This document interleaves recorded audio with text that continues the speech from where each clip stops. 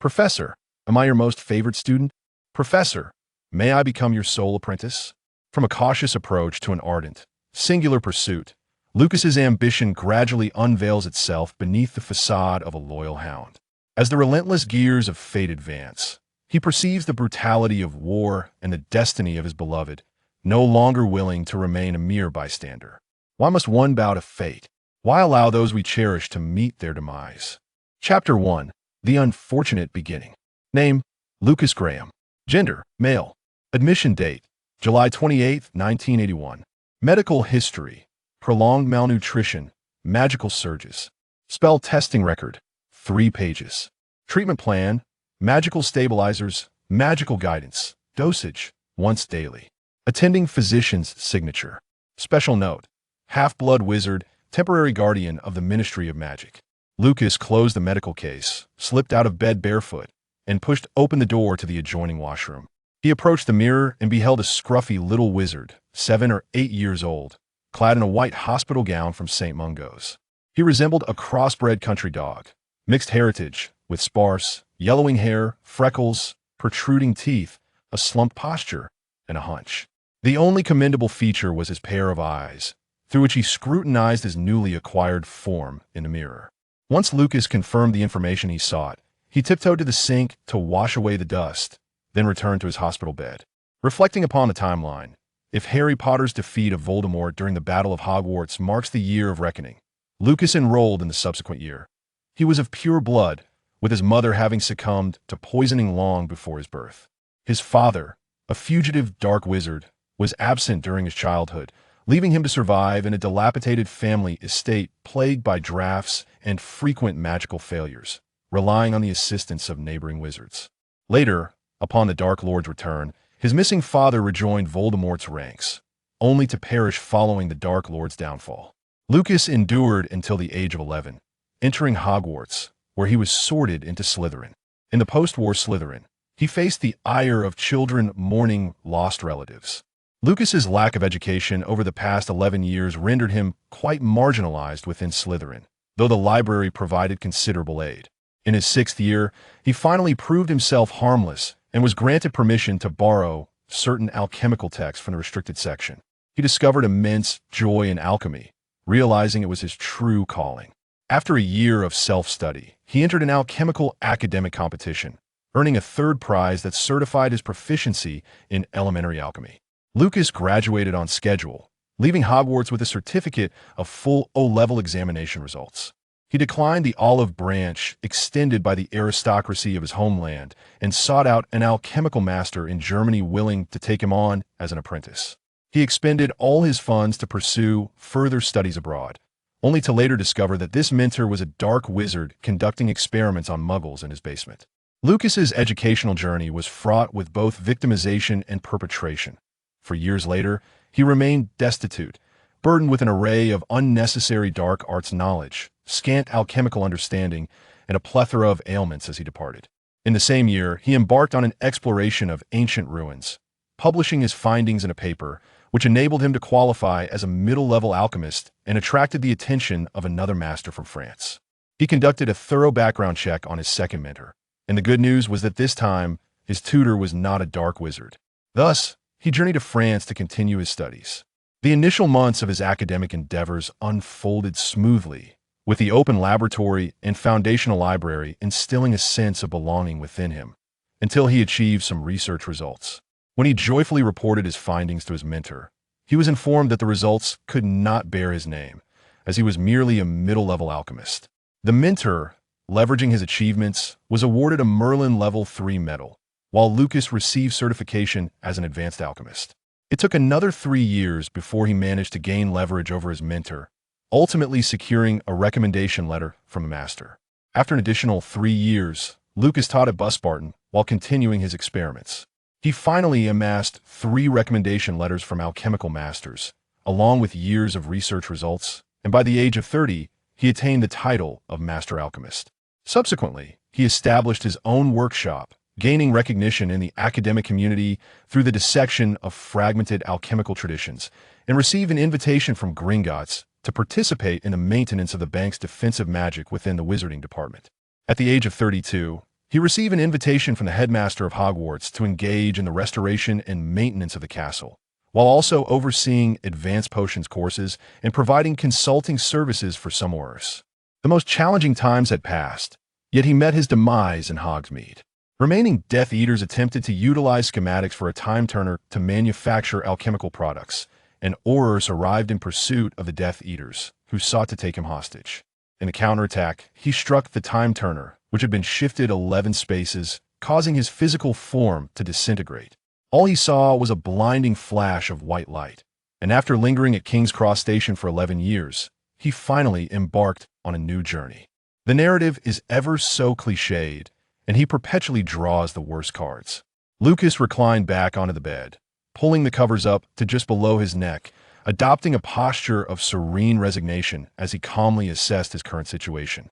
Being a half-blood is the most unfortunate aspect.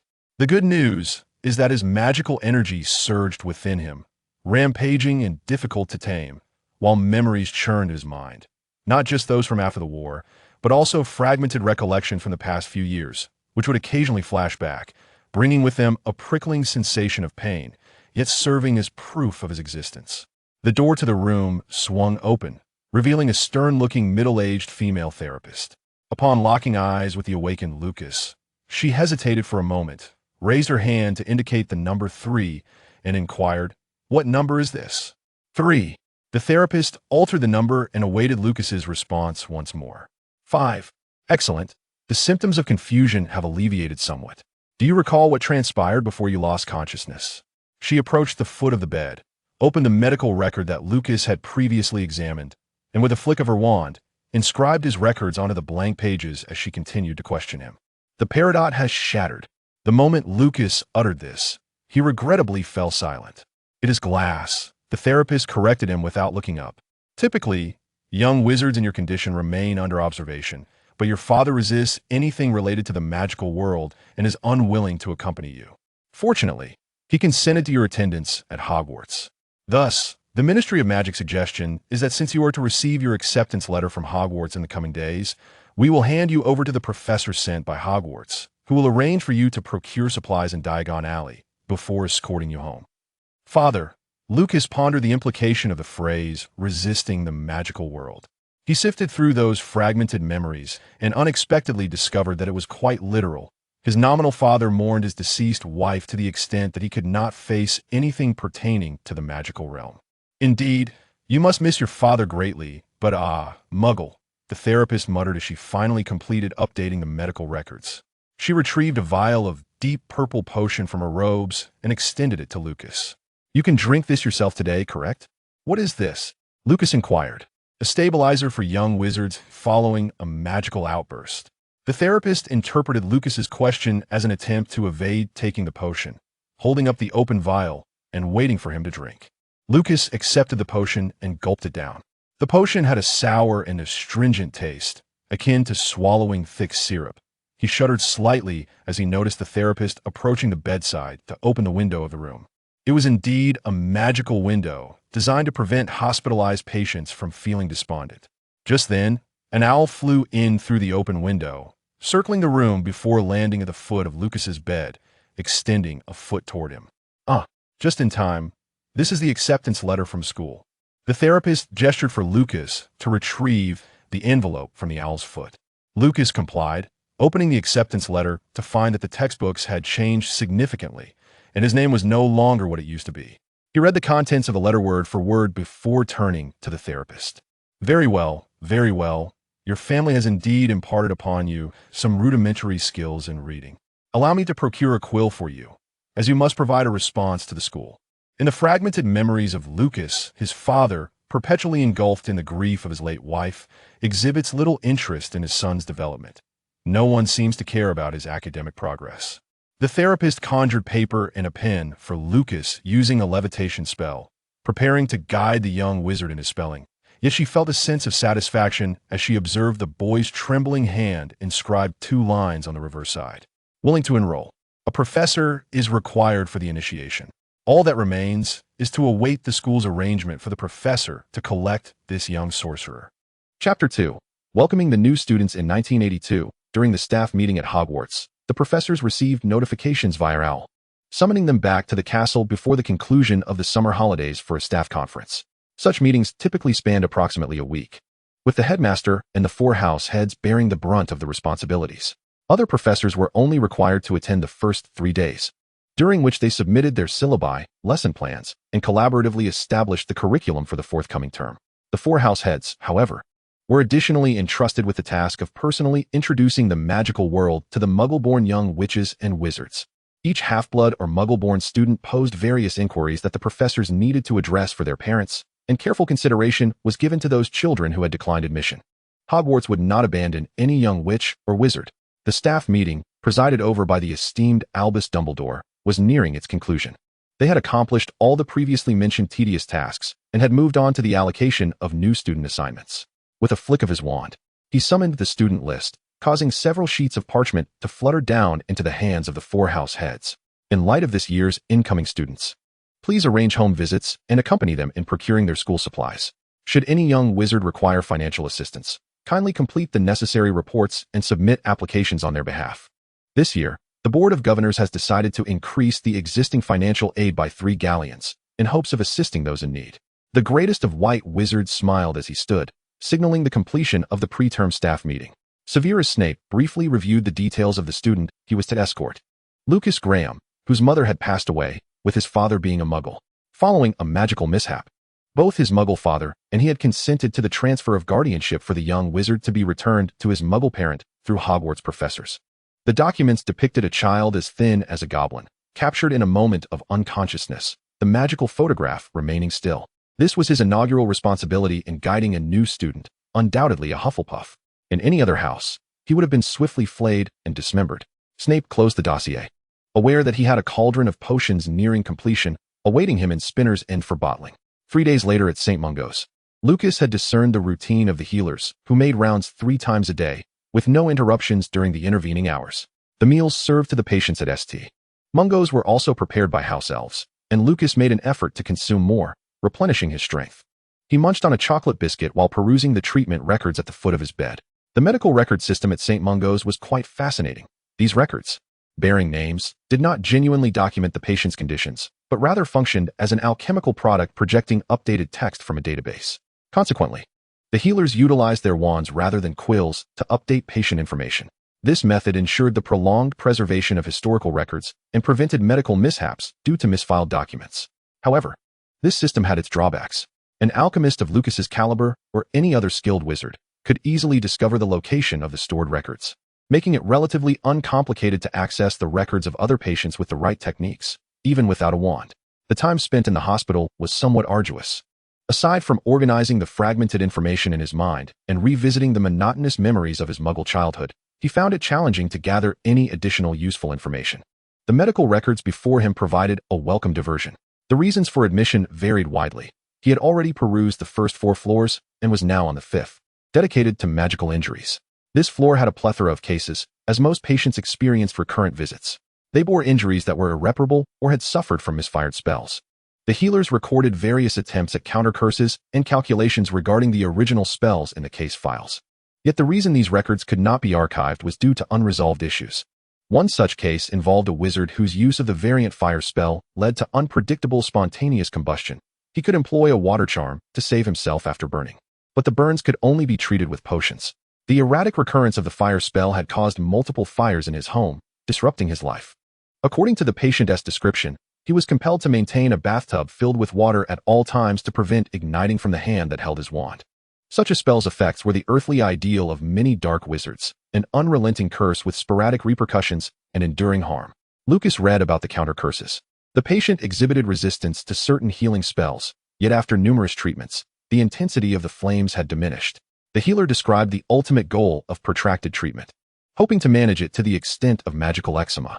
Lucas transitioned to the next case, a recent admission involving the Lombard couple, tormented by the Cruciatus curse, which had driven them to madness. The healer employed various mainstream analgesics and stabilizers, but the results merely rendered the screaming patients somewhat calmer, leaving the couple unable to recognize their young child. This pair of war heroes received the highest standard of medical care, changing healers multiple times and attempting various potions from different countries, as well as some soothing charms. The latest endeavor involved a white magic mental link, where the healer boldly ventured into the patient's mental realm, only to emerge disoriented himself. He reported that Mrs. Lombard's mental landscape was abstract and desolate, nearly impossible to reconstruct. Lucas knew that this couple would undergo prolonged conservative treatment. They would ultimately survive to witness the demise of the Dark Lord. Yet they would only exist in a state of recognition without the ability to identify their grown child. Lucas prepared to continue to the next case when he heard the sound of heels belonging to a healer in the corridor, promptly restoring the decrypted medical record to its encrypted state. Just as he completed this task, the door swung open from the outside, revealing two figures entering his room. "Lucas, your professor has come to escort you to Diagon Alley for your school supplies." The healer walked in front, her form insufficient to obscure the taller man behind her. Lucas caught a glimpse of the healer's reassuring smile and the slightly furrowed brow of the Hogwarts professor behind her. He was taken aback. "Professor? Severus Snape, your future potions master."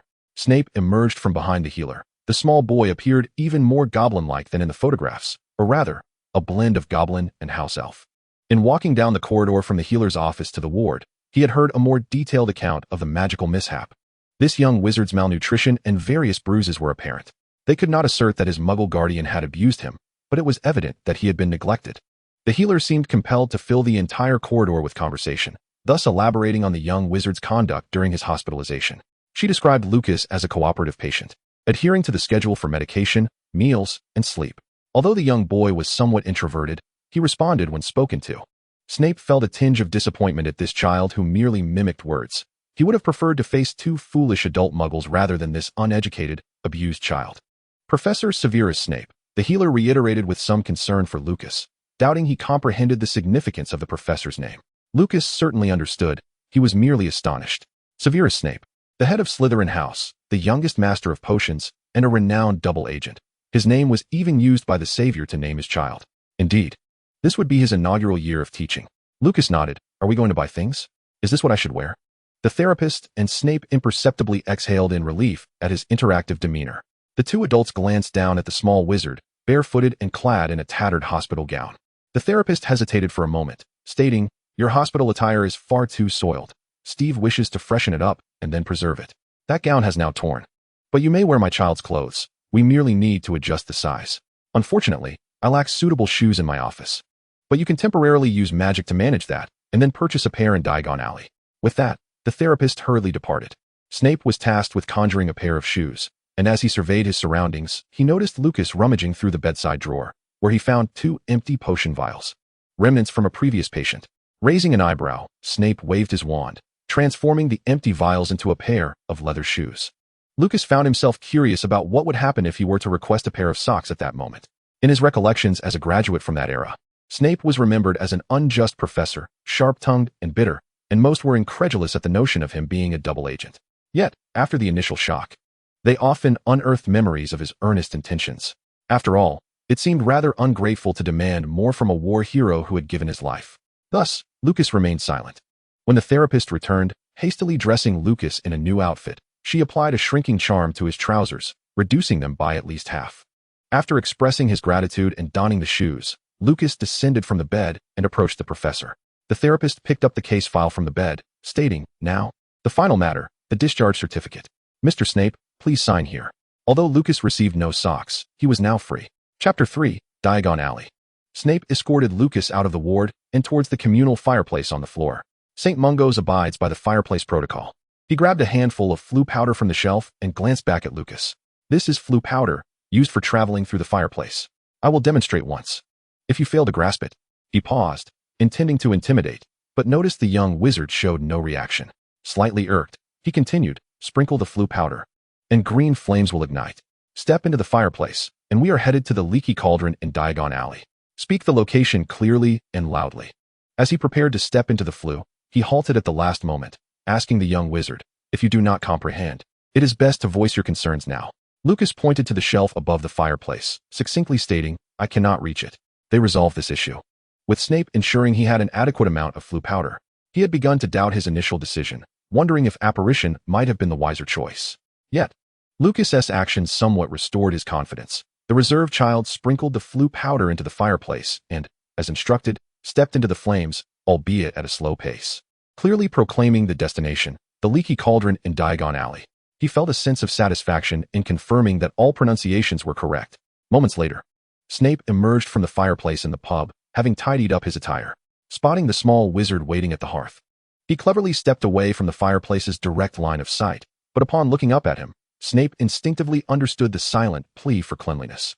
Once more, he waved his wand, dispelling the dust from the young wizard's hair and clothing.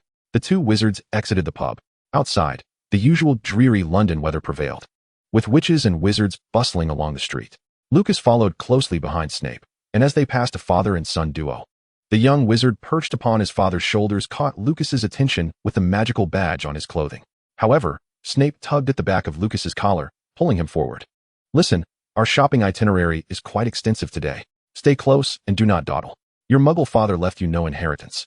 We will first visit Gringotts to collect your scholarship funds, followed by acquiring your wand, cauldron, robes, and textbooks. I do not wish for you to squander my precious time. Do you understand? Lucas nodded, and thus they set off. The staff at Gringotts were familiar faces from Lucas's days maintaining alchemy, albeit now more youthful. Snape placed him beside a goblin sculpture awaiting appraisal while he attended to the paperwork for the scholarship review. One wizard was engaged in a heated argument with a goblin regarding the value of the sculpture. I discovered this piece in a border ruin. Did you see the runes engraved on its back? I swear, their power was chilling at that time. The goblin maintained a more composed demeanor, his prolonged tone carrying an air of arrogance. Of course, I trust your judgment from that moment, but goblins have a standard for what constitutes chilling. Furthermore, the sculpture you brought has been removed from that site. Even if it once belonged to a great work, it is now merely a fragment of a puzzle. Naturally, if my initial assessment does not satisfy you, Gringotts also provides expert wizard appraisals. Those appraisers are all your kind. They are qualified assessors, having undergone rigorous evaluations. And they are wizards, your peers.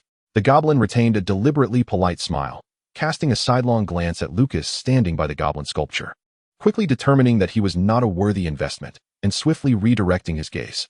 I merely wish to exchange this sculpture for 20 galleons. Perhaps you should take a closer look. It is a fair price. I stand firm at 3 galleons and 4 nuts. That is my final offer. If you cannot accept, perhaps you could take this craft to Diagon Alley and try your luck. Lucas transitioned from standing beside the goblin to squatting next to it. He had been well fed and housed in recent days, yet the short journey had drained him considerably. The goblin was as skilled in lowballing as ever, particularly the goblin appraiser before him, who would eventually become the foremost authority on appraisals in Britain decades later. As for now, Lucas was certain this goblin had failed to recognize the ultimate value of the item. He might have discerned some nuances, such as that the engraved runes could be transcribed and sold for a significant profit. Given the sculpture's integrity, the magical transcriptions could be repeated 7 or 8 times without issue, yielding several hundred galleons. Should they complete the transcriptions and place the runeless goblin sculpture on the market, goblins would typically concoct a vaguely adventurous story to sell it for a few galleons, marking it a successful transaction. Unless, of course, the goblin harbored hidden treasures within. The runes behind the goblin symbolized guardianship, but not in the sense of protecting estates. In wizarding culture, goblins were not tasked with such duties. Their sole purpose was to safeguard the secrets residing within their hollow bellies. This design was cunning. The sculpture was hollow yet embedded with runes, giving it the appearance of a solid piece in both texture and measurement results, with enchantments affixed externally. No matter how many years passed, Lucas would still be captivated by artifacts that occasionally surfaced from ruins, representing the wisdom and exquisite craftsmanship of the ancients, a legacy of alchemical tradition. As he squatted down, he found himself at eye level with the goblin's navel, where, as he suspected, a small protrusion was revealed amidst the dust, another set of finely engraved runes. Mr. Graham. A sinister voice echoed from above him.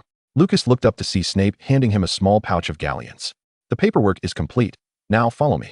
Lucas stood up abruptly from his crouched position, feeling a wave of dizziness wash over him. He shook his head slightly to regain his balance and hurried to catch up with Snape's stride. At Ollivander's wand shop, Snape waited for a moment at the entrance until the young wizard trotted up to him.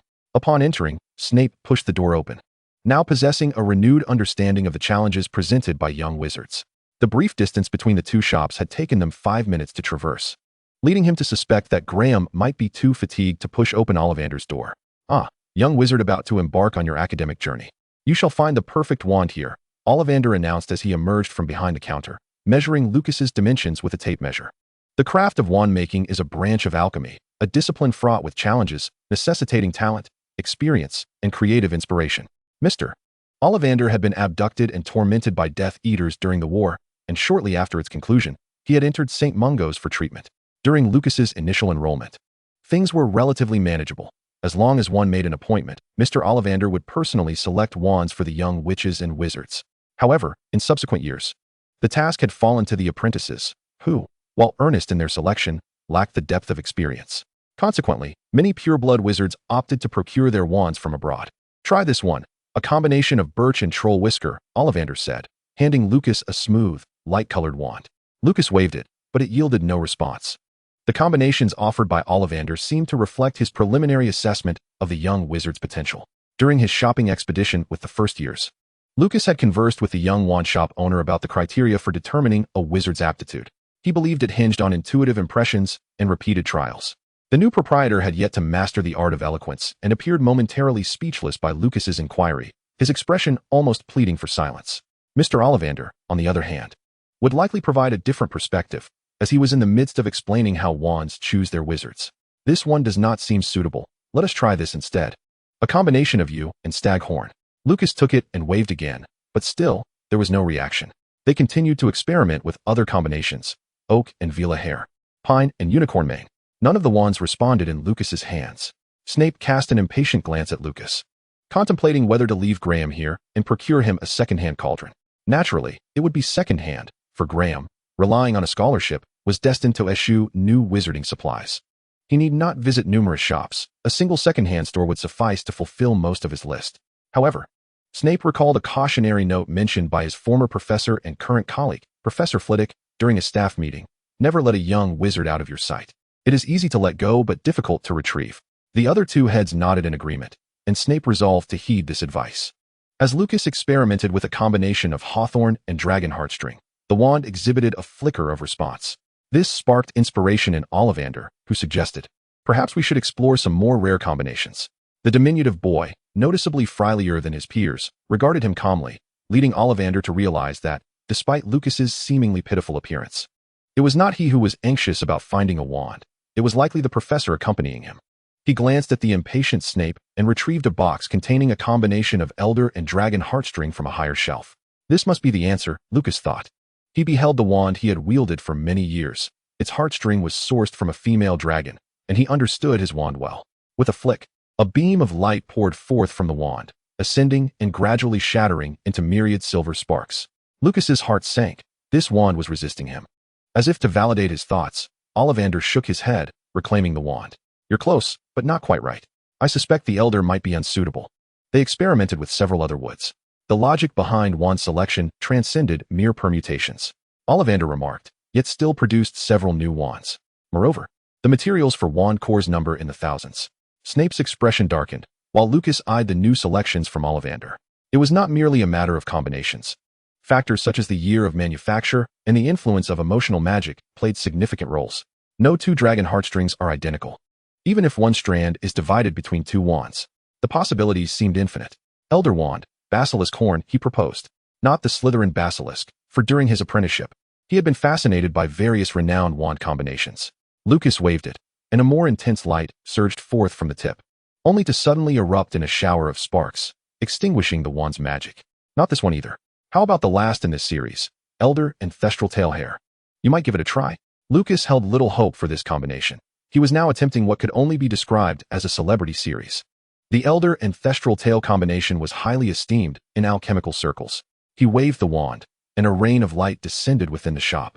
A cascade of radiant streams flowing from the wand, soaring to the ceiling before showering down like droplets of dew, cool to the touch, ultimately vanishing into the floor. 7 galleons. Snape instructed Lucas to extract the money from his pouch. He anticipated Ollivander's customary blessing for the young wizard destined for extraordinary accomplishments. Once, he had fervently believed in his own uniqueness, only to have fate teach him the harsh realities of self-awareness. As for now, he felt a sense of relief from Mr. Graham, who had finally selected his wand. This combination is exceedingly rare. As I mentioned, it's a bold attempt based on some of my youthful adventures. Should you encounter any issues while using your wand, feel free to return to me. Ollivander glanced at Lucas's ill-fitting shoes and added, "You may exchange your wand here for free, should it not suit you." Lucas nodded in acceptance of the kind offer. He followed Snape out of Ollivander's wand shop, feeling as though everything had truly begun anew.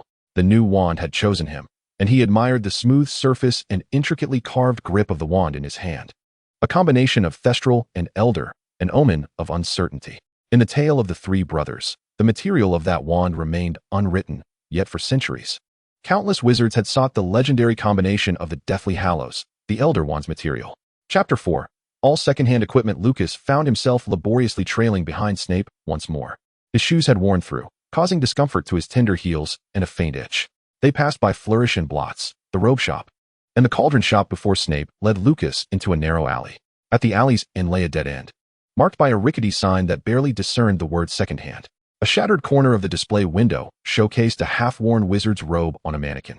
This was a shop specializing in the recycling and refurbishment of secondhand goods. Upon entering, Snape pushed the door open, and Lucas obediently slipped inside. A stale odor assailed them, reminiscent of clothes stuffed into a suitcase after a long journey, only to be reopened 3 years later. The store was arranged like a colossal junk heap, with items of similar types haphazardly grouped together, revealing piles of antiquated cauldrons, bundles of old books, and heaps of worn clothing. "Now it is your turn to select what you desire," Snape said. Severus Snape handed Lucas his acceptance letter, which had previously been safeguarded by the therapist, and was now returned to him upon arrival. The young wizard lowered his gaze to the list in his hands and promptly made his way to the second-hand robe section. He glanced upward at the towering pile of garments, and as he drew nearer, the musty scent became more pronounced. Lucas carefully extracted several robes from the highest reachable spot, ensuring that he did not topple the precarious stack. The initial selections were plagued by style and wear issues, but after several attempts, he uncovered a robe that was perfectly tailored to his height. After inspecting it for any damage and confirming there was ample fabric to adjust it, he cradled the robe in his arms. With 3 sets required for enrollment, this was the most laborious part of the process. Next, he ventured into the secondhand book section, where a year's worth of books was bundled together. Lucas selected a bundle with relatively newer covers, untied the knot, and checked a few volumes for missing pages. Satisfied, he clutched the books and hurried back to Snape's side, using them as a temporary repository for his spoils. Professor Snape, who had accompanied him, was engrossed in a tattered hardcover in the secondhand book area. This section was distinctly designated, housing books sold by various wizards, with the shopkeeper marking different prices on the back of each volume. Occasionally, one might stumble upon a true gem amid the clutter. Lucas returned to the cauldron section and selected a somewhat dented yet sturdy cauldron. As he carried it back, fatigue began to set in, prompting him to lean against a bookshelf for a moment, his eyes wandering over the dusty tomes. A frequent patron of this shop, he knew it offered affordable essentials for a financially constrained young wizard. Once he caught his breath, he summoned the shopkeeper to tally the items he had amassed beside Snape. And he also picked up a box of needles and thread along with 2 secondhand notebooks, from which a few pages had been torn. All these acquisitions cost him a mere 3 galleons. He sought a fitting pair of leather shoes, having retained his original pair, which he planned to clean and continue using as potion bottles once the transfiguration spell wore off.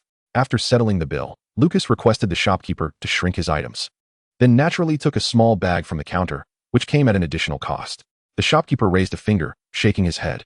He had just witnessed this diminutive wizard, resembling a little mouse, rummaging through heaps of secondhand wares, and while he had found some decent items, the boy's unremarkable appearance and silence suggested a certain shyness. "These items hold little value, and I have purchased quite a lot," Lucas thought, reluctant to speak as his words were somewhat slurred, necessitating a slower pace to articulate them clearly. "The items you bought yield no profit. Do you understand? They are merely secondhand goods from young wizards. I cannot make much money here." The shopkeeper was surprised that Lucas managed to utter a word, but he showed no intention of offering anything for free, not even a small fabric pouch. "I'll buy a secondhand book if you throw in that bag," Lucas proposed. It was always beneficial to secure another small transaction.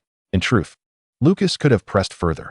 Despite his unattractiveness, the presence of an adult wizard accompanying him might have softened the shopkeeper's stance. Lucas stuffed all his shrunken belongings into the palm-sized bag and glanced at the row of bookshelves where Professor Snape stood, making his way around to the back row in search of an objective. Minutes later, he emerged from behind with a tome measuring 10 centimeters in thickness, titled Compendium of Unknown Creatures.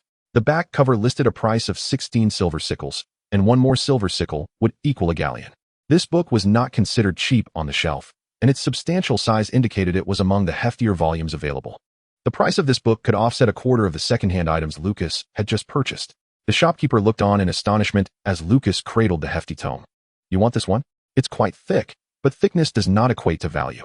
He scrutinized the content of the book upon receipt, noting that its binding was reasonably sturdy, and the pages remained intact. However, creatures like the Hungarian horntail and basilisk hardly qualified as unknown entities. This book is unlikely to impart any real knowledge. The shopkeeper finally cautioned, his hand reaching out to collect payment from Lucas. Lucas pulled a galleon from his withered pouch, leaving him with only 4 remaining. He paid for the book and received his change.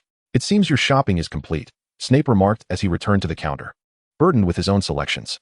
He had observed Graham's frantic search for second-hand supplies, and while he noted the young wizard's choices, Snape's original plan had been to mock him if he attempted to purchase a few new items, but he would have obliged nonetheless, perhaps suggesting a new wizarding robe to make his school days a tad more bearable.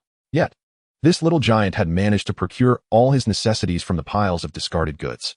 The dented cauldron, the second-hand robe, and the needle and pins indicated that he knew exactly what he was doing. Thus, after casting a few glances at the trove of spoils at his feet, Snape redirected his attention to the book in Lucas's hands. He scrutinized the hefty compendium, realizing that his premature faith in this little mouse had led him to overlook the absurdity of this transaction. Snape snatched the tome from Lucas's grasp, flipping through a few pages depicting winged giants and merfolk with human heads. This book might be more aptly titled Nonsense Bestiary, Mr. Graham. Why not consult your professor before acquiring supplementary reading, especially when you possess such scant knowledge of the magical realm? Lucas tugged at the professor's robe, but Snape shot him a malevolent glance before tossing the book back to him.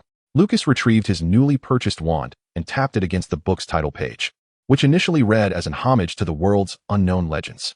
Following his action, the text transformed. Characters broke free from the pages, swirling around Lucas and the tome, affectionately spiraling around his wand as letters reconfigured themselves. Illustrations leapt forth, with the giant's wings melding into those of a griffin, while the merfolk's body fused with that of a snake, creating a composite human bestiary. The flood of text grew increasingly voluminous, obscuring the views of the 3 individuals, akin to disturbing a hornet's nest. After a minute or two, the book in Lucas's hands abruptly contracted, pulsing like a heartbeat, as both illustrations and text were beckoned back into its confines. Lucas closed the book. The title Compendium of Unknown Creatures rearranged itself into Compendium of Known Creatures.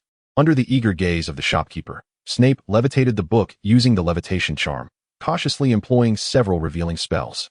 He had previously utilized this incantation when the shopkeeper acquired the book, but at that time, the magical energy emanating from it had been feeble and indistinct, a mere gray mass, leading the shopkeeper to price it solely based on its thickness. Now, they could all see the shimmering aura enveloping the tome under Snape's revealing spell. It was indeed a magical book, containing a wealth of rare magical knowledge. The shopkeeper opened his mouth to speak, but Snape interrupted, asking Lucas, "You have already paid, correct?" Lucas nodded. Thus, under the threat of Snape's gaze, the shopkeeper swallowed any words of protest he might have mustered. He bitterly resolved that he must meticulously scrutinize the second-hand section upon his return. Such a lapse in judgment must not occur a second time. Upon exiting the shop, it was already 2 o'clock in the afternoon, and the duration of their shopping expedition was even shorter than Severus Snape had anticipated. Snape guided Lucas to a wizarding restaurant, where he presented the menu to Graham, the male witch, who ordered a bowl of spaghetti bolognese. "I am curious about that book," Snape began, but Lucas had already extracted from his pocket the diminutive tome, now reduced to the size of a fingernail, holding it aloft and presenting it beneath Snape's prominent nose. He then addressed Snape's inquiry, revealing his sole curiosity was how he had discerned the book was enchanted. In truth, this was his innate talent. While other young wizards might conjure a flower or leap into the air, his singular ability during childhood was to navigate the perilous traps laid within a dilapidated old manor filled with dark magic. As a child, he could sense danger and cautiously avoid it, and years of diligent study and encounters with peril had honed this ability. His aptitude for alchemy stemmed from this gift of perception and insight, allowing him to approach the essence of things. Now, in his new body, this ability had intensified. Upon first glimpsing the book, the surrounding volumes appeared shrouded in a dull haze, while only this particular tome radiated a faint glow. He was certain he had entered a peculiar state, for in the blink of an eye, all the other books appeared identical. What followed was simply a matter of trusting his vision, retrieving the book, and employing the seasoned judgment of an adult wizard to reassess its contents until he uncovered the concealed magic within. This book was unlike any other. Initially, he suspected he had misperceived it, but it indeed flickered momentarily. He described the situation in the simplest terms he could muster. There were many young witches and wizards with diverse abilities, many possessing keen senses. Snape remained noncommittal, asking, "How did you know to point to the book's title page?" "That page is particularly distinct," Lucas replied, flipping open the title page in Snape's presence. The text there was the only part of the entire book that remained unchanged. still bearing the tribute to the unknown legends of the world. Snape noted a 39039 font that was markedly different from the others, becoming exceedingly apparent when pointed out. The waiter levitated the spaghetti and the lamb chops Snape had ordered onto the table. Lucas tucked his excessively long hair behind his ear and waited for Snape to commence with his cutlery before he began to eat from his own bowl. The book lay on the table, unmentioned by either of them. Only after finishing their meal did Lucas speak up. "Professor Snape, I would like to gift you this book. It will be the most valuable possession you will have in the coming years." Snape forced a sardonic smile.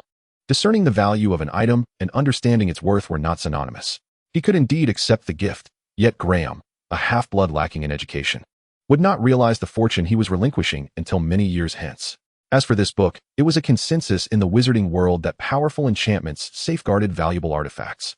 The strong confusion magic enveloping this tome was a testament to its worth. After a moment of silence, Lucas asked, "Do you have 20 galleons?" Chapter 5. It must be a Niffler. 20 galleons. The male which narrowed his eyes dangerously. Had Mr. Graham already found something to purchase? Faced with Snape's formidable presence, Lucas remained remarkably composed, noting that the hideous sculpture in Gringotts was also glowing. He was succinct in his response. Snape first recalled, then leaned forward with a sense of danger. "Are you referring to the male which selling the sculpture? Does that sculpture also possess an issue?" Lucas nodded. "How bright is it?" Snape quickly followed up with another question, then impatiently reiterated, "What is the brightness of the sculpture you observed?" In truth, the sculpture had not illuminated at all. Lucas, relying on his experience to assess the value of items, had shadowed Snape for an entire morning. He had noted many descriptions of Snape amidst the piles of old papers, and had already observed that the pair of misshapen shoes did not fit properly. Yet he said nothing. Morally, there was no vacuum. While he could have easily pocketed a student-esque gifted book in the old bookstore, he still felt compelled to inquire about the rationale. Among the many identities of Severus Snape, the youngest master of potions was the most lamentable. He had not made proper use of his talents. This was inconsequential, as that individual had perished in the past. Yet now, as everything began anew, Lucas realized he had been granted an opportunity. Many individuals of this era were still alive, and he was not merely a child of the Death Eater household, guarded against after the war. He would re-enter the school to pursue his studies, and this year would mark Snape's inaugural year as a professor. This implied he was unaware that when welcoming new students, he ought to utilize Muggle transportation rather than the fireplace, and that he could leave children in an ice cream shop while they divided their errands, with the shopkeeper keeping a watchful eye over the young wizards. Most importantly, this individual had yet to establish a comprehensive evaluative standard for students, and Lucas was well positioned to become his most exemplary pupil, potentially acquiring additional knowledge of potions under this master. Perhaps upon graduation, he could obtain a certification as a master potion maker.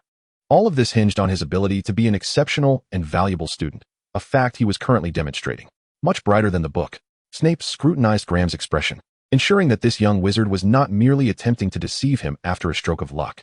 He harbored doubts about Lucas's ability to unearth hidden treasures from the goblins, yet he had already risen from his seat, settled the bill, and strode purposefully towards the exit, instructing the young wizard to follow. He intended to investigate whether Lucas Graham possessed any Niffler-like talents, such as discovering the sole metallic object amidst a heap of clutter. By the time they returned to Gringotts, both the wizard and the goblin sculpture had vanished.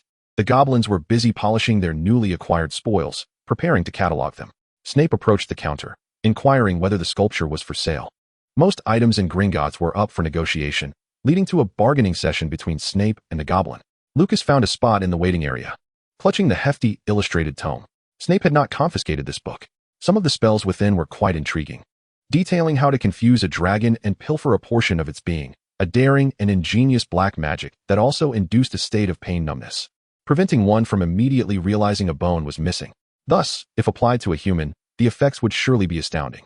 The spells in this book were not limited to targeting specific creatures. Can you comprehend this? Snape floated a goblin statue to Lucas's side, just as he happened to catch sight of the page depicting the dragon in distress, arriving at the same conclusion that this was indeed dark magic. The illustration is captivating, Lucas remarked, gesturing towards the dragon flapping its wings. You should accept it. He appeared quite eager to part with the book. This time, Snape took the book. Their inquiries shifted to the goblin. "Mr. Graham, adept at treasure hunting, please enlighten your future professor as to where the dimmest glow resides on this goblin." This time, Lucas shook his head, witnessing once more Snape's theatrical fluctuations in emotion. Why had no one ever mentioned that Snape exhibited such expressive body language and facial expressions when interacting with young witches and wizards, employing long, complex sentences, or deliberately pausing to provoke imagination. He feigned a look of difficulty, acknowledging that he was a wizard with some talent, yet not a seer. The goblin had already been acquired, and Snape ought to explore independently. Since this is the case, I shall escort you home, Mr. Graham. Snape guided Graham out of Gringotts. Having neatly stowed away the grotesque goblin sculpture, and grasped my hand. Lucas complied with the instruction, feeling a raindrop land upon his cheek. It was raining in Diagon Alley. In the next moment, he felt as though he had been thrust into a water pipe, twisting and turning, ultimately landing before a quaint house on the outskirts of London. This was his home. The brief sojourn in the magical realm had come to an end, and now he found himself in the Muggle world. Lucas surveyed the overgrown weeds and withered vines in the yard, the dead leaves atop the roof, and the few panes of glass that had been magically mended, standing in stark contrast to the dilapidated house. All these details were consistent with the fragmented memories he held. He inhaled deeply and knocked on the door. I can enter on my own.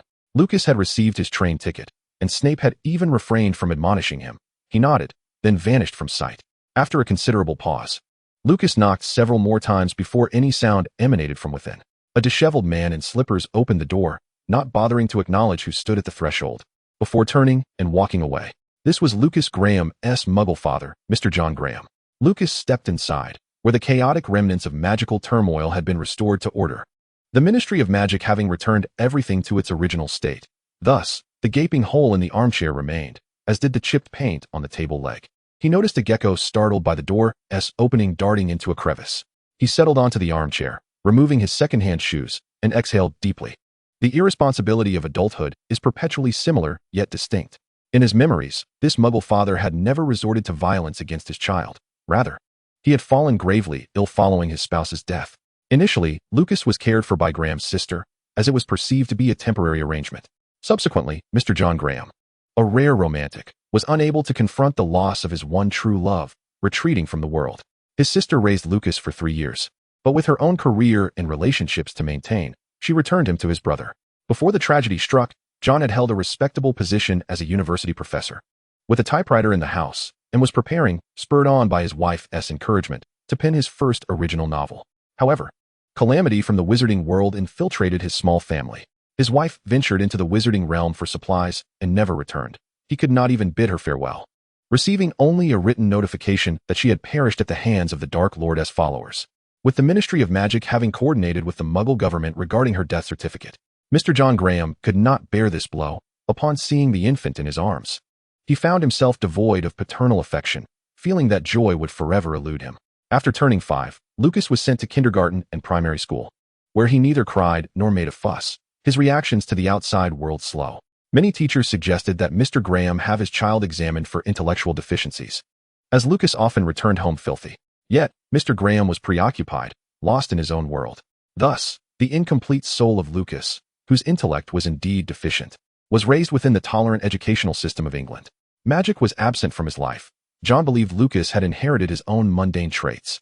As time passed, Lucas grew increasingly dissimilar to both his father and mother, being shorter than his peers and perpetually dirty. He could not rely on any part of this child to reminisce about his deceased wife, and Lucas's existence served as a testament to his inadequacy as a father. Consequently, neglect compounded upon itself like a rolling snowball. It was only recently that Lucas had experienced a surge of magical energy. He was frequently bullied at school, and this time, a caterpillar had been placed in his collar, causing him to scratch at himself without realizing its presence. When he returned home and removed his coat, the caterpillar finally revealed itself, and the sudden shock, combined with Lucas's soul reaching a semblance of completeness at the age of 11, provoked a magical outburst. A father absent from his duties, Lucas located his shoes, a gift from a Muggle neighbor. His father had once been a teacher, a respectable profession in a middle-class neighborhood, where elderly residents would occasionally provide additional assistance, such as second-hand goods.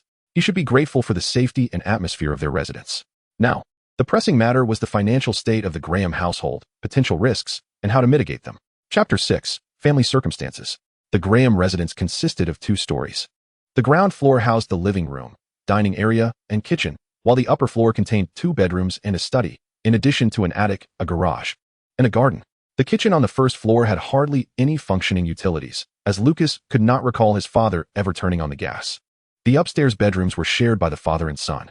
At that moment, Mr. Graham had confined himself to the ground floor bathroom. Lucas returned to his room upstairs to put away his belongings. His room, once a nursery, still bore the pastel blue wallpaper and cartoon murals.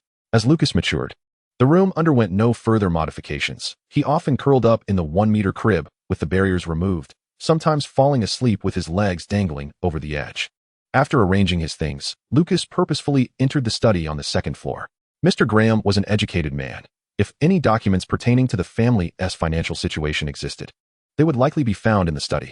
Lucas pushed open the door and was immediately greeted by the sight of 3 walls lined with books. Though they were covered in a thick layer of dust, the former Lucas seldom ventured into this room, as Mr. Graham had spent most of his time since leaving work seated on the living room's armchair, watching television.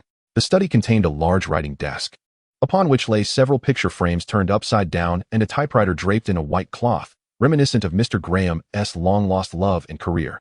Lucas employed a summoning charm. As a minor, he could not use his wand outside of school, but as he had yet to enroll in the first year, it was permissible. Mr. Graham's bills and letters soared into the air. Various envelopes flew out from the desk and drawers, stirring up clouds of dust. With a gentle twist of his wand, the incoming envelopes obediently landed in one corner of the desk, arranged chronologically. Lucas cast several cleaning and pest-repelling spells around the room, followed by an air purification charm. A horde of cockroaches emerged from the crevices of the bookshelf, scurrying in droves towards the study's exit, destined to descend into the nearest water pipes, where they would perish under the spell's influence. Lucas turned on the study light. The surroundings were now marginally livable, and he found himself more tolerant of a room filled with books. He waved his wand, pulled out a chair, sat down, and began to sift through the various documents spanning from his birth to the present. The information could be categorized into 3 types. The first category consisted of letters from Mr. Graham's friends and relatives, with earlier years yielding a greater volume of correspondence, primarily urging him to emerge from his grief, reminding him of the child awaiting his care. This type of correspondence gradually diminished over the years, with recent years yielding only a scant few. The second category comprised letters from a university, along with communications from the faculty union. Initially, these were notifications regarding the upcoming semester's plans, but as everyone was aware, Mr. Graham abruptly decided to cease working, transforming the letters into warnings for absenteeism, with indications that the union had intervened, resulting in the university granting him an extended medical leave. The correspondence reveals that Mr. Graham was not entirely dismissed until Lucas was 9 years old. Prior to that, he received a monthly salary. The third category consists of bills, encompassing various monthly expenses, most of which were overdue until a collector arrived, at which point Mr. Graham would sign to make the payment. Lucas observed numerous repeated reminders for payment, including notifications for interest charges. He had to take a pen and meticulously organize these trivial terms, as he was unfamiliar with such Muggle matters, having been pureblood.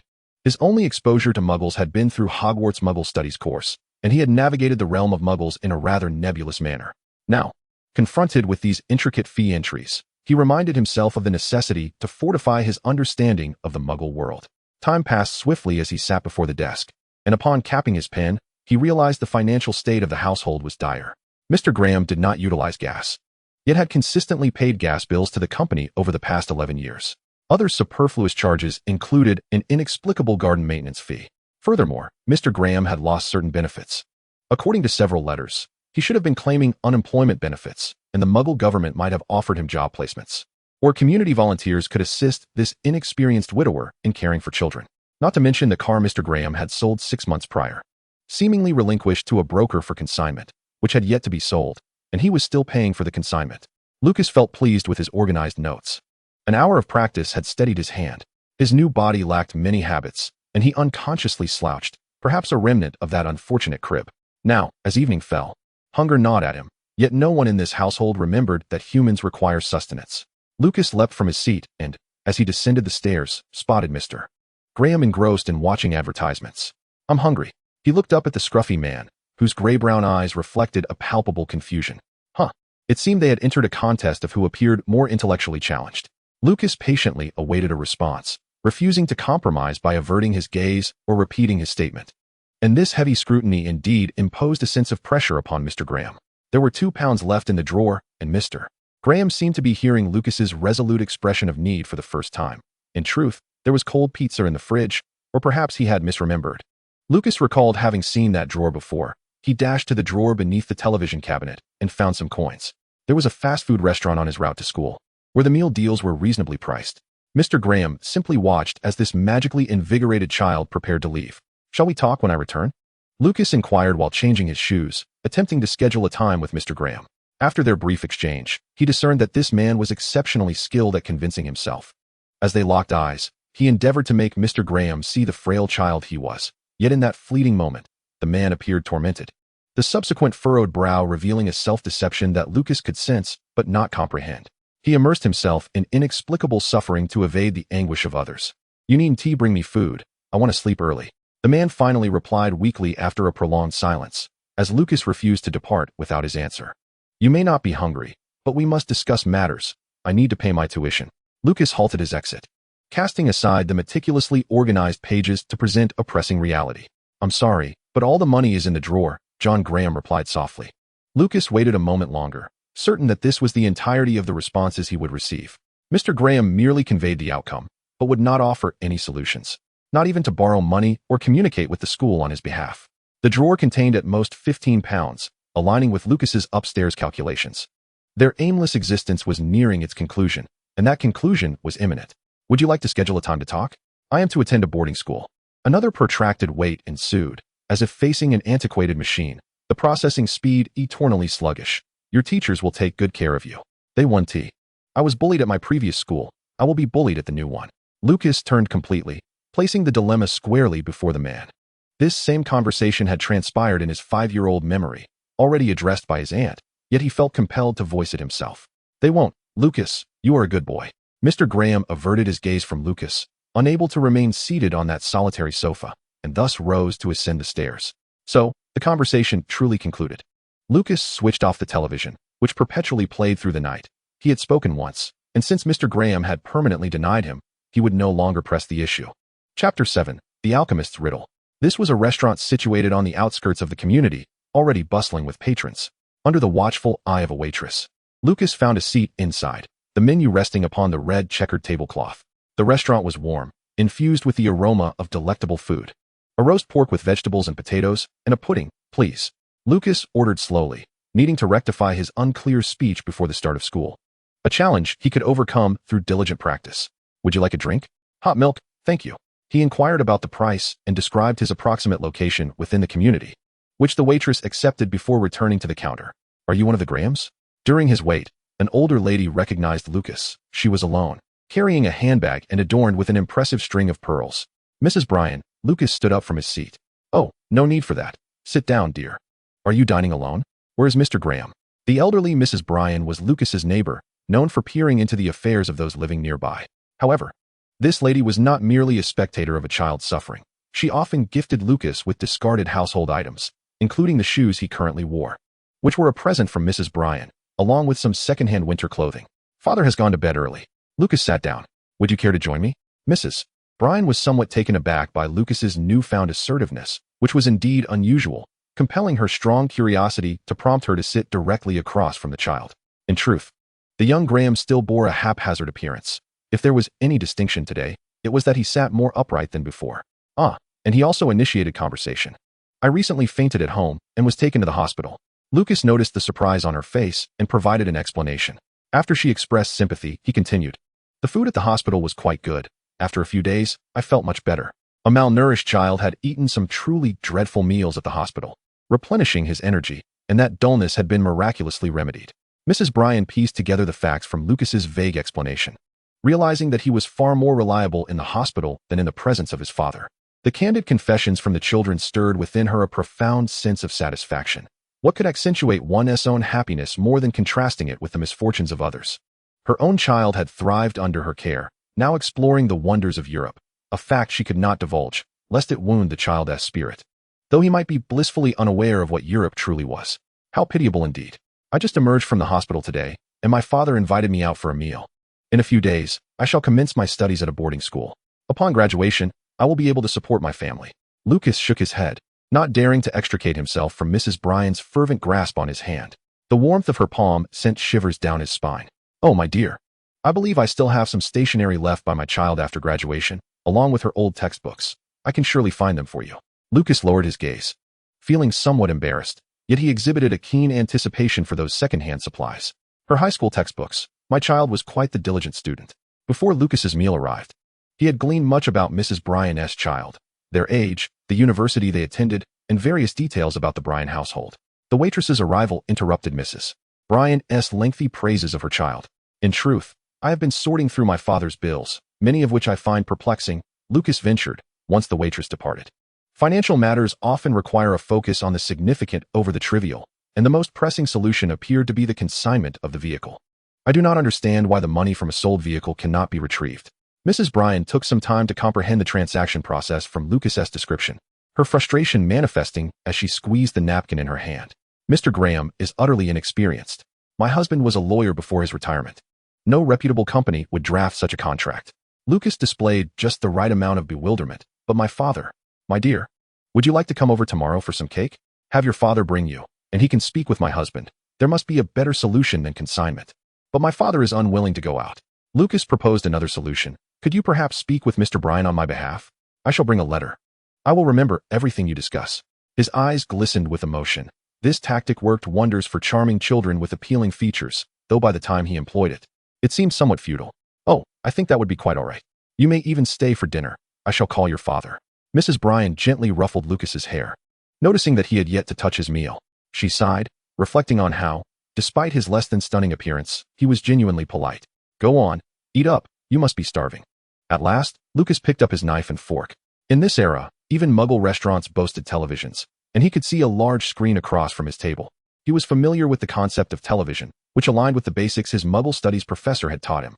At that moment, the television had just finished an advertisement and was airing a program on the paranormal, featuring a medium recounting their experiences of spirit communication and dealings with demons. Lucas found himself comparing these tales with various legends from the wizarding world, recognizing that the medium's predictions before a crystal ball bore an uncanny resemblance to the seers among wizards, truly a remarkable power. Lucas excelled in numerology, yet his ability to perceive the future through a crystal ball was rather feeble. As for angels and demons, they were mere fabrications to deceive Muggles. He understood more than most the realities of the world beyond death, or rather, the threshold between life and death. As Lucas consumed the catastrophic food on his plate, he acknowledged that, nutritionally speaking, these dishes provided what his body desperately required, even if he longed for the culinary delights prepared by house elves. Just then, the segment with the medium concluded, and the host, with a dramatic flair, announced an interview with a scholar from Cambridge, promising to reveal how he substantiated claims of paranormal phenomena. The screen transitioned to a black and white image of a frail, elderly gentleman with graying hair. He appeared quite aged, and his movements toward the camera were slow, yet Lucas was taken aback upon recognizing him. It was Nicole LeMay. The inventor of the Philosopher's Stone was earnestly addressing the audience, asserting that his research indicated every phenomenon could be explained through science. For instance, the medium's prophetic abilities might stem from the toxic paint of his greenhouse, a claim that had historical precedence. Of course, a black and white television could not convey the house's color. However, the production team subsequently validated Professor LeMay's assertions as entirely accurate. They inquired whether he could share additional paranormal events that could be debunked. The Cambridge scholar gravely addressed the viewers, stating, "Let me leave you with a riddle. Should you solve it, feel free to write to me for discussion." Apologies. Lucas hastily rushed to the counter, requesting paper and a pen, just in time to jot down everything displayed on the screen. Are you interested in unraveling television mysteries? But the professor did not leave any contact information, did he? Perhaps you should reach out to the television station. Mrs. Bryan, her back to the screen, had absorbed most of the content. She swallowed a piece of smoked fish and glanced at Lucas's haphazard notes, noting the decorative border of the paper. This is useless. What thing always rises but never falls? Lucas read the riddle. The answer is age. He gazed at the arrangement of hollow and solid geometric patterns forming 3 lines of separation, alongside a string of jumbled letters. This was Nicole LeMay's riddle. Chapter 8. The Start of School. The day after the meal, Lucas visited a helpful Muggle neighbor, who guided him to a legal advisor to nullify the vehicle consignment agreement and subsequently locate a buyer willing to pay in cash. He procured several essentials he deemed necessary and set aside the remaining funds in Mr. Graham's savings drawer, ensuring that Mr. Graham would not face starvation during his schooling. Lucas severed the gas supply to the Graham household, cleared overdue bills, and completed Mr. Graham's unemployment assistance forms. He organized the study, where Mr. Graham's collection primarily consisted of social sciences and literature, along with a small shelf dedicated to books gifted by friends. In the time leading up to his school commencement, Lucas occupied himself predominantly in the study. He delved into the volumes of Hamlet and the Iliad, perusing a wealth of British and world history. Why had he never encountered these in the wizarding world? No, he had in fact seen them. He recalled passing through London in 1999, and by the time he returned to Britain, 14 years had elapsed, with Muggle streets having swiftly replaced their signage. He had seen these things, yet paid them no heed. Throughout the years, transitioning from the despised offspring of Death Eaters to a renowned alchemical scholar, why had he never contemplated the world beyond wizards? Cognition. Lucas pondered a word inscribed on the moldy pages of a book. Individuals are often constrained by their experiences. In his previous understanding, Muggles did not exist, which was quite normal, but change was imperative. The various sales and purchases were not without purpose. Throughout the process, Lucas gained a deeper understanding of the Muggle operational system. To economize on travel expenses, he also learned to ride the family's old bicycle.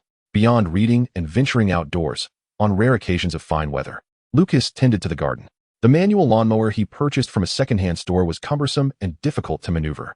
Lucas employed magic on some of its components and then dragged the machine, which was considerably larger than himself, each day as he mowed the lawn. He would loudly recite tongue twisters or poetry, training his stiff tongue, while his pallid complexion gradually became more translucent under the influence of exercise and a healthy lifestyle. Fine wisps of hair sprouted on his head as he trimmed away the withered locks, leaving only a refreshing crop of short hair. During the final week before the school term commenced, Lucas took out some secondhand clothes, washed them, and hung them to dry. He rummaged through his sewing supplies to repattern, casting a spell on the needles and scissors to cut and sew according to a designated path. The yellowed buttons from his shirt were removed, and Lucas replaced them with buttons from another set of Muggle clothing. Ultimately, he discovered a tattered pigskin suitcase on the highest shelf of his study, dusted it off, and packed in his books and clothes. Mr. Graham was an indifferent man of little presence, content merely to listen to the radio. Whenever Lucas ventured out alone, he would inform him of his whereabouts. Yet Lucas suspected that even if he claimed he was heading to the moon, the man would remain unmoved. Nevertheless, he refrained from using magic in the man's presence. Thus, the day of the new term arrived.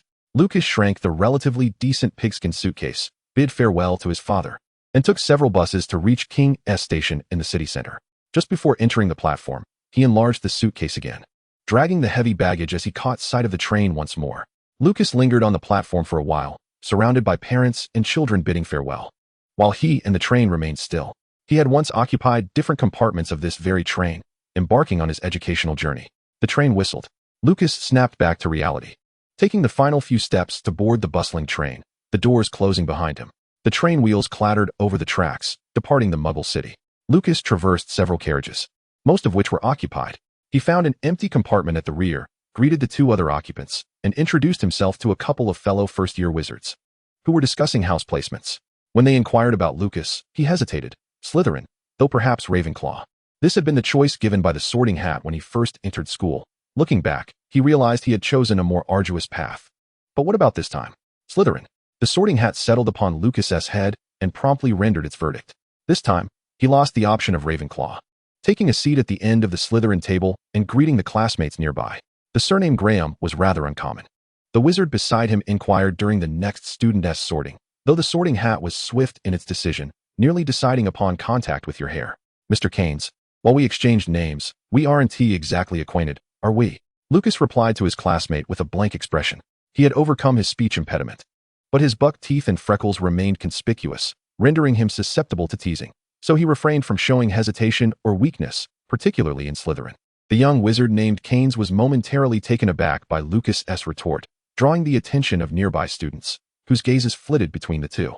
But with the term just starting, those who were watching quickly returned their focus elsewhere. Lucas waited until the headmaster finished his address, quietly dining as he consumed the food presented before him, exercising remarkable restraint as he awaited dessert, surrounded by first-year students. The conversation turned to adventures they had experienced during the summer before school began. Young Keynes recounted his Quidditch experiences, predictably turning his focus back to Lucas. Mr. Graham, wouldn't you care to share? I had a magical surge this summer while living in a Muggle neighborhood, causing a blackout over an area as large as 3 Hogwarts. Lucas paused. I ended up at St. Mungo's, where the healer told me I was quite the gifted young wizard. I spent over 10 days there, becoming familiar with the ins and outs. Have you ever seen a wizard bitten by a werewolf? I have. The first years were quickly captivated by Lucas's harrowing tale of his St. Mungo's experience, as he vividly described the adult wizard's wounds, the gory tearing, and the terrified screams. Lucas had indeed witnessed this case. Upon his admission, he had not lost consciousness and had registered alongside a boy who had been bitten. It seemed no story could outshine Lucas's. After a while, Once all questions had been posed, Keynes obnoxiously interjected, "So, you're a half-blood?" Lucas ignored him, quietly continuing his meal as though no question had been raised. "Lucas Graham, you truly are a half-blood." Lucas set down his dessert spoon, drawing the attention of a small circle of onlookers once more. Keynes repeated his question for a third time. "Or perhaps, you're a filthy muggle-born?" Just then, the food and dishes on the table vanished. Dinner was over, and it was time for the young wizards to return to their dormitories. Lucas stood up, continuing to disregard Keynes's question, his indifference aggravating Keynes. "You can't possibly be a muggle-born," he shouted, his voice piercing the hall as every student rose. Perhaps he aimed for everyone to hear, intending to undermine Lucas. Lucas cast a sympathetic glance his way and replied, "No, my mother hails from a modest pure-blood family. She also attended Hogwarts, so I am indeed a half-blood."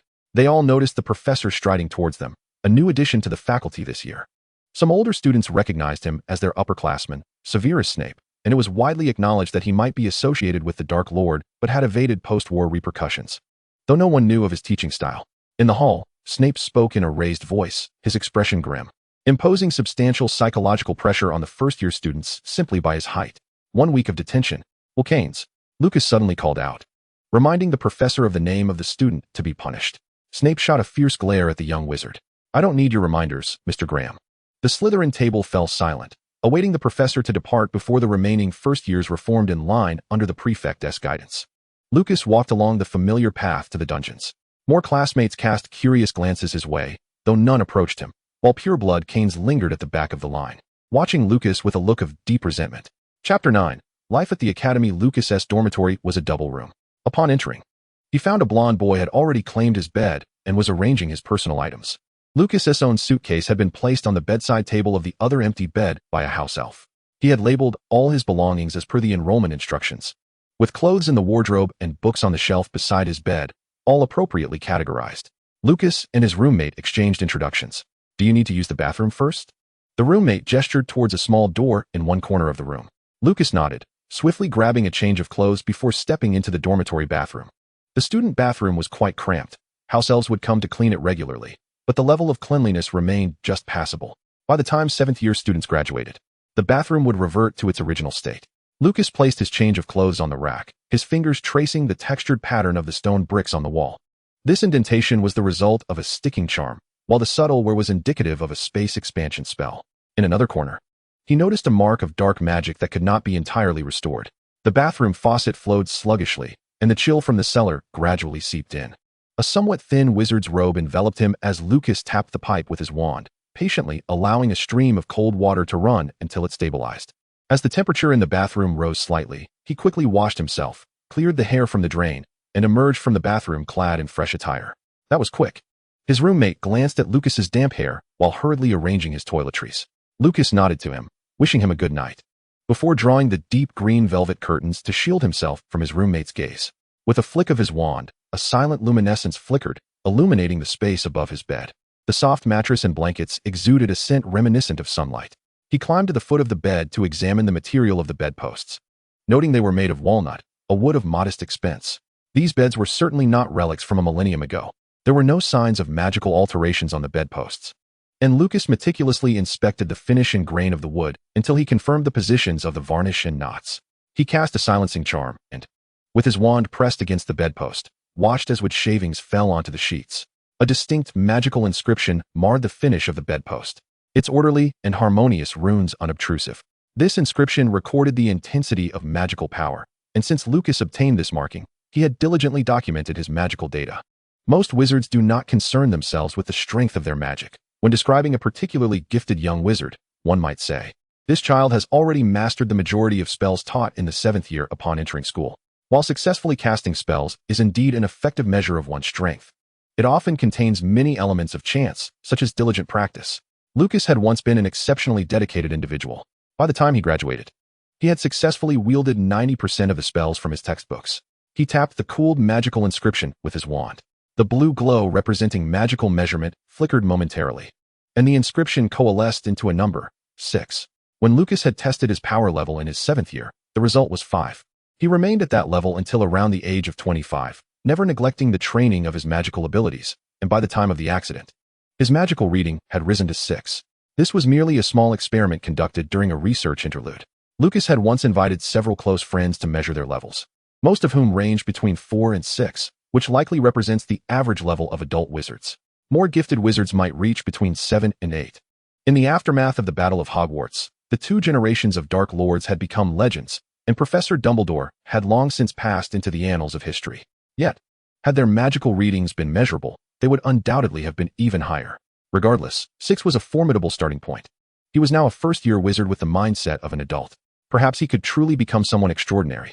Lucas reached out to trace the now-vanished number, filled with anticipation for the future. The following morning, Lucas awoke, the spell indicating it was 5 o'clock in the morning. He rose, neatly made his bed, and rehung the curtains. The only source of light in the cellar came from refracted magic, rendering the dormitory nearly pitch black, save for a faint glimmer. Quietly, Lucas tidied himself, gathered the books he would need for the day, and exited the dormitory. The hour was still early. The flames in the common room's fireplace had yet to be ignited, and the cold, ghostly green wall sconces provided minimal illumination. He traversed the long corridor, making his way back to the first floor of the castle. Sure enough, it was overcast outside. Lucas adjusted his damp robe, chilled by the dew, when he encountered the ghost of the Bloody Baron, greeting the Slytherin spectre with a nod. The Baron met his gaze solemnly before drifting away. With a clear purpose in mind, Lucas pushed open the castle doors, intending to take a stroll around the perimeter of the school. He had enrolled a year after the Battle of Hogwarts. Some of the castle's structures had been destroyed by dark magic, and now he could see the most complete exterior of the castle. He aimed to continue his previously unfinished research, documenting Hogwarts' complete architectural structure and analyzing every magic and secret within the castle, ultimately to create a more powerful defense model based on his findings. Lucas had always believed that Hogwarts was designed with an open concept in mind. The evidence lay in the vast time span for the creation of many secret passages within the castle. By discovering the right spells and inscriptions, and tapping into the castle's frequency, future scholars could enhance it. Having spent 3 years at Hogwarts before the accident, he had conducted extensive research on post-war Hogwarts, including the Room of Requirement and the Chamber of Secrets. Yet, the more he delved, the more he believed that Hogwarts held infinite possibilities. This castle should not easily succumb to decay. It was ancient yet resplendent, merely in need of someone to wipe away the dust. He stepped outside the castle without a specific destination, casually heading toward the edge of the Forbidden Forest, knowing it was a place where useful herbs could be found. Are you a first-year student? Lucas encountered Professor Sprout, the head of Hufflepuff House, who was accompanied by a floating sack that seemed to contain seeds or fertilizer. Good morning, Professor. Lucas introduced himself, explaining that he had risen early due to his excitement. It was easy to lose one's way in the castle, so he thought a stroll outside would be beneficial. Professor Sprout, believing him, noted his smaller stature compared to other first-year wizards and cautioned him, now that dawn has broken, be careful not to stray too far from the castle. Yes, Professor, I will be mindful, Lucas replied obediently, then curiously inquired, where are you headed? To the greenhouse. We have just received some magical seeds that have passed the Ministry of Magic's review, and they are ready to be potted today. May I assist you? Or perhaps just observe? I am very curious about magical matters, and I have had little opportunity to engage with them at home. Today's class does not start until 8. Lucas gazed at the professor with anticipation, knowing that the faculty at this school were all exceptionally distinguished in their respective fields, and he had previously had few chances to seek their counsel. Oh, Professor Sprout, taken aback by the enthusiasm of this young wizard, hesitated and reminded Lucas, Mr. Graham, you might get your clothes dirty. I know a cleaning charm called Scourgify, which Professor Snape used on me when I enrolled, Lucas continued, his expression still hopeful. But we won't be using any magic. It's just tedious manual labor. Professor Sprout attempted to temper Lucas's eagerness. I can learn anything. Lucas's eyes sparkled with determination. Though still thin and not conventionally attractive, once one became accustomed to his peculiarities, his large, dark eyes were hard to forget. Very well, then let's make haste. Professor Sprout relented, observing the young wizard's delight as they walked together along the path to the greenhouse. Chapter 10, Potions Class. Professor Sprout unstitched the sack containing the herbs, revealing an array of seeds shaped like the shells of golden beetles. Lucas had never encountered this species before and leaned in a little closer. Professor Sprout intercepted him, handing him a magical mask. Are these truly seeds? Lucas sought confirmation again, vaguely recalling something from his previous studies that seemed to align with what lay before him. Indeed, it bears a striking resemblance to an insect, yet it is not one. Is it a type of cordyceps? Lucas adjusted the straps of his mask, which concealed much of his face, thereby revealing the fervent curiosity gleaming in his eyes. Professor Sprout appeared somewhat astonished. Indeed, Graham, what else do you know? She regarded Lucas with an encouraging gaze. I have only seen this in a trivia quiz show. Cordyceps is neither an insect nor a plant. It is a type of fungus that, for the sake of reproduction, disseminates its spores onto specific insects, infecting them. When winter arrives, the insects burrow into the soil to hibernate, during which the mycelium drains the insect of its nutrients, subsequently emerging from the substrate. Lucas observed the form of the golden beetle, realizing it was another species of cordyceps unique to the magical world, specifically targeting the beetle genus. Absolutely correct. I must award Slytherin a point. Professor Sprout was nearly on the verge of applauding the young wizard's knowledge. She elaborated further. This is a species of cordyceps that has only recently been discovered, exhibiting a strong parasitic effect on beetles. While the cordyceps in the Muggle world is part of a cycle, this particular fungus has nearly decimated the native beetle species. Consequently, local wizards have intervened in their predation while studying this new variety. The seeds we see are infused with a specific potion. They are highly sensitive to magic, which necessitates a completely manual potting process. The reason I asked you to wear a mask is that the mycelium can easily be inhaled. The wizard who first discovered this cordyceps inadvertently inhaled it, exhibiting a peculiar affinity for the soil. Professor Sprout noted Lucas's perfectly timed look of terror. The young wizard was quite endearing in his apprehension, and she gently patted him on the back, reassuring him, "But do not underestimate the will of a wizard. We will not truly plant ourselves in the soil under the influence of cordyceps. This is merely a precaution to prevent waking up in the earth one day." Lucas nodded vigorously. He then learned the techniques for composting and potting alongside Professor Sprout, quickly amassing a collection of ceramic pots. Professor Sprout examined Lucas's creations, once again expressing her surprise and praise for him. Graham did not quite fit the mold of a Slytherin on several occasions. Professor Sprout had thought of him as a particularly gifted child from her own house. "May I return tomorrow to assist you in planting these?" Lucas eagerly inquired as he was leaving. "I believe that once you attend class today, you will discover many things even more intriguing than this," Professor Sprout replied, having used several cleansing charms to rescue Lucas from his dusty state. "But what if I truly lack talent?" Lucas pondered somberly. "I find these magical plants immensely comforting. The notion that diligent sowing and accumulation will yield results is simply splendid. Perhaps herbology is indeed the best." Professor Sprout could not resist giving the self-doubting young wizard a hug. She still insisted that Lucas should explore other subjects to find joy, but she relented, agreeing that as long as Lucas could rise early tomorrow, he could continue to assist her. Lucas returned to the castle, clutching his books. He blended into the hustle and bustle of students returning after the start of term, casually consuming some cold leftovers at the end of the long table in the Great Hall. As he had done the previous evening, he discreetly tucked several long-lasting loaves of bread into a separate bag, thus resolving his breakfast for the day. The upperclassmen would guide the new students through their courses. At this moment, the teaching staff was markedly different from when Lucas first enrolled. The castle star professor was a vampire who taught numerical divination, a genuine vampire. The upperclassmen escorting the first years boasted of how he had witnessed the pale-faced vampire professor enter the Great Hall and introduce himself to the students, claiming that he had heard from a higher-level classmate that the professor's office housed a rather opulent coffin. "Truly magnificent," the upperclassman exclaimed, his expression suggesting he wished to lie within it himself. "What of our headmaster, Professor Snape? Was he not once a student at Hogwarts? He is merely 20 years old. I heard he used to say he was a pureblood." A small pureblood immediately covered his mouth. "He was once a Death Eater." Lucas silently added to this gossip in his mind. "I can only remind you to tread carefully. Remember, you are Slytherins."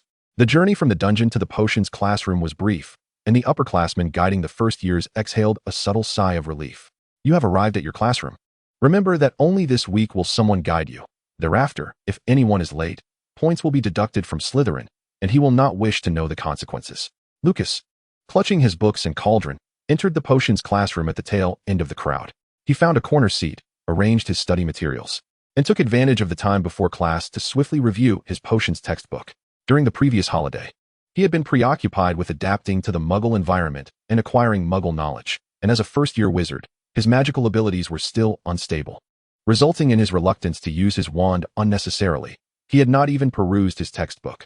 However, the brief time before class was sufficient for him to recall previous learning. Flipping through the pages, he reached the middle when the classroom abruptly fell silent. The door swung open, and a tide of black robes surged into the room. "Silence!" Snape approached the podium, producing his attendance sheet. "I am your potions professor, Severus Snape. Before we commence the lesson, let us take attendance." He methodically called out names, and from his position, Lucas could see most of the students in the classroom. Throughout the class, he remained without a partner. Slytherin had an odd number of students, leaving one person to be alone, whereas, fortuitously, Gryffindor had an even number this year. Lucas Graham. Upon calling Lucas's name, Snape glanced at the empty seat beside him. Mr. Graham, do you believe you can complete the coursework without a partner? Lucas stood, responding respectfully. I shall endeavor even harder.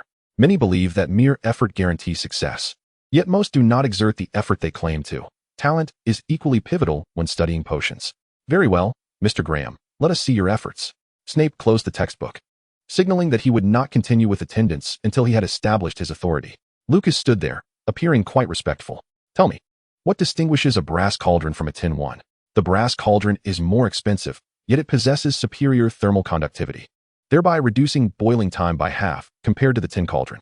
What is covered on nettle leaves? Stinging hairs, which should not be directly handled. What is the purpose of elderberry? Its medicinal value lies in alleviating toothaches, preventing rheumatism, and reducing fevers. Its common magical effects include protection against various dark attacks and banishment of evil. It is also used in the creation of wands. Lucas answered the questions cautiously, speculating that Snape's pre-class inquiries stemmed from several possible motives. Perhaps the goblin-crafted artifact had exceeded or fallen short of his expectations. Or possibly the earlier comment in the Great Hall had struck a nerve, with the least likely scenario being that he had been seen wandering outside the castle. Snape regarded the fluent young wizard with a slight nod. It seemed Mr. Graham had done some preparatory study over the holiday. 3 points for Slytherin. He resumed calling out names. Lucas compared Snape's board notes with the content of the potions textbook throughout the lesson. Later, when he returned to Hogwarts, he would also gather notes from the potions masteress class. However, in the aftermath of the war, Snape's lesson plans and the majority of his potion recipes were lost during the conflict, leaving no trace of the legendary double agent's sinister concoctions for the Dark Lord, merely remnants of mystical tales and rumors. With not a single manuscript to be found in the black market, Lucas was inclined to believe that the potions master had preemptively destroyed his notes before the war. Snape left behind only a few certified improved recipes recognized by the Potion Association. The first-year potions class was rather mundane. He followed the board's instructions meticulously to brew potions, submitting flawless specimens to the podium at the end of each class. Lucas refrained from inquiring about Snape's goblin magic book or any additional questions, clutching his own tome as he departed the classroom. Chapter 11, Friends and Foes. The first month at Hogwarts proved to be remarkably enriching. Lucas diligently followed Professor Sprout each morning to tend to the cordyceps, which began to flourish in a specially controlled greenhouse environment. This endeavor soon transformed into an enjoyable activity, as they conducted comparative experiments, partitioning the clay pots and introducing various insects to observe whether the fungus would exhibit predatory behavior towards them. Lucas consistently and steadily contributed points to Slytherin. He was the first to successfully perform the levitation charm in Charms class, eagerly raised his hand to answer questions in herbology and defense against the dark arts, and his essays were always neatly penned, presenting arguments clearly, with well-structured paragraphs and insightful conclusions or hypotheses, complete with a bibliography. Amidst a sea of poorly formatted, haphazardly assembled essays, Lucas's submissions invariably stood out. Every day after class, he would seek a vacant seat in the library to study, and his classmates often spotted him enveloped by an array of hefty tomes. A Ravenclaw once inquired, "With so many books, can you truly read them all?" Lucas, lifting his gaze from his stack of books, looked puzzled at the student who had interrupted him and, to his surprise, recalled her name. "Are you Alice Albert? The first-year Ravenclaw? We shared astronomy class." Miss Albert was taken aback that her name had been remembered, and when Lucas mentioned her distinction of being the first to accurately chart Scorpio in the star map, her cheeks flushed. They quickly became familiar enough to exchange first names. Lucas also answered her question. "I won't read them all. I merely locate the relevant pages based on the requirements of my essays." His response alleviated Albert's anxiety regarding her academic progress. Furthermore, Lucas shared his extracurricular notes, which were not categorized by specific texts but instead constructed a framework. For instance, in his notes for the first-year potions class, he annotated different methods of preparation needed for nettle, alongside the cultivation conditions of the herb and other hypotheses. Albert also took note of Lucas's notebook, which could hardly be called a conventional notebook. It consisted of numerous sheets of blank paper uniformly punched on the left side and bound together with wooden rings. "Did you make your notebook yourself?" she inquired. "Indeed," Lucas replied, explaining how he had disassembled a batch of secondhand notebooks, trimmed them to uniform dimensions, creating a sort of draft paper. "This way, I can add more pages beneath the corresponding titles without having to carry multiple notebooks to the library." He handed the notebook to the curious Ravenclaw, who appeared eager to replicate the idea for herself. Albert found herself enamored with this multifunctional notebook. Lucas's notes were clear, with classroom content written in black ink. and walnut-hued ink documenting material from various reference books. Within just a week of the term, each category had accumulated a substantial thickness. He had even inserted dividers between subjects. Albert instinctively examined her weakest subject, potions, and noted that her practical notes included a list of potential errors and remedies. This was, in fact, a remnant of Lucas's previous lesson plans, compelling him to reconsider his assertion that first-year classes lacked creativity. Occasionally, Snape would intervene to salvage Slytherin's potions. He would add extra ingredients or adjust the flame's intensity, restoring the cauldron from a state of muddiness to stability. Thus, Lucas intentionally gathered these remedial techniques. Attempting to summarize them, "This is remarkably detailed," Albert remarked, as she discovered a note in Lucas's potion notebook where he had identified her mistakes, stating that an additional 1.5 circles of stirring could stabilize the potion. She desired to borrow the notebook for further study, but having just met Lucas, she knew it must have taken him considerable effort. Lucas regarded her with curiosity as Albert gathered her courage and stammered, "May I borrow your potions notes?" "Of course," Lucas replied, observing the blush on the Ravenclaw's face. He opened the wooden rings, detaching the potion section, and used 2 rings to secure it before handing it to Albert. "I'm in the library every day. Just return it once you've finished." In truth, Albert was not the first to seek his notes. Some Slytherins had already taken to waiting for him in the common room each evening, hoping to borrow his completed essays. They would extract portions of his content to meet their word counts. Some students with better grades scoffed at this practice. Yet at least this understanding spared Lucas from some of the malice that might have arisen within the house. Lucas's desk bore no spare space for a second person to sit and write essays. After bidding farewell to Albert, he resumed his reading of 1,000 potion ingredients. Snape had become accustomed to posing 3 questions to him during each lesson, establishing a routine that reliably awarded Slytherin an additional 3 to 5 points. However, the questions were not as the Gryffindors alleged. Snape did not provide advance notice of the material. Each query was random and had even begun to delve into the latter half of the first-year syllabus. Consequently, Lucas began to expand his potion knowledge, adhering to his own study rhythm, not only reviewing second-year content, but also broadening his understanding by tackling comprehensive potion dictionaries. Nevertheless, this did not imply that his days were devoid of tribulations. For the past 2 weeks, he had been trailed by a group of persistent followers. Lucas tucked away his books, catching a glimpse of a wizarding robe peeking from behind a bookshelf, accompanied by the sound of hushed whispers. "This time, I'll catch him," he thought, recognizing that they were approaching. Pretending to be oblivious, he strolled past the shelf of beauty charms, where 3 Gryffindor boys feigned earnestness, each holding a book, one of which was even upside down. This marked their 3rd attempt to shadow him that week. On the first occasion, Lucas had cleverly lost them during a twist of the staircase. The second time, he had taken a secret passage and concealed himself within, eavesdropping to discern their motives for tailing him. The Gryffindors stood before a portrait frame, meticulously analyzing how he had seemingly vanished, swiftly deducing the existence of a hidden passage.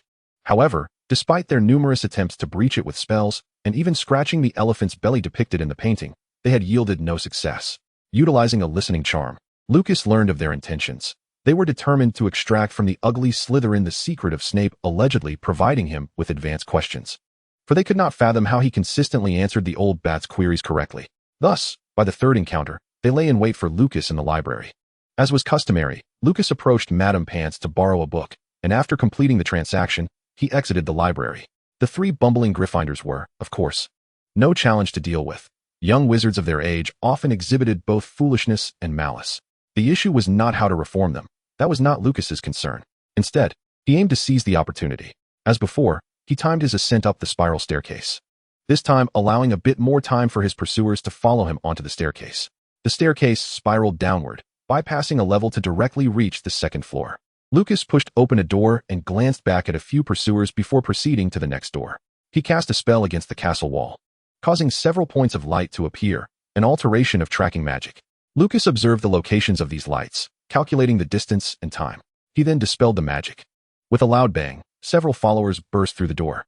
"Stop right there," one of them shouted at Lucas. In a hurry, Lucas turned to glance at them, quickly opening another door. The closing door conveniently obstructed a spell aimed at him. Behind the door was another staircase, and Lucas descended at the swiftest pace. He encountered no one along the way, but the boys behind him were quickly gaining ground. They descended the stairs faster than Lucas, and soon he found himself cornered on the intermediate landing by 3 Gryffindors. "What are you doing chasing me?" Lucas gasped, drawing his wand and warily eyeing the 3 young wizards. "You were the one who ran first," the Gryffindor who followed him shouted, panting heavily. They were now very close to the Great Hall, not the ideal place for a discussion with Slytherin. We just have some questions to ask you. You just cast a spell on me from behind, didn't you? That's hardly a conversation. Lucas remained on guard. If you're not guilty, why did you run? We just want to ask you a question, another freckled boy said lazily, turning to his companions. Let us just ask him now.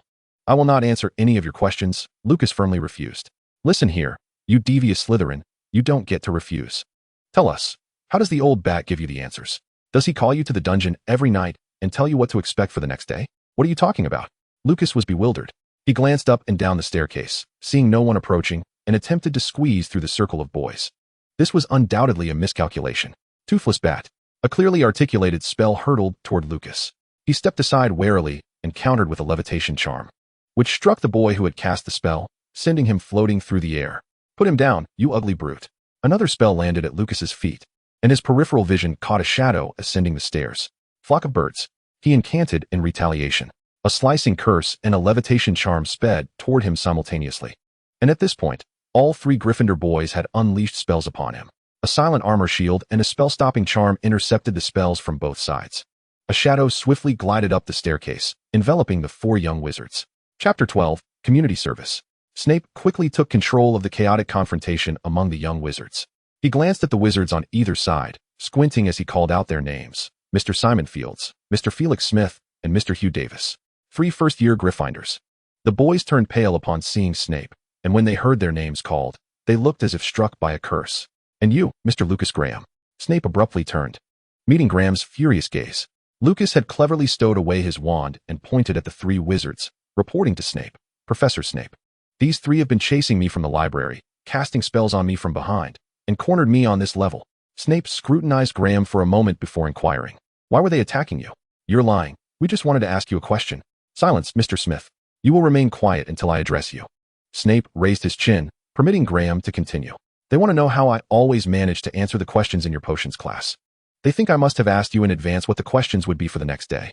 Lucas delivered his damning response. Snape smirked coldly. Then, Mr. Graham, what is the correct answer? Studying diligently, reviewing thoroughly, and possessing a clever mind. Lucas replied unabashedly. He noticed Snape's lips twitch at the final answer. But this complete exchange was enough for him to deduct points from the Gryffindors. Chasing classmates down the corridor while casting spells and questioning a professor about student cheating. And using derogatory language, Lucas added from behind Snape. What did they say? Snape was displeased by Lucas's interruption but accepted the additional grounds for point deduction. Lucas replied. They referred to you as the evil Slytherin, called you old bat, and said I was an ugly brute. Then that constitutes derogatory language. Gryffindor loses 20 points, Snape decided. Facing the furious glares of the 3 young lions, he glanced back at Lucas, who was completely at ease, and scoffed. However, Mr. Graham, perhaps not all 3 were indeed derogatory. Lucas pondered. Slytherin was certainly not evil, and Snape would never self-identify as an old bat. Thus it must pertain to the insult of him being ugly. Graham retorted, why are only our points being deducted? I was merely defending myself, Lucas replied disinterestedly. Then he heard Snape deduct another 5 points for questioning a professor. Snape led him down the staircase. As they hurried into the Great Hall, Snape halted Lucas, saying, Mr. Graham, you've certainly become more talkative. He scrutinized Graham from his elevated position, yet the latter showed no sign of fear. I can handle the situation from earlier. Lucas replied quietly. What if they charged at you directly? For your less than Slytherin approach, you are to serve community service with Hagrid for 3 days, starting tomorrow. Lucas exchanged a glance with Snape, seeming to want to protest the unfairness of it all. But he quickly lowered his head, clutching his robe tightly, and murmured, Yes, Professor. Snape ushered Lucas into the Great Hall before turning and walking out of the castle. Did Professor Snape escort you back? You didn't lose any points for the house, did you? It was the insufferable Wilkins speaking. The previous community service had taught him a great deal, and he refrained from cursing, opting instead for sarcasm. Lucas ignored him. His ultimate goal was to gain Snape's tutoring, and he was already devising a strategy for his next essay, wholly disregarding Wilkins' provocation. The following evening, Lucas located Hagrid by the small hut, as instructed by the owl concerning his community service. The half-giant appeared immensely imposing, with pumpkins that seemed as though they had been doused in growth potion. Beside Hagrid was a large dog, tongue lolling, eyeing Lucas. Lucas felt no fear. He recognized this dog, named Fong, who always accompanied Hagrid on his patrols of the Forbidden Forest. By the time Lucas began teaching, the dog had naturally passed away, and Hagrid had hung a photo of him on the wall of the hut, just above the fireplace. Hey Fong, don't pounce. Hagrid swiftly grasped Fong's collar.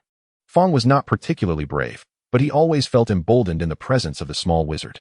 The half-giant approached the young wizard sent by Snape, recalling that Snape had mentioned recently offending the crows during his visit to the Forbidden Forest to gather herbs. In truth, the appalling state of his hut, besmirched by bird droppings, was enough to convey the issue. Hagrid had intended to inquire about any potion Snape might have to repel the birds, but Snape seemed preoccupied with other matters and had hastily suggested finding a student to assist him. However, the student Snape has chosen seemed rather young. Lucas waved to Hagrid and called out, "Is my task today to build a nest for the ravens?" This assignment appeared to bear little connection to magic, yet the bird droppings adorning Hagrid's roof suggested it might indeed relate to Hagrid's living conditions. Hagrid scratched his head and led Lucas into his stone cottage. The interior was much as Lucas would later recall, rustic and unrefined, with a fire roaring in the hearth even during daylight. Yes, a raven's nest. Hagrid rummaged through a box against the wall, producing an array of colorful fabrics that he spread across the table before Lucas. These black birds are truly insufferable. No matter how I negotiate with them, they continue to pester me daily, defiling my pumpkins and roof, leaving a mess everywhere. Lucas grimaced slightly. He hadn't been able to drink pumpkin juice lately and had taken a liking to milk instead. Hagrid began recounting the tale. The ravens have a penchant for collecting shiny objects, be it students' colorful hairpins or pretty stones, sometimes even gilded trinkets.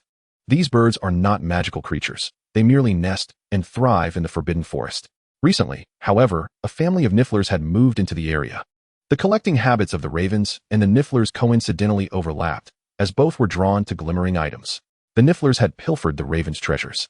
In their distress, the ravens besieged the nifflers, who fled in disarray to seek refuge in Hagrid's small abode. Without hesitation, Hagrid welcomed them inside, thus shielding them from the ravens' wrath, while he took it upon himself to drive the birds away. And so, a war ensued. "I must call for a truce, or else my pumpkins and my home will be ruined," Hagrid lamented, presenting the last of his materials to Lucas. "I promised to compensate the birds for their losses. The centaurs have offered to mediate, suggesting I provide the ravens with some pleasing adornments for their nests. You need not concern yourself with that. Just help me craft some cushions, as my attempts have not satisfied them." He looked at the young wizard with anticipation. Lucas paused for a moment, still aware of the suffocating stench of avian excrement, and instinctively cast a spell to mask the odor. Two nifflers climbed onto him, searching desperately for anything adorned in gold. "Ah, these two seem quite fond of you," Hagrid observed, eyeing Lucas as he held one niffler in each hand. "But they've been too fearful to venture outside these past few days. Being cooped up here is driving them mad." Could the nifflers return the shiny items they had taken from the ravens? The two nifflers momentarily stiffened, preparing to leap onto the table. But Lucas allowed them to act before using a levitation charm to float them beside Hagrid. Hagrid shook the nifflers lightly, causing a few scattered silver pins to tumble out. "I suspect most of their collection is still in their burrow, deep in the Forbidden Forest. If we were to go retrieve it, the nifflers would surely become agitated." Lucas thought to himself. He glanced back at the nesting materials. "We are to create some soft cushions and see if the ravens take a liking to them." He surveyed Hagrid's cottage, constructed of wood, earth, and stone, devoid of metallic embellishments, with a number of untreated materials haphazardly piled in the corners. If he wasn't mistaken, a tuft of unicorn hair was dangling by the window. His gaze finally settled on a cluster of bottles in the corner, and rolling up his sleeves, he declared, "Perhaps I have a better idea." Chapter 13, Hagrid's Commission. How to resolve the conflict between the ravens and the nifflers without a budget. There are no limits to this labor service. Once Hagrid had finished explaining, Lucas took Yaya and left, aware that stepping outside would subject him to raven attacks. Yet he had other tasks to attend to. Lucas found a wooden basin in Hagrid's room, filled it with the bottles Hagrid had used for drinking, and proceeded to smash them all. He shattered the bottles repeatedly until they were no larger than fingernails. Next came the repeated application of a polishing charm, which confined the glass dust to a small area, causing the fragments to glimmer increasingly under the spell's influence. The nifflers, perched on Yaya's cushion, were drawn to the ever-brighter, multicolored glass in the basin, their eyes fixed on it despite Lucas's enchantment. When the magical polishing was complete, Lucas found a wooden barrel for water and poured the various shaped glass beads and diamonds from the basin into it, then filled the barrel with clear water. The glass and the water appeared to sparkle like precious gems. Before Lucas could utter a word, the two nifflers leapt into the barrel with a splash. When they resurfaced, the gems had diminished in number by half. Lucas used the levitation charm to lift the two nifflers out, controlling the water around them. The glass gems from the nifflers' pouches floated out as well, glimmering even more brilliantly than the droplets they had created. Lucas turned his attention back to Hagrid's fabrics. Most were frayed but undeniably soft and clean. He rummaged through his expanded space pocket for scissors and thread, and the enchanted scissors snipped the fabric with precision. Each piece cut down to palm size and placed into another basket. The nifflers, still under the levitation charm, could only swim in the air, looking utterly heartbroken as they longed to reach the barrel. Lucas lifted the charm from the nifflers and instead levitated the 2 barrels, stepping out the door into the open space outside. Hagrid's little cottage appeared particularly eerie in the evening light, with numerous ravens perched upon the house and the scarecrow in the pumpkin field. As the door creaked open, the ravens did not take flight, but turned their attention toward the wooden door. Upon seeing it was not Hagrid who emerged, they erupted into a cacophony of harsh caws that echoed across the expansive grassland. Lucas waved his wand to close Hagrid's cottage. The 2 nifflers remained inside, otherwise they would surely charge out to snatch some glass beads, even in the face of the raven's vengeance. He plucked a handful of glass beads from the barrel. A raven landed on his shoulder, its sharp beak hovering perilously close to Lucas's eye. Their gazes locked, and he felt a slight prick as the bird's talons snagged his clothing, though they did not pierce the skin. Lucas remained calm, opening his hand to reveal the glass beads to the raven, lowering his voice. "This is a token of goodwill from the guardian of the Forbidden Forest. I hope you find it to your liking." One glass bead, polished to a diamond-like facet, shimmered brilliantly in the waning sunlight, its green base showcasing a quality akin to that of a precious gem. Lucas deliberately angled it to catch the light, watching as the raven's head tilted slightly in response. In the next moment, it snatched the bead from his hand without causing him harm. Lucas even sensed a hint of affection emanating from the raven. He smiled and gestured toward the other barrel filled with fabric. "I've trimmed these down. Perhaps they will be useful for your nesting." The raven pecked at Lucas's hair and took flight, lightening his shoulder as he stepped back. This seemed to signal the other ravens, who began to stir, spiraling in the air before diving in an orderly fashion to snatch up fabric and beads from the barrels. Hagrid's bottles came in an array of colors, resulting in a vibrant mix of red, blue, green, and brown beads in the barrels. Some ravens selected their favorite beads and refused to depart, while others would peck at their feathers to incite a bit of feathery chaos. Lucas patiently observed the birds as more crows emerged from the Forbidden Forest, their dark forms seemingly intent on eclipsing the fading rays of the setting sun. Out of the corner of his eye, he noticed 2 nifflers, having finally squeezed through a narrow gap in the door, witnessing this spectacle before retreating silently. A smirk involuntarily crept onto his lips. The frenzy of crows persisted for approximately 5 minutes, gradually dispersing and leaving behind an empty wooden barrel. A few crows, now distant, continued to squabble in the sky over some stray glass beads, while the sun barely cast a thread of light deep within the woods. Lucas raised his hand, and the large crow returned to his shoulder. All had been divided. Lucas allowed the crow to sniff his hand, and it gently tapped his palm, letting out a call. Lucas discreetly cast a detection charm.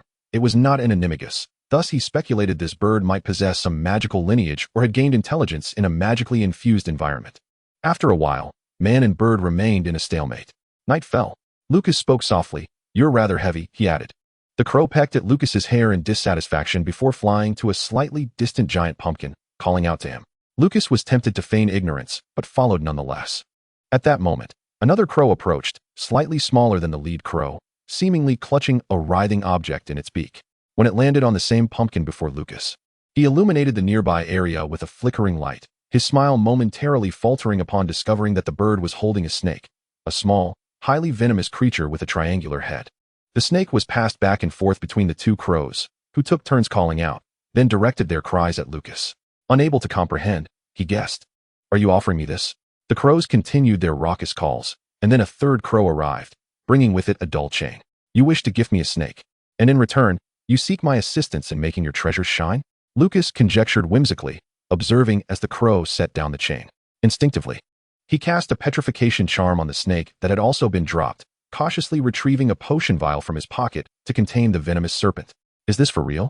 Lucas murmured, casting a flame charm on the chain, causing the solid gold to glow. This flock of crows was evidently wealthier than he. He bid farewell to the last 3 contented crows and employed a timekeeping charm. The curfew was nearing. He could inform Hagrid tomorrow that the issue had been resolved through his labor service, and with that thought, Lucas returned to the castle. Chapter 14. Creating demand. The following evening, Lucas arrived at Hagrid's hut, as was his custom. The previously horrendous pile of dung had been collected into several wooden barrels, reinforcing Lucas's resolve not to drink pumpkin juice. He knocked on Hagrid's wooden door. "Ah, Mr. Graham," Hagrid exclaimed with delight upon seeing Lucas, appearing somewhat inebriated. As Lucas noted several new empty bottles scattered around the room.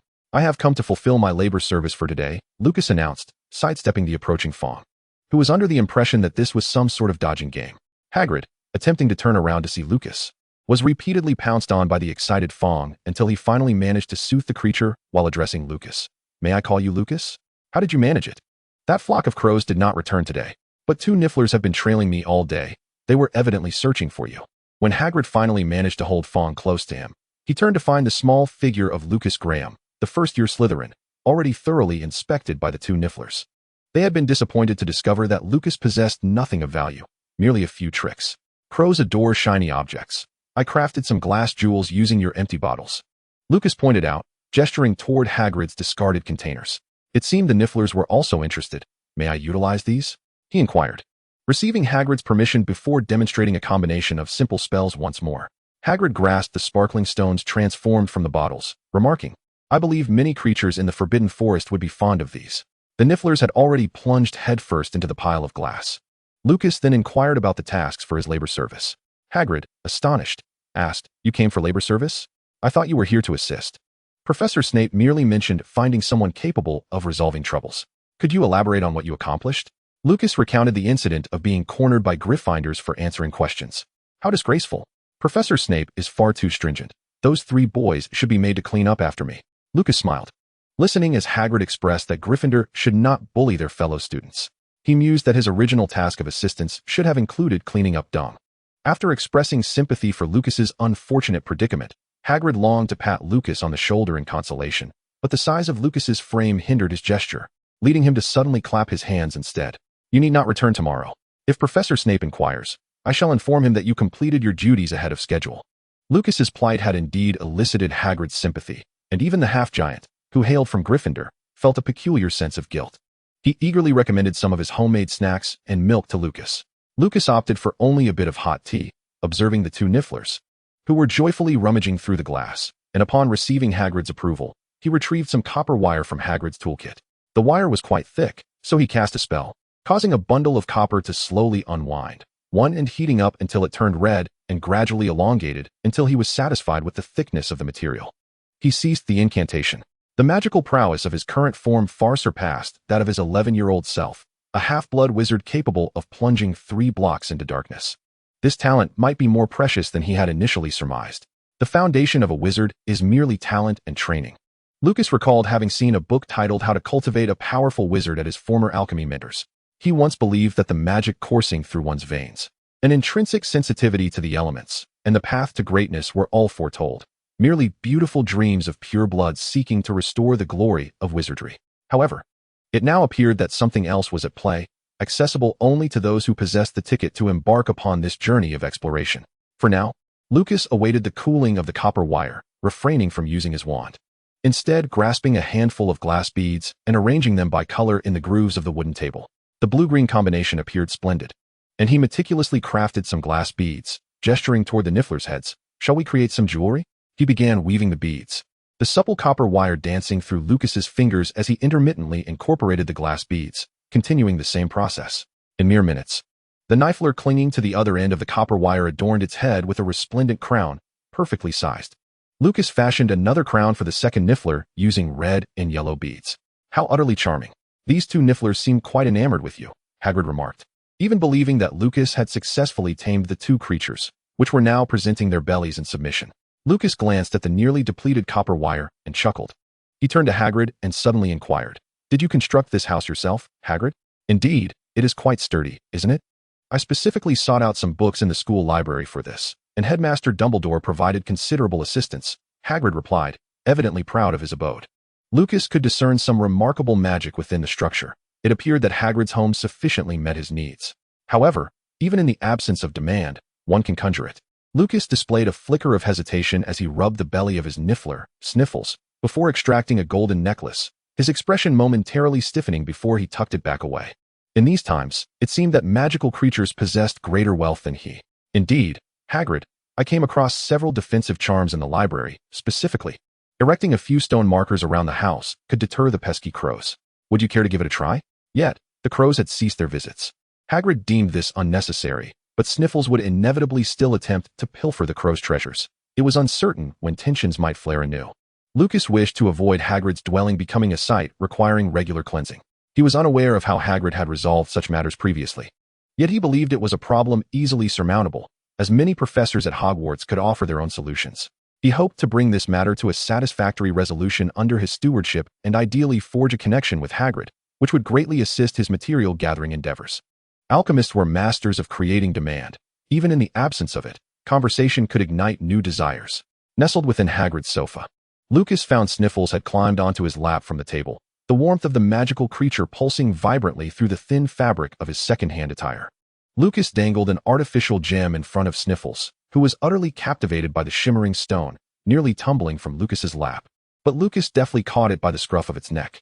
After reliving the moment of Sniffles being enthralled by the gem, Hagrid was soon persuaded by Lucas to merely add a magical stone marker beside the scarecrow, a task that seemed inconsequential whether it succeeded or failed. "Then I shall trouble you with this," Hagrid agreed, and they arranged for Lucas to visit the following week. "The absence of demand matters not. We shall create it. The lack of budget is of no concern. The Forbidden Forest is a splendid locale. High-end nocturnal excursions are often conducted under the guidance of professors." Chapter 15, Layers of Subcontracting. Typically, Lucas was alone in the dormitory at 8 o'clock, as his roommate would be busy with homework or practicing spells alongside other Slytherins, not returning until 9:30. By the time his roommate came back, Lucas would have already completed his evening routine and drawn the bed curtains. Over the past month, the two had grown accustomed to this schedule. However, today, Lucas's roommate sat early in the solitary chair of the dormitory, reading under the glow of the lamp. Lucas nodded at him, removing his outer cloak in preparation for fetching his toiletries. His roommate called out, "Good evening, Graham. Do you have a moment?" Lucas paused, turning to face his roommate as he took a seat in another chair. "What is it?" "The Quidditch tryouts just concluded, and this year, there are no first-year students joining the team. The prefect has tasked us with preparing some support items. The last Quidditch match featured excellent support for the Irish team." Lucas listened in silence as his roommate rambled on, until he reached the crux of the matter. "You're going to create something for the players to cheer them on?" "It's us," his roommate corrected, frowning slightly. "To be precise, it's you. Your charms and transfiguration skills are quite impressive, aren't they? I imagine coming up with an idea would not be too challenging for you, and if you succeed, the headmaster will certainly take notice." His roommate grew increasingly fluent, as if this were not a daunting task, but rather a peculiar favor bestowed upon Lucas. Lucas felt a smile tug at his lips. Having just painted a rosy picture for Hagrid, he now found himself on the receiving end of a similar request from within his own house, a quintessentially Slytherin maneuver. He could easily envision how this task had morphed from a casual suggestion by an upperclassman into a group project for his roommate's circle, eventually devolving into his personal responsibility. Layers of subcontracting. Half-bloods always bore the brunt of the burden. Nevertheless, Lucas did not decline. After a moment's contemplation, he replied, "If we're to seek spells, the upperclassmen may lack the time to rehearse with us. Perhaps I could procure some materials from Diagon Alley to create it, but I will need assistance. As this is a collective task." He produced a withered pouch containing 5 gold galleons. His roommate, somewhat sheepish, relayed a few instructions before hastily departing to share the success of this delegation with his small group in the common room. Lucas casually tucked the galleons into his pocket. He first retrieved the venomous snake the crow had given him, the small emerald serpent coiled at the bottom of the potion vial. Remaining still when Lucas tapped against the glass, he uncorked the vial, and at that moment, the snake lunged upward, nearly biting Lucas's finger. But he was prepared and swiftly grasped its head. He then produced a smaller vial, pressing the snake's fangs against the opening and gently stimulating its venom sac to extract all the toxin. A shallow layer of snake venom pooled at the bottom of the diminutive potion bottle as Lucas allowed the snake to coil around his wrist. He carefully stored the venom, employing a preservation charm, before using a petrification spell to gently reinsert the slightly rigid snake back into the potion vial, sealing it once more. Subsequently, Lucas retrieved a small notebook from his textbooks, the most intact of the second-hand volumes he had purchased. His interest in Quidditch had always been minimal. In his youth, he had taken on custom orders for flying brooms, primarily for profit. Most brooms demanded speed and stability, and Lucas had not engaged in those intricate designs requiring meticulous adjustments. Instead, he had focused on household brooms. He had previously made a modest profit on family brooms, providing a safer experience for children to enjoy the speed of the Nimbus. Nurturing budding Quidditch talent from a young age, parents were always willing to spend on their children, especially when they could indulge in the fun themselves. However, this time he did not intend to invest effort into the brooms, while adding a shimmering silver-green trail effect to a broom would be visually appealing. It would likely invite trouble from Slytherins should they lose the match. It sufficed to focus on the stands. Some changing pattern tapestries would be harmless. Lucas sketched several curves and stick figures in the notebook. The Slytherin motif had always been a serpent. The serpent needed to be vividly animated, accompanied by a player clad in green robes, with no necessity to depict facial features. Speed was all that mattered. This portion would incur no costs. He recalled there were always discarded sheets and tapestries in the room of requirement. Lucas sketched a few cardboard boxes, labeling them as laughter cans and boo cans.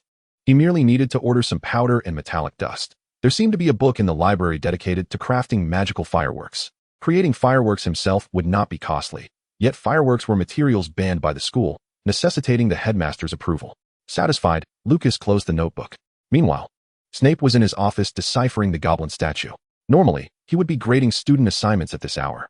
Yet the runes on the statue warranted far more attention than those assignments. Spread across his desk were 7 or 8 sheets of parchment documenting his attempts at various failed magical circuits.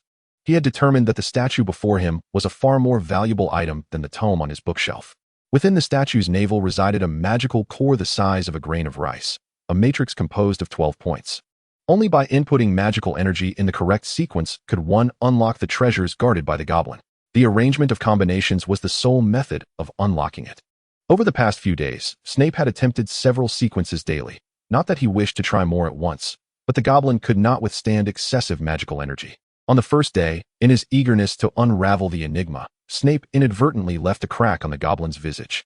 At that moment, a knock resounded upon the office door. Severus Snape set down the sculpture upon the carpet at his feet and permitted the visitor to enter. The goblin discoverer pushed open the heavy stone door and stepped inside. Halting a mere half-meter from the desk, appearing little taller than the desk itself, resembling an enlarged goblin, Snape regarded him with a questioning gaze. Inquiring silently about his purpose for being there, Lucas succinctly articulated the matter regarding the support for the Quidditch match. Magical fireworks? Snape assessed Lucas from head to toe, immediately discerning that assigning the task of planning the support solely to Lucas was a test of the purebloods within the academy. However, Lucas appeared remarkably composed. Devoid of any indignation at being tasked, he seemed genuinely intent on executing the endeavor well. Lucas produced his notebook, revealing a sketch page, a geometric abstraction of a rectangular stand, with 2 curving lines representing a serpent's body and several stick figures perched atop claw-like lines. Snape and Lucas exchanged glances. Lucas nodded confidently, brimming with anticipation. Yet, simultaneously, his peripheral vision caught sight of the goblin at Snape's feet and glanced again at the disordered parchments strewn across the desk. You do understand what you are to do, do you not, Mr. Graham? I trust you possess sufficient confidence in your undertaking. With respect to the Slytherin student who had committed no transgressions, at least in Lucas's case, Snape's language grew more straightforward. He scrutinized Graham's expression, finding no trace of panic or bravado. Yes, sir, Lucas replied earnestly, retracting his hasty glance. He patiently awaited as Snape inscribed a line on the parchment, declaring, I, Severus Snape, head of Slytherin House, hereby authorize Lucas Graham to prepare the support for Slytherin's Quidditch match. Lucas marveled at the neat and tidy script, graciously accepting the parchment from Snape with a slight bow, indicating he would no longer intrude upon the professor, and exited the office. Chapter 16, Material Creation. Lucas sought out Filch, brandishing the authorization letter, elucidating Professor Snape's permit. He rummaged through the room of requirement, discovering some dust-laden household coverings, discarded boxes, and tubes, before rushing to the Ollery to dispatch a shopping list to the apothecary in Diagon Alley.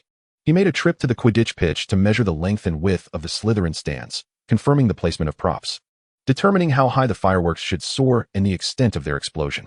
Equipped with his measurements, he found an empty classroom where he meticulously cut and stitched the white fabric to the appropriate length and layered it to sufficient thickness. Enlisting a house elf to assist in washing and bleaching, he toiled for 3 to 4 days. On Friday, 2 robust owls swooped down upon the Slytherin long table during breakfast, delivering a colossal package to Lucas. He swiftly levitated the parcel from above the dining table. His classmates inquired curiously about his purchase. Some materials for the match, Lucas replied. A first-year student across from him seemed to ponder the idea of support before recalling the challenge the purebloods had posed to Graham the previous Monday in the common room. The young wizard nodded modestly, offering a few encouraging words, urging him not to botch the endeavor. Students from other houses also took notice of the exaggeratedly large package. Within hours, rumors of Slytherin's plans to stir up trouble during the Quidditch match proliferated throughout the school. After finishing his breakfast, Lucas dutifully packed ample food, as Snape's authorization spared him considerable hassle, and no students interrupted his preparations. He returned to the room of requirement to unpack his online purchases. His entire budget of 5 galleons had been spent on these assorted materials. With the supplies in hand, the task of creation remained intricate. Typically, the materials for crafting magical tapestries consist of exquisite and costly embroidery threads, intertwined with intricate magical patterns. Among the most renowned finished products are those tapestries belonging to esteemed families, which automatically update with the birth information of family members. Lucas had previously dismantled such a tapestry. When a family fell into complete ruin, what was once considered an honor returned to its intrinsic value as material, sold at a discounted price in the black market. No family is immortal, nor is there anything that cannot be sold. Setting aside the premier examples, a simpler illustration is the tapestry outside the room of requirement, adorned with basic animated patterns. What Lucas aimed to create was something akin to this. He procured a multitude of discounted yarns, dyes, and dried transfiguration herbs. Finding a large cauldron, he immersed the colorful yarns, utilizing bleach obtained from the house elf, while the coloring agents had to be ordered online.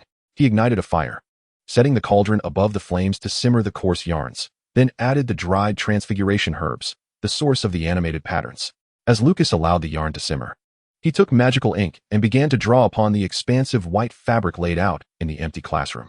He had previously consulted several books in the library concerning these crafting stages, having thoroughly familiarized himself with their contents, even identifying a few inadequacies within the texts. Yet, as a first-year student, he diligently sketched drafts, leaning over the thick white fabric to replicate the intricate patterns. The prepared yarn was divided into several piles, rinsed to achieve varying shades. Lucas dyed several more batches, hanging the spun yarn on a rack to await the final weaving. Throughout an entire week of class breaks, whenever time allowed, Lucas worked on these materials. The white fabric was now brimming with densely packed magical runes and symbols, signaling the moment for evaluation had arrived. Standing at one end of the fabric, Lucas pointed his wand at the starting rune. The inked characters began to rearrange themselves in a specific sequence.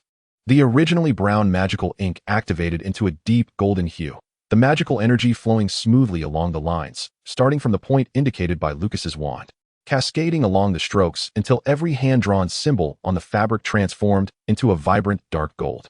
The transmission of magic proceeded seamlessly, with no faulty connections among the magical symbols.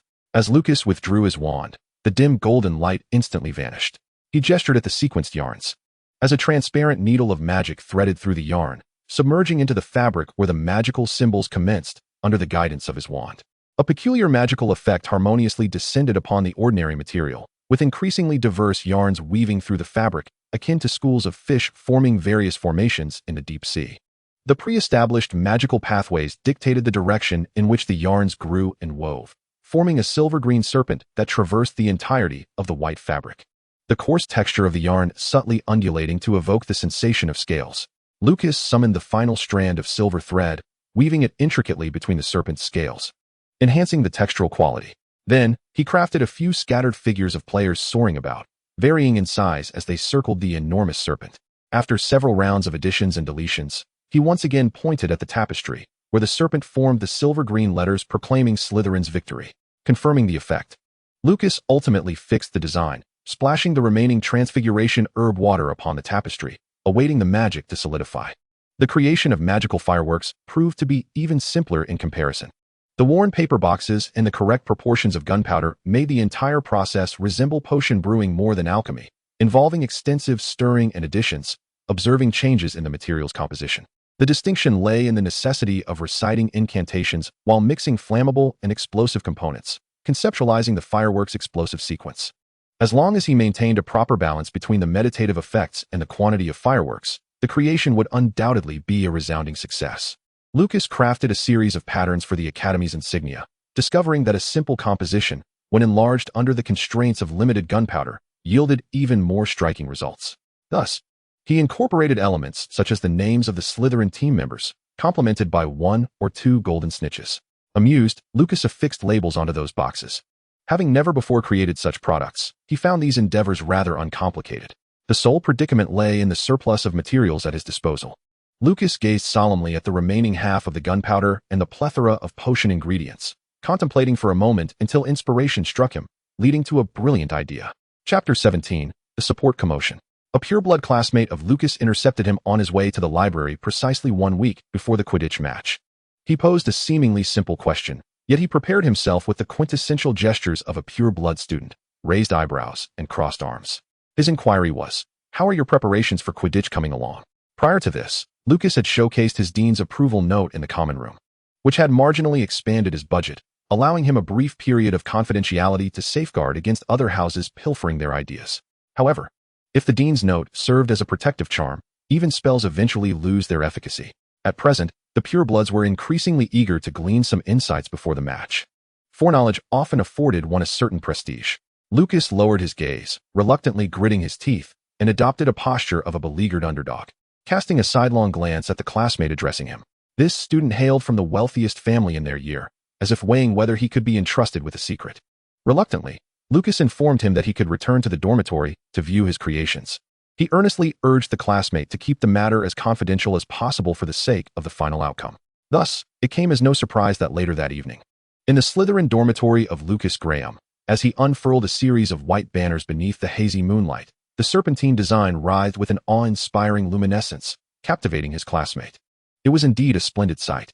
Yet, the pureblood insisted on pinpointing flaws. He gestured at a few outlined sections, stating, "Here, here, and here are all outlined. Your attention to detail leaves much to be desired." Lucas nodded submissively, projecting an image of compliance.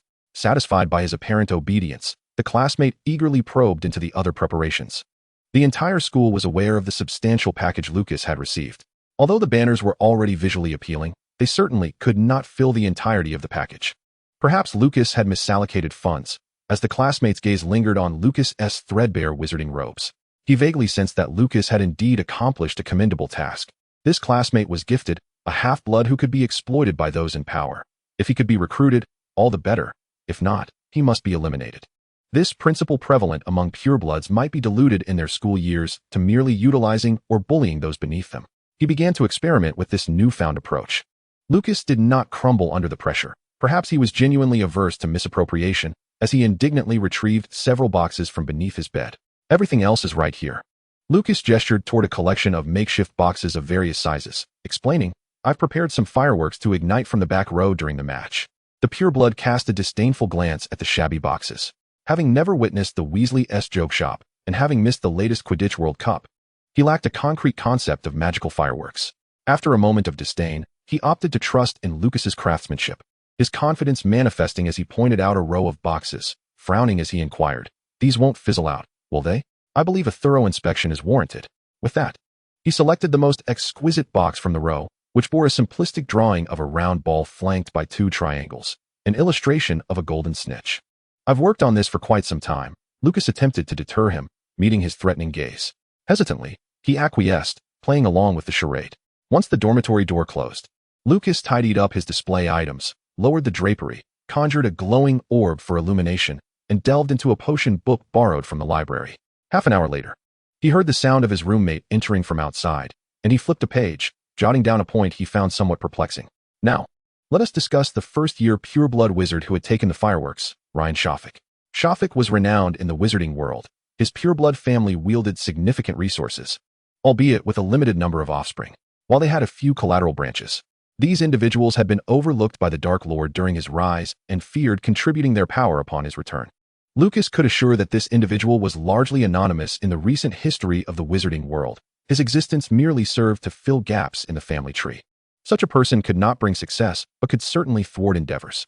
In possession of the fireworks, Ryan Shafik boasted in the common room to a few eager underlings about Lucas's deference. Regardless of the questions posed, Lucas dutifully answered, marking him as a Slytherin with an understanding of the situation.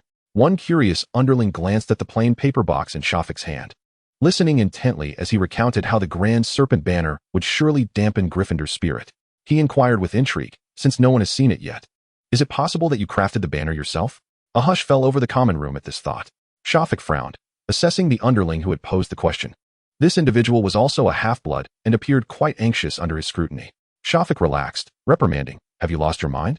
He possesses the dean's approval note. The dean is fully aware of his creation plans. Although Shafik's family reputation allowed him to stand out among first years, he faced upperclassmen who were not fond of his family. The risks of claiming credit were too great, especially considering he could be the one to recruit Lucas. There was no need for a half-blood underling to be privy to such matters.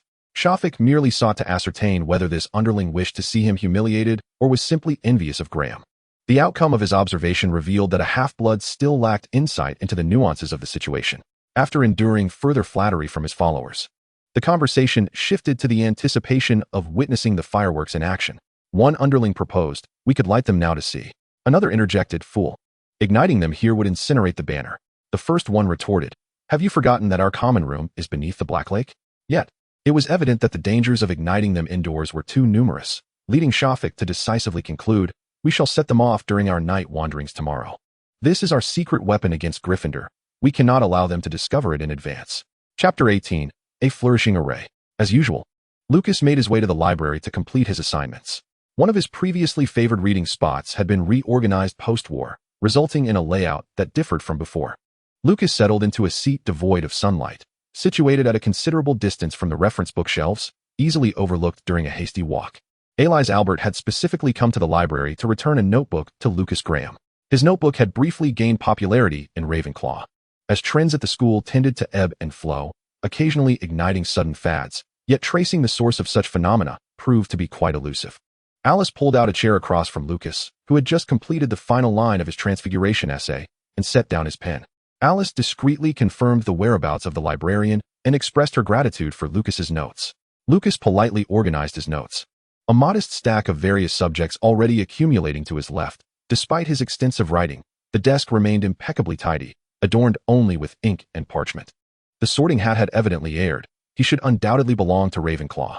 Alice quietly shared school gossip with Lucas, having noticed that he lacked friends at school, often standing alone amidst the crowd during their shared classes with Slytherin. More often than not, Lucas found himself in the company of professors, consistently answering questions or posing inquiries. He was the epitome of a scholar, and Alice could not fathom why such a Lucas would be sorted into Slytherin. Lucas patiently addressed several of Alice's queries regarding potions. Since his return to school, he seemed to have been branded with a reputation for exceptional talent in the subject. However, Lucas knew that it stemmed more from his diligence than any inherent gift.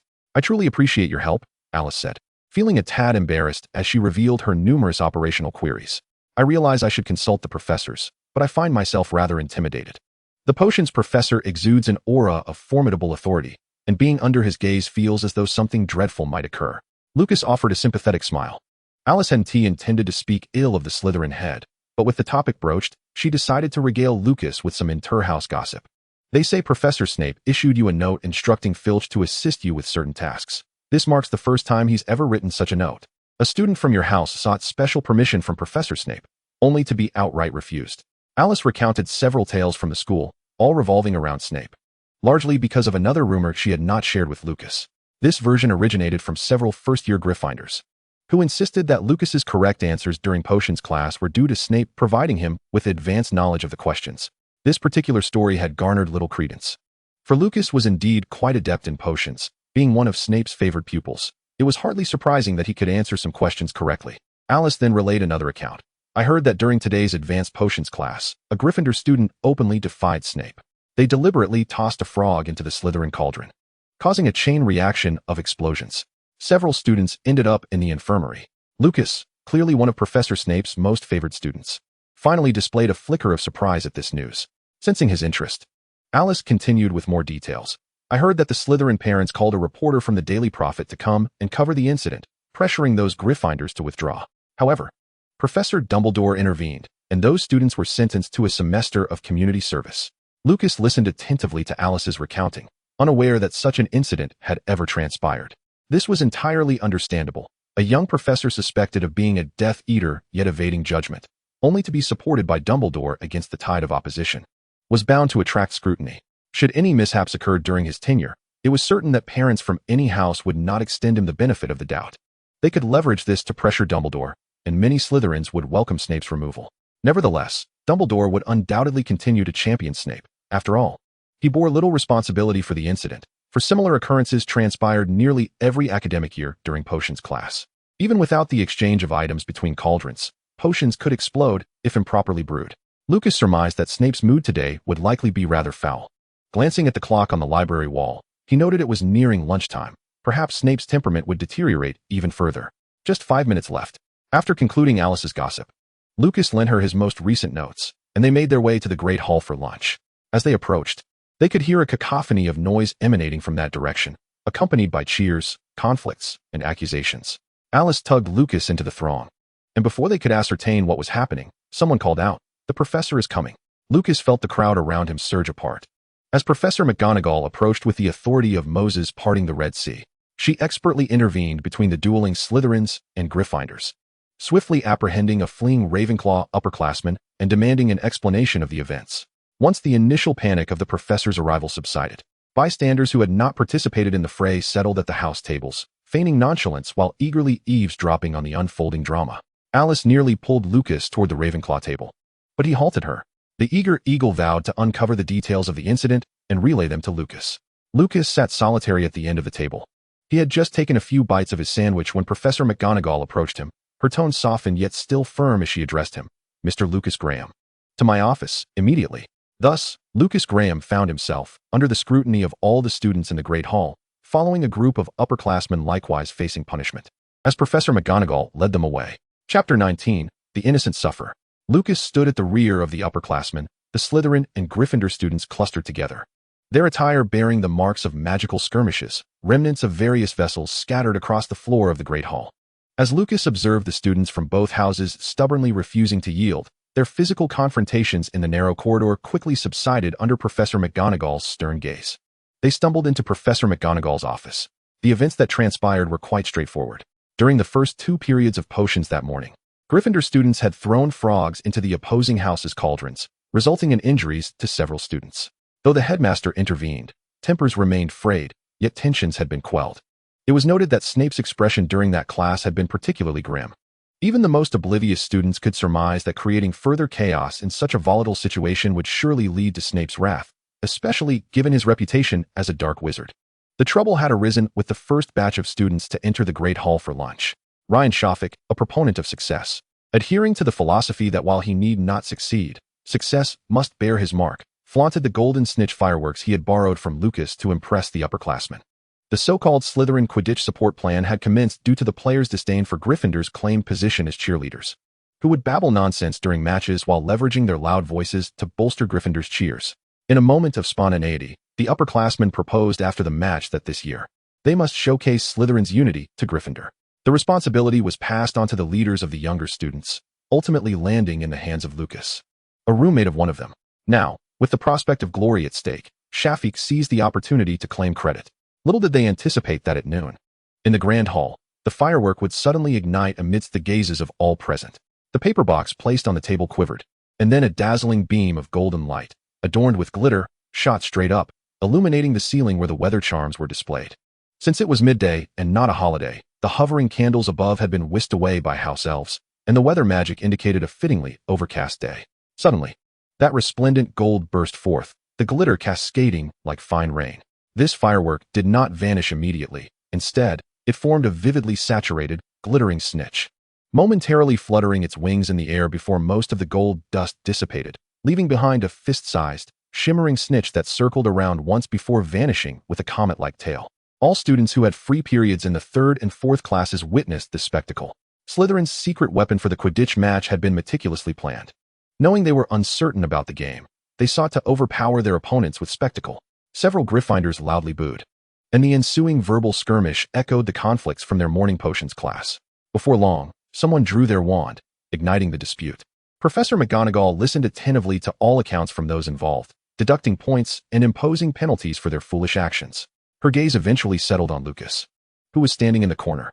"Mr. Graham, do you know why you have been summoned?" Lucas felt the weight of everyone's eyes upon him. He avoided looking at Professor McGonagall and instead focused on a crack in the floor, sincerely reflecting. "I should not have provided the cheering props to my classmates ahead of the match." Professor Snape stated they should only be used during the competition. Yet they all understood that if the upperclassmen intended to play with them early, a first year like Lucas could not genuinely refuse. Professor McGonagall sighed, surveying all the students. In the aftermath of the Dark Lord's recent demise, inter-house conflicts had intensified beyond previous years. She recognized Lucas as relatively innocent in this matter, but still believed a punishment was warranted. "Very well, Mr. Graham. I shall leave your punishment to your head of house." Professor McGonagall dismissed the upperclassmen, leaving only Lucas behind. Once the others had departed, she instructed a house elf to bring out a small snack and a pot of hot tea. "I have noticed that you often have lunch quite late, Lucas," she remarked, nudging the plate towards him. Lucas sat down and took a piece of biscuit, chewing it absent-mindedly. He listened as Professor McGonagall emphasized the importance of eating on time and inquired if he had any academic concerns. With his bag already in hand, Lucas hurriedly swallowed the last bite of his biscuit and asked a few questions regarding the transfiguration spells he had encountered in his extracurricular readings. Professor McGonagall provided explanations and asked if Lucas's tapestry, mentioned by the upperclassman, was also a product of his transfiguration class. Actually, it pertains to alchemy, Lucas clarified. Having grown up in the Muggle world, when it comes to magic, I always think of spells and alchemy. I found several books about tapestry making in the library and experimented a bit. He briefly elucidated the principles behind tapestry creation. Alchemy was his true forte, and he possessed the ability to explain its operational logic to laypersons in the simplest terms, instilling a sense of I could do that too in them. Professor McGonagall evidently recognized Lucas's passion. A scholar can never entirely conceal their genuine fervor. She gazed at him with a hint of a smile. I must say, this is indeed a splendid idea. Although I am not your head of house, I shall award Slytherin 3 points for your efforts. Lucas felt a slight blush rise to his cheeks, his earlier excitement over discussing alchemy gradually easing. Noticing his hesitation, Professor McGonagall encouraged him. Do you have any further questions? Lucas resolved within himself. With a week remaining before the Quidditch match, I believe that since Slytherin is preparing, the other houses ought to make some preparations as well, as the players are all putting in great effort. He spoke of the customary support activities following the Quidditch World Cup, mentioning large mascot costumes, balloon blimps, and various spells, such as those that could summon small fairies or transform the colors of the spectators' attire to match their house. Before the lunch break concluded, Lucas departed from Professor McGonagall's office. Whether by coincidence or fate, he lingered longer than his peers in the office, which somewhat placated those who wished to blame him for the earlier incident.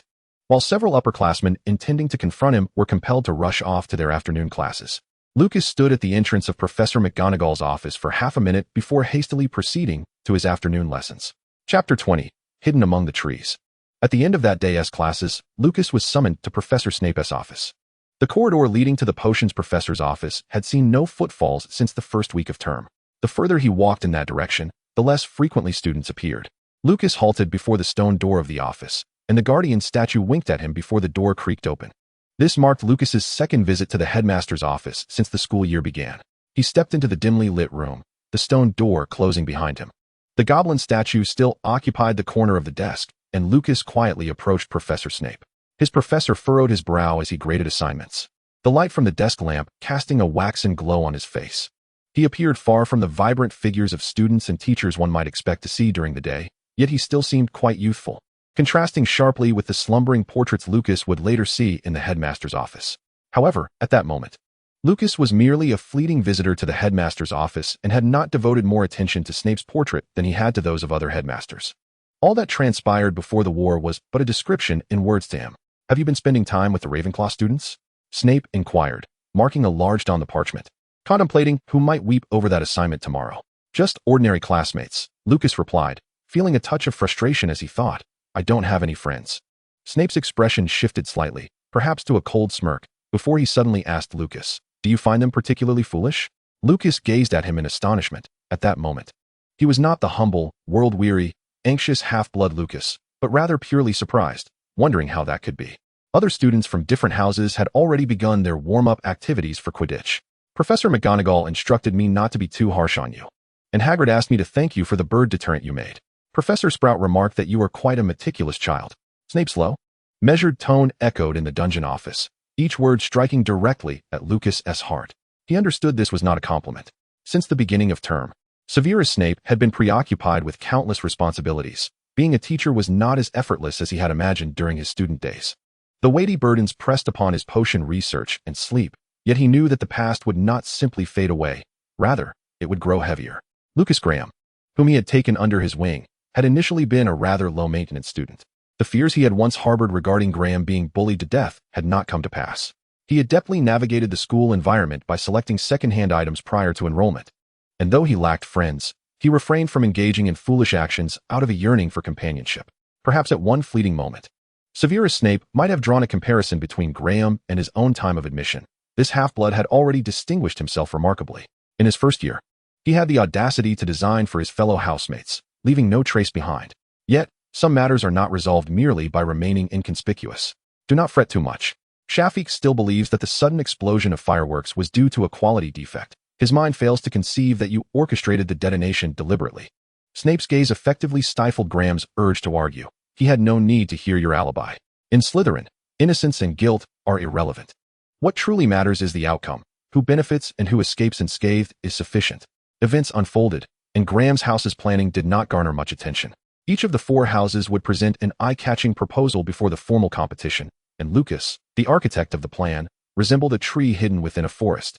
As the majority of attention was diverted to the displays of each house's achievements, Slytherin students even pilfered some of Lucas's finished products. Lucas successfully redirected the crowd's focus.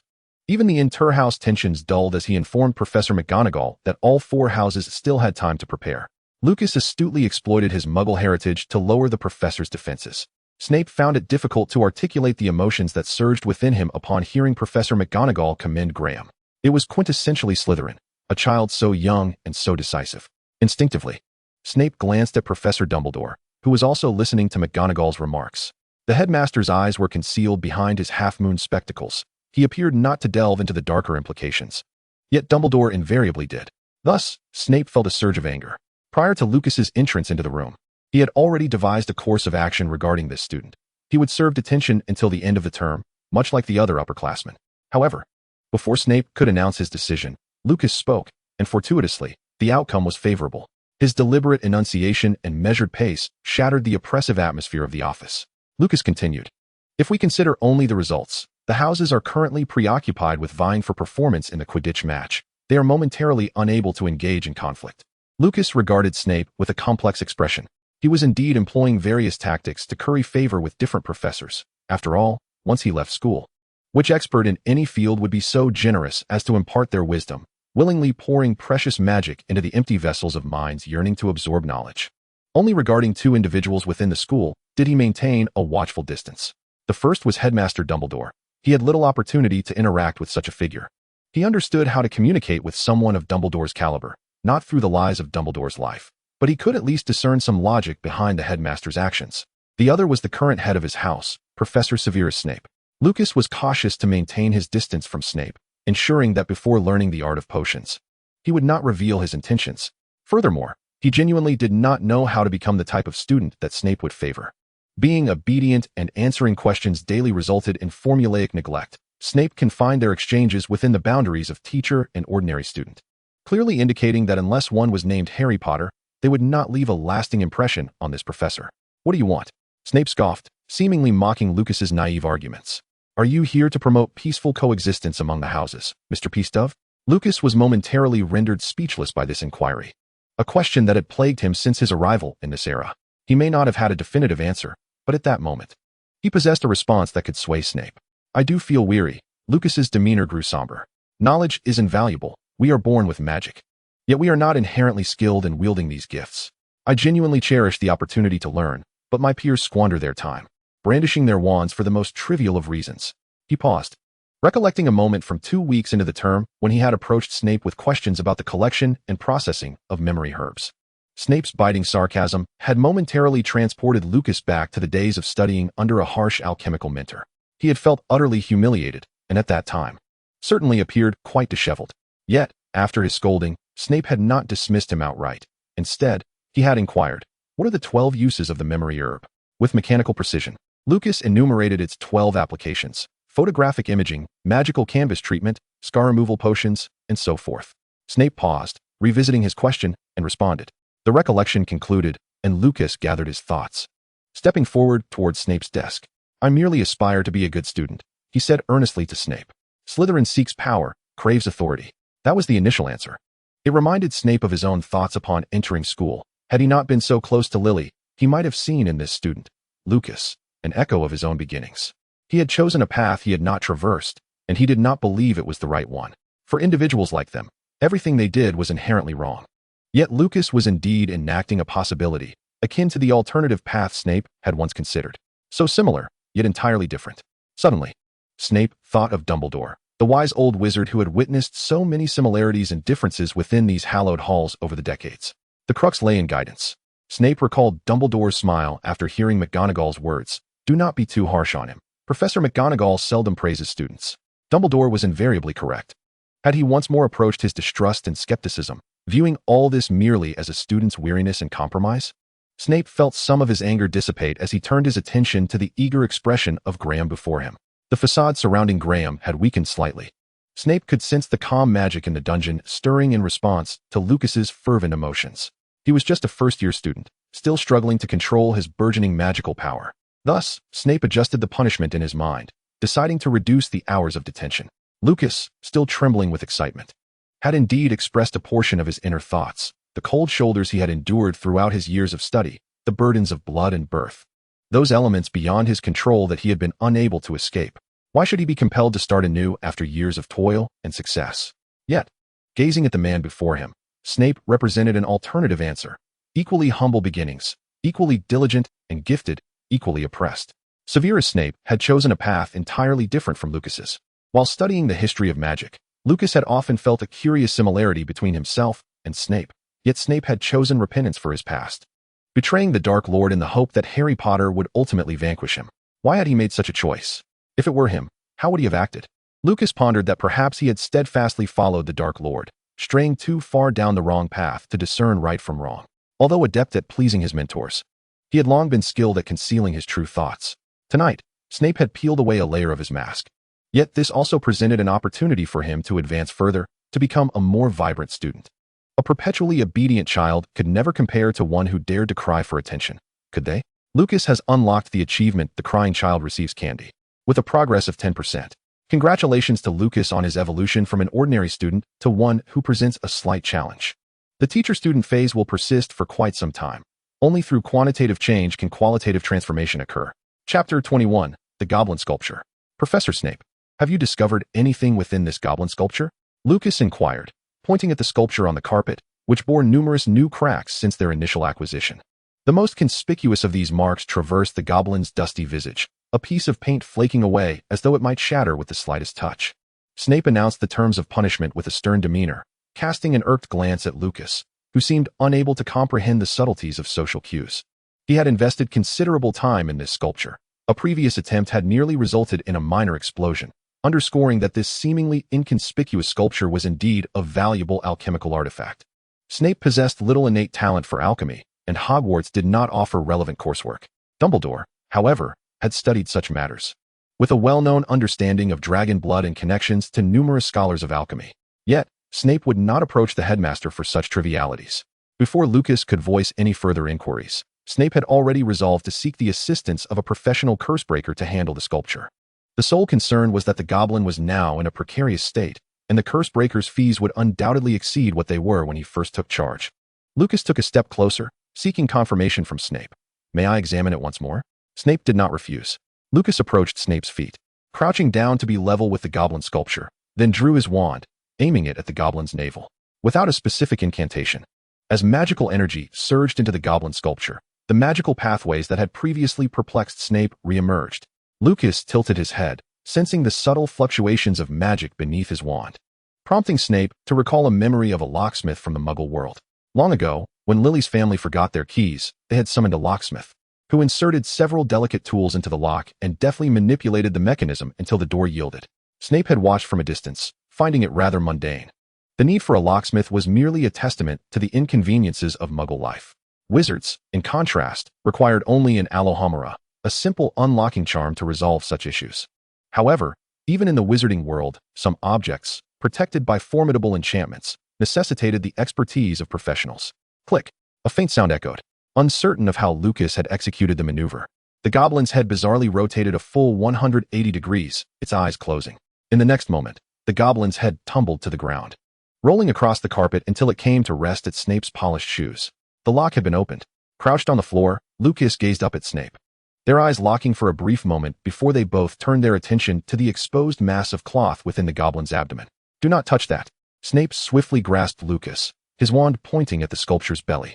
Lucas was yanked off balance, the hem of Snape's robe obscuring his view. When he regained his footing, Snape had already levitated the sculpture, positioning it at eye level. Professor, how did you manage to unlock it? Snape frowned, using his wand-free hand to grip Lucas's shoulder, wary of any sudden movements towards the sculpture. Lucas had not anticipated that Snape would spend such an extended period without unlocking the sculpture. For a former master of alchemy with exceptional talent, discerning the trajectory of magic and unraveling it should have been as instinctive as breathing. Just as Snape, when first encountering potions, would have intuitively recognized the precise number of stirring cycles required for optimal fusion. It was merely a matter of innate ability. He exchanged a guileless glance with Snape. The professor, too, recalibrated his assessment of this student's aptitude as the goblin was levitated onto the table, where a woefully graded D paper served as a makeshift stand. I thought I might give it a try, and thus I did, Lucas remarked, noting Snape's clenched jaw. Yet, to avoid further punitive labor, he continued, I found a book on horticultural crafts in the library. This sculpture may date back a millennium. The age of the four founders?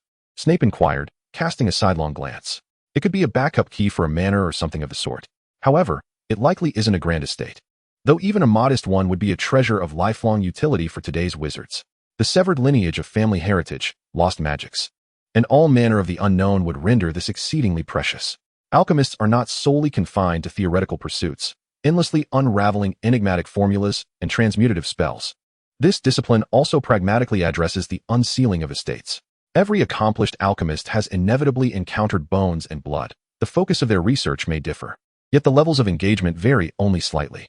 The same principle applies to potion masters. They do not perpetually stand behind cauldrons awaiting materials to appear on trays. Gathering and trading are prerequisites for successful potion making. This was the knowledge Lucas aspired to gain from Snape. As he observed Snape using a spell to extract the tattered cloth from within the goblin's cavity, it affirmed Lucas's assertions. Within lay a brass key. I recall the first time I laid eyes on you. You were a stuttering, beleaguered wizard. Snape resumed his seat, entirely unaware of Graham's continued standing. His office accommodated no additional chairs.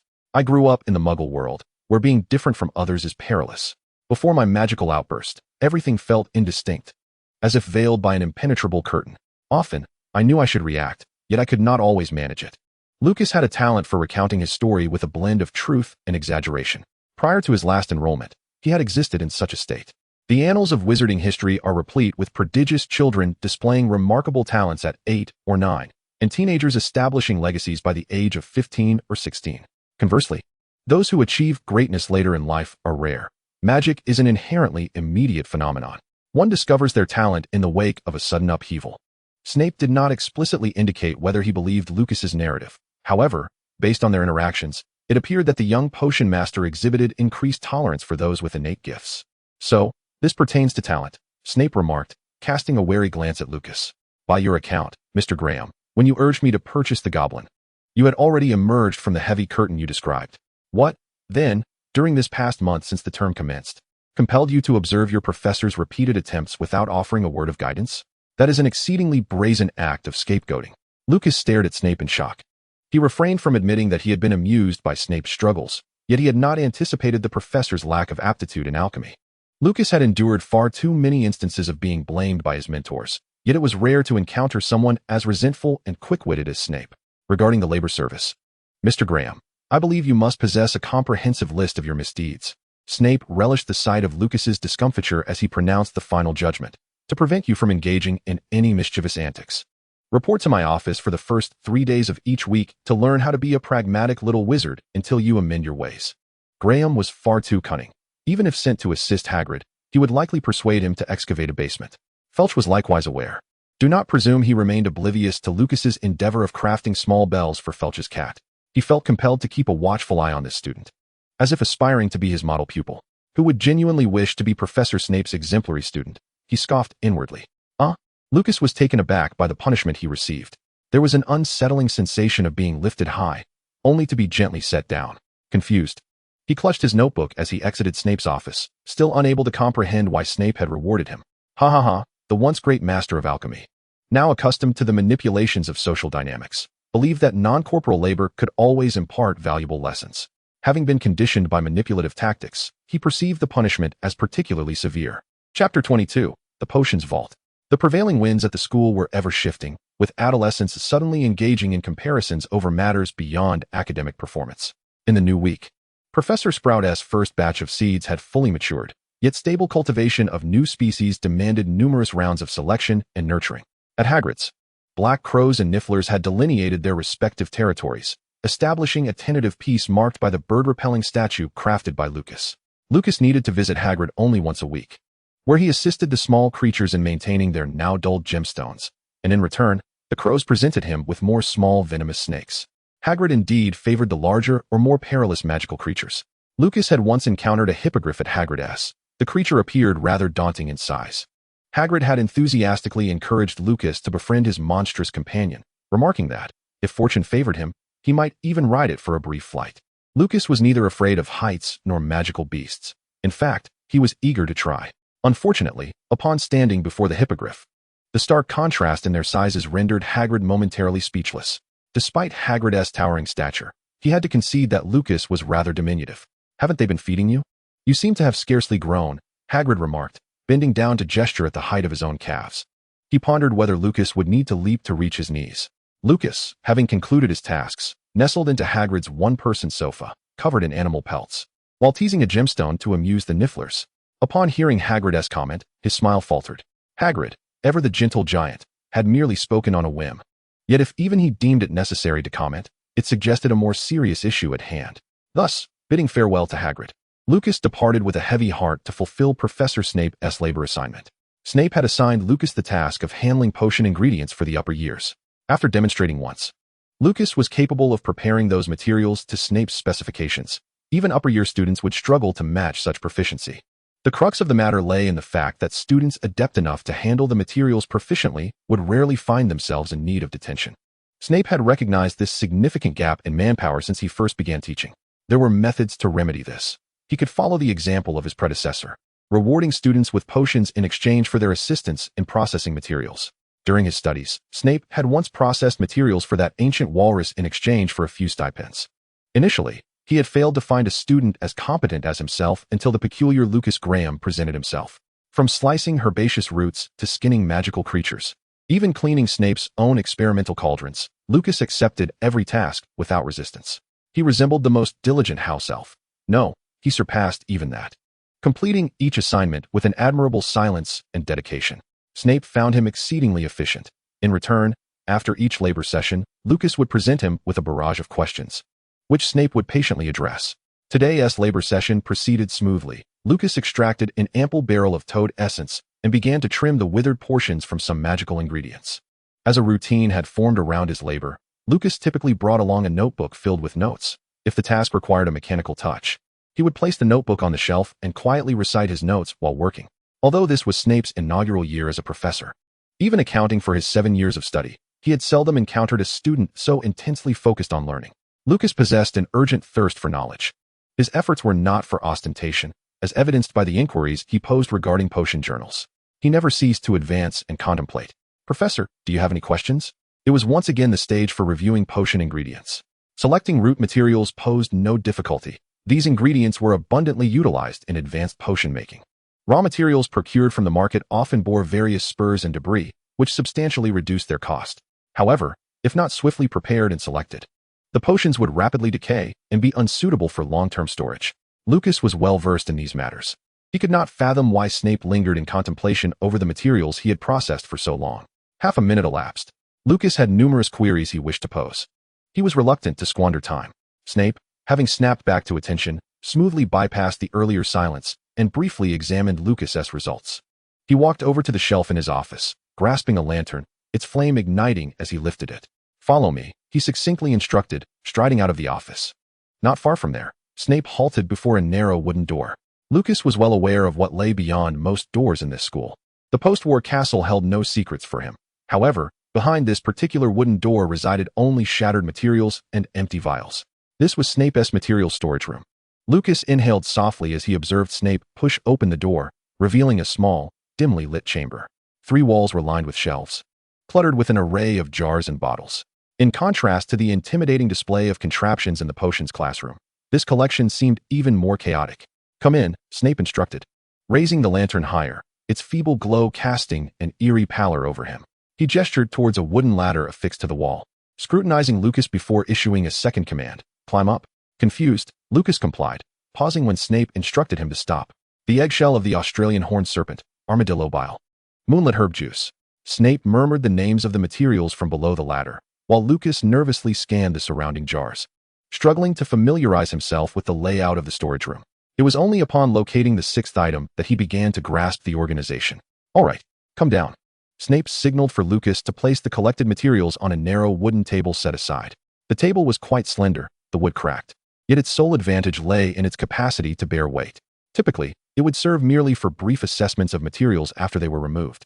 Snape examined the items Lucas had retrieved, extracting several sheets of parchment from a drawer to sort through the contents of the jars. While doing so, he inquired of Lucas, "What conclusions have you drawn?" Lucas quickly withdrew his gaze from a particular point in the storage room. A mentor of his once remarked that scholars harbor a dragon within their hearts, for the next item within the storage would always be superior. In the future, Lucas envisions an alchemical repository vastly larger than the one before him. His gaze lingers on the collections of others. A bittersweet longing rooted in the understanding that certain potions and alchemical ingredients share universal applications.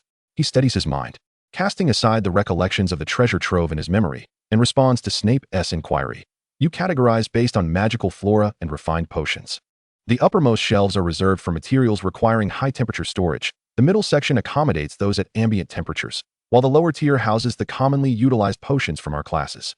This arrangement implies that some materials, necessitating lower temperatures and exhibiting less stability, lack dedicated space." Reflecting on this, Lucas realizes he hadn't spotted such materials on the shelves, suggesting that the professor must possess another small vault elsewhere. Upon concluding his answer, Lucas notices Snape's piercing gaze directed at him, rife with discontent. Momentarily bewildered, he surveys his surroundings, detecting no glaring faults. Though some materials remain unfamiliar to him, his attention drifts back to the items he had recently retrieved. They all seem to pertain to growth-related potion ingredients. The silence in the storeroom amplifies the sound of his own heartbeat, prompting him to stammer, You asked me to fetch some growth-enhancing potion materials, commonly used in growth elixirs and magical nourishment potions. Potion masters often possess their own modified recipes for these types of elixirs." Snape, having sorted the materials, cast a disdainful glance at Lucas's hesitance, maintaining his silence to apply pressure, seemingly eager to see what Lucas might reveal. Lucas takes a breath, grappling with conflicting thoughts, one suggesting that Snape has likely been commissioned by some affluent parent from the academy to brew this potion, akin to how alchemists are frequently tasked by pure-blood families to concoct protective charms for their heirs. While another posits that perhaps this is a potion Snape intends to brew for him. Even Hagrid had noticed his unusually diminutive stature, having persistently assisted Snape with materials. This could be part of his recompense. As Snape continues his questioning, Lucas contemplates the possibility of this being a test. If one expresses gratitude, Snape might dismiss it as mere folly. After all, why would he bestow such costly materials upon a half-blood first year for a modicum of labor? Such thoughts evoke ridicule from Snape, a former Death Eater whose path to that life bears reason. Alternatively, perhaps Snape feels too awkward to admit he intends to brew potions for him. Yet, Lucas Graham, how dare you be so foolish as to trust anyone else? How dare you speculate about possessions that do not belong to you, allowing others to wield the very blade you offered against yourself? Breathe. Maintain your breath. Keep breathing, Lucas. I apologize, Professor. I may be feeling a bit unwell. Lucas bends slightly, hastening to push through the door, forcefully shutting it behind him, thereby isolating Snape and his collection. The torches in the corridor spiral into a vague, winged monster, engulfed in the swirling black smoke conjured by the tempest. In the next moment, this surge of magical energy extinguishes all light in the hallway. Chapter 23. The surge of magic. Lucas lies on the soft iron-framed bed in the infirmary, his gaze fixated on the ceiling above, where a spider weaves its web. A pounding headache reverberates in his skull, while an indistinct murmur fills his ears, compelling him to continue staring at the spider until the door to the infirmary is pushed open once more. Madame Pomfrey strides in, a tray of potions in her hands. She sets the tray down at Lucas's bedside, using magic to assess his condition. From the tray, she pours various potions into several empty measuring cups, their vivid colors ranging from shimmering silver hues to bubbling concoctions reminiscent of infernal brews. "Do you feel any better, Mr. Graham?" Madame Pomfrey elevates Lucas's bed, allowing him to recline halfway. She does not expect a response, yet maintaining communication with her patients is an integral part of care. Lucas diverts his gaze from the spider, watching as she administers the potions to him, each sip a bitter, brackish, sweet, and viscous blend that tantalizes his taste buds. Yet, as he consumes the potions, the whispers in his ears gradually diminish. Severe malnutrition, sleep deprivation, and emotional turmoil culminated in the magical surge. As he recuperates, Lucas slowly regains memories from before the surge.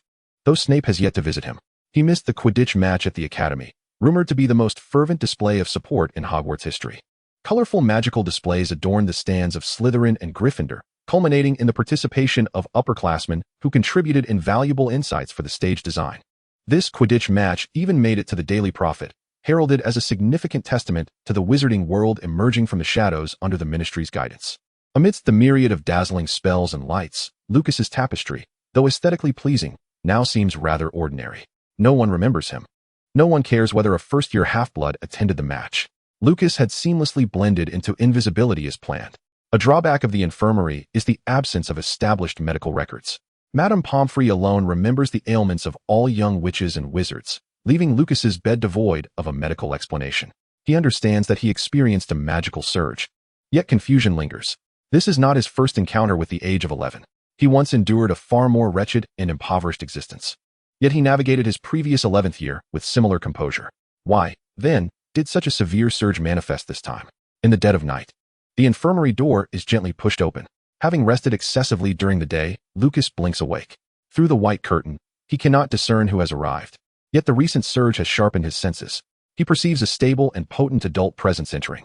It feels akin to a misty forest in the rain, indistinct yet palpably present. He can even sense a hint of the scent of trees. Outside the castle, rain is currently falling.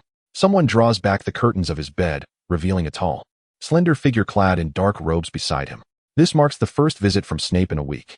Even in the dim light of the infirmary, Lucas recognizes his professor. Snape, noticing Lucas's lack of proper rest, conjures a soundproofing charm that Lucas has never encountered before. He then approaches the bedside, towering over Lucas. Sit.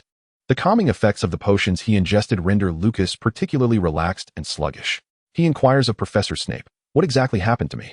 Madame Pomfrey had merely summarized the incident as, "You experienced a magical surge, and it was Professor Snape who brought you here." She added some details, noting that he had arrived curled up, clutching Snape's robes, which had been torn by Lucas's magic. Snape takes a seat beside Lucas's bed, illuminating a candle. He scoffs at Lucas's question. Recalling a week prior, he had been quite satisfied with Lucas's efficiency in handling potions.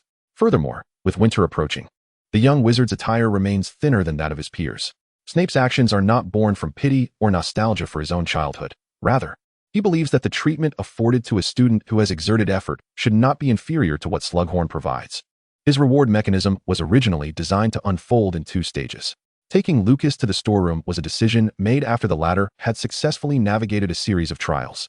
For the subsequent handling of materials for the lower and middle grades, he intended to entrust these responsibilities to Lucas. The plan was merely to familiarize Lucas with the layout, after which he could allow Lucas to directly store the processed materials. This student was astute and discerning, and notably, he was meticulous, showing no inclination to pilfer materials. Initially, Snape had granted Lucas the opportunity to hoard materials, recalling his own youthful indiscretions when he had concealed certain losses to compensate for his labor. However, Lucas had never engaged in such behavior, leading Snape to temporarily open his rudimentary collection to him. The plan was meticulously crafted to help Lucas familiarize himself with the distribution of materials, culminating in an assessment of whether he could shoulder this modest expectation. The only setback was witnessing the small house elf struggling to ascend the shelves, prompting him to decide to concoct a growth potion. It was merely a rare act of kindness aimed at providing nutritional sustenance for the half-blood child of the academy. He had yet to announce his decision. At most, he was somewhat mischievously eager to observe Lucas's reaction in a performative context. Unexpectedly, the house elf's magic erupted uncontrollably. Snape watched helplessly as Lucas dashed out, slamming the wooden door behind him, and a tumult of chaotic magical energy surged just beyond the wall. He immediately attempted to pull the door open, but the thin wooden barrier, overwhelmed by the rampant magic, resisted entirely, compelling him to resort to a high-intensity explosive spell to obliterate the door. This was a manifestation of the young wizard's magical turmoil. Snape had mentally prepared for this eventuality, yet as he stepped into the corridor, an unsettling heaviness filled his heart. A profound darkness enveloped the entire passage, appearing thick and tangible like a dense, black smoke.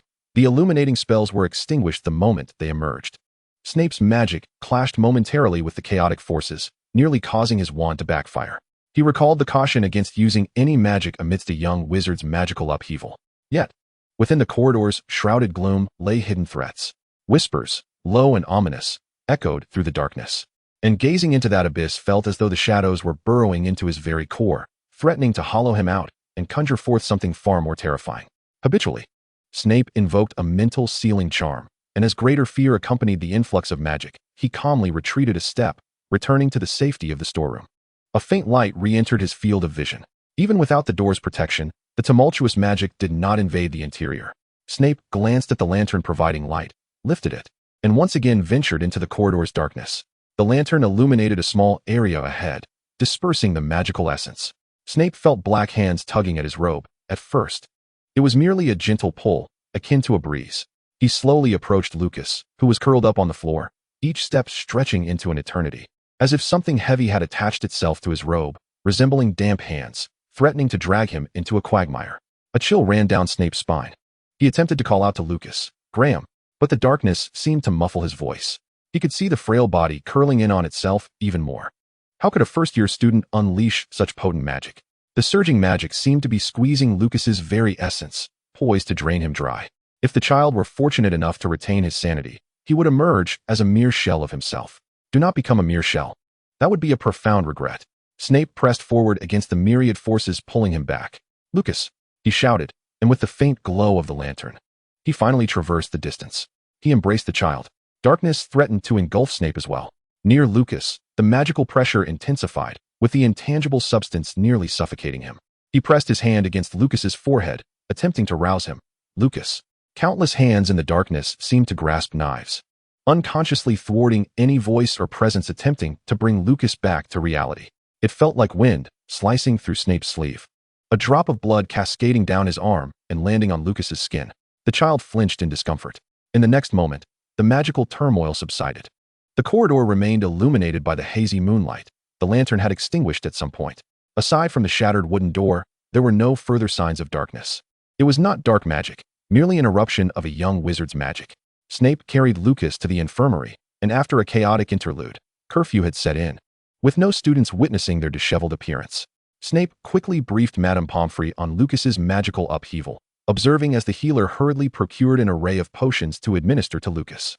"Good heavens, Severus, you are bleeding," he heard Pomfrey exclaim, only then noticing a long, deep gash on his arm. Snape muttered to himself, "He set me up." Chapter 24, Situation Analysis. Snape scrutinized Lucas Graham, who had been recuperating for a week. His complexion appeared considerably improved after consuming copious amounts of nutritional potions and magical stabilizers. Before tending to his own wound, Snape used the Patronus charm to inform Headmaster Dumbledore. Such incidents of magical upheaval among students necessitated a report to the headmaster. Dumbledore arrived promptly upon receiving the news. As magical disturbances around the young wizard could not tolerate any magical interference, Dumbledore refrained from employing detection spells. He listened to Snape's account at Lucas's bedside. "You mean to say you merely asked him to fetch some materials?" The old wizard's time-worn blue eyes bore into Snape. Snape, having only managed to staunch his bleeding, with his magically torn robe still unhealed, retorted somewhat indignantly, "Do you truly believe I would do anything to harm my student?" "I am not accusing you," Dumbledore replied thoughtfully, glancing at the recumbent Lucas, his gaze lingering on the child's clenched fist, which tightly gripped a piece of black fabric. Dumbledore relaxed slightly, noting, "You mentioned calling his name repeatedly," and suddenly his turmoil ceased. "I believe this child trusts you, Severus. Though I am not a healer specializing in magical injuries, I have witnessed numerous tragedies. Young wizards can experience magical upheaval for various reasons, and you handled it exceptionally well." Snape also looked at the sleeping child. Until Lucas awoke again, they could not ascertain the specifics of his condition. "I was merely asking him to fetch some materials." Snape numbly reiterated the facts. He was aware that his teaching style left many students dissatisfied, yet his agreement with Dumbledore did not entail becoming a universally adored instructor. He could never become that kind of person. Even so, the prospect of losing a potentially accomplished and diligent child troubled him deeply. "I believe in you," Dumbledore reassured Snape once more, as if Snape were the one who had experienced the magical upheaval. "From my observations of Lucas, he does not strike me as a child who cannot withstand pressure. He may feel gratitude towards you rather than fear." Dumbledore turned to Madame Pomfrey. "Seeking the perspective of a professional, what is your diagnostic opinion?" "Poppy, this child is malnourished. I cannot fathom how a student at Hogwarts could starve themselves to the point of resembling a refugee. He appears to be no more than 9 years old. Moreover, he is deprived of sleep and overexerting his mind. You have placed upon him an excessive burden." Severus Snape met Madame Pomfrey's admonishing gaze with unwavering resolve. They have all endured similar trials. Many children at this school have faced such experiences in the past. I believe this is precisely the crux of the matter. Lucas is a remarkably gifted young wizard. Albus Dumbledore interjected amidst the quarrel between colleagues. His expression bore a distant quality, as if peering through Lucas. He was transported to a more distant past. Please forgive an old man for occasionally indulging in nostalgia. Lucas is indeed a talented young wizard, and as professors, we must pay closer attention to his development. A typical young wizard may fall ill when unwell, but for one like Lucas, their magical essence may also fluctuate. Snape could not discern whom the old headmaster was reminded of when he spoke of Lucas, nor could he ascertain whether these memories were positive or negative. Yet, thoughts of Lucas's magical outbursts crossed his mind. Young wizards exhibit various manifestations of uncontrolled magic. Objects levitate, explosions occur, and plants may suddenly burgeon into miniature forests that materialize in random locations several kilometers away, the intensity and frequency often reflecting the wizard's character. Lucas's magic is chaotic. Snape recalled pure darkness, which at first seemed benign, yet quickly descended into the abyss. Perhaps this child could become a dark wizard? Snape did not forget his responsibilities. One day, the Dark Lord would return, and wizards like Lucas would grow up. He ought to inform Dumbledore of Lucas's tumultuous magic. However, Snape also gazed at the sleeping, oblivious Lucas. Yet, it remains to be seen what consequences will arise. When Lucas lost control, he instinctively avoided Snape and his potion supplies. That surging magic could have surged through the corridors and into the common room, yet all transpired quietly in the deserted hallway, suggesting the child subconsciously controlled the damage. He did not wish to harm anyone. Severus, do you have something to say? Dumbledore interrupted Snape's internal struggle. The young potions master made a resolution. Are you suggesting that it is due to my physical limits that my magic surged? Lucas, upon hearing Snape's brief explanation, appeared quite perplexed. When one reaches their physical limits, do they not simply fall ill or faint? You possess far less common sense than I anticipated. Lucas, you are a wizard. Snape crossed his arms, seated at Lucas's bedside. According to Madame Pomfrey's advice, he ought to converse gently and kindly with Lucas, yet the young wizard exhibited no signs of fear. It was Snape who bore the wounds, and he had even sacrificed a nearly pristine wizarding robe. Did you just call me Lucas? Lucas's eyes brightened. Snape smirked. Please do not misconstrue. If I do not refer to you as such, your unfortunate potions master fears being torn to shreds by your overwhelming magic. He shot a sardonic glance at Lucas, wary of this audacious house elf attempting to switch to informal names. Lucas seized upon the critical point, glancing at Snape's dark robes. You are injured? Snape felt a flicker of relief that Lucas's intellect had not diminished. He would certainly not admit to his injuries, so after confirming Lucas's resilience, he pressed on. Do not evade the topic, Mr. Lucas Graham. He paused, theatrically assessing whether Lucas would experience another magical outburst. Lucas, exasperated, covered his face, prompting Snape to continue. What exactly caused your magical surge? I don't know. Wasn't it said to be due to my poor health? Lucas feigned ignorance. No, not at all. However, I do have a theory. Allow me to share my perspective. Snape scrutinized Lucas carefully in the past few days. He had gathered enough insight to hypothesize the cause of Lucas's magical upheaval, but he needed confirmation. Lucas listened quietly. The reason I had you gather those materials was that I intended to demonstrate the brewing process for a potion that you would not typically learn about in class for several years, a nutritional potion. Snape observed Lucas. Over the past week, Lucas had missed practical sessions, and Snape realized how rare it was to find a replacement who could quietly, efficiently, and stably handle potions while understanding the young wizard's needs and providing accurate feedback on his occasional potion critiques. However, the downside was that a first-year young wizard could be a bit too cunning, hiding his thoughts exceptionally well, only revealing cracks when unexpectedly struck, otherwise appearing entirely innocent.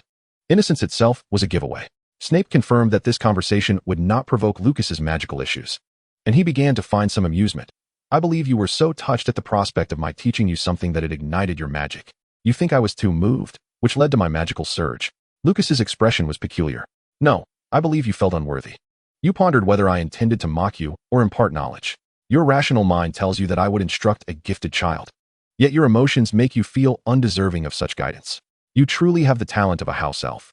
Think of how they might say, my magnificent wizard master has praised me. I must punish myself by putting my head in the oven, for I do not deserve such a reward. Now tell me, Lucas, why do you feel unworthy? Initially, Lucas found Snape's expressionless imitation of a house elf amusing. However, as he listened, he could no longer find humor in it. Those words cut through his feelings with surgical precision.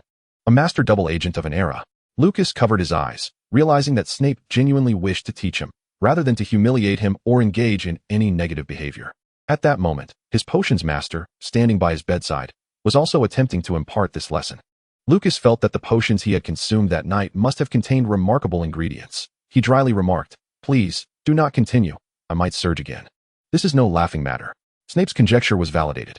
This house elf clad in wizard's robes had truly had enough. Just as Dumbledore had stated, he must be guided correctly. Yet, this was a delicate matter. Snape himself lacked direction. What could he offer Lucas? Lucas sensed a heavy silence enveloping them. He discreetly peered through a gap between his fingers to gauge Snape's reaction. Snape was silent, as if he had resolved upon something significant. He announced, "Once you are discharged, you may continue to assist me with potion materials, and I shall provide a modest stipend." He did not mention any further guidance. Yet Lucas understood that this was Snape's greatest encouragement. He conveyed to Lucas that he was worthy of proper instruction. So it's a stipend. Chapter 25, The Issue of Magic. His return to school garnered as little attention as his absence had. Lucas left the infirmary with a considerable supply of potions. Snape did not demonstrate potion brewing, but Madame Pomfrey prescribed him a 2-week supply of magic-stabilizing potions. Since his arrival in this era, this fragile body finally received a thorough recuperation. Before his discharge, Madame Pomfrey had also helped him treat his curved spine and decayed teeth. In truth, he thought, he would be fine once the teething phase had passed. Now, the professors regarded him as a frail young wizard incapable of self-sufficiency, which was not the image he wished to project. However, he decided it was inconsequential.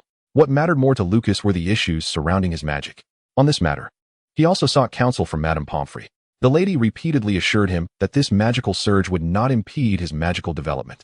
Yet, what Lucas truly wished to inquire was how to sustain the momentum of such growth.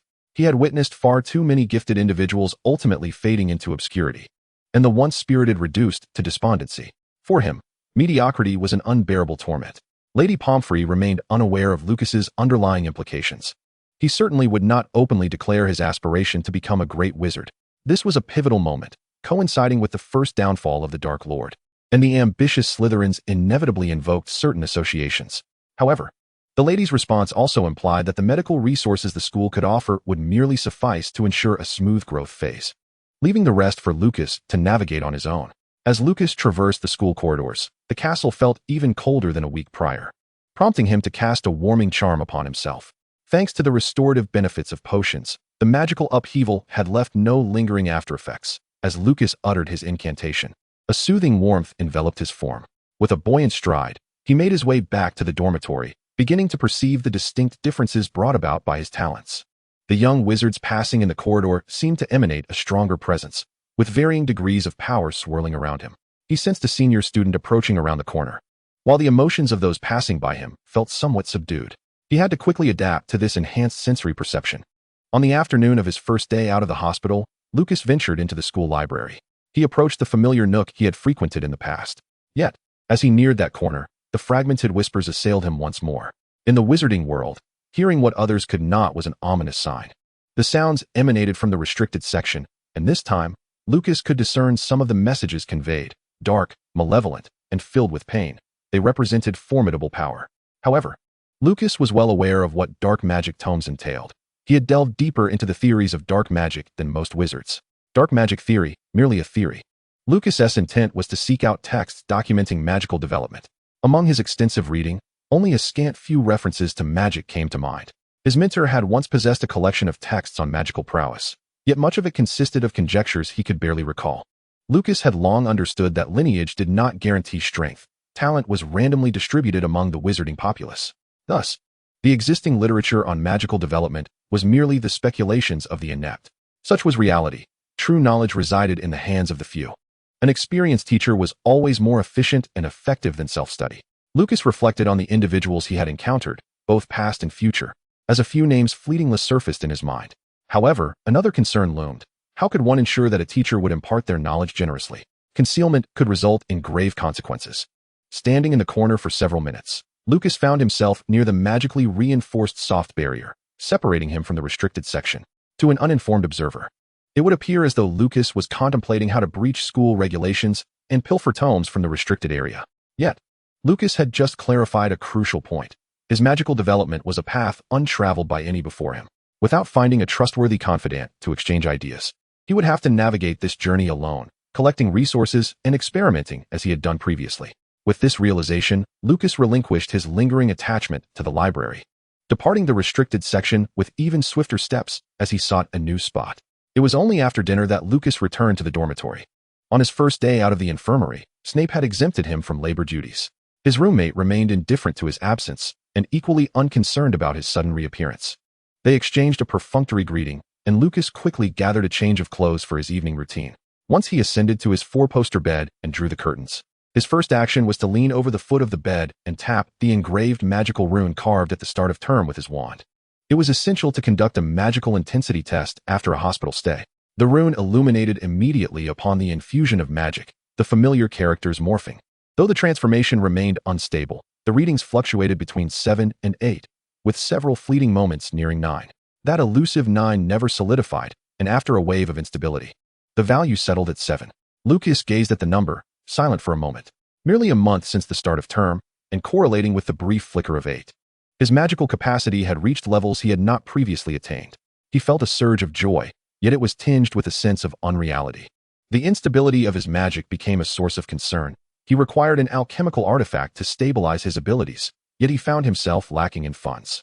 From the foot of his bed, Lucas extracted a glass vial, which had originally contained some venomous snakes fed by crows.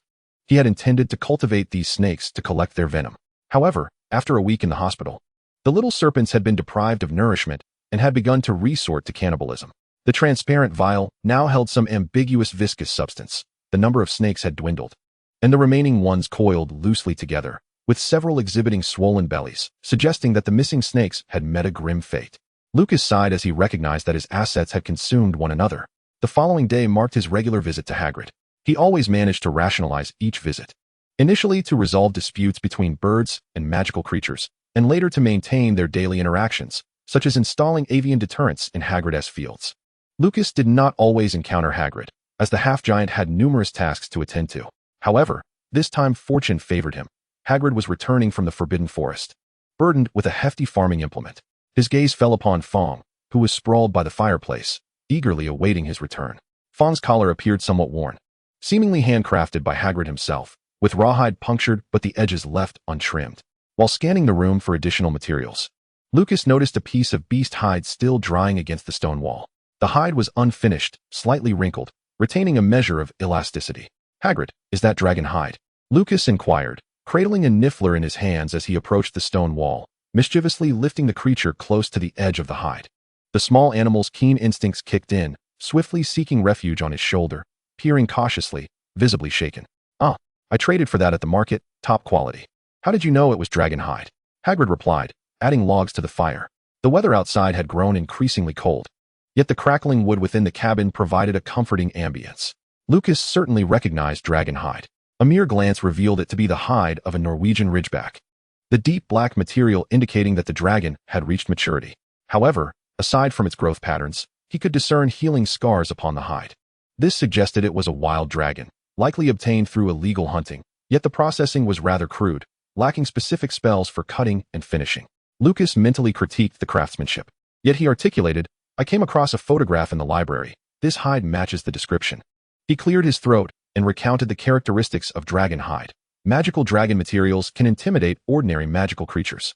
Just look at how the niffler is reacting. And Fong used to enjoy lounging near this wall, closer to the fireplace. Today, however, he's keeping his distance. Other magical creatures seldom possess such attributes. Lucas had also noted that the bundle of unicorn hair Hagrid kept by the window had vanished. To acquire dragon hide of this quality, that bundle of tail hair would have commanded a fair price. This is not the first time Lucas has noticed the ebb and flow of items within the small cabin. Yet, based on his observations, Hagrid possesses a remarkable intuition when it comes to trading. Certain exchanges, evidently concluded in Nocturne Alley, hardly seem disadvantageous. Blast it, you truly ought to be a Ravenclaw. At this juncture, Hagrid became aware of his beloved dog cowering in the nearest corner to the door. He picked up a dragon hide, searching for a spot that wouldn't frighten Yaya, while beckoning her to return to her usual resting place. "Do you fancy dragons too, Lucas? Aren't they simply enchanting?" Hagrid remarked, having failed to locate a suitable storage spot for the dragon hide after circling around, ultimately hanging it at the entrance where Yaya had initially lain. Yaya cast a disheartened glance towards the door. The freedom-loving hound dared not venture outside for the time being. Lucas indeed harbored an affection for dragons. They make excellent materials for alchemy: dragon hide, dragon blood, dragon heartstrings. Lucas had witnessed dragon tamers soaring alongside wild dragons. These creatures exuding an overwhelming presence while alive, both free and formidable. "What do you intend to do with this dragon hide?" Lucas inquired of Hagrid. Hagrid seemed rather clueless about the preparation and storage of the hide, and Lucas hoped he wasn't contemplating crafting an apron from it. "I wish to make a pair of dragon hide gloves," Hagrid eventually declared, having sorted the firewood for the hearth and seated himself on his favorite armchair. Seizing the opportunity, Lucas suggested, "You could also fashion a collar for Yaya. That way, when she accompanies you on your night patrols in the Forbidden Forest, ordinary magical creatures will steer clear of her." However, Yaya was quite afraid of dragons. Donning a collar made of dragon hide would render her immobile. Hagrid, as he spoke, affectionately patted Yaya, who lay beside him. The charm of this seating arrangement was that when he bent down, his dog rested at his feet.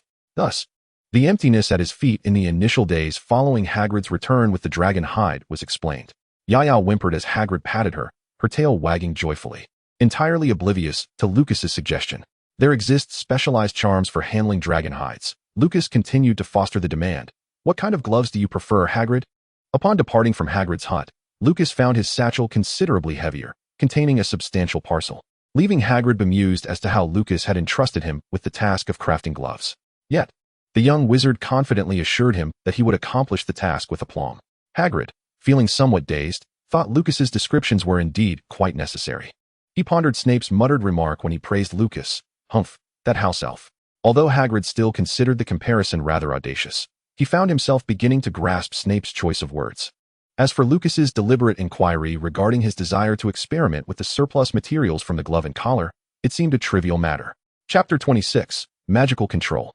Upon leaving Hagrid's wooden abode, Lucas made his way to the designated roost of the crows. This flock of birds, devoid of magical lineage, had discovered a small haven within the Forbidden Forest.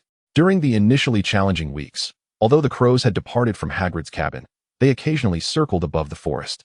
Lucas had no intention of disturbing the natural order, yet each time he passed Hagrid's hut, he received small gifts from the crows, beautiful feathers from unknown creatures, and materials for staunching the bleeding of little snakes. The leader of this crow brigade was an impressively suave bird, always preening its feathers meticulously. Upon spotting Lucas from afar, it would swoop down and alight precisely on Lucas's shoulder. The crow leader's entrance, however, had not always been so graceful. Initially, when it perched on Lucas's shoulder, it misjudged the force of its claws, awkwardly tearing Lucas's robe, the fabric emitting a sharp rip. Lucas's shoulder bore a scratch as well. At that moment, the crow leader quickly took flight from Lucas's shoulder, nervously landing on a nearby branch, attempting to blend back into its flock. Lucas recognized this crow by its size, and their eyes met. The crow awkwardly took to the air again, circling above Lucas's head. Only when Lucas employed a restoration charm on his garment did the crow exhale in relief, landing more gently on his shoulder. The wizard and the birds gradually grew accustomed to each other. Occasionally, Lucas would bring shiny trinkets to offer the crows. Eventually, the crows encountered trouble while competing for territory. The established food chain within the Forbidden Forest proved challenging to navigate, and the crow leader seemed to have drawn inspiration from Lucas's restoration charm. It approached Lucas with injured crows, pecking at Lucas's short hair with its sharp beak, striving to express its thoughts through avian gestures. Lucas had cast the antinemegus charm on the crow twice and gathered a few feathers and blood samples for testing. He concluded that this particular crow possessed a faint trace of magical blood, rendering it slightly more intelligent than ordinary crows. Alas, its lineage was too weak to discern its true nature. Lucas administered basic treatment to the injured crows.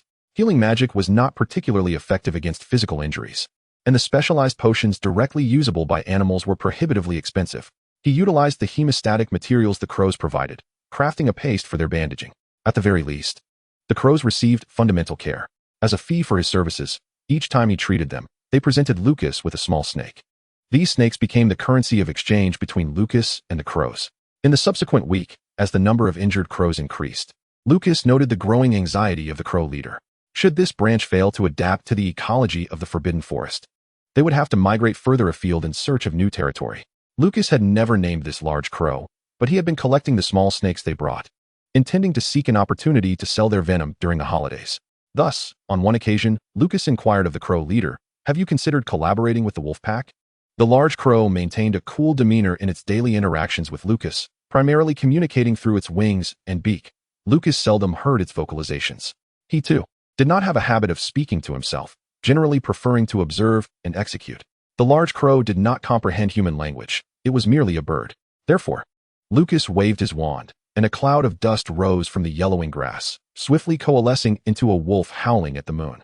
With a slight flick of his wand, A crow emerged from another plume of smoke.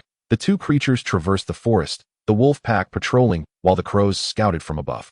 Suddenly, the crows spotted prey and issued a warning from their lofty perch, prompting the lead wolf on the ground to react swiftly and pounce into the black mist. Lucas turned his head to glance at the crows. With another flick of his wand, the dust dissipated, revealing the desolate winter outside the castle. A flock of crows surrounded Lucas, having witnessed this educational film on the animal kingdom. They emitted a cacophony of harsh calls, and that day's encounter concluded amidst their rising squabbles. Before Lucas's magic surged uncontrollably, his suggestion had been adopted, leading to a reduction in the crow's casualties. And Lucas had accumulated half a vial of small snakes. Now, the snakes were turning on one another, leaving scant numbers behind. Lucas was eager to rectify the deficit. The crow's existence inevitably involved injury and bloodshed. Upon sighting Lucas, a crow would alert the others. Soon, the clearing at the edge of the forbidden forest was filled with quiet crows. The crow leader emerged from the woods, familiar as ever, landing on Lucas's shoulder. He glanced at Lucas before discreetly calling out, as an injured crow descended onto a nearby tree stump. Lucas methodically tended to the wounds of the crows until he extracted a rare fine thread from the wing of one of the hurt crows. When he tugged at it, the thread remained unaltered. Lucas confirmed the material's nature in the light and began to speculate on its origin. With a flick of his wand, he conjured a shadowy outline of an animal upon the grass. The crows perched on the stump squawked excitedly at his creation. The gray silhouette on the grass was that of a giant eight-eyed spider. The crows confirmed Lucas's conjecture. Whether before or after the war, there had always been a scant supply of eight-eyed spider materials in the English market, particularly after the war, during Lucas's return to teaching. He had procured a complete adult spider at an underground auction. He had crafted an alchemical tool from that deceased specimen. At the time, based on the analysis of the digestive fluids within the spider's corpse, he had theorized the existence of a population of eight-eyed spiders in England. That hypothesis was now validated.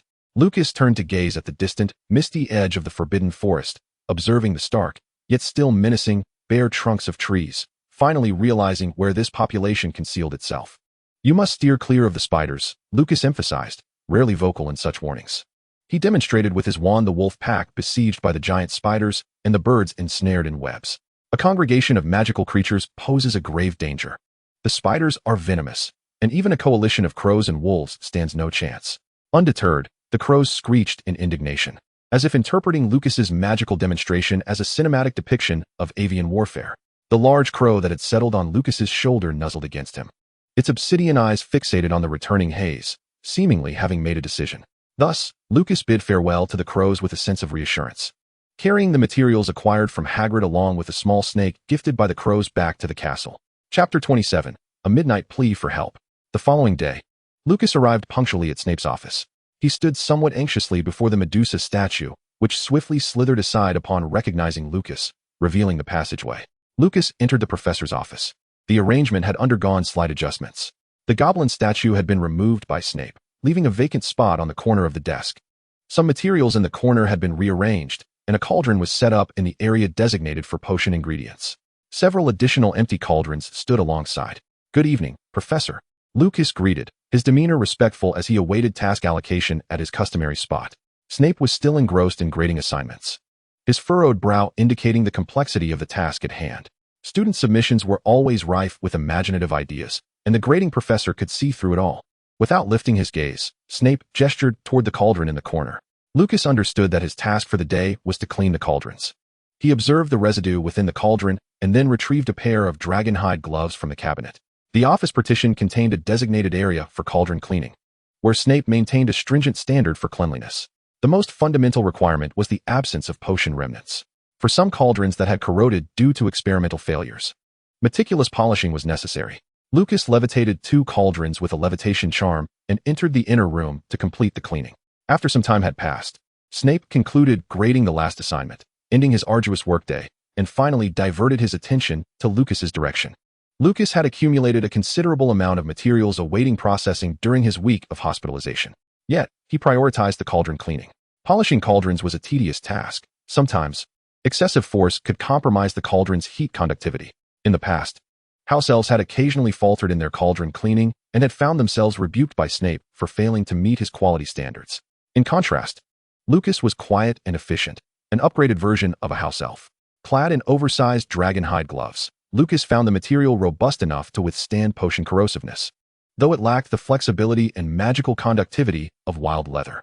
He washed the cauldrons under running water, addressing pitting and discoloration while simultaneously contemplating the alchemical tool he intended to create. He planned to fashion a bracelet for his right wrist, aimed at stabilizing his magical power. The conventional approach involves enhancing the bracelet with runes that suppress magic, such as suppress and prevent.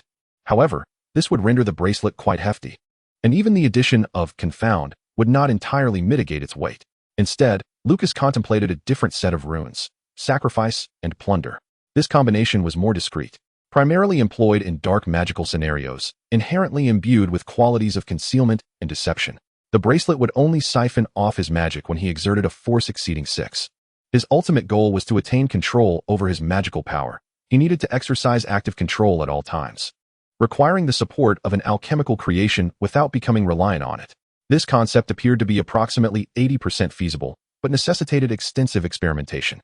It was a genuine scholarly endeavor, far removed from trivial items like cat bells or bird scarer stones. Lucas felt a long-lost joy, a pure delight derived from academic inquiry. His deep contemplation led him to notice Snape standing at the door only when the professor spoke, positioned sideways to the door. Lucas was unaware that Snape could observe his actions and expressions. Leaning against the doorframe with his arms crossed, Snape inquired, somewhat perplexed, "Are you truly this elated while scrubbing cauldrons, Mr. House Elf?" Lucas's smile faltered slightly, and he awkwardly set down the last cauldron he was cleaning. "Professor, just let me dry this cauldron, and I will be finished," he replied, swiftly removing the dragonhide gloves, levitating the cauldron, and employing his free hand to complete the drying. Having just graded first-year potion assignments, Snape watched as Lucas wrapped up his task. The disparity between students was stark. Some first years struggled even with proper material cutting, and their attempts at the levitation charm were utterly dismal. Blowing on a feather yielded better results than their spellcasting. Lucas's levitation charm was commendable. "Professor, I'm done," Lucas announced, placing the cleaned cauldron on the desk. He then rinsed the towel with a cleaning solution at the serpent-shaped faucet and hung it up to dry. "Quickly dry," he murmured, casting a charm on the towel. This was a household magic beyond the textbook. Lucas's experimental habits were exemplary, ensuring that all used items were returned to their rightful places. With potion bottles neatly arranged and labels facing outward, Snape would never divulge to Lucas how genuinely pleased he was. His primary objective was not to impart knowledge, but to ensure that Lucas did not stray from the right path. "What are you standing there for? Waiting for my praise?" Snape inspected the quality of the cauldron cleaning and instructed Lucas on which basic materials needed grinding. Once completed, he was to deliver the materials to the storeroom. Snape's lips curled slightly as he called out in a low voice, "Mr. Lucas, tell me you remember the way to the storeroom." "Yes, Professor." "You won't cause any harm to my materials?" "Yes, Professor," Lucas replied, bowing his head in affirmation. Lucas hurried to store the materials before curfew. Following Snape's instructions, he discovered a hardbound notebook tied with a pencil behind the storeroom door. This was the inventory log for the storeroom. Lucas briefly flipped through the notebook, which had recently been opened, revealing only Snape's handwriting within. He felt a sense of relief knowing that no other students had arrived before him during his hospitalization.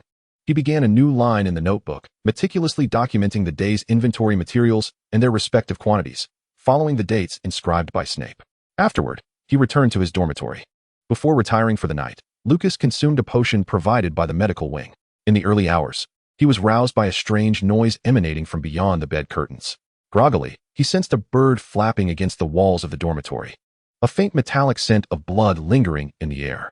He retrieved his wand from beneath his pillow and cast an armor charm upon himself. The rustling of blankets from his roommate's bed reached his ears, and in a semi-conscious murmur, he turned over, his breathing growing heavier, indicating imminent wakefulness. Parting the bed curtains, Lucas discerned the intruder in the dormitory. It was a crow, now collapsed on the floor. Acting swiftly, he cast a spell on his roommate, who had not fully awakened, ensuring the spell's potency would allow him to sleep until morning. However, the Slytherin dormitory, situated in the castle's dungeons, meant that this crow likely entered through the Owlpost passage. Aside from the designated corridors in the Great Hall, each of the 4 houses had its own passageways, safeguarded by enchantments that permitted only avian passage. The crow, indeed, belonged to the avian family. Lucas illuminated the dormitory with a light from his wand. After several futile flaps, the crow fell to the ground, twitching slightly as a pool of blood spread beneath it, intensifying the already pervasive scent of iron in the air. Lucas leaped from his bed, padding over in his thin-soled slippers. The crow regarded him with dull, grayish eyes, coughing weakly and bouncing slightly on the ground before ultimately collapsing at his feet. With its final reserves of strength, The crow emitted one last, defiant cry. In the flickering candlelight, the process of the bird's demise unfolded with excruciating slowness. It did not immediately exhale its last breath. A significant pool of blood continued to seep from beneath its feathers, while a haunting, labored cough echoed through the stillness of the night, reminiscent of a wheezing bellows, instilling a sense of dread within Lucas. Squatting down, he levitated the crow with his wand, instantly recognizing it as the leader of its kind. The once majestic feathers of the crow were now matted with blood, clinging to its flesh, as crimson droplets pooled on the ground beneath it. A grievous tear marred its abdomen, the muscle beneath its black feathers clearly torn. Additionally, numerous smaller wounds adorned its body, and much of its once beautiful plumage had fallen away. Lucas discovered a small clump of white filament entangled among the feathers, immediately identifying it as spider silk. Was the crow seeking healing? Lucas pondered briefly before dismissing the notion. Animals possess a far more acute awareness of their mortality than humans, and he leaned toward interpreting this as a cry for help. He was perhaps overestimating his own abilities. He was not skilled in healing magic. Lucas found a towel and laid it on the ground, gently placing the crow upon it. If possible, he hoped for a semblance of ease in its passing. If you need assistance, I can help you, he thought, considering how the arrival of death can often be prolonged and agonizing. The bird, as a leader, should be mourning its kin. It would not have ventured out alone unless its flock had faced annihilation. Crows are known for their high intelligence, and at times, Lucas felt as though this one could understand his words. The crow's eyes were clouded by the shadow of death, its insides coalescing in a way that suggested they might soon spill forth from its body. Yet amidst the overwhelming pall of death, there flickered a glimmer of survival. With a final, desperate cough, a small, blueberry-sized black object shot from its beak, rolling momentarily across the stone floor before coming to rest at Lucas's feet. Lucas glanced at the object the crow had expelled. Initially, he thought it might be a foreign object mistakenly ingested during its flight. But the blueberry-shaped mass was connected to a nerve. Leaning closer, he discerned that it was an animal's eyeball. An animal's eyeball. From a giant spider, perhaps? Squinting to confirm his suspicion, he summoned a glass vial and carefully contained the eyeball. The crow's leader must have encountered a giant spider in the forbidden forest.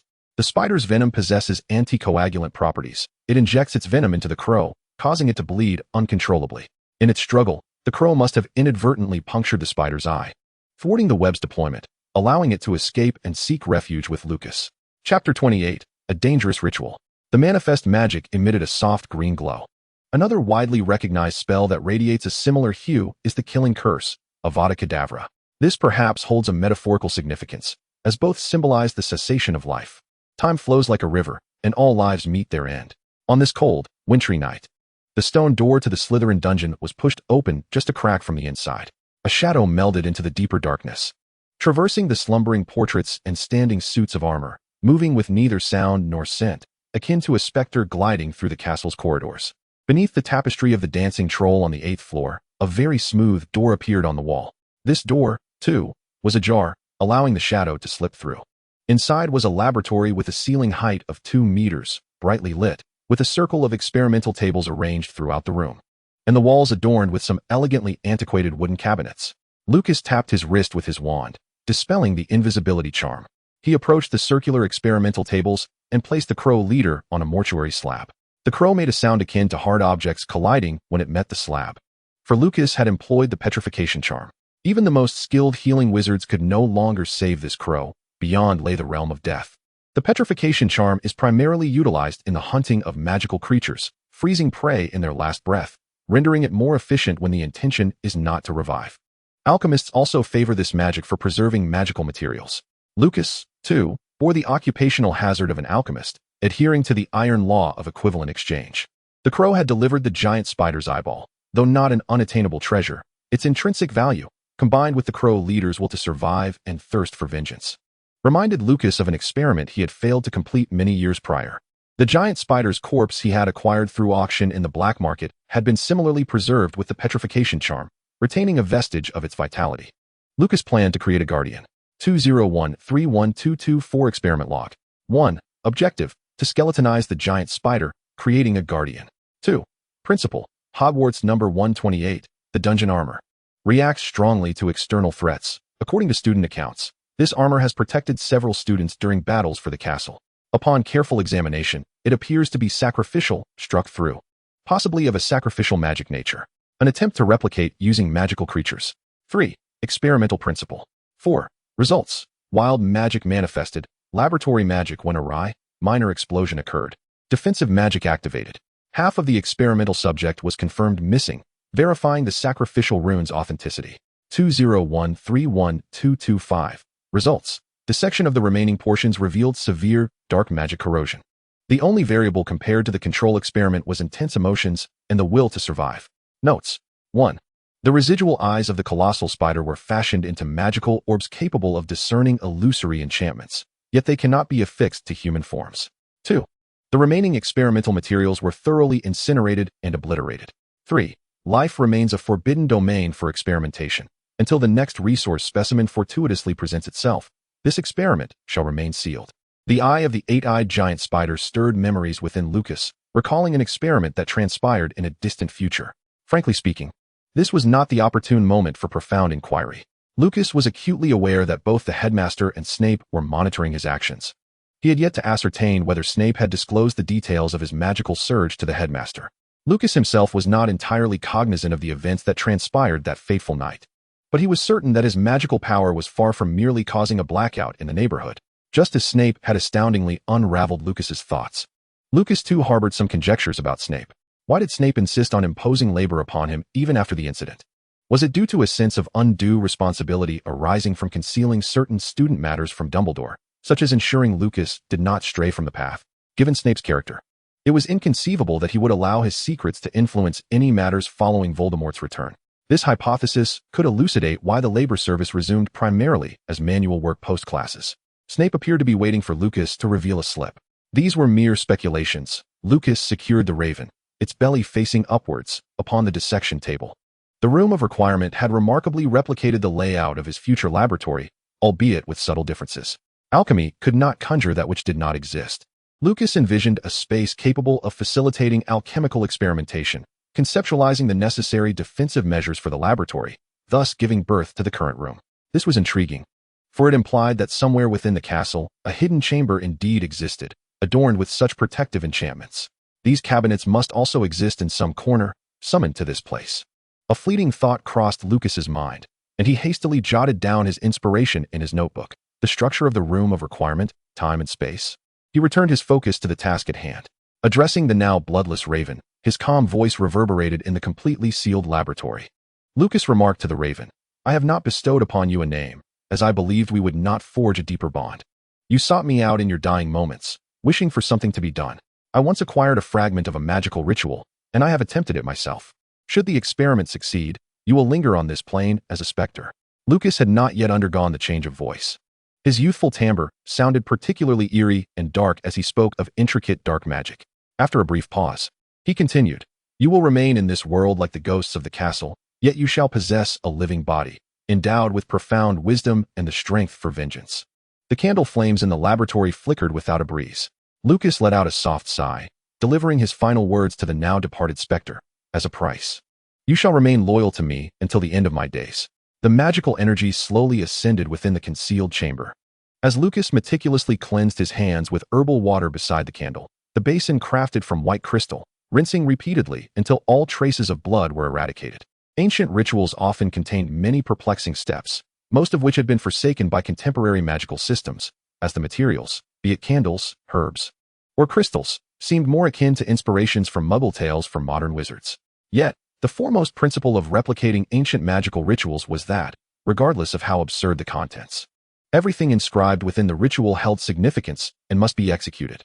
Lucas grasped his wand and, with a spell, incised the palm of his left hand. The wound was shallow, as the blood of the spellcaster merely served a consecratory purpose within the ritual. The wizard's blood dripped along the pale textures of the wand, cascading down towards the mortuary table as the incantation was recited, the blood finding its own path and beginning to form unfamiliar symbols. Lucas's recitation did not waver. He cast various basic materials into a lit stone basin: lily, pepper, moonwort, and mandrake. A straight plume of azure smoke ascended, and within the magical ritual, the burning plants emitted a sweet, warm aroma. Lucas softly uttered a blood-stopping charm. He began to introduce elderflower and more mandrake into the smoke. The formerly straight plume was disrupted, and a sudden gust of chaotic wind swept through the sealed room, the candlelight casting Lucas's shadow upon the wall, which appeared to twist and contort with the flickering illumination. Lucas focused intently on his incantation. His blood coalesced near the raven's corpse. Forming a large totem reminiscent of a crescent moon, the characters began to writhe and distort, as if they too were susceptible to the wind. Once acclimated to the tumultuous air, Lucas introduced materials into the stone basin for the third time, this time comprising the claws of a night steed, the tail hair of a unicorn, and a coil of a serpentine creature. With a sudden burst, the fire within the basin surged, engulfing the corpse upon the stone table. And at that moment, the candles within the laboratory extinguished. The flames remained luminous, and everything around grew hazy as Lucas gripped his wand, preparing for the final segment of his prayer. In a fleeting instant, Lucas heard a sighing near his ear. However, the sound bore no malice, resembling more a proclamation of an outcome. The tempest ceased, and the previous explosive incident did not recur. Lucas stood in the darkness, sensing that something had awakened in the night. Thus, he recited the final line of the ritual, the soul prayer unencrypted, inscribed in Old English, roughly translating to, "Cast a cold glance upon death, night, and step forth." The glow flickered. Lucas illuminated the laboratory with magic. The site of the sacrificial ritual resembled a desolate wasteland post-conflagration, a thick layer of ash blanketing the entire laboratory. And upon the spot where the ashes were most concentrated, the mortuary table, something stirred faintly. Chapter 29, Argos. Experiment Log 198111208. Purpose of experiment. Reviving the raven. This line has been crossed out. Replication of the ancient sacrificial ritual. Creation of the Raven Guardian. 2. Principles of experiment. Hogwarts number 128. The armor of the Cellar Guardian exhibits a strong response to external threats. According to student accounts, this armor has protected several students during the castle's guardian battles. Upon meticulous examination, it is suspected to be sacrificial in nature, crossed out, possibly as sacrificial magic. An attempt to replicate the ritual using magical creatures. 3. Principles of experiment. 4. Results of experiment. While magic has descended, the test subjects will align closely with the ritual's intent, exhibiting no apparent side effects. 1. Magic consumption is significant. With a considerable drain on magical energy, attempts without a source of replenishment are inadvisable. 2. Magical dust appeared on site, and ritual supplies suffered permanent degradation. 3. The test subject was reborn from the ashes, with its exterior healed as before.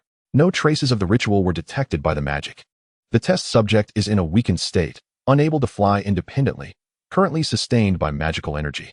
Notes. 1. The on-site sample has been preserved, conditions permitting. It may be compared with phoenix ashes. 2. A name should be bestowed upon it, as it resonates with the name Argos. 3. Areas for exploration regarding Argos, emotional state, dietary needs, capabilities, entirely unknown and awaiting investigation, a deeply scrawled exclamation mark. 4. The experimental site is the room of requirement on the 8th floor of Hogwarts. This environment appears to be layered with time magic, details pending verification. Lucas left the experiment log in this chamber, designating it as Laboratory 001. He once again employed the disillusionment charm, grateful for his current magical energy level of 7, which allowed him to retain enough strength to cast a spell and return to his dormitory after the ritual concluded. The experiment concluded at 5 in the morning, and as Lucas descended from the 8th floor, the dawn light barely illuminating the castle exterior, the refreshing morning breeze invigorated his spirit. The entire castle remained in slumber. Lucas cherished the damp sensation of dew clinging to the walls. The ancient architecture exuded a unique vitality. This era's castle felt far more vibrant than those post-war. Navigating his way back with ease, he seemed to meld seamlessly with the flowing wind. The only sounds echoing in the corridor were the snores and murmurs of the portraits. Upon reaching the bend near the hall, Lucas abruptly halted and quickly pressed himself against the wall, as if foreseeing an impending encounter. A shadowy figure emerged from the opposite side. Severus Snape strode past the corner with remarkable speed. His footsteps were swift, yet utterly silent. Had Lucas not concealed himself in time, they would have collided. He had left the dormitory in haste, and given Snape's meticulous nature, he would undoubtedly notice Lucas's absence. But what could have brought Snape to this place at such an hour? Lucas controlled his breathing, cleverly curled up in his hiding spot. Unless Snape meticulously searched every inch, he would remain undetected. Indeed, Lucas was already astonished by Snape's keen senses. As Snape brushed past him, he hesitated for a moment, even taking a couple of steps back to glance in the direction from which he had come, before employing a detection charm and continuing his ascent.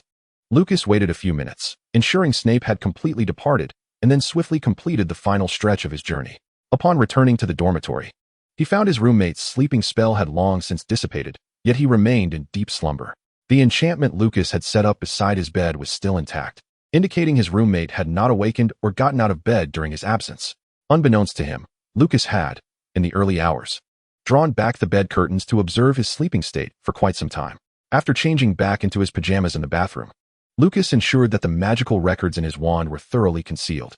Having completed all necessary precautions, he returned to bed with a sense of relief. He shut his eyes, only to reopen them moments later, unable to reclaim sleep. Moreover, in an hour, he was scheduled to assist Madame Sprout with a new round of cordyceps experiments. Following the initial rounds of cultivation, the random nature of the magical properties remained excessively potent, while it could be declared a new species. Its stability in experiments was too inadequate. Lucas had begun to contemplate how to rectify various experimental deficiencies through stable plant cultivation. Since sleep eluded him, he resolved not to squander time. He recalled Snape, who had nearly discovered him earlier. He noted the hem of Snape's cloak was smeared with damp earth. It had not rained outside the castle during the first half of the night. The rain had only commenced in the latter half, indicating Snape had likely spent the entire night in the Forbidden Forest. Lucas recalled the last time Snape visited him in the hospital wing. He also bore the scent of moist woodlands. That day had coincided with heavy rain, also from the Forbidden Forest. Curiosity about what lay within the Forbidden Forest piqued Lucas's interest. Was there a secret garden of Snape's? Perhaps soon-to-mature potion ingredients? Or some magical creature that only appeared during thunderstorms? The latter could be dismissed. Following the war, Snape would not take the risk of venturing into the Forbidden Forest to poach magical creatures.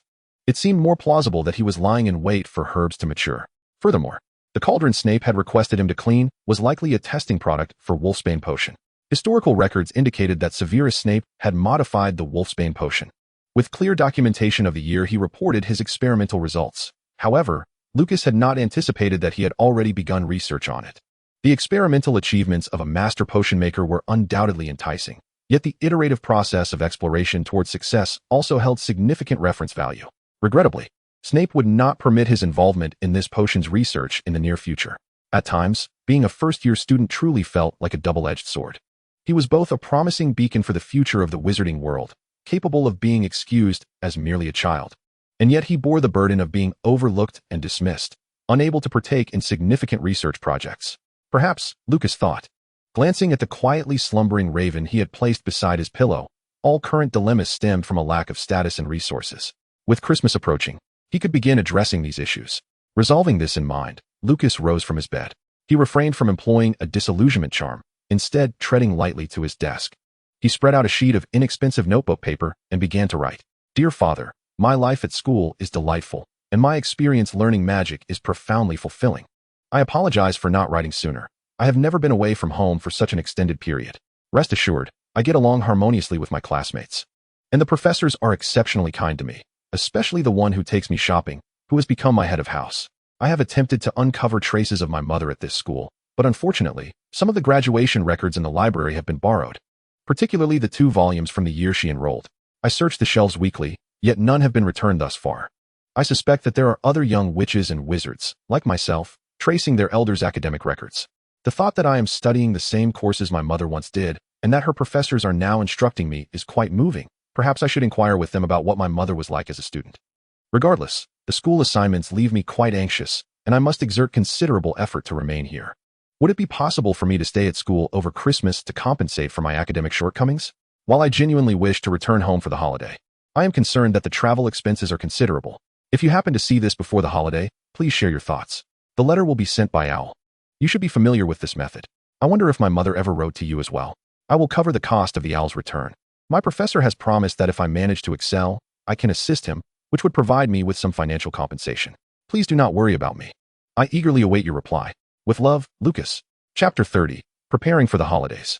In the final week before Christmas, spirits ran high, with both students and teachers eagerly anticipating the forthcoming holiday. As Lucas strolled through the corridors, he could overhear discussions among students about the Christmas break. My aunt and her family are flying in from Northern Europe to visit me. My parents have been busy submitting paperwork to the Ministry of Magic to secure the Flu network. It is said that every year before Christmas, there is a long queue for those applying to open their fireplaces. In the Slytherin common room, several pure-blood young wizards lounged on the sofa, idly chatting. Is there any particularly renowned wizarding family in Northern Europe? Why would your family choose to settle there? The question, lacking forethought, momentarily silenced the small group of young wizards. The Inquirer soon realized that a pureblood family relocating away from their homeland's glory to northern Europe was likely due to the terrifying reign of the Dark Lord. However, one could not entirely dismiss the unintentional nature of the question. Within the school, there were indeed two types of Slytherin families: those who upheld the Dark Lord's legacy and those who evaded or observed from a distance. As Lucas passed by, clutching his book, a third pureblood young wizard swiftly shifted the topic to Christmas sweets. The Dark Lord had been defeated, regardless of whether people believed he might return. They would no longer openly discuss the matter. After all, the Dark Lord's true zealots now resided in Azkaban and the Valley of Death. Within Lucas's backpack lay a thin, delicate letter. Although it was referred to as a letter, it was merely a half-torn piece of promotional paper. He had received a response to the correspondence he sent home last week. His well-educated Muggle father had maintained his elegant handwriting, yet he had hastily penned a brief reply. Noted, "Please extend my regards to your professors during Christmas. Do not worry about home. Merry Christmas." Accompanying the note was a single penny in Muggle currency. Lucas could vividly imagine his father tearing a piece of letter paper from the bottom of a fast food box after the owl's arrival, hurriedly scribbling a response with a fountain pen, and then retrieving a coin from the drawer, rolling it up together as a makeshift weight to hand over to the delivering owl. As per usual, the response was perfunctory, yet Lucas had obtained the permission he required. During his labor service today, he informed Professor Snape of his plans to remain at school over the Christmas holiday. As Snape was occupied with grading assignments, he cast a vague glance at Lucas, indicating he was already aware. Lucas rubbed his sore wrist from handling potion ingredients and took the initiative to inquire. "Will you be staying at the school during Christmas, Professor?"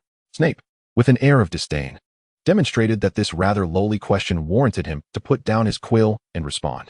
"Do you truly believe your professor has nothing better to do?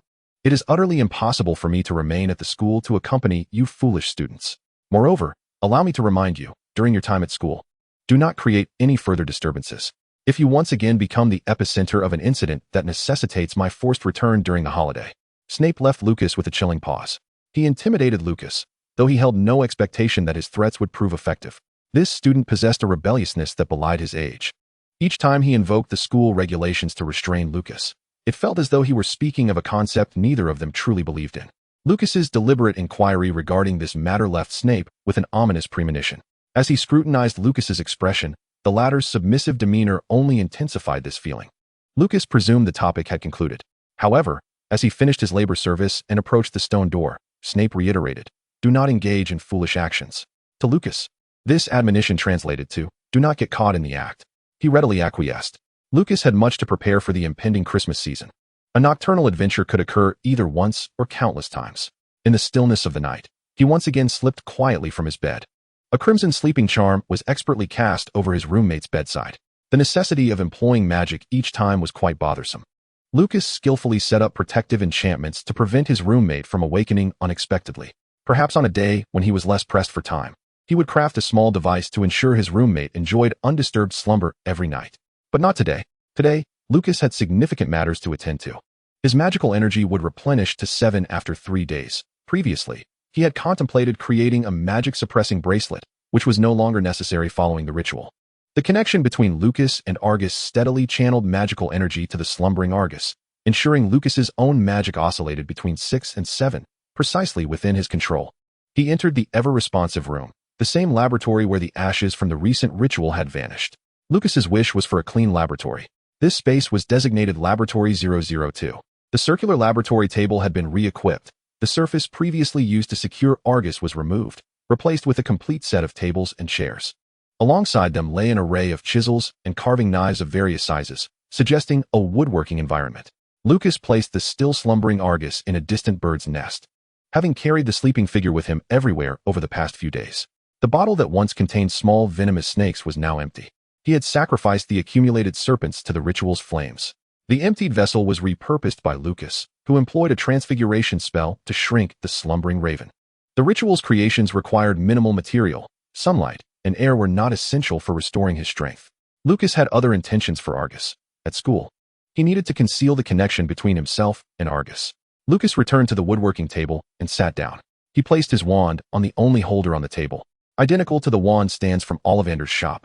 Lucas selected 2 tools from the workbench, donning a custom single-lens eyepiece. The circular lens appeared somewhat comical on the child's face, requiring multiple adjustments to ensure it would not slip off. However, once properly adjusted, the lens allowed Lucas to observe the finest wood grain on the wand. with the flowing magic highlighted distinctly. Lucas patiently sought a critical note. If a craftsman from the Ministry of Magic were to witness the scene before him, they would undoubtedly feel a sense of familiarity. Whenever the threads of a young wizard's wand encountered issues, they would inspect the retrieved wands in this manner. The threads were a contractual product involving intricate magic. Special magical materials were refined into thread-like substances, uniformly affixed to the wizard's wand via spells. This magical material and the wand would establish a stable relationship, allowing the threads to sense the wizard's magical fluctuations within a certain range until they reached adulthood. This perception had several limitations. For instance, Hogwarts, as a magical institution, experienced thousands of magical fluctuations daily within its castle. The threads could not read precise magical energies. Similarly, in magical households, if there were too many magical fluctuations within a fixed area, it would obscure the thread's judgments. Under normal circumstances, even while conducting research on dark magic at school, Lucas had no immediate need to manipulate the threads. However, the location he planned to visit during Christmas was different. It was far more perilous and unlikely to attract underage wizards. Nonetheless, completely severing the threads was not an option, for that would trigger alarms at the Ministry of Magic regarding his name.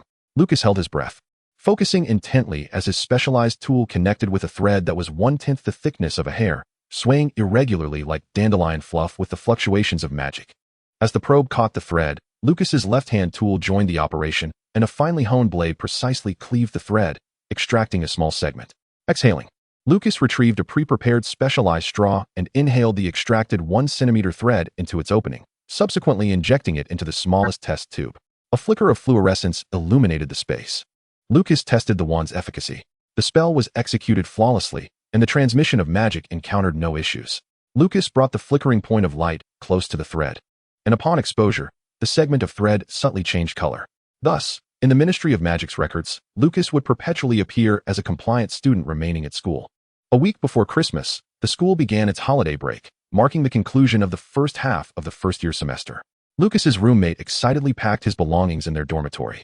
Thanks to the boy's propensity to scatter his possessions, organizing them revealed a plethora of his items. Lucas's own possessions were scarce, consisting mainly of textbooks on his bedside table and a few articles of clothing in his wardrobe, along with a nearly depleted bar of soap and shampoo in the bathroom. The remaining vacant spaces were wholly claimed by his roommate. Observing his roommate tidying his personal effects, the boy occasionally inquired, "Lucas, have you seen the magazine I just bought? Is it the one under your bed? Do you know where my slippers are? It seems I spotted a creature in the bathroom. And what about the one you have tucked away?" Lucas patiently responded to his roommate's inquiry. Over the past semester, he had emulated the demeanor expected of a first-year student through this very roommate. For instance, despite being hailed as a product of elite education as a first-year Slytherin, once removed from the familial environment, some young wizards would occasionally be seen with their collars askew and buttons undone. Details are always paramount. Thus, Lucas would occasionally indulge in a disheveled collar and unfastened buttons to seamlessly blend in with his peers. He observed his blonde roommate perched atop a suitcase, exerting effort to fasten the stubborn clasps of the inadequately packed trunk. With a tone tinged with envy, he inquired lightly, "What are your plans for Christmas?" His roommate had already boisterously proclaimed among their small circle that an uncle would be joining him at home for the holiday. Stripping away the tedious embellishments, such as the uncle being stained with the blood of his foes, or his cold demeanor, or his commendation of his nephew's prowess, the information Lucas gleaned revealed that his roommate had an uncle who was a dark wizard. While not notorious enough to be marked by the Dark Lord, he was well versed in the underbelly of the black market, surviving by trafficking in illicit goods. His sources shrouded in secrecy, and maneuvering among certain pure-blood families under the protection of his surname. Now that the war had concluded, the reckoning was nearly at an end. Families, spearheaded by the Malfoys, had infiltrated the Ministry of Magic, evading judgment under the guise of spells such as the Dementor's Kiss. They had weathered Azkaban and eluded the intermittent inspections from Aurors and Ministry officials. This Christmas presented an opportune moment for hosting gatherings to maintain alliances. Simultaneously, these escaped purebloods were intent on reclaiming the dark artifacts they had hastily sold during the war. Lucas's roommate's uncle served as a guarantor in this intricate web. Two critical points emerged from this revelation. Firstly, there would be clandestine gatherings in Nocturne Alley during the Christmas season. Secondly, this roommate's uncle bore the surname Macmillan, a branch of the Macmillan family. At last, it was accomplished. His roommate successfully fastened the two clasps of the suitcase and, with a boastful complaint, remarked, "Why doesn't the school allow us to bring house elves? What can we learn by packing our own bags?" Lucas refrained from responding. Throughout his two academic experiences, he had heard this sentiment echoed far too often among classmates. merely a means to flaunt their familial connections to house elf servitude. His roommate, accustomed to Lucas's silence, absently rubbed his nose, and, with nothing else to occupy himself, probed at Lucas's sore spot. Are you really staying at school all by yourself? Not returning to your muggle family? He noted Lucas's continued silence. After a prolonged stare, patience waning, he lost interest in conversing with him. On the morning preceding the holiday, students planning to leave gathered in the Great Hall. Upperclassmen and freshmen mingled, creating a raucous atmosphere as they followed the professors to the station to board the Hogwarts Express. Once the train had departed, the long tables of the four houses were left deserted, with only a handful of students opting to remain at school for Christmas. The Slytherin students who chose to stay were evenly distributed across the vacant spaces of their table, leaving considerable gaps between them. Most of those remaining were half-bloods, characterized by their reticence, quietly awaiting the arrival of food. The Hufflepuff students, on the other hand, congregated more closely. Lucas timed his entrance to the Great Hall deliberately, waiting for the boisterous students to depart before finding a seat at the end of the long table. Although he had been burning the midnight oil, he would catch up on sleep during history of magic classes and had begun to watch his diet, striving to consume more meat, eggs, and dairy to ensure his magical energy would not falter due to health issues. The silence of lunchtime was abruptly interrupted by the arrival of the headmaster. Professor Albus Dumbledore had not frequented the school often this term, given his unique position, which kept him occupied with numerous matters both within and outside the institution. Students nearby greeted the headmaster warmly. Dumbledore appeared to have just returned from outside, clad in an ornate purple robe, his white beard tied with a matching bow. Upon entering the Great Hall, he cheerily winked and smiled at the assembled students, and as he traversed the lengthy tables of the four houses, he casually inquired about the professors' well-being. As headmaster, Dumbledore was there to confirm the list of professors on duty. The staff had already informally agreed upon their arrangements. Yet the headmaster still needed to finalize some paperwork. This year, the professors remaining included Madame Pomfrey from the hospital wing and the astronomy professor. This list was fortuitously convenient for Lucas's plans to sneak away. Just imagine if it had been Snape or Professor Sprout remaining. Lucas would have had to be on call to assist regularly. Now, this arrangement was just perfect. Dumbledore swiftly concluded his administrative duties. He surveyed the hall, pondered for a moment, and with a flick of his wand, pointed at the nearest long table. Under the influence of his powerful magic, the four house tables swiftly merged together, evading the seated students in a whirlwind of movement.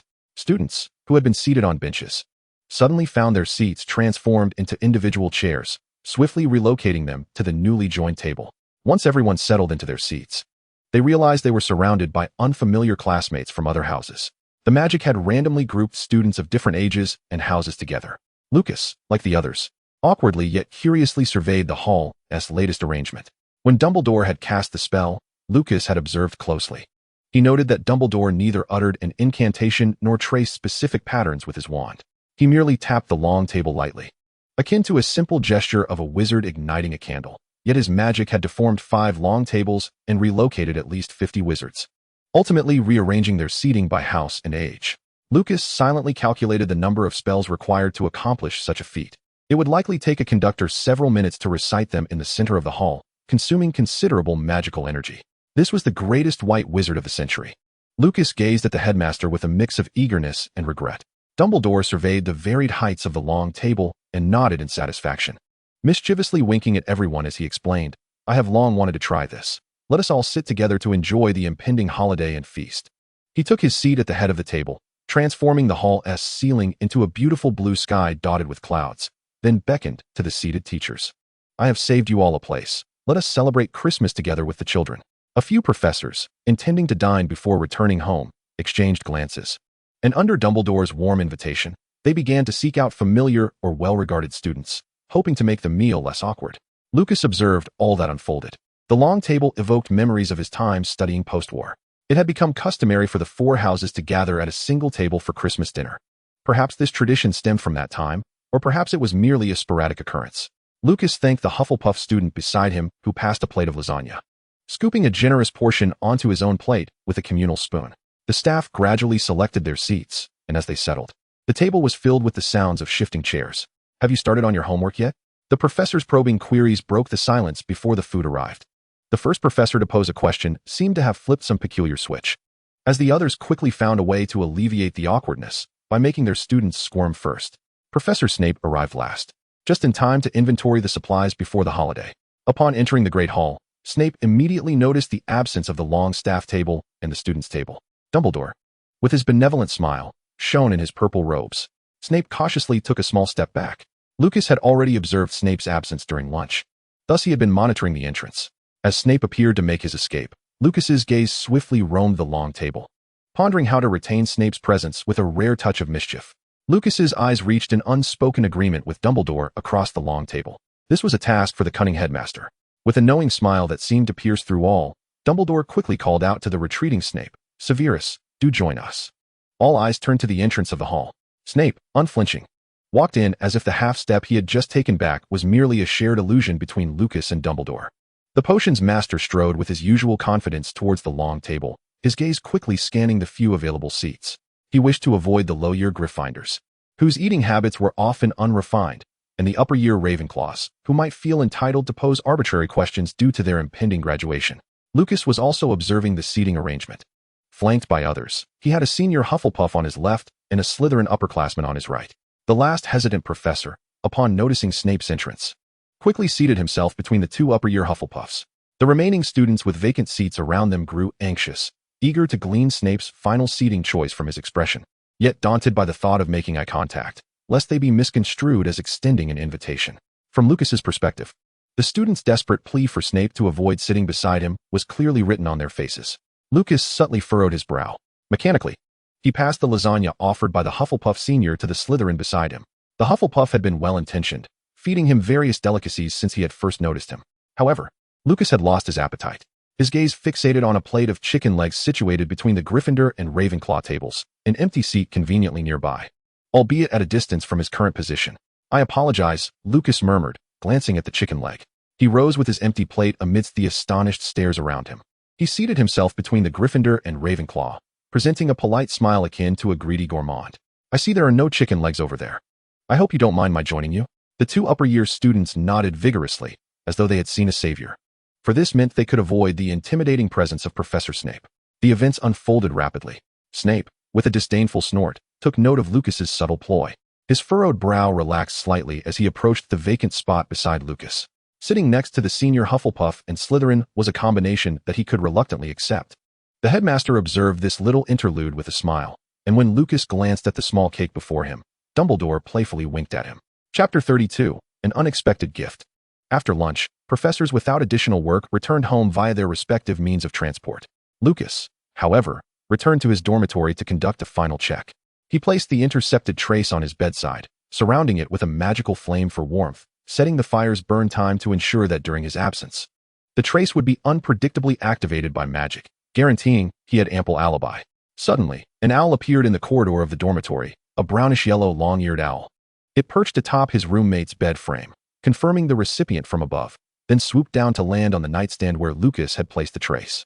Lucas, quick to act, cast a protective charm over the trace, patching this minor defensive flaw. The owl made a sharp turn in the air, landing on the bed frame on Lucas's other side. Hooting in displeasure, "I apologize," Lucas soothed the owl as he rummaged through his usual food packaging bag, retrieving a piece of bacon sandwich. Soothed, the owl extended its talon towards Lucas. A small package was tied to its claw, which detached itself the moment Lucas's gaze met it. The owl had no task of awaiting a reply. It took off immediately as the package fell. Lucas used a levitation charm to restore the package to its regular size, then cast several detection spells upon it. Everything seemed in order. The package bore the bookstore's emblem, along with a note. "Mr. Lucas, make good use of your Christmas gift. I will conduct a surprise check at the beginning of next term." SS. Recognizing Snape's handwriting, Lucas hastily unwrapped the package, revealing a very thick potions almanac. The title page indicated that the book compiled all publicly accessible recipes approved by the Potions Association within the year 1980. Lucas briefly skimmed the table of contents. It spanned 3 pages, yet contained numerous potion modifications of little value, such as those for hair dyeing. Lucas regarded the book with a peculiar expression. Firstly, it was indeed an early Christmas gift. Secondly, the book was not available in the library and was rather obscure, meaning Lucas would have to invest time to thoroughly comprehend it. Lastly, Professor Snape's intention was evidently to ensure he had no excess energy for any perilous research. This suggested that Snape was closely monitoring his every move. Lucas tucked the card into his potions textbook. He shrank the book he had just received and stowed it in his pocket. However, he had long since devised a Christmas plan. "Argus," Lucas called softly. "The raven." having been in a deep slumber for the past week, opened its eyes at Lucas's summons and the extra magical output he had exerted. Argus flew quietly onto Lucas's shoulder, just as it had weeks prior. The invisibility charm cloaked both man and bird as Lucas traversed the shortest secret passage to Hogsmeade. Snow had begun to fall outside the castle, and Lucas, unaware of the weather in Diagon Alley, used a charm to clear the footprints in the snow. A sudden crack echoed. This untraveled expanse remained quiet as snow continued to fall, yet the small wizard who had once stood there had vanished without a trace. Diagon Alley. The alley was bustling with activity before the holidays, and Lucas kept his disillusionment charm intact. Among the throng of wizards, he recognized a few familiar classmates, who were relishing the festive atmosphere of shopping with their families. Lucas slipped into a narrow alley, modifying his facial contours and applying a subtle transfiguration spell along his spine to ensure that his stature, height, and appearance were entirely transformed. Today, he wore an outdated robe he had found in the come-and-go room, and his boots were a pair of discarded old shoes. Once he ensured that everything on him had no connection to Lucas Graham, he turned into a familiar alley, a second-hand shop that Snape had once taken him to. The second-hand store was bustling with customers on the eve of Christmas, contrary to popular belief that Christmas was solely for purchasing gleaming gifts. Many ordinary wizarding families would also scour second-hand shops for decent presents before the holiday. In the festive atmosphere, a slightly awkward little wizard entering the store drew no particular attention. He appeared to be around 3rd grade, clad in the typical wizarding robes commonly worn at school. As he walked, he leaned slightly forward. His brown hair had grown a bit long, clearly in need of a trim. At first glance, people would stereotypically assume him to be a Hufflepuff student. The young wizard passed through the shop's second-hand clothing and supplies section, purposefully making his way to the second-hand books area. During his last visit, Lucas had noticed there were some exquisite items in the shop, and judging by the scattered arrangement of books, the owner had deliberately dispersed them throughout the shelves. Wandering aimlessly between the shelves, Lucas occasionally picked up a few beautifully bound volumes, tenderly stroking their spines, briefly flipping through their contents, checking the price tags, and then regretfully placing them back. "What book are you looking for?" A young shop assistant emerged ghost-like from behind the shelves, his trousers slightly dusted, suggesting he had just been slacking off in a corner. "I'm looking for a book to give to my mother," Lucas replied, his voice tinged with a hint of social anxiety. "Do you have a particular category in mind?" "The books here are organized by genre," the assistant inquired. "Yes, I noticed that. I've been here before. There have been quite a few changes," Lucas continued. The assistant sighed heavily at his words. "You must be a Hogwarts student. I presume you're a Hufflepuff?" "Yes, indeed. You were here before the term started, right? Our boss has been frantically reorganizing this area over the past few months. The books used to be arranged by their condition, and the more appealing ones fetched better prices."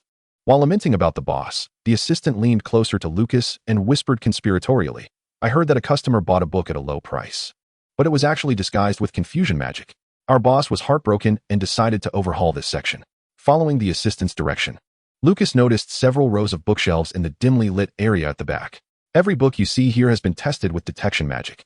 I never imagined I would one day apply detection spells to such an extent that I dreamt about it while sleeping," the assistant chuckled. "Did you find anything?" Lucas asked curiously.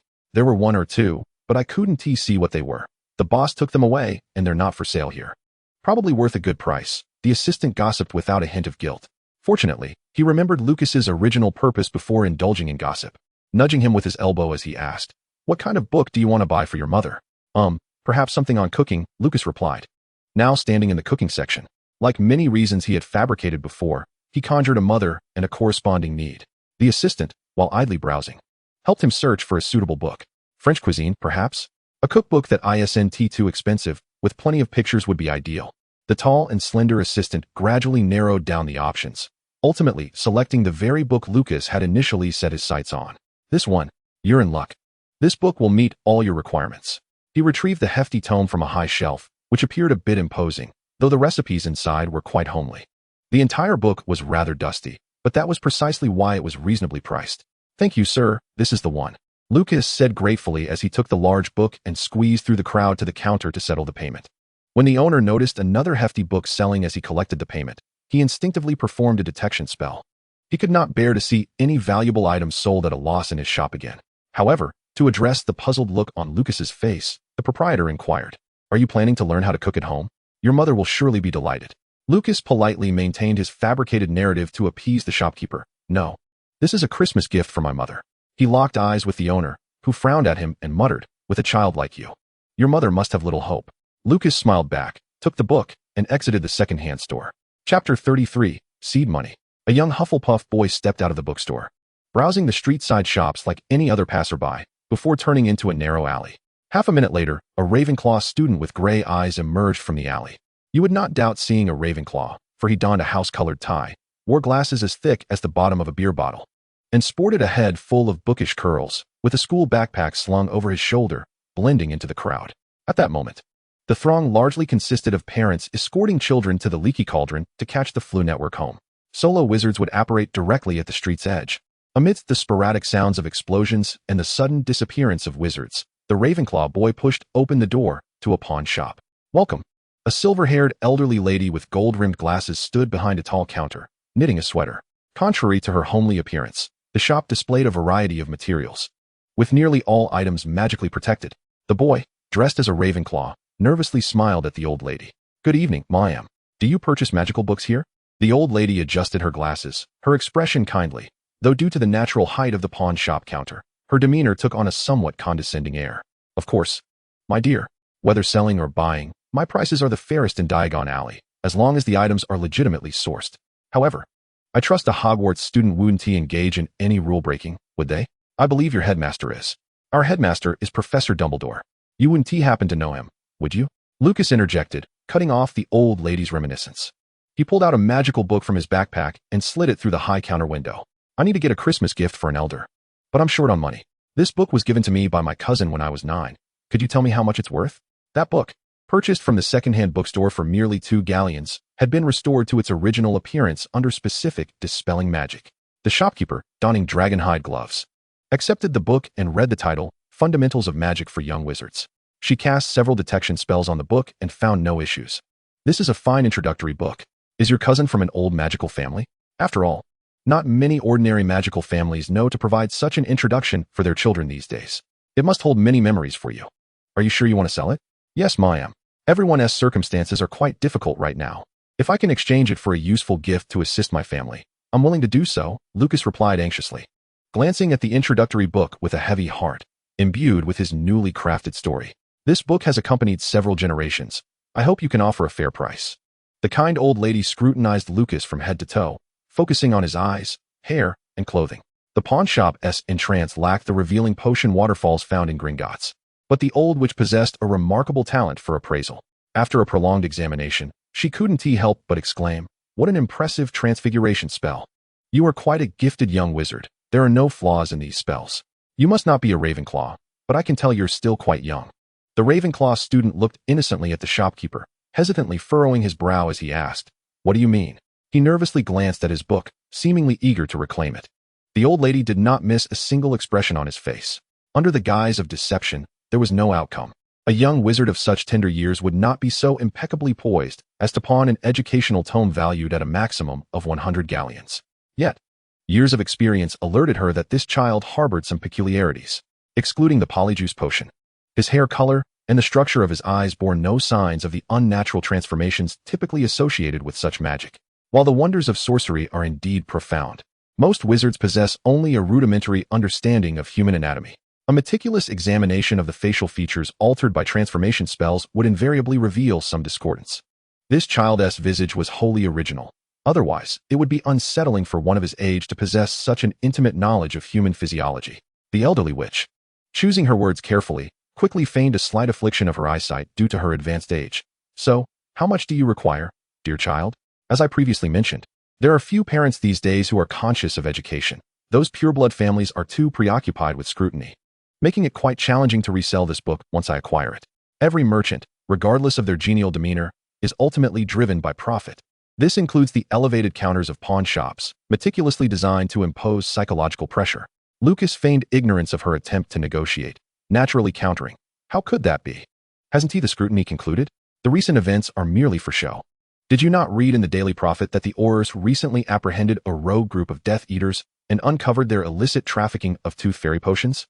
The old woman hesitated momentarily, then removed her spectacles to scrutinize the child before her.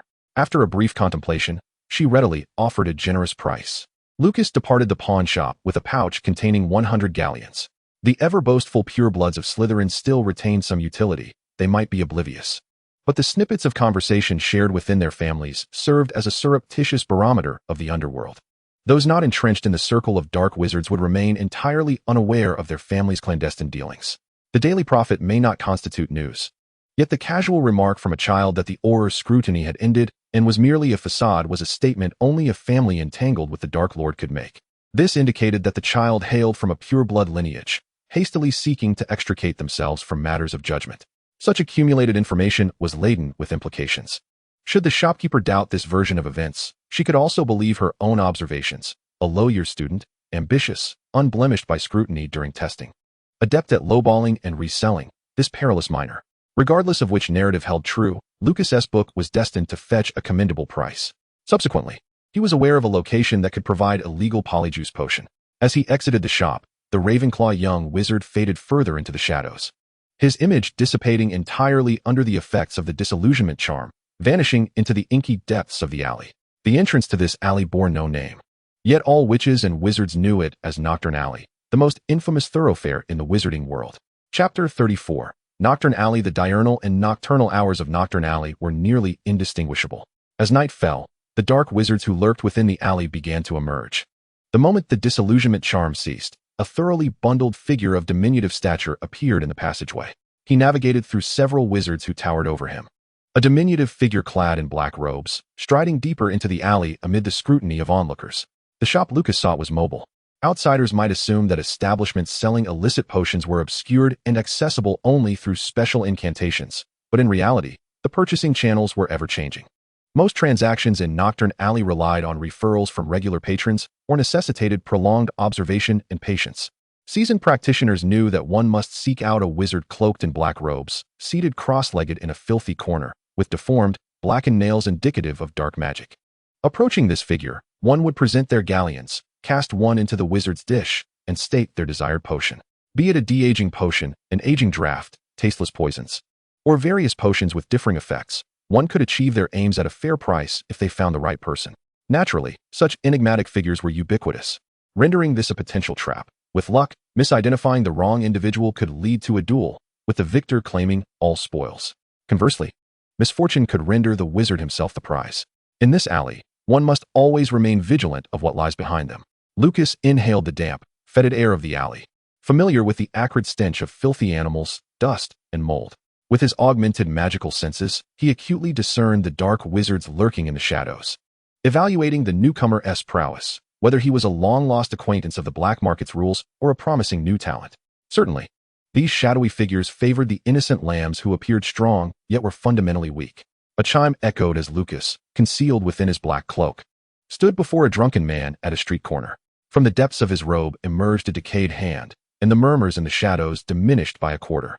They recognized this rotting limb as a common sign of dark magic, often indicating a failed ritual or a backlash from the magic itself. Only a desperate dark wizard would resort to such magic, and failure would manifest itself in a child. There was no need to engage in conflict with such a cornered dark wizard. The sound of coins clinking against the chipped bowl resonated like music in the air. In such a grim corner of the world, those golden coins shone brighter than the sun. The blind beggar wizard opened his swollen eyes, glanced at the coins in the bowl, and rather than hastily snatching them up, inquired of Lucas, "What do you desire?" "Aging potion," Lucas murmured softly. Yet his words reached the ears of the onlookers, sowing seeds of malice. 20 galleons. With a clink, a small black sphere, the size of a blueberry, plopped into the bowl. The beggar wizard's eyes widened fully.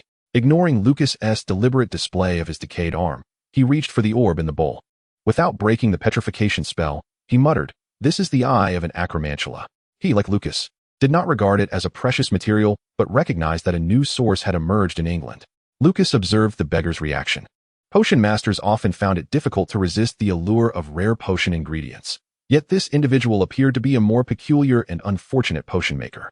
Callously, he tossed the acromantula's eye back into the bowl, his heart as cold as stone, stating, "Seek another shop for material acquisition. You still owe me 19 galleons." Lucas made no argument and paid the remaining amount. He received a vial of transparent potion along with a careless instruction.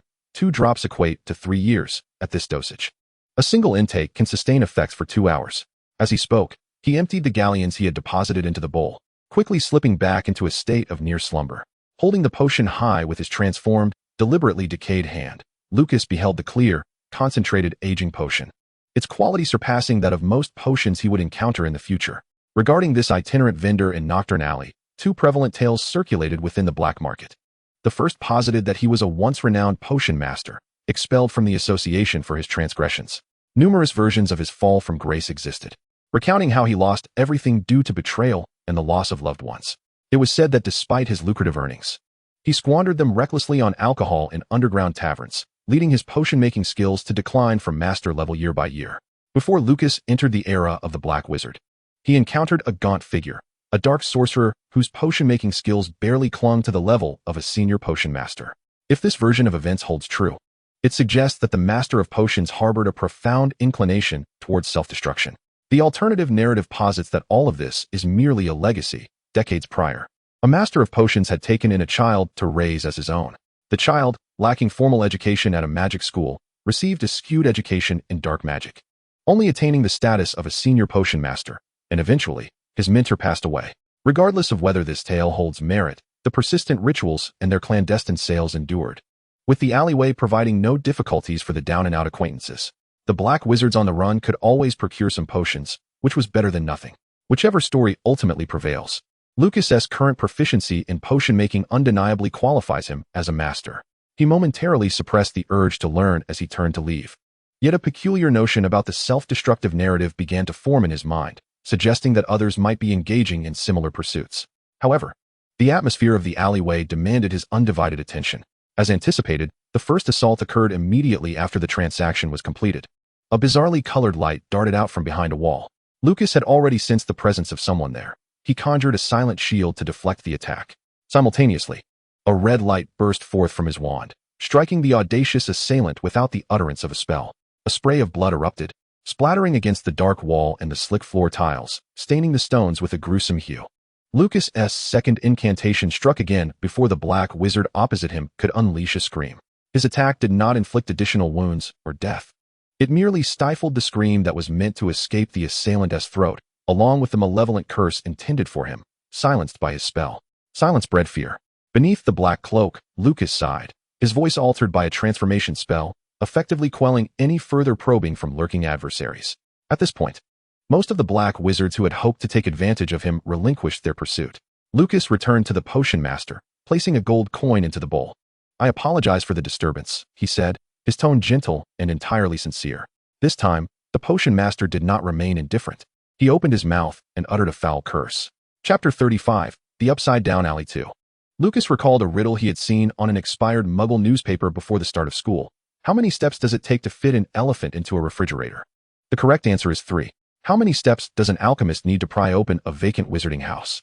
The answer is also 3. First, Lucas counted from one end of the alley, stopping before the 25th brick in the wall. Counting from the bottom, it was the 30th brick. He tapped his wand against it, allowing his magical energy to seep through the defensive cracks. The wall began to tremble, and a trickle of muddy water flowed from the crevices of the slick bricks. Suddenly, a rusty iron door materialized. Behind it lay a small 3-story villa. Its ground floor entrance's glass window shattered, leaving a dark, gaping hole that resembled a face laughing maniacally with its barred windows. Second, he stepped inside the house. The entrance led into a garden with a pathway of stone bricks. He shattered the first brick to retrieve a skeletal hand, evaded the curse that shot from the second brick, and employed a freezing charm on the third stone to halt the splattering poison, finally coming to a standstill on the stone path. Third, he awaited the self-repair of the defensive magic. The path he had taken was soon shrouded in thick mist once more. Latecomers, in pursuit, witnessed the entrance vanish in an instant. Lucas stood in the desolate, decaying entrance garden, hesitating before entering. He shifted his shoulders. The raven, named Argos, opened its pitch-black eyes. Argos retained its former grandeur, neither gaining nor losing anything. Yet the once vibrant creature had entirely transformed into a harbinger of death, its dark eyes no longer reflecting the joy of its kin, but merely a blurred outline of reality. "Fetch me the ruby from the attic," Lucas commanded. The raven took flight in silence, and Lucas pointed his wand towards the exquisitely decorated circular stained glass in the attic. The spell shattered it into a myriad of fragments, stirring a thick cloud of dust. Argos folded its wings and soared through the broken glass, reaching the depths of the attic before the shards hit the ground. The link of magic allowed it to comprehend Lucas's command fully. A piercing scream erupted from the attic, initially resembling a human cry, yet upon closer inspection, it was even sharper than a human's. The scream persisted, resonating loudly, only to abruptly cease at some point. In that instant of silence, Argos returned, clutching a ruby the size of a baby's fist, soaring back through the broken window. It gently landed on Lucas's shoulder, bowing its head to place the ruby in his hand. Having completed its task, Argos folded its wings and remained still on Lucas's shoulder. Now, to introduce the building itself, it was a fixed asset of a black wizarding family that had become extinct. Lucas first entered this house in 2011, 30 years after the demise of its family members, when the magical protections of the building had completely failed. It had materialized in the upside-down alley, the open iron door proclaiming it a no-man's land. The alley had always been known for its simplicity. Within the first minute of its appearance, a fortunate wizard attempted to seize the opportunity. However, this seemingly unremarkable house silently claimed the lives of 7 invading black wizards. The defenses, initially deformed due to neglect, twisted into lethal traps with the deaths of the wizards. Aurors arrived upon hearing the news. These adept students of the Ministry of Magic had come prepared, bringing a full team equipped with ample protective gear and potions to handle the unruly magic within the building. Ultimately, the entire team of 11 found themselves ensnared. Lucas, accompanied by a cursebreaker from Gringotts, joined the second wave of Aurors to enter the building for a rescue mission. They spent 14 days dismantling the modern protective spells, delving down to the central defense established by the family's most glorious lineage. This ruby was that very core. It was said that the head of the family had tortured 30 muggles to forge this rare magical gem. At the time, it had been placed in the attic as the magical nucleus of the entire house, granting the family a century of safety, even after their extinction. Continuing to murder 7 adult black wizards for 30 years, ultimately becoming a legendary alchemical artifact filled with sinister curses. After complete dismantling, the property was destroyed by the Ministry of Magic. The ruby was sealed away in the Department of Mysteries, having absorbed blood and acquiring unique magical properties. Those enchanted by it would hear the whispers of a red-haired witch. Like other objects, it would exploit the weakest points in a person's heart, luring them into indulgence before leading to their ruin. Lucas quietly admired the ruby spinning in his palm. This time, drawing from his experience in time travel, he successfully bypassed the previously laborious curse-breaking process. After all, without a source of magic, the attacking runes hidden within the house's layers could not activate. With a click, Lucas turned the front doorknob, and as the hinges creaked, the unguarded magical house opened to him. Lucas, with clarity of purpose, walked towards one of the empty rooms, pushing open the door to reveal a bathroom. The house, untouched for 30 years, was cloaked in dust. Lucas employed several cleaning spells, methodically tidying a section before the sink. With a rustle, the heavy, light-blocking black cloak fell onto the faded tiles, revealing Lucas's true form in the mirror. After dispelling the residual effects of dark magic that had morphed his hands, he retrieved the vial of aging potion. 1 drop, 2 drops, 3 drops, 6 drops. He measured precisely 9 years of time. Lucas tilted his head back and drank the potion. Within 3 breaths, the effects manifested. The reflection in the mirror elongated rapidly as he cast an enlarging charm on his wizarding robe, his perspective gradually rising from gazing up at the mirror to aligning with its level. For 2 seconds, Lucas locked eyes with his reflection. He clicked his tongue at the mirror.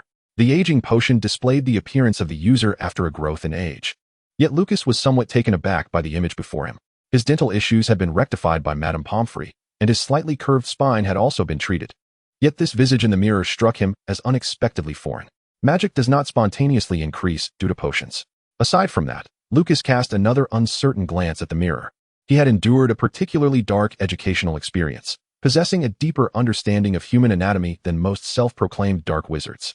The Lucas reflected in the mirror gently pressed his facial muscles, confirming the position of each bone. It felt almost unreal. The figure in the mirror appeared remarkably unfamiliar. In this era, no one would recognize this face, which bore a resemblance to Lucas at his first adulthood. With the remaining features inherited from the Graham family, those commendable traits preserved intact. Lucas gazed at this familiar yet distinct face, realizing it was indeed different. Chapter 36. Nocturne Alley. Following the main path of Nocturne Alley deeper within, a magical orb flickered at the first corner, prompting a left turn. Continuing forward, the orb shone twice, indicating a right turn. This was followed by a lengthy stretch of straight walking. A hooded wizard stepped into a narrow alley barely wide enough for one person. At the moment of entry, the alley seemed to widen and elongate.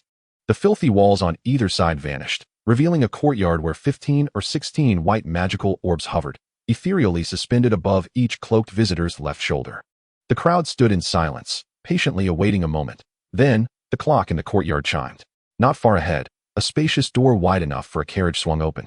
Cloaked figures, some huddled together, others walking alone, maintained a tacit understanding of personal space as they entered the grand doorway. As the last guest crossed the threshold, the illuminating orbs in the courtyard extinguished, and a thick fog enveloped the area. The interior space, composed of numerous expansion charms, revealed itself as the inside of a sphere upon entry, showcasing rows of mirrors. The arriving wizards proceeded to touch the hovering light spheres above their shoulders, the second purpose of which served as short-distance keys. Those gathered at the sphere's entrance were teleported behind the corresponding mirrors, each leading to a private room. Severus, I thought you wouldn't come, called a voice as the teleportation concluded. The hooded wizard did not immediately respond, but instead employed some detection magic within the room. Upon confirming there was no risk, he lowered his hood, revealing none other than Severus Snape. Snape gave a slight nod to his former senior, Lucius. The platinum-haired aristocrat was Lucius Malfoy, his black hooded cloak casually tossed onto a leather sofa. He looked revitalized, showing none of the pallor that had been reported recently. Snape had received an invitation from Lucius before the Christmas holidays. The Malfoy family had just emerged from trial, with the ministry announcing a pardon for him, proving his innocence. The sporadic eyewitness accounts of Death Eater crimes were merely a result of the unfortunate Malfoy patriarch falling victim to the Dark Lord's soul-sucking curse, deeply remorseful for being a tool of his own malevolence. Thus, on this Christmas Eve, the Malfoy household would not host an extravagant soiree. But the ancient families of the wizarding world required some events to circulate goods accumulated or sold during the war. Hence, this auction in Nocturne Alley came into being. It was inconvenient to mention in the letter, but I am pleased you could attend. Snape slightly nodded in acknowledgement, remaining silent. Lucius studied him intently. The last time they had met was at a gathering of the Dark Lord. Since then, much had transpired. The Dark Lord's sudden disappearance, the boy who survived defeating him, and the capture and trial of his Death Eaters, leaving everyone to rely on their own abilities. In the ensuing chaos, the lower-tier Death Eaters fled, swiftly apprehended by Aurors, while the more competent ones resisted stubbornly. Reports of Aurors being injured or killed circulated. With the Dark Lord gone, the mediocre wizards dared to stand against their dark counterparts. This led to noble families like the Malfoys being repeatedly summoned for questioning. Fortunately, the Ministry's previously passed special decree prevented them from demanding pure-blood wizards to undress for inspection without their consent. This decree was issued in the latter stages of the Goblin War. At the time, some radical pure-blood wizards had employed forbidden magic to burn their magic in a bid for victory, leaving indelible marks upon them. After the war, relations between wizards and goblins softened, with goblins requiring wizards to display their arms and other areas upon entering their domain to ensure they were not perpetrators from the war. Pure-blood wizards vehemently resisted, and following an extreme incident, the purebloods of that time pushed for the enactment of this decree. This marked the acknowledgement of their contributions, ensuring goblins could not supersede wizards. The decree was entirely a product of its time. However, at the critical moment of the Dark Lord's downfall, some purebloods unearthed this special clause. The Wisengamot was compelled to intervene and clarify the decree, and the preceding wrangling granted purebloods additional time to maneuver, ultimately declaring the decree valid. Many dark wizards thus preserved their dark mark from detection, escaping trial under the pretense of being threatened or soul-snatched. The Malfoy family was among them. At this juncture, amidst the turmoil, Lucius's former junior, Severus Snape, had not resorted to any of the aforementioned avenues. Instead, he had taken a different path, persuading Dumbledore to vouch for him, and swiftly switching allegiances, accepting a teaching position at Hogwarts, becoming the head of Slytherin House. The public narrative was that Snape had been providing intelligence to the Order of the Phoenix throughout the war. It's all in the past, Lucius said, patting Snape's shoulder as he steered the conversation to the point. As you see, this is an auction. Membership is by invitation only. I asked you to see if you could procure suitable potion ingredients. I wish to prepare a peace potion for Draco. The peace potion has a long-standing history, with one of its ingredients derived from a special magical creature, due to the local ministry's stringent monitoring of wizard poaching. Transactions of this ingredient in the British market have nearly ceased in recent years. Snape cast a non-committal glance at the mirror at the entrance. The mirror served as a window to the outside world. Through it, he could see a suspended platform, still empty as the auction had yet to commence. Given the Malfoy family's status, they certainly had a potions master with whom they regularly collaborated. This was a rather clumsy excuse. Lucius adjusted his wand. The top adorned with a silver snake, head bearing its fangs, reputedly crafted by an alchemical master and quite costly. Noticing Snape's indifference, he continued, "There are also matters I wish to discuss with you that were inconvenient to mention in the letter." Prior to Snape's arrival, he had received scant information. The invitation from Lucius, a prominent figure among Death Eaters and Hogwarts Board of Governors, necessitated his attendance. Snape had been merely informed that his presence was required to verify certain potion ingredients, accompanied by a glowing, levitating key and its unique method of use. The letter even specified a dress code of a hooded robe to obscure one's face, yet it failed to mention that this was an auction. Snape was uncertain whether such a grand venue was a regular occurrence in Knockturn Alley. Previously, Lucius had deemed him unworthy of participation, and now, in this post-war era, the Malfoy family was still exploring its newfound influence. Was this auction credible? Snape inquired. Chapter 37, Knockturn Alley 4. A pertinent question, Severus. The matter concerning the organizers is rather intricate and not easily articulated, but I can offer you a hint, Lucius remarked, a flicker of displeasure crossing his steely blue eyes as he arrogantly lifted his chin. I shall not reveal their names, for they once stood alongside us. Yet they have also invested elsewhere. Enjoy the auction, my friend. Thus, it became apparent that the interests of multiple families were intertwined. Some had bet on both sides during the war, successfully reaping the rewards in its aftermath. I am but an ordinary professor, Snape stated matter-of-factly. Lucius scrutinized Snape's unchanged demeanor, unable to discern whether he was implying allegiance to Dumbledore or suggesting he was ensnared by the Order of the Phoenix. They had spun countless lies during the war, and individuals like Snape, capable of clearing their names, had proved their worth through action. Moreover, as he had pointed out, he was now Professor Snape of Hogwarts, a former Slytherin student now occupying the role of head of house. Where then lay the former head? And where had the Dark Lord vanished to? Reflecting on the Dark Lord, Lucius regained some clarity. However, he was not particularly concerned about Snape's loyalty. That was a matter for Snape to clarify to either Dumbledore or the Dark Lord. Lucius displayed a tolerant smile. Ah, yes, I am aware. You are now the head of Slytherin, residing in the dungeons, which once belonged to Professor Slughorn. Congratulations, Severus. Snape received Lucius's nonchalant signal of forbearance. He smoothly settled onto the couch as Lucius snapped his fingers. A mirror floated toward them, landing not far from the sofa, allowing the wizards in the room to comfortably sit, sip their drinks, and observe the items that would soon be auctioned. They waited for approximately 20 minutes. The clock striking the hour once more. A platform slowly ascended from the base of the sphere, and the auctioneer, clad in a crimson wizard's robe and donning a plain white mask, took his position on the platform. The auctioneer commenced the introduction of the items. Lucius deftly tapped a relief at the corner of the mirror with his wand. The auctioneer vanished, replaced by a catalog of the auction. It accurately detailed the names, values, and origins of the items for sale. Lucius methodically flipped through the pages, bypassing gemstones and tomes, until he halted at a small vial. Inside was a grayish-yellow powder, shimmering with a pearlescent sheen when viewed from a distance. The accompanying text succinctly stated the word Tooth Fairy. This potion had first emerged in Knockturn Alley, unavailable in shops, yet always subject to clandestine transactions. Initially, it was said that this powder could enhance magical potency, circulating among dark wizards. As its trade expanded, certain scholars clandestinely researching dark magic discovered that the powder could increase the success rate of magical rituals and bolster control over dark arts. Ultimately, like all panaceas, the powder also purportedly possessed aphrodisiac properties.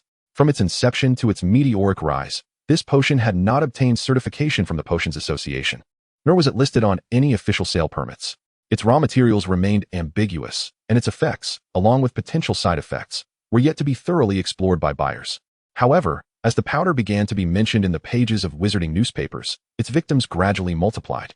Lucius lingered on this page, pushing the mirror towards Snape, his eyes gleaming with anticipation. I trust this ingredient requires no special introduction for you. Snape raised an eyebrow. You wish to decipher this ingredient? His expression clearly conveyed disapproval. Lucius could not yet discern whether Snape was merely playing hard to get or had genuinely been influenced by Dumbledore.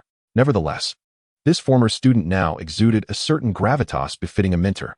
In a light-hearted tone, Lucius asserted, the Malfoy family will not sully itself with such filthy substances.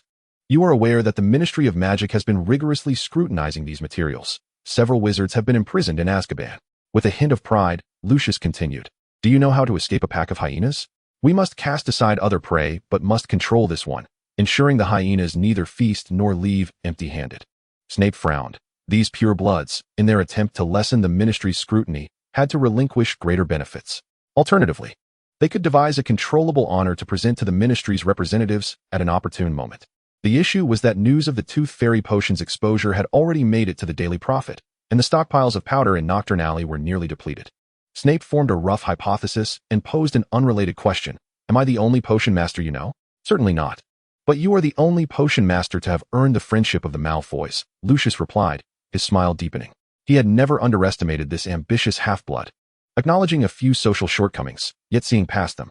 In the wake of the Dark Lord's downfall, he found himself viewing Snape with increased respect, quick-witted, familiar with the rules of pure-blood society, and destined to become Draco's head of house. Snape refrained from commenting on the friendship with the Malfoys, instead asking, "What reward can I expect from this endeavor?" He remained wary of these wizards.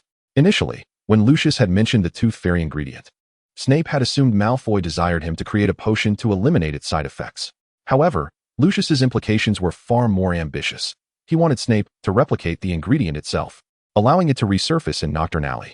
The Aurors would inevitably continue to pursue the source of the ingredient, while the purebloods could control the powder's distribution, manipulating the timing of raids or flooding the market to exert pressure on the Ministry.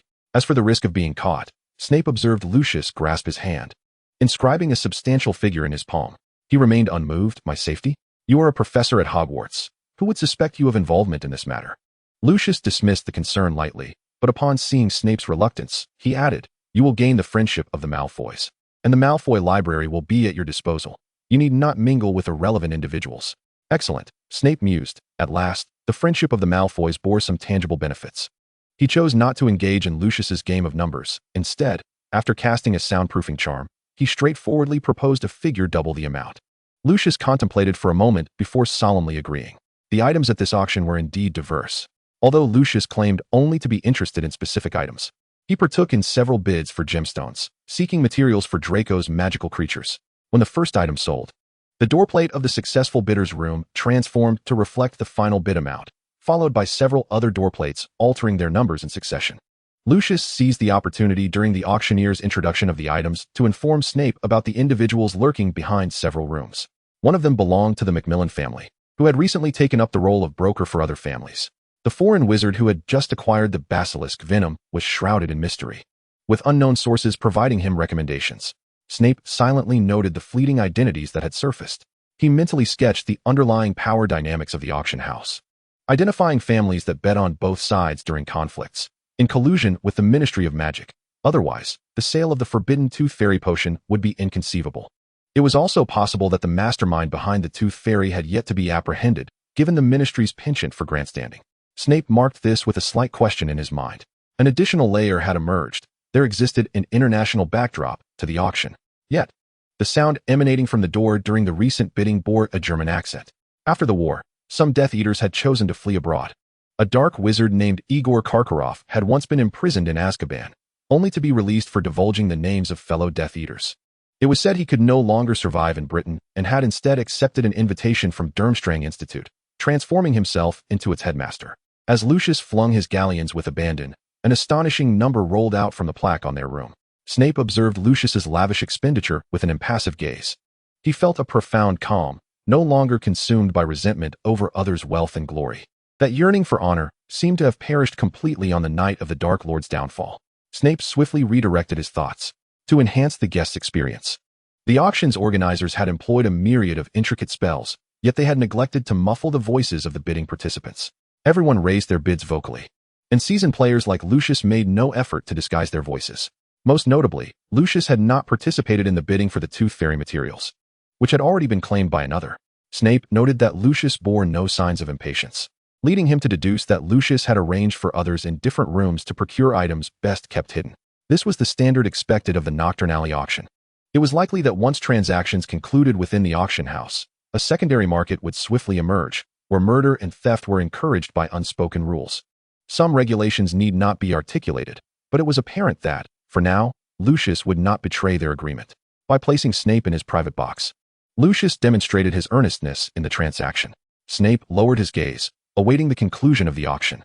As the narrative unfolds, let us infuse Lucius with a touch of alluring villainy. Chapter 38, Nocturne Alley 5. Lucas ascended the dilapidated staircase, its ornate banister riddled with decay. With each step, dust rose from the tattered carpet. Lucas employed a bubblehead charm to shield himself from the tainted air, reminiscing about the locations where 7 dark wizards had met their demise. The first wizard had barely crossed the threshold into the lofty designed parlor when he was pierced by a bolt from a crossbow sculpture adorning the wall. The second wizard entered the dining room, ensnared by an illusion spell, with a blissful smile. He sat down to consume the last remnants of his decaying meal under the watchful gaze of ancestral portraits.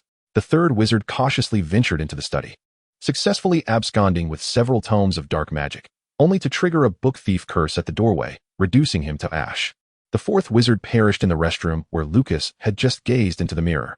Had the protective foundation not been cancelled, the mirror would have continued reflecting one's visage until the individual within moved of their own volition. Dark magic would take effect, siphoning the soul of the mirror gazer. The fifth wizard ascended to the second floor. He was the least forgivable, having succumbed to a boggart. The sixth wizard fell in the guest room, while the seventh met his end in the family activity room. The first wave of aurors had stormed the attic only to find themselves trapped within. They spiraled around the foundation, weary from combating a plethora of bizarre illusion spells until the curse breakers, alongside Lucas, unraveled most of the traps. Intriguingly, during the curse-breaking process years ago, Lucas had been privately retained by a ministry official. The official uncovered the blueprints of the house in the archives and discreetly informed Lucas of the existence of a basement. The three of them divided the spoils of the basement. The curse-breaker took magical artifacts, Lucas claimed the spell books, and the ministry official absconded with galleons. Now, everything within this house belonged solely to Lucas. He ascended directly to the third floor and entered the attic adorned with stained glass. Amidst cobwebs and dust lay a crumbling black velvet cushion, beneath which rested a massive stone. When one speaks of a magical foundation, there often exists a tangible stone. Lucas replaced the ruby upon the cushion, channeling his magic into the stone. A crimson glow pulsed within, and the surroundings gradually became animated, as if 5 or 6 family members had materialized in this room's parallel reality. One moment, a vision of a baby smiling in a cradle; the next, an elderly figure expiring in the master bedroom. Steadily, Lucas infused the ruby with power, and the house began to tremble, ancient magic reawakening, gradually erasing the ingrained habits of the family that once resided there. The once still portraits downstairs began to dissolve, their previously oxidized gray figures slowly losing their shape, leaving behind a pool of aged pigment upon the tattered carpet. The red light flowed towards the foundation, where unique patterns emerged on the stone surface, the magic cascading like droplets into a tranquil pond, creating ripples that altered the stone's design. For a fleeting moment, Lucas's presence permeated every corner of the house, dining alone at the long table, quietly reading in the study, or entering the basement with a candelabrum. By rewriting the pathways on the foundation, the memories of the building could also be rewritten. Lucas was wholly absorbed in erasing the memories of the house's original occupants, invoking a resonance between the house and his magic. As his spell reached its final pivotal moment, the house suddenly quaked, rhythmic ripples disrupted by a stone that fell abruptly, causing 2 waves to contend against each other. Lucas was pulled into an illusion. A wizard clad in a green robe sat solemnly in the armchair of the study, and Lucas found himself seated in another chair, gazing across a crackling fire at the wizard. Lucas intensified his magical input, not deliberately measuring the force, but he was certain the power he was channeling had escalated to 7. The house was ensnared by 2 opposing forces. Lucas recognized the green-robed wizard as the architect of the defensive magic. Though the powerful wizard had perished, their imprint often lingered profoundly in this world. The 2 forces wrestled against each other, the deceased wizard safeguarding his estate, when suddenly Lucas was yanked into an unfamiliar void. He discovered himself seated by the fireplace. A tattered magic book sprawled across his lap. The hearth crackled with burning wood, the flames flickering erratically. In front of him, another chair was occupied by the house's proprietor, toying with a ruby the size of an infant's fist. "Intruder, you must pay the price," intoned the green-robed wizard, his voice a stern warning in the tranquil, ethereal setting. Unfazed, Lucas retorted with a harsh truth: "You are already dead. This is merely a phantasm of the deceased, a recently activated mark that is yet to fully grasp its own demise." Lucas pointed this out, causing the stones that had fallen from above to momentarily falter. With calm composure, he continued to assert, "It is now the year 1981. A century has elapsed since your death." The stones, having paused, abruptly shattered, their residual impact blurring the images of the firelit night. The outline of the green-robed wizard, indistinct and distorted, quivered slightly. He opened his mouth, attempting several times before finally uttering, "I am dead," in a whispered tone. Yet the mark swiftly accepted the reality of death, regaining composure and stating with resolute conviction, "But you shall accompany me in burial." "I find that exceedingly dubious," Lucas replied calmly, delivering a cutting retort. "Your line of succession has been severed. This house is a masterless entity. You are but a shadow of the past, destined to dissipate." The green-robed wizard suddenly rose, his hem empty, abruptly closing the distance to Lucas. Up close, his blurred visage appeared chaotic and fragmented, and the skeletal hand protruding from beneath his cloak was merely an illusion, Fear is the true poison of murder. Lucas, unflustered, grasped the bony hand with his unadorned, ruby-less palm, as though seizing the void itself. The wizard's final words were, "Unless you can prove yourself a more formidable alchemist than I, you shall not escape death." A deep, unique croak echoed from the ethereal distance. Quack. A faint grip on Lucas's shoulder heralded Argos's call, disrupting the illusion as the surrounding tableau shattered abruptly. The last boulder plunged into the abyss, and after the ripples settled, droplets continued to fall normally, striking the final point and utterly rewriting it. Chapter 39. Upside Down Alley. The entire auction lasted 3 hours. The red-robed auctioneer was keenly attuned to the atmosphere within the auction house, announcing the sale price of certain doors at opportune moments to incite competitive bidding among the guests. Moreover, the potion master astutely noted a faintly sweet aroma lingering in the air, an indication that the organizers had infused the indoor atmosphere with a stimulating potion. Each time a high-value item appeared, the potency of the potion in the air increased. Regrettably, this potion's brewing methodology could be acquired by a 6th-year student. A 7th-year graduate from Hogwarts, with an O in potions, could easily concoct it independently. Furthermore, the ingredients did not fall under any regulated list, thus making it nearly impossible to trace the organizers of the auction through potion making. At that moment, the auctioneer declared that the final item had been sold. Lucius rose from the sofa, summoning a house elf with a snap of his fingers. The elf timidly retrieved the black robe Lucius had discarded on the sofa, handling it without a single crease, magically assisting Lucius in donning it. "From now on, remain vigilant, Severus," Lucius instructed, pulling up his hood and casting a charm to obscure his features, ensuring that the hood's descent would not reveal his identity. The Death Eater's former mask had served this purpose well, but alas, it had become the least desirable artifact in the present day. Lucius observed that Snape had taken similar precautions. The charm Snape employed differed from his own, leaving Lucius curious about the variations in their effects. The Platinum Noble quietly noted this detail and explained the subsequent process to Snape. "The items we bid on will be delivered through the mirror. After a minute of inspection, we shall be transported away. The destination will be randomly selected throughout Upside Down Alley. I will visit the school after Christmas." As Lucius elucidated, several well-packaged auction items began to tumble through the mirror, each suspended by magical bubbles to prevent them from scattering upon the ground. This moment marked the time for farewells. Snape gripped his wand, refraining from commenting on Lucius's absolute secrecy. Testing the waters and forming alliances were customary practices among purebloods during his 7 years at the academy. Snape had grown accustomed to such norms. He adjusted his defensive charms and informed Lucius, "I will provide you with a list of the materials needed for my research. Regardless of the outcome, the materials will not be returned." Just as the last word fell from his lips, the scenery around them began to warp and shift. The key above his left shoulder activated. The bright interior room vanished, and the surrounding light dimmed instantly. Snape, forewarned by Lucius's reminder of the random transportation, had already cast a minor spell to mitigate the sudden change in light. Upon landing, he immediately cast an armor charm upon himself. This was a prudent decision. At the very moment Snape touched down, 2 spells, one red, one green, illuminated from the shadows. Snape hastily retreated, finding himself cornered in an alley. The green spell missed its target, while the red spell was neutralized by his armor charm. The concealed wizards emerged from the darkness, and Snape glanced around. Realizing he was trapped with no escape route in sight, he attempted to disapparate, but the magic faltered. Frowning, Snape counted the number of assailants encircling him. There were 7. Having breached the last magical node, Lucas exhaled, suddenly aware of the heavy perspiration soaking his garments, clinging uncomfortably to his skin. The latter part of the disassembly proved more arduous than he had anticipated. Previously, the ruby had been directly confiscated and sealed by an auror, requiring no alteration of the foundational stone, and he had the assistance of a skilled cursebreaker. This time, the endeavor rested solely on his own capabilities. Lucas flexed his wandless hand, the chill of the fireside chat still lingering. This dark wizard indeed proved to be a formidable adversary.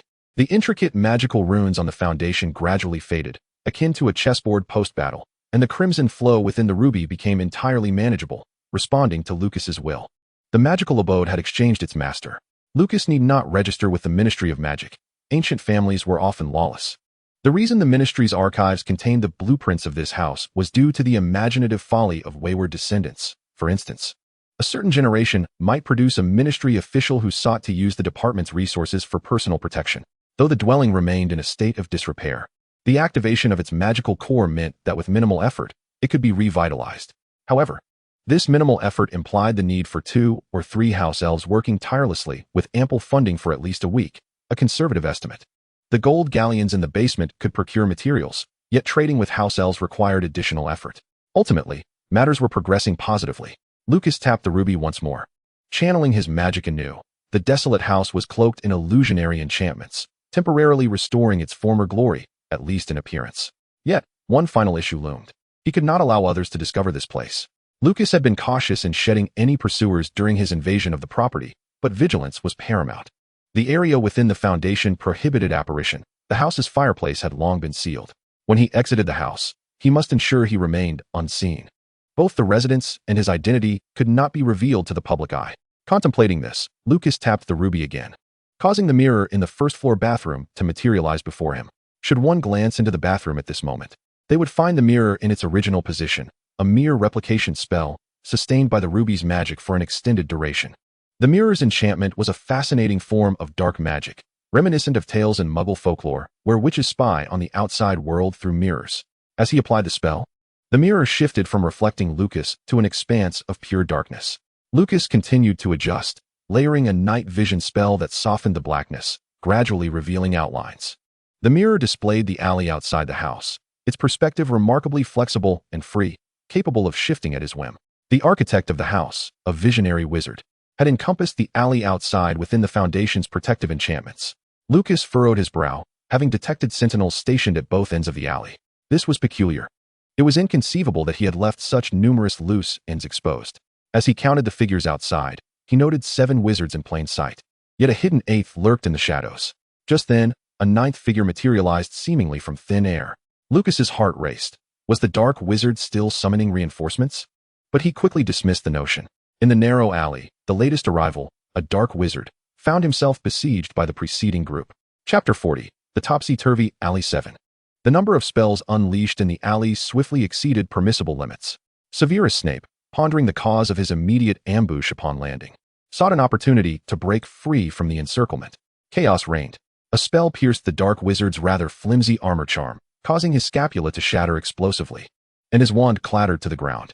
The dark wizard, lacking in combat prowess, crumpled to the ground, desperately attempting to retrieve his wand.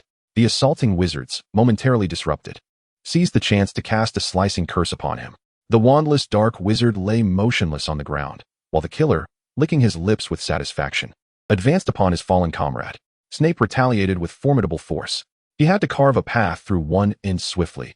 Otherwise, in a war of attrition, he would be at a disadvantage. With a flick of his wand, he unleashed the killing curse, gravely wounding another dark wizard. The fallen dark wizard, similarly struck on the hand that wielded his wand, retreated, clutching his bleeding injury, too frightened to search for his wand amidst the fray. Observing through the mirror, Lucas discerned a crucial detail. The quality of the besieging wizards was uneven. The one under attack might be either a novice or in possession of something extraordinary. Typically, newcomers to the alley would gain respite after proving they were not easy prey. At that moment, Lucas had transfigured a sofa into existence in the attic, eagerly watching the tumult outside the alley. The current ratio of combatants stood at 4-1. Although escape seemed futile, the besieged wizard was on the verge of turning the assault into a one-on-one duel through sheer strength. Lucas adjusted the angle of the mirror, fixating on the concealed figure who had yet to reveal himself. Suddenly, an unfamiliar wizard ambled past the usually deserted alley. He was clad not in wizard robes, but in form-fitting attire, his physique robust and his face unobscured. His head bore a striking resemblance to that of a wolf, with prominent facial features and coarse, thick hair, unmistakably marking him as a werewolf. The good news was that the full moon had not yet arrived, so this beast would not succumb to its lunar frenzy. The bad news was that a werewolf operating in the Topsy-Turvy Alley possessed strength and magical resistance that far surpassed that of an ordinary dark wizard. Moreover, he showed no intent to merely pass by, instead inching closer to the combat zone while sniffing the air. The battle neared its conclusion. Lucas formed a judgment in his mind. There were essentially 2 possibilities. Either the besieged individual would vanquish the remaining 4, depleting his strength and subsequently being torn apart by the werewolf, or he might conjure some illusionary magic to distract his adversaries. However, an enemy still lurked in the shadows. Lucas continued to adjust the mirror's angle, persistently tracking the concealed foe, who was meticulously shifting positions. "I smell a familiar scent," the werewolf suddenly spoke, shattering the tense atmosphere. A wave of anxiety swept over everyone. The werewolf's keen sense of smell was extraordinary, and each of them harbored their share of unsavory secrets. An impatient dark wizard, emboldened by the distance separating him from the werewolf, cast a spell. Before he could utter any threats, the werewolf leaped into the air, soaring above the height of the walls, and in the blink of an eye, appeared before the reckless dark wizard who had dared to attack him. A sharp crack echoed through the night as a heavy object fell to the ground. Another combatant had been eliminated, intensifying the air of death that permeated the alley. Lucas felt fortunate that he had modified the foundation earlier that day. Otherwise, drawn by the sanguine chaos outside, the house might have undergone an early transformation. The ongoing battle outside would only serve to facilitate his own clandestine endeavors. Yet, his heart ached for the besieged wizard, who, upon exiting the topsy-turvy alley, might have been a celebrated wizard in his own right. The act of killing exhilarated the werewolf, momentarily halting the actions of those who had struck. Under the weight of his violent display, everyone grew more patient, willing to heed the name the werewolf would reveal. Snape unleashed another killing curse. The werewolf seized a wizard to intercept the attack. Licking the warm blood splattered across his face, he exclaimed with fervor, "I could scarcely believe my fortune when I caught your scent. Our notoriously abstinent potions master is drenched in the aroma of excitement potions." Taking a deep breath, he flashed a sinister grin, relishing the thrill of tormenting his prey. "Severus Snape, you traitor!" The werewolf launched another assault, discarding the motionless wizard struck by the killing curse. The sudden surge prompted the frontline wizards to instinctively sidestep. Snape would have had a fleeting moment to cast a protective spell, yet the werewolf was nearly capable of shredding through most forms of attack and defense. Compounding the peril, the ninth figure concealed in the shadows also sprang into action at that very moment, unleashing dark mist and hidden magic towards Snape. In the blink of an eye, a door materialized in the wall. As the dark mist dissipated, a scream pierced the air. The werewolf, enraged by his failure to strike Snape, violently tore apart the nearest dark wizard. He sniffed the air frantically, ultimately realizing that the scent he had pursued had vanished. Could it be that the traitor has mastered the art of evading the disillusionment charm? The werewolf spat on the ground, recalling how the Dark Lord had once placed immense trust in this betrayer, pondering whether the Dark Lord had imparted any peculiar spells to him. Cursing under his breath, he hastily searched the corpse for magical items, wands, and gold, swiftly departing before the next wave of adversaries arrived. Snape braced himself for the worst. When confronted by the dark wizards, he merely found the situation troublesome, but facing a pure-blood werewolf in the company of Greyback sent a chill down his spine. He remained ever vigilant of the hidden figure in the shadows. Judging by their cautious movements, this adversary was no novice wizard. The positioning of the auction house key was likely not coincidental. Various speculations flashed through Snape's mind as the dark mist surged towards him. Snape cast 3 protective armor charms in rapid succession, hoping to buy himself a moment of respite. In the instant the dark mist enveloped him, a hook snagged his hood, and as his vision blurred, the surroundings illuminated.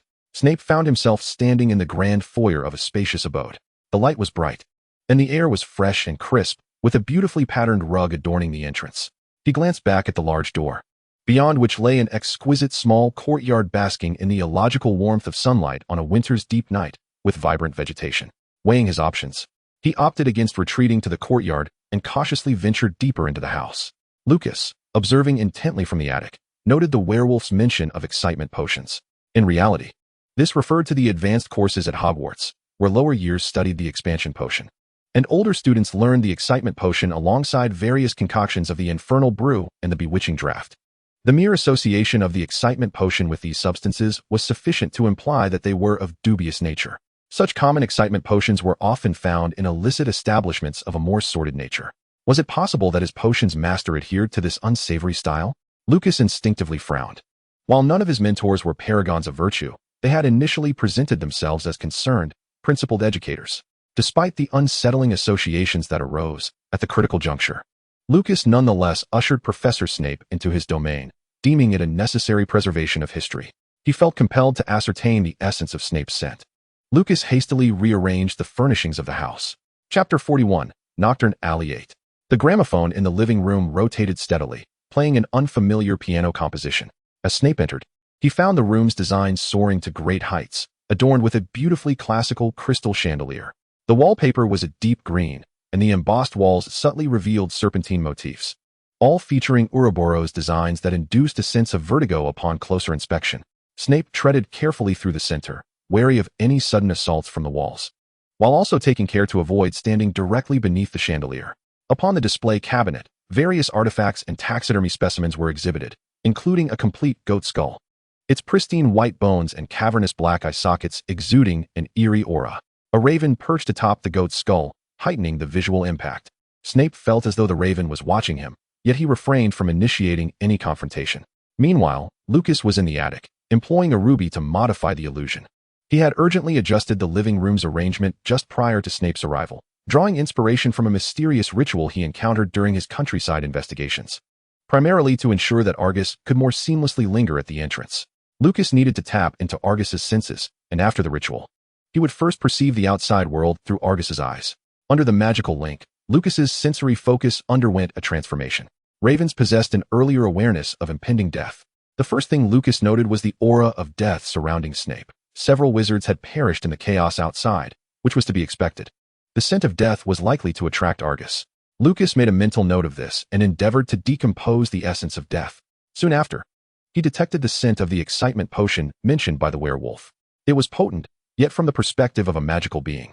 This aroma diverged from the standard sweet fragrance of excitement potions, seeming rather to be an altered version, strikingly familiar. Lucas's self-directed study this semester had only allowed him to discern this much. He pondered subtly, recalling a certain place from distant memory. He had encountered a similar scent in a magical casino in Europe. At that time, he had managed to gather some leverage against his mentor, albeit without absolute certainty. Still playing the role of a mere decorative backdrop, his thoughts had been focused on extracting a recommendation letter from the old rogue. Mistaking a hint of sweetness for the perfume of his mentor's companion, never considering it might relate to excitement potions. Now, reflecting on that past scent, it seemed omnipresent. It could potentially be a volatile potion, possibly mentioned by the instructor during class, though at that time Lucas had only been focused on achieving a perfect score for graduation, not paying much heed to the non-examinable potion knowledge. Calming himself, he observed Snape as he explored the living room. Unlocking spells failed to open the door created by the illusion. Snape retraced his steps, discovering the bathroom door left ajar by Lucas. He glanced back at the raven in the living room. Through the mirror, Lucas surveyed the room, silently admiring Snape's keen perception. Snape quickly grasped the essence of the living room, prompting Lucas to prevent him from exploring further. Being caught wandering nocturnally at this moment would not be a trifling matter.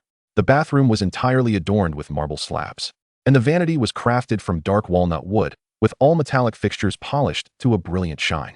The lighting was bright, the faucet at the wash basin dispensing water automatically, while the warm water added humidity to the room, causing a layer of mist to settle on the large mirror before the sink. Snape glanced around, deliberately avoiding direct eye contact with the mirror. Yet his peripheral vision caught sight of writing beginning to appear upon its surface.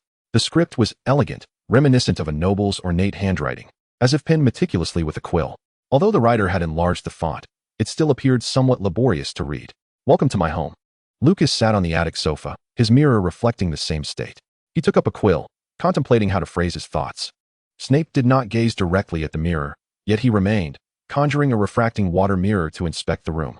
Lucas silently set down the quill and, for clarity's sake, began writing with his finger. Snape's heart sank. He was certain he was being observed.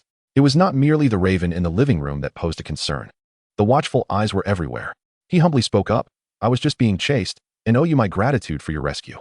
If there is anything I can do for you, please do not hesitate to inform me." Snape soon saw the water mirror reflecting a bold handwritten line. "Why were those people pursuing you?" Lucas had posed the question that weighed most heavily on Snape's mind. Distracted, he glanced at the garden, where Lucas had already dispelled the illusion, revealing a dark wizard frantically evading traps. Lucas sought to ascertain whether this was his own tale or Snape's. Snape tensed slightly.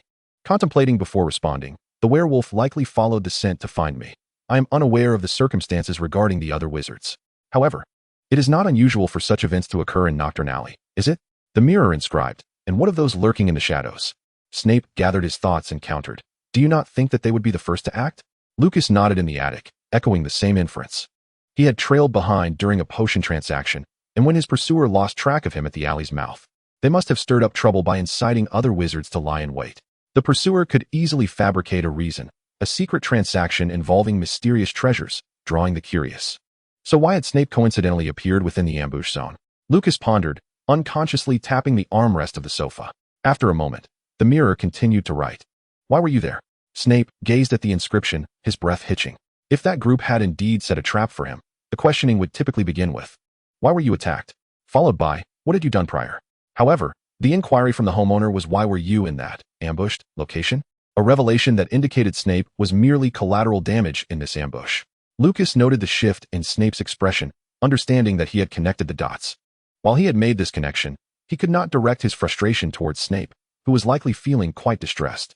Contrary to Lucas's expectations, Snape maintained his humility. Responding with composure, "I attended an event, and afterward, I was transported out via a random portkey." The mirror quickly inscribed, "Random portkeys are perilous." Lucas suspected Snape had ventured to a casino or an auction house, connecting it to recent rumors circulating within the academy that suggested Snape might have participated in a pure-blood gathering. Lucas realized he had written something devoid of meaning, and thus promptly listed 3 speculations: auction, casino, pure-blood gathering. Yet Snape exhibited no particular reaction to any line of text. Baseless conjectures seldom yielded truth.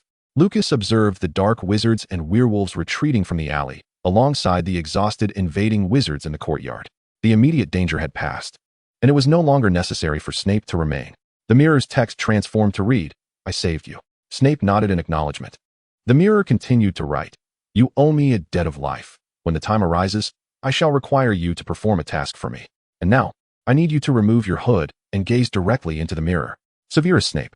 The moment of choice has arrived. Should Snape ally himself with the enigmatic proprietor, risking everything, or trust a mirror that evidently harbors secrets? Snape did not act immediately. He cautiously faced the water mirror, his grip on his wand poised for any unforeseen circumstances. The atmosphere in the room grew heavy. The music from the record player had ceased, its cessation unnoticed. Chapter 42, Room 11. Lucas sighed in the attic. He had foreseen a series of troubles even before bringing Snape into the house. His bluster had little effect on his professor. It was already quite surprising to witness Snape graciously acknowledging a life-saving debt. Lucas briefly contemplated emerging in his aged form, masquerading as a reclusive scion of a pure-blood family. Yet, such a ruse might deceive the savior, but to Snape, escaping the attic would necessitate a far more impeccable identity. How then should one facilitate Snape's departure? 3, 2, 1. Lucas began his countdown as the music fell silent, and upon its conclusion, the potion's master in the mirror leaned heavily against the wall, dazed.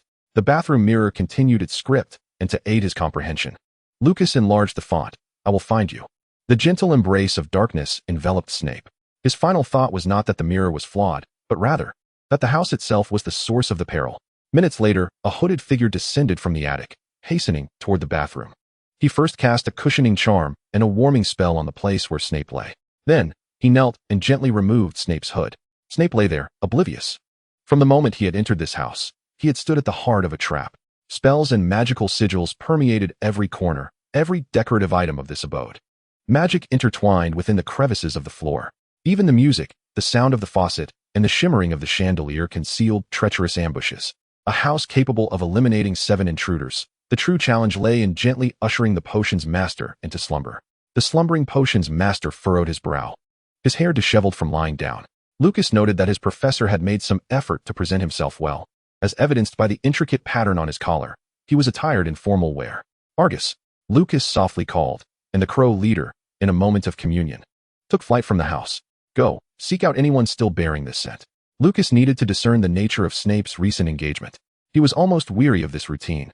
It was merely another background check on his mentor. Lucas crouched down, needing to confirm the items Snape carried. 17 inches of purple wood with a serpent core, smooth and straight, its grip adorned with intricate designs. Lucas removed a glove, his curiosity about Snape's wand piqued.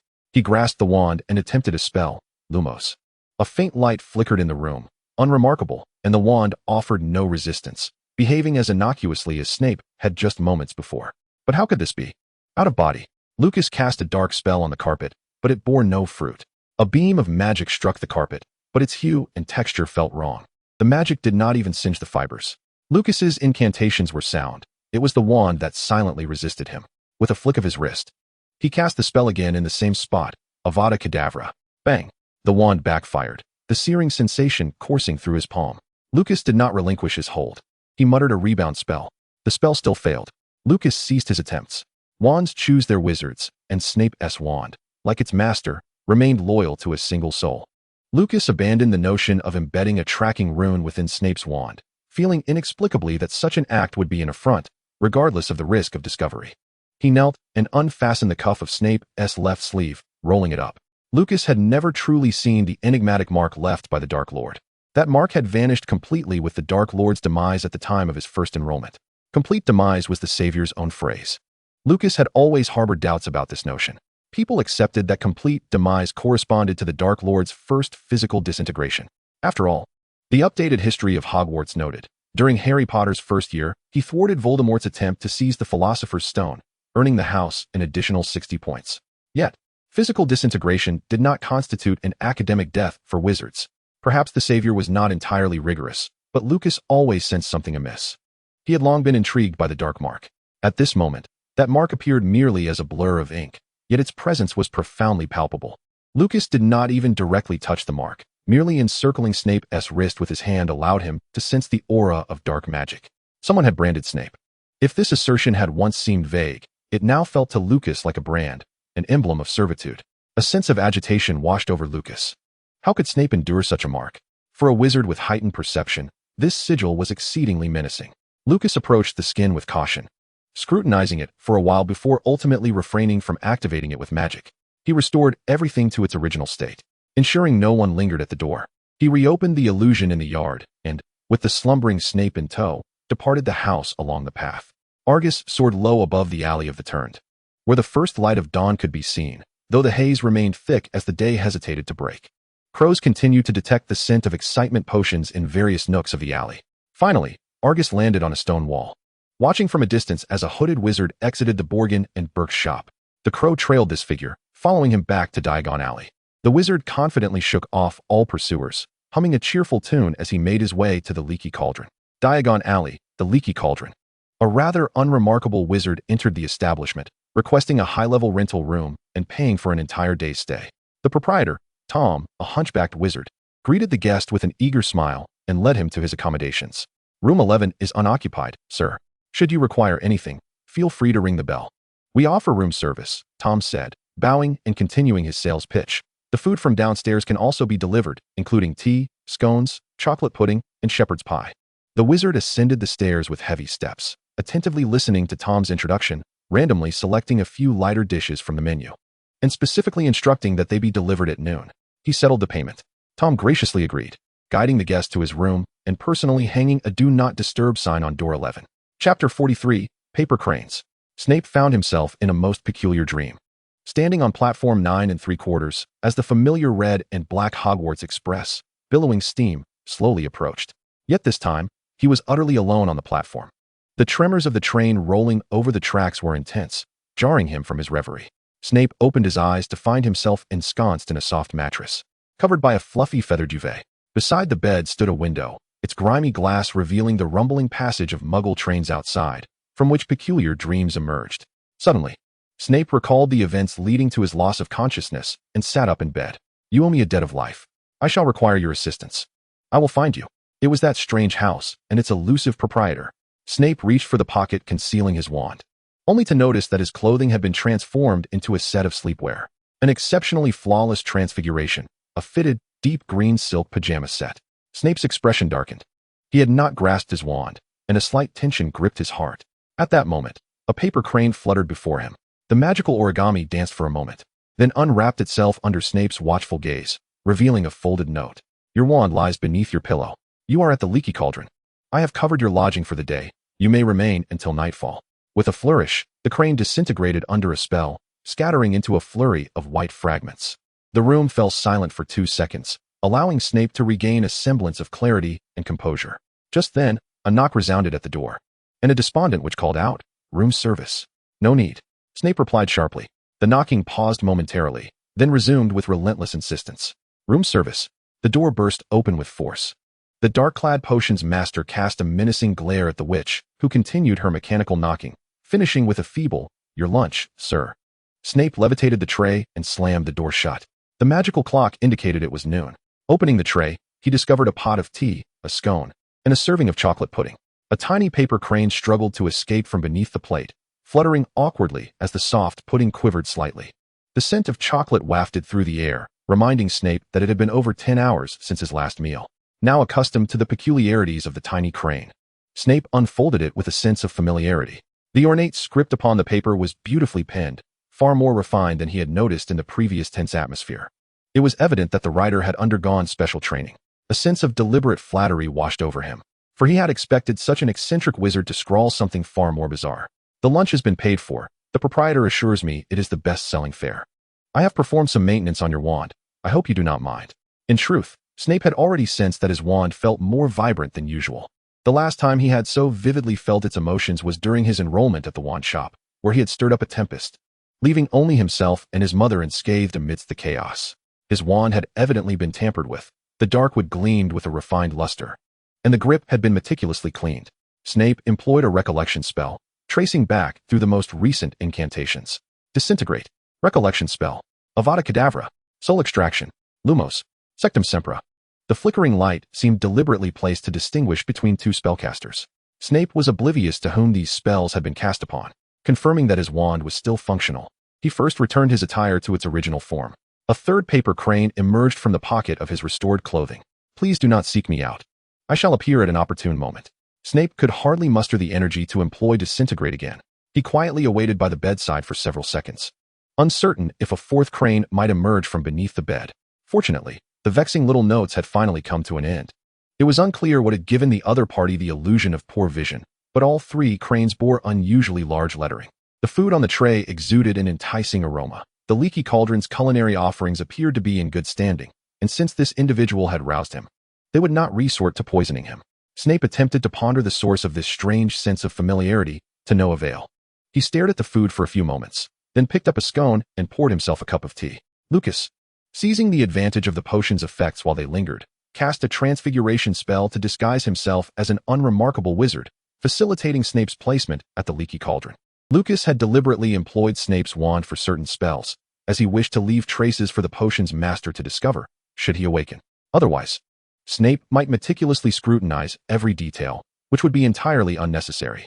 As for the maintenance performed on Snape's wand, it was merely a whim, compounded by the need to soothe the wand after Lucas had inadvertently caused it to backfire.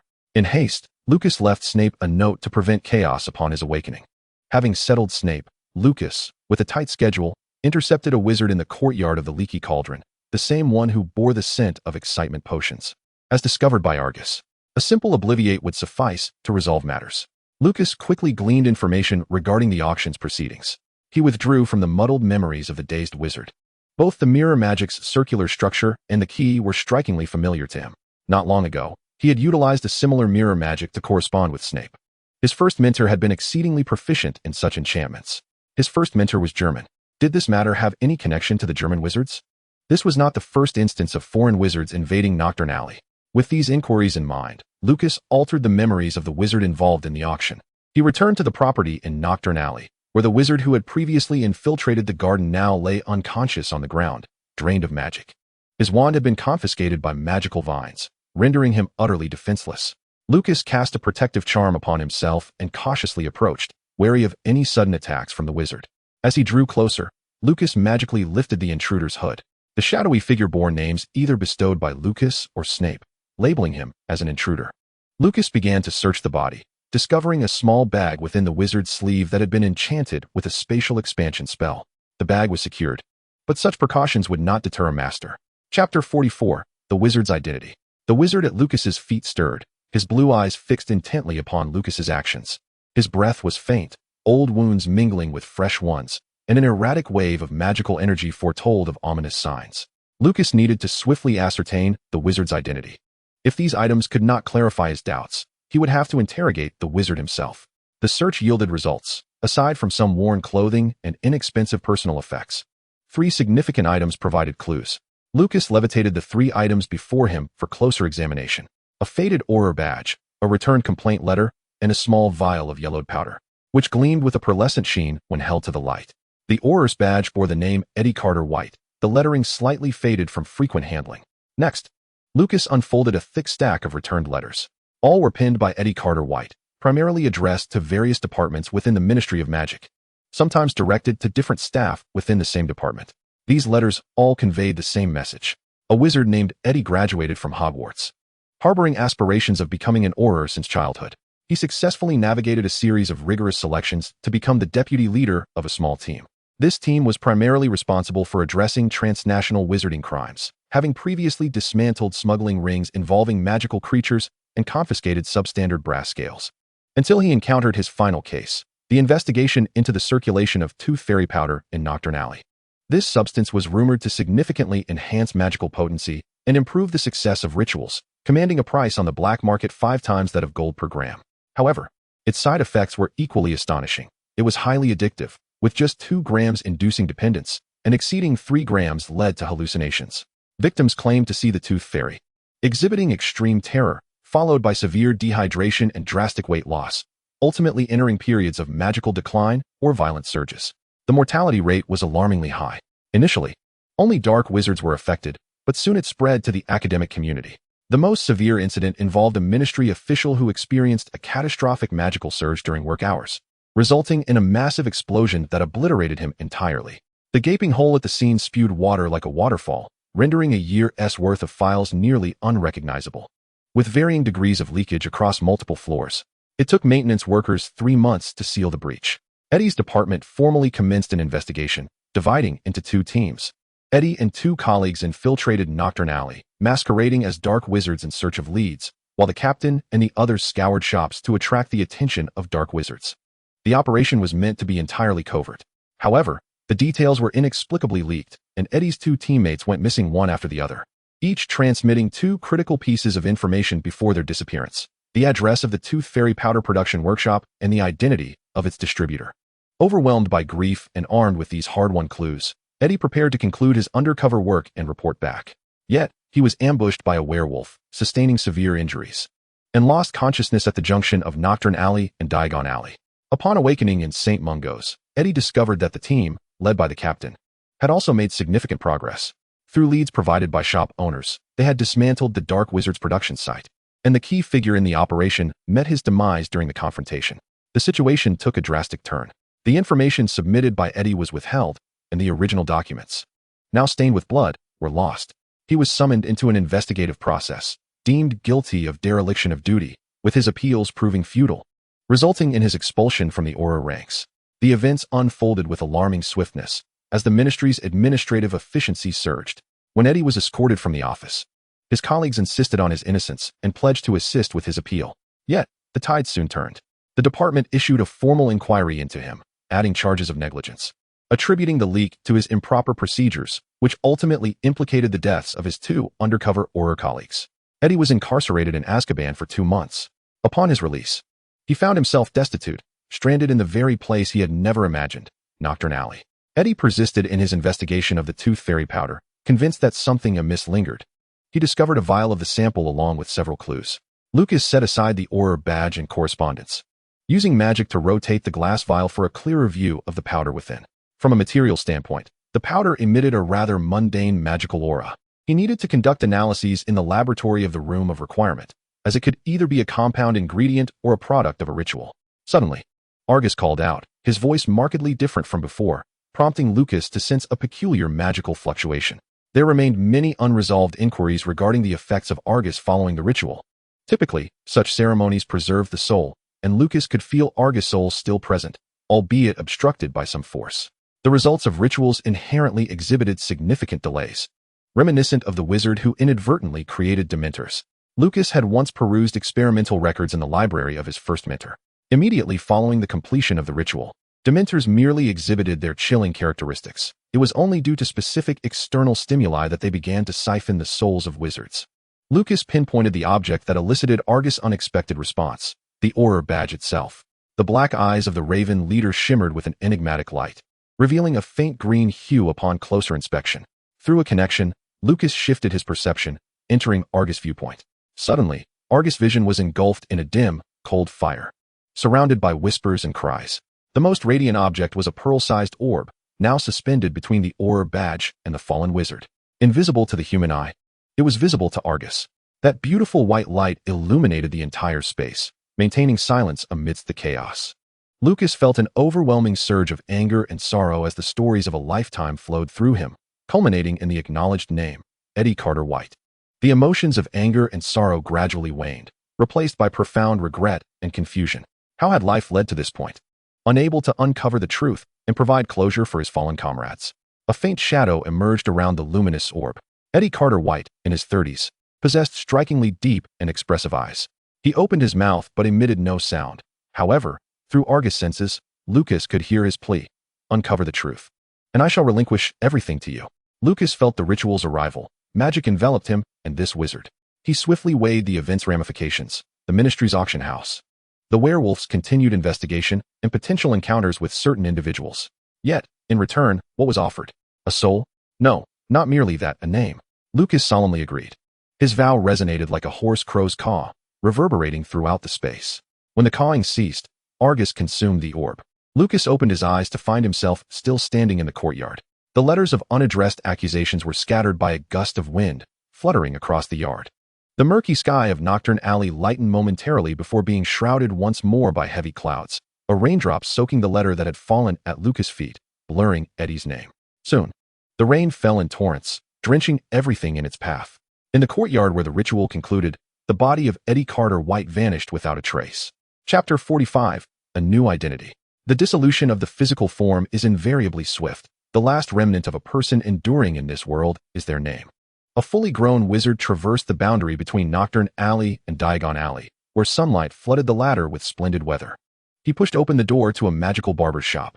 The brass wind chimes jingled, startling the barber, who was taken aback by the wizard's disheveled appearance. Yet, the instincts of a businessman prompted him to quickly inquire, "How may I assist you?"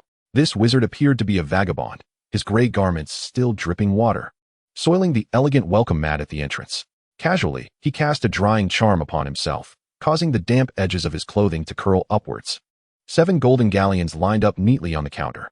The barber's eyes brightened, and he hurried over to ask Lucas what services he desired. "A haircut and shave," Lucas replied as he settled into the plush chair. The barber eagerly adjusted the seat for him. Initially, the magical mirror reflected a disheveled man with unkempt facial hair and striking blue eyes, which glimmered with depth as he gazed into the mirror. The enchanted mirror exaggeratedly quivered, rapidly cycling through various styles. "This one will do."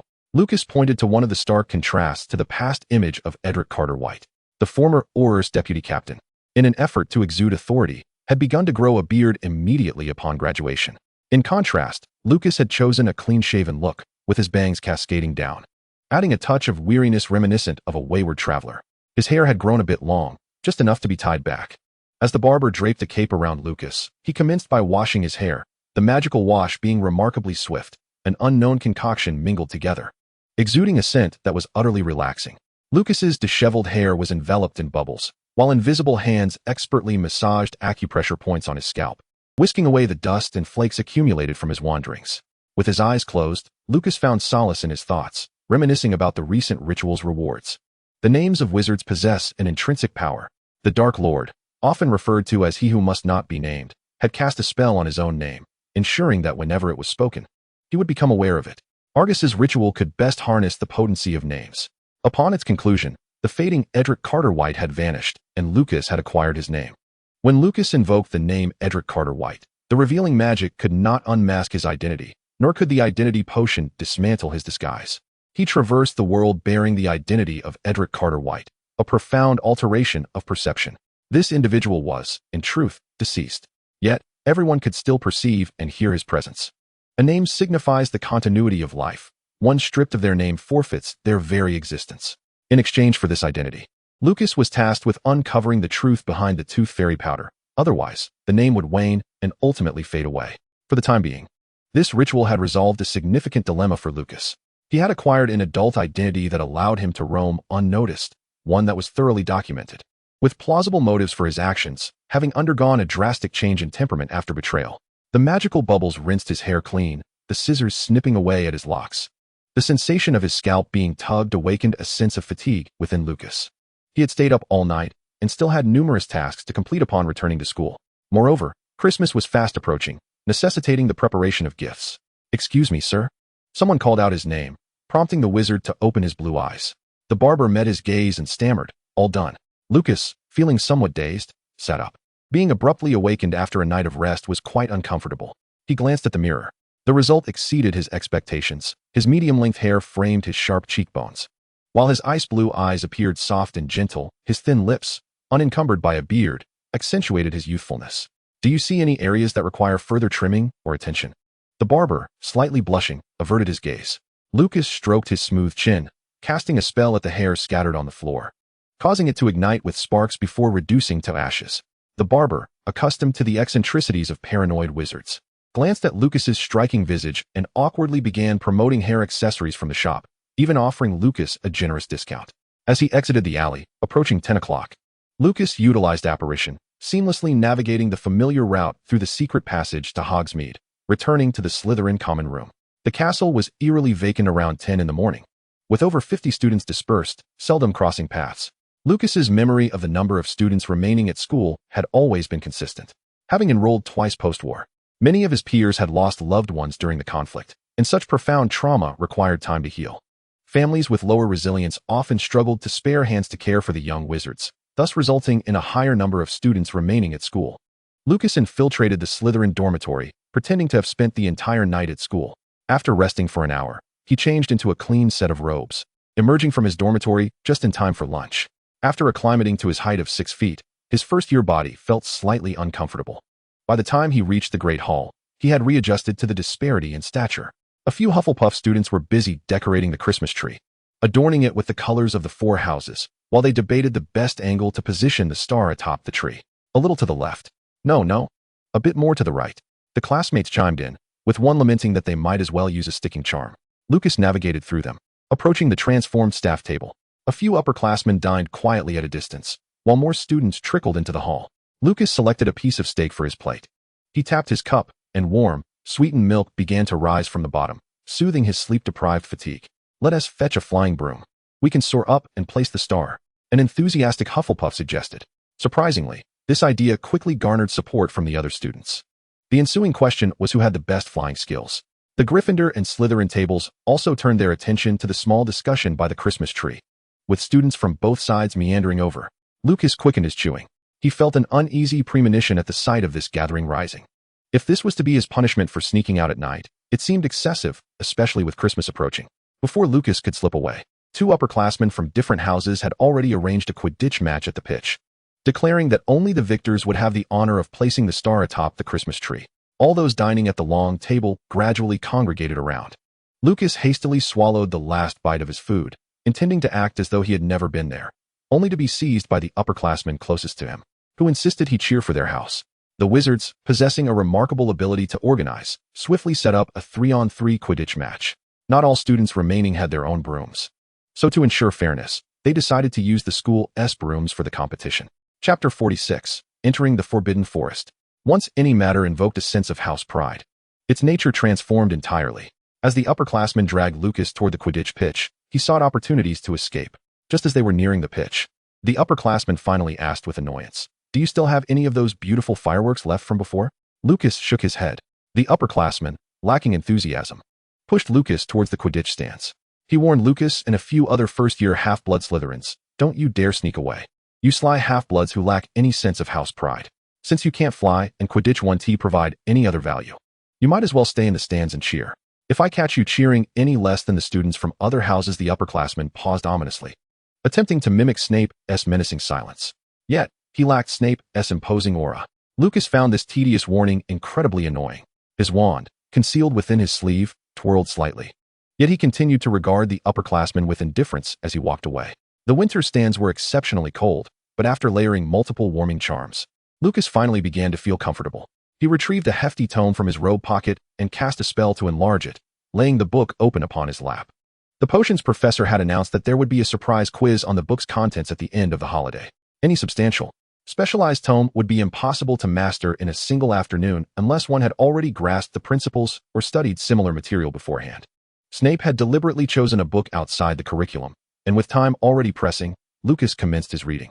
He retrieved a second-hand notebook from another pocket, filled with musings and revisions. The field and stands were intermittently alive with the clamor of excitement, as a few Slytherin students dutifully adhered to their upperclassmen's warning, cheering vigorously whenever a goal was scored. Their glances occasionally drifted towards Lucas, who was engrossed in his quiet reading. 2 Slytherins, who typically shared a cordial rapport, whispered to each other, "Is that Lucas Graham, the first year? You don't know who he is? He earns points for the house in every potions class. It is said that Professor Snape personally recruited him. I've heard he is the professor's favored pupil, but does that give him the audacity to disregard the upperclassmen's advice? What connections does he possess? I hear he visits Professor Snape's office daily. But even if he is the professor's prized student, The headmaster is not at the school now. Lucas was deeply immersed in the content of his potions book, occasionally circling and annotating in his notebook. This book was a copy he had conjured using a duplication spell, the original having been gifted to him by Snape, now stored in his dormitory cabinet. At that moment, the usual cheers abruptly shifted in pitch. A witch in the stands shrieked, followed by another young wizard, yet to reach his voice-breaking phase, who shouted at an even higher volume. They all looked skyward, their eyes tracking a broomstick that had gone awry. Lucas paused his reading, glancing up to see an upperclassman from Slytherin desperately trying to regain control of his Quidditch broom. The broom was bucking violently, with branches already having broken off from its tail.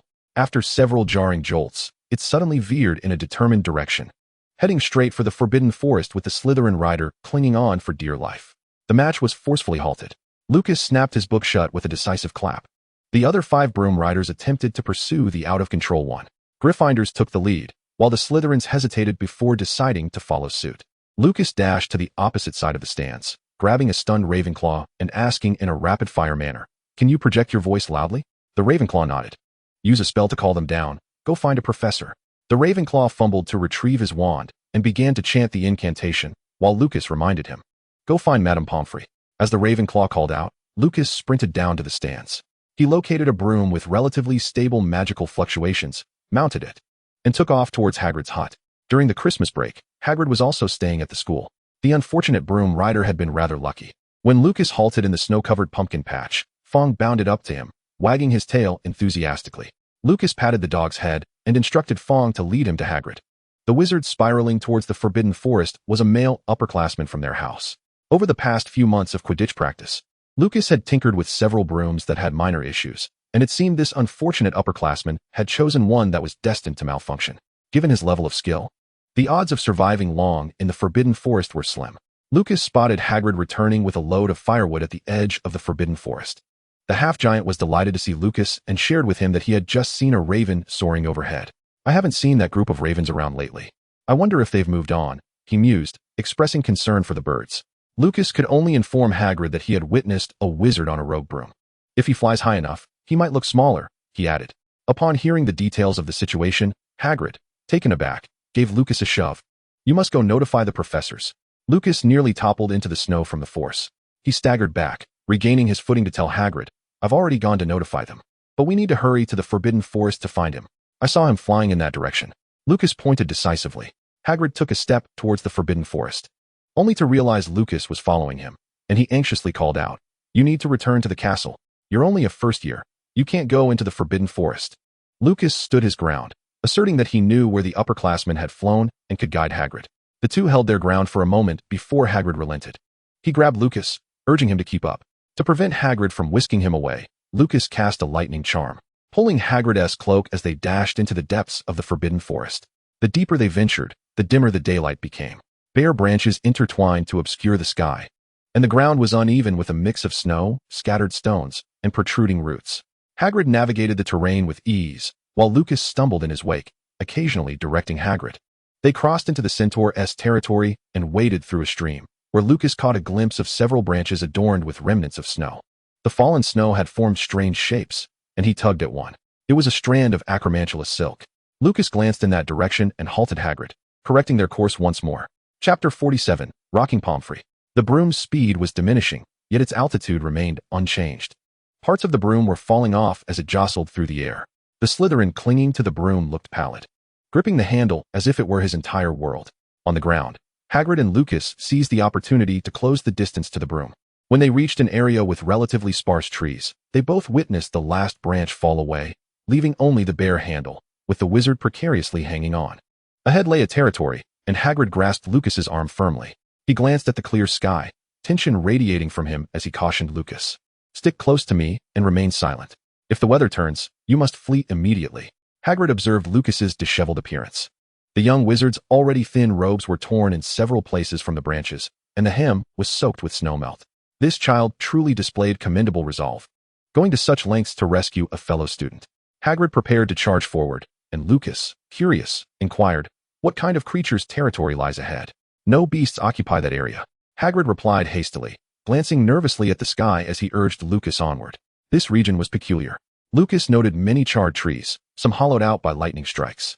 Despite it being winter, Patches of fresh green leaves were emerging in the clearings between the trees. The damp, deep scent of the forbidden forest in the cold winter air? Lucas raised an eyebrow, following Hagrid deeper into the woods. The beleaguered upperclassman was barely hanging on.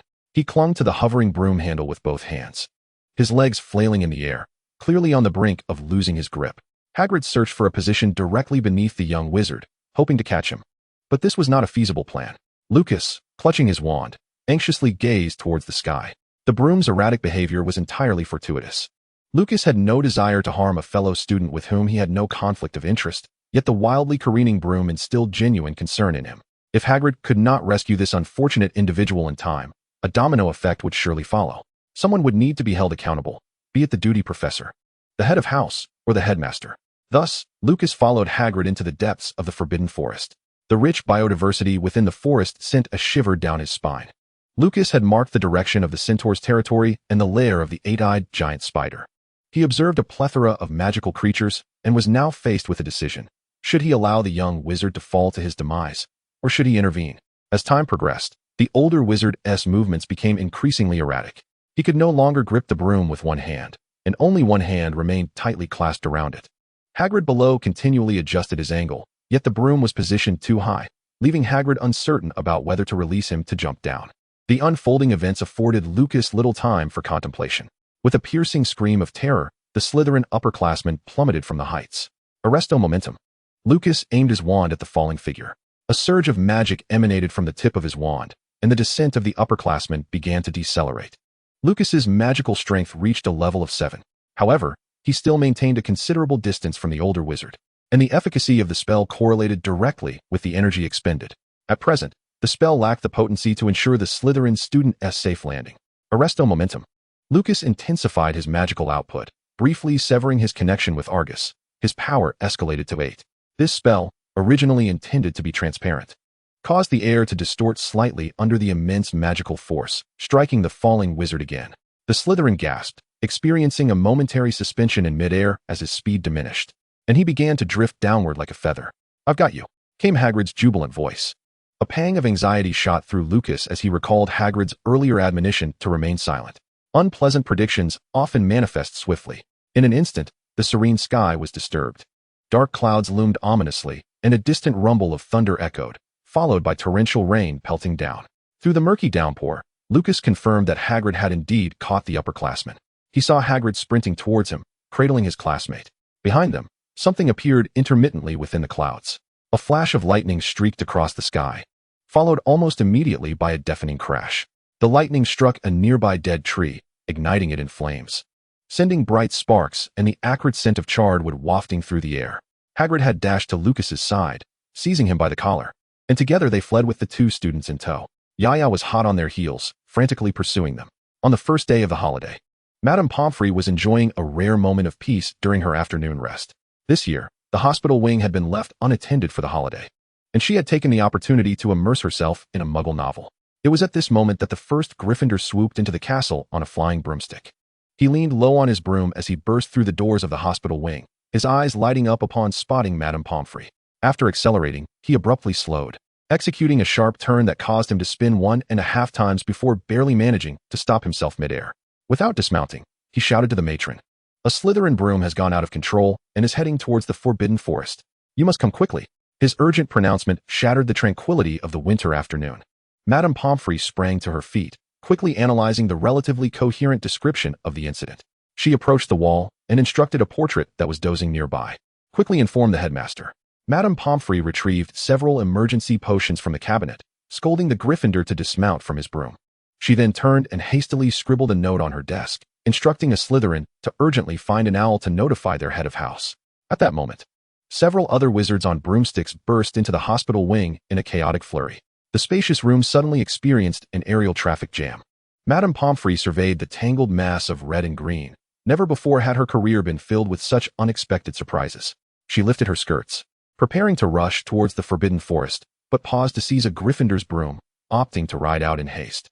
Severus Snape was checking out of the leaky cauldron when he passed by Ollivander's wand shop. After a moment's hesitation, he pushed the door open and entered. It was not the peak season for the shop, and it was eerily quiet. Occasional sounds emanated from the back workshop. Snape made some noise, and after a considerable wait, Ollivander finally appeared. "Professor Snape?" he said, somewhat surprised to see him, his gaze instinctively scanning for any accompanying students. Finding none, Ollivander inquired, "How may I assist you?" Chapter 48, Wand Inspection. Snape reluctantly extended his wand. Since purchasing it from Ollivander's, he had never anticipated returning. "I would like you to inspect my wand," Snape said with a frown. Ollivander's expression grew serious as he gently took the wand, meticulously examining every inch of the wood. Snape watched his movements, his brow furrowing even further. He longed to snatch the wand back. The elusive wizard better pray he wouldn't be found. Snape lowered his gaze, awaiting the inspection results. After a considerable time, Ollivander emerged from the ethereal interaction with the wand, his face displaying a peculiar expression. "May I ask who performed the maintenance on this?" Snape hoped his wand would revert to its previous state. Regarding the perpetrator, he could only muster a terse, "No comment." After a moment's contemplation, Ollivander instructed Snape to wait. He took Snape's wand back to the workshop for further handling, but did not keep Snape waiting long before returning to the counter. Ollivander fondly caressed Snape's wand, undeterred by Snape's oppressive demeanor. As he returned it, he said, "Please be patient, young man. I am merely pleased by such exceptional craftsmanship." Snape reclaimed his wand, noting that it had lost its previous erratic energy and returned to a state he was accustomed to. Feeling somewhat reassured, he then asked, "Is he a wand maker?" Ollivander shook his head, regret evident in his response. "I wish he were, but skilled wand makers are exceedingly rare, and this individual has other aspirations." He looked up, pressing Snape. "Are you truly unwilling to disclose your friend's name?" Snape gritted his teeth, attributing the blame to the enigmatic owner. Coldly, he replied, "I am also searching for him. Now, I need you to describe what sort of person he is. His talent in alchemy is remarkable." Ollivander, sensing Snape's displeasure, refrained from prolonging the suspense and explained, "You know, some wizards like to collect the wands of others after duels, but the victor does not always gain control over the loser's wand." Snape's expression darkened. Ollivander continued, "Your wand does not fall into that category. Its caretaker respects it. I sense a hint of remorse, regardless of what was done to your wand." It seems to have accepted his apology. "Proceed," Snape sneered. Ollivander, realizing the potential danger to the unidentified wand caretaker, refrained from probing further into how Snape's wand had come into someone else's possession. Changing the subject, Ollivander remarked, "Proper wand maintenance is essential. Ordinary wizards purchase my maintenance kits to oil their wands and prevent cracking. Your friend possesses a greater level of expertise. For individuals of such caliber are sufficiently attuned to magical energies, enabling them to perceive the subtle flows of magic within the wood's grain. Do you sense your wand's heightened eagerness? Yet, after your recent adjustments, it appears to be functioning normally." Snape inquired, "What sort of person are you referring to?" "In my youth, I too aspired to tread such a path, only to discover that my true passion lay in the craftsmanship of wands. Those who continue to ascend the lofty peaks of truth are known as masters of alchemy." Ollivander's pale gray eyes fixed intently on Snape. As he spoke, a shiver ran down Snape's spine. He collected his thoughts. Hogwarts does not offer a course in alchemy, yet the profession carries significant renown. Works by masters of alchemy fetch astronomical prices in the wizarding marketplace. For instance, Lucius Malfoy recently acquired a wand, and he has long coveted a custom-made cauldron. Snape recalled that the tradition of alchemy has maintained the ancient apprenticeship system to this day, and with a glimmer of hope, he asked, "Can you discern the origin of his craftsmanship?" Ollivander shook his head, gazing quizzically at Snape. "He harbors no animosity towards you. When did it become a misfortune to befriend a master of alchemy?" An owl swooped into the shop, interrupting their conversation. The owl perched on the counter, extending its talon, which bore a note, "Return to school immediately." The signature read, "Pomfrey." Snape tucked the note away and turned to Ollivander. "Please keep an eye out for any other individuals seeking maintenance for their wands. You know where to find me." He glanced at Ollivander's fireplace. Ollivander smiled knowingly. "Ah, urgent business, is it? I can reach Hogsmeade." The moment Snape announced the destination, vibrant green flames erupted. Ollivander's subsequent words trailed slowly, "But do avoid the Hogshead Inn. They are currently cleaning the fireplace." The frantic dash through the forbidden forest continued. Their return was swifter than their arrival, and soon the upperclassman regained his composure. His view was obscured by Hagrid's bushy beard, prompting him to call out loudly to Lucas. "What on earth is happening? What are we running from?" Lucas glanced back momentarily. The cumulonimbus clouds loomed larger, rolling thunder and misty vapor drawing ever closer. An unnatural meteorological phenomenon. Lucas leaped over a boulder, realizing that this frantic flight was unsustainable. He shouted to Hagrid, "Hagrid, where's your friend? The winged horse we encountered last time. Can you summon him?" The half-giant's eyes brightened at Lucas's words, although uncertainty lingered. He pondered as he continued to run. Bending down to ask the student he was carrying, "Can you run on your own?" "He can," Lucas interjected. The upperclassman, somewhat bewildered, was set down. And they did not linger. As soon as his feet touched the ground, he was urged to continue running. Hagrid began to whistle in the woods. This special tune was his means of communication with magical creatures. The upperclassman's survival instincts kicked in, and although he had no idea what was pursuing them, he followed Lucas's lead. He quickly discovered that navigating through the forest proved challenging. Lucas Graham appeared to glide just above the ground, clumsy yet effortless. Noticing the upperclassman's predicament, Lucas asked, "Can you use the summoning charm to call a broom?" The upperclassman, taken aback, shook his head, indicating that they had not yet learned that spell. He was uncertain if he saw Lucas shake his head in response. Then we must wait for Hagrid. Run faster. Lucas picked up speed, closing the distance to Hagrid. The anxious upperclassman scrambled and rolled toward the direction of the castle. Chapter 49, The Reckoning. As the thunderclouds drew nearer, Hagrid's whistle was met with a response. Against the backdrop of the storm, a flying four-legged creature soared against the wind and rained toward them. Hagrid intensified his whistling, waving vigorously at the creature, which soon spotted them. To attract the attention of the winged horse, they slightly slowed their pace, the storm clouds now nearly upon them. The winged horse descended gracefully, its hooves raised high, landing directly in front of Hagrid, its keen eyes assessing Lucas and the Slytherin student. Lucas bowed deeply, conveying his utmost respect through body language. Hagrid mirrored the gesture, even nudging the dazed Slytherin student down to a proper kneeling position. After a moment of scrutiny, the winged horse seemed to acknowledge them. Hagrid was the first to mount it, pulling Lucas and his upperclassmen up on either side just as the thunder roared close behind them. The damp wind rustled their wizarding robes, with Lucas positioned in front of Hagrid and the upperclassmen seated before Lucas, shielding them from much of the cold gusts. The forbidden forest shrank beneath them, and as they ascended, the landscape of the woods they had traversed became clearer. Upon closer inspection, the distribution of trees varied across different regions, with magical creatures often altering their surroundings. Lucas caught sight of the stream they had crossed earlier, a white unicorn darting through the woods. As the upperclassmen gasped, they beheld a magnificent creature emerging from the clouds. Its wings were adorned with patterns resembling the sun and clouds, golden streaks shimmering in the light as it flapped its wings, and with each dip into the clouds, the winds and thunder stirred, heralding the brewing of a storm. "It's a thunderbird," Lucas whispered. The tempest rapidly took shape. Dense clouds churned ominously, the sky resembling an upturned ocean. The winged horse's flight began to falter under the turbulent winds, its speed diminishing. Lucas, astonished by the storm's ferocity, called out to the upperclassmen seated in front of him, "Can you use the obstacle charm?" The latter shook his head in disbelief. "What about the waterproof and windproof charm?" Lucas lowered his standards. The upperclassman fumbled in his sleeves for his wand, nodding vigorously. His first incantation fell flat, but the second barely succeeded, creating a shield only in front of him. Lucas gazed in disbelief at the back of the upperclassman's head, urging, "You need to cast the spell in front of the winged horse." At that moment, Lucas had recognized the upperclassman's level of skill and relinquished any remnants of hope. Windproof, waterproof. Lucas brandished his wand, conjuring a transparent barrier that enveloped the winged horse, shielding it from the oncoming storm. With the spell's reinforcement, their speed began to increase. "Well done," Hagrid exclaimed loudly, the creature beneath them also issuing a sound of approval. Yet, it was still insufficient. Although the storm had not yet spread, it was intensifying.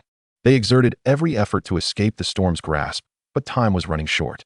Lucas grasped Hagrid's arm and glanced back, his senses pierced through the chaotic tempest, past the center of wind and thunder, where the creature appeared to be in great distress. Suddenly, Lucas felt a bolt of lightning descending upon them. In a split second, he aimed his wand downward, channeling immense power, casting an extraordinarily potent transfiguration charm. The spell altered the material of a large tree below, coating it in a metallic sheen. The lightning was drawn to the metal, striking it with a resounding crash, and the tree was returned to its original form, charred and blackened.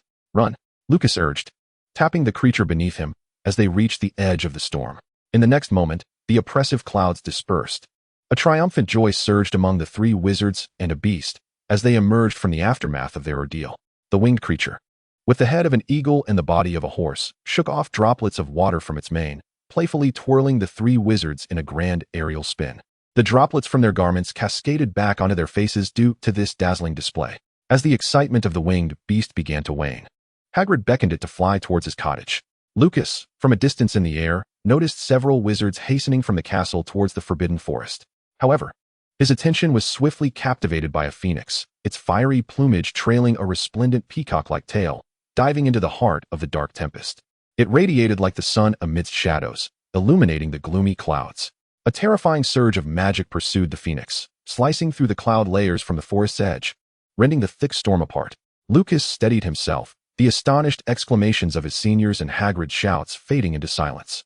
His gaze followed the radiant light, his wand growing warm in his grasp, yearning to unleash such a spell. Clutching his chest, with a heart pounding within him, his eyes remained transfixed on the spell's light dispersing the thunderstorm. The phoenix soothed the thunderbirds amidst the clouds. Moments later, the wind and rain subsided. The winged beast descended gracefully before Hagrid's cottage, and the three wizards slid off its back. As Lucas jumped down, he stumbled slightly, steadied by the creature. Its bright yellow eyes gleamed with approval, and after a brief moment, it bowed to Lucas, who returned the gesture, albeit in a daze. The beast plucked a feather from its wing, its golden eyes fixated on Lucas. "Accept this, it signifies your favor," Hagrid nudged him. Lucas, still bewildered, extended his hand, and the feather landed softly in his palm, still damp with the winds and rains of the Forbidden Forest. "Headmaster," Lucas heard his senior's terrified stammer, as a dark figure strode toward him, blocking the precious winter sunlight. Lucas looked up to see Snape's furious countenance. "Ah, Severus," Hagrid greeted, his tone initially cheerful, a stark contrast to the two small wizards beside him, who awaited their fate with downcast eyes. It was not until Madame Pomfrey landed on her broom that she exclaimed, in the loud voice characteristic of a healer, "Rubius Hagrid, how dare you take a first-year student into the Forbidden Forest?" The half-giant looked around helplessly, realizing no one could save him, and bowed his head in defeat. In the hospital wing, Lucas and his Slytherin senior changed clothes, submissively accepting Madame Pomfrey's examination. They each received a dose of cold remedy, which Lucas swallowed down. Moments later, a long plume of white steam erupted from his ears like a train whistle. This Christmas holiday was destined to be extraordinary. Professor McGonagall would soon receive word and return to the school in haste. The few young wizards participating in the Quidditch match were summoned to the hospital wing, standing around Lucas and his Slytherin seniors' beds. The professors stood at the front. "In my teaching career, I have never encountered such a grievous incident. Remaining at school during the Christmas holiday, you dared to engage in a Quidditch match without an adult wizard present." McGonagall was the first to speak, noting that although her house had no injuries, only 3 from Slytherin were unable to compete. Snape stood beside McGonagall with a low pressure, his gaze fixed upon Lucas. "And you, Mr. Lucas, I recall warning you before the holiday not to create any issues that would necessitate your professor's return to the school." "No, Professor. It was Graham who saved me." The senior, wrapped in a blanket and shivering, surprisingly spoke up in Lucas's defense. Snape did not look at him. "Mr. Greengrass, we shall address your issues later. Right now, I am inquiring about Mr. Graham's thoughts on daring to venture into the Forbidden Forest." Chapter 50, Little Star. Lucas sat quietly, cocooned in the blanket. His complexion was pale, dark circles evident under his eyes, and he wisely remained silent as Snape chastised him. Witnessing Snape's discomfort towards Lucas, the Slytherin senior, now known as Ben Greengrass, mustered the courage to interject again. "Lucas saved my life. Without him, I would have perished in the Forbidden Forest." Snape found himself amused by Greengrass's audacity. This student dared to mention the Forbidden Forest again. Snape interrupted Greengrass as he recounted Lucas's selfless deeds. "You must consider why you were in the Forbidden Forest." Lucas suddenly lifted his head, locking eyes with Snape, then let his gaze fall despondently. "Severus." McGonagall interrupted Snape to prevent him from continuing. The sequence of events had essentially been pieced together. It was still a matter of rivalry between Gryffindor and Slytherin. The conflicts among houses often reflect the wars of adults in miniature. The children involved in the match shared blame, yet Lucas should not bear the brunt of their anger. "Ah, you are all here." The atmosphere of judgment was interrupted as the headmaster entered with a buoyant tone, a beautiful phoenix perched upon his shoulder. The phoenix, named Fox, surveyed the hospital wing before landing at the railing of Lucas's bed, joining the other despondent students. "We have a clear understanding of the events that transpired. Some of you will face consequences." The headmaster's speech was steady and convincing. The students exchanged glances, wary of whispering under the watchful eyes of the two house heads. At the start of the term, both Gryffindor and Slytherin's hourglasses will be deducted 50 points for violating school rules by engaging in a Quidditch match over the Christmas holiday. And those who participated will be required to perform half a semester of community service. Benjamin Shatter from Ravenclaw will earn 10 points for timely intervening to stop his classmates from venturing into the Forbidden Forest and alerting a professor. The headmaster's gaze fell upon the two beds. He continued, "Mr. Ben Greengrass of Slytherin, I trust that after experiencing an out-of-control broom, you will carefully consider future adventures. Now." Finally, Dumbledore looked at Lucas. Lucas, wrapped in the pristine sheets of the hospital wing, revealed only his head. He appeared somewhat dazed. Yet based on the collected accounts and the headmaster's investigation in the Forbidden Forest, the young wizard had demonstrated precise prevention and judgment at every turn. He had sent a Ravenclaw student to fetch a professor, urged Hagrid to hasten the rescue, cast 2 remarkably powerful slowing charms, and redirected lightning with a transfiguration spell at the moment it struck. Such a first-year wizard sat despondently on the hospital bed. After a moment, Dumbledore remarked, "Fawkes assisted me in locating the remnants of the out-of-control broom in the Forbidden Forest. The school's broomsticks have long been an issue due to their outdated models. I will apply to the Board of Governors next term to see if we can procure a new batch of brooms." Thanks to Mr. Lucas Graham's excellent quick thinking and concern for his classmates, Slytherin will receive an additional 70 points. The headmaster patted Lucas on the shoulder, earnestly advising, "The possession of power and its correct application are 2 vital lessons on the path to success for a wizard. To pursue only one will lead you astray. Mr. Graham, I am pleased that your choices in the face of danger were the right ones." Lucas raised his gaze to meet the headmaster's, feigning surprise as he contemplated why he had not been expelled. However, a deeper understanding of the old headmaster's implications settled in his mind. Feeling somewhat dismal, though perhaps unnecessarily so, he nodded and softly uttered, "Thank you, headmaster." The infirmary soon emptied, and steam seemed to rise from Lucas's head. His neighbor, Senior Ben Granger, noticed his despondency and attempted to console him, albeit unsure of how to begin. After a prolonged silence, he finally managed to say, "I owe you my gratitude for saving me. If anyone bullies you upon your return to school, you may inform me." He thought of Lucas's formidable spell and added, "My father would also express his thanks. As for Professor Snape, don't take his words to heart. He has no one else to blame." Lucas remained silent. When the senior received no response for an extended period, he leaned closer only to discover that Lucas had maintained his cocoon position and had fallen asleep while sitting up. On the second day of the Christmas holiday, Lucas departed from the infirmary. Ben Granger persistently followed him, reiterating his heartfelt thanks for saving his life. "Professor Snape has already left the school. You needn't dwell on his remarks." Lucas, clutching his books, made his way towards the school hall. He had slept uninterrupted from 5 in the afternoon until morning, and shortly thereafter, Granger had attached himself to him. The Slytherin boys' dormitory offered little privacy, as students from other houses could easily drop by. Moreover, this senior had accompanied him back from the infirmary, observing as he gathered his books, traversed the common room, and proceeded to the hall. Stopping just outside the hall, Lucas donned a polite smile. "Granger, I have received your gratitude. In truth, Hagrid is the one who worked the hardest. I merely did what was expected of me." He wished to resolve this minor matter outside the hall. "Have I been too close for comfort?" Granger, being a Slytherin, quickly grasped Lucas's subtle hint, yet surprisingly displayed no anger. "I shall be mindful of boundaries. But should you require assistance, do not hesitate to reach out," he emphasized, "for anything." Lucas smiled obediently, and Granger was nearly moved to tears. Having witnessed this dependable side of his junior, he could no longer be deceived by Graham's comparatively lackluster appearance. He earnestly declared to Lucas, "I believe you will undoubtedly become an extraordinary wizard." Lucas smiled, watching as the senior entered the hall ahead of him. After a brief pause, he followed suit, and all eyes in the hall turned toward Lucas. Whispers of "He's here, he has arrived," echoed around him. Then a Hufflepuff student was nominated to stand and approach Lucas, clutching a golden Christmas decoration, the star that had not been placed atop the Christmas tree the previous day after much discussion. The Hufflepuff senior, somewhat bashful, explained that he was chosen to speak to Lucas due to having passed food to Graham during lunch. "We have all heard about what transpired yesterday, and we believe that this star should be placed on the Christmas tree by you." Under the scrutiny of the entire hall, the senior felt an unusual weight of pressure. At this moment, he extended his hand solemnly, presenting the star to Lucas. Lucas tilted his head, examining the star and the nervous senior before readily agreeing. "Sure, thank you."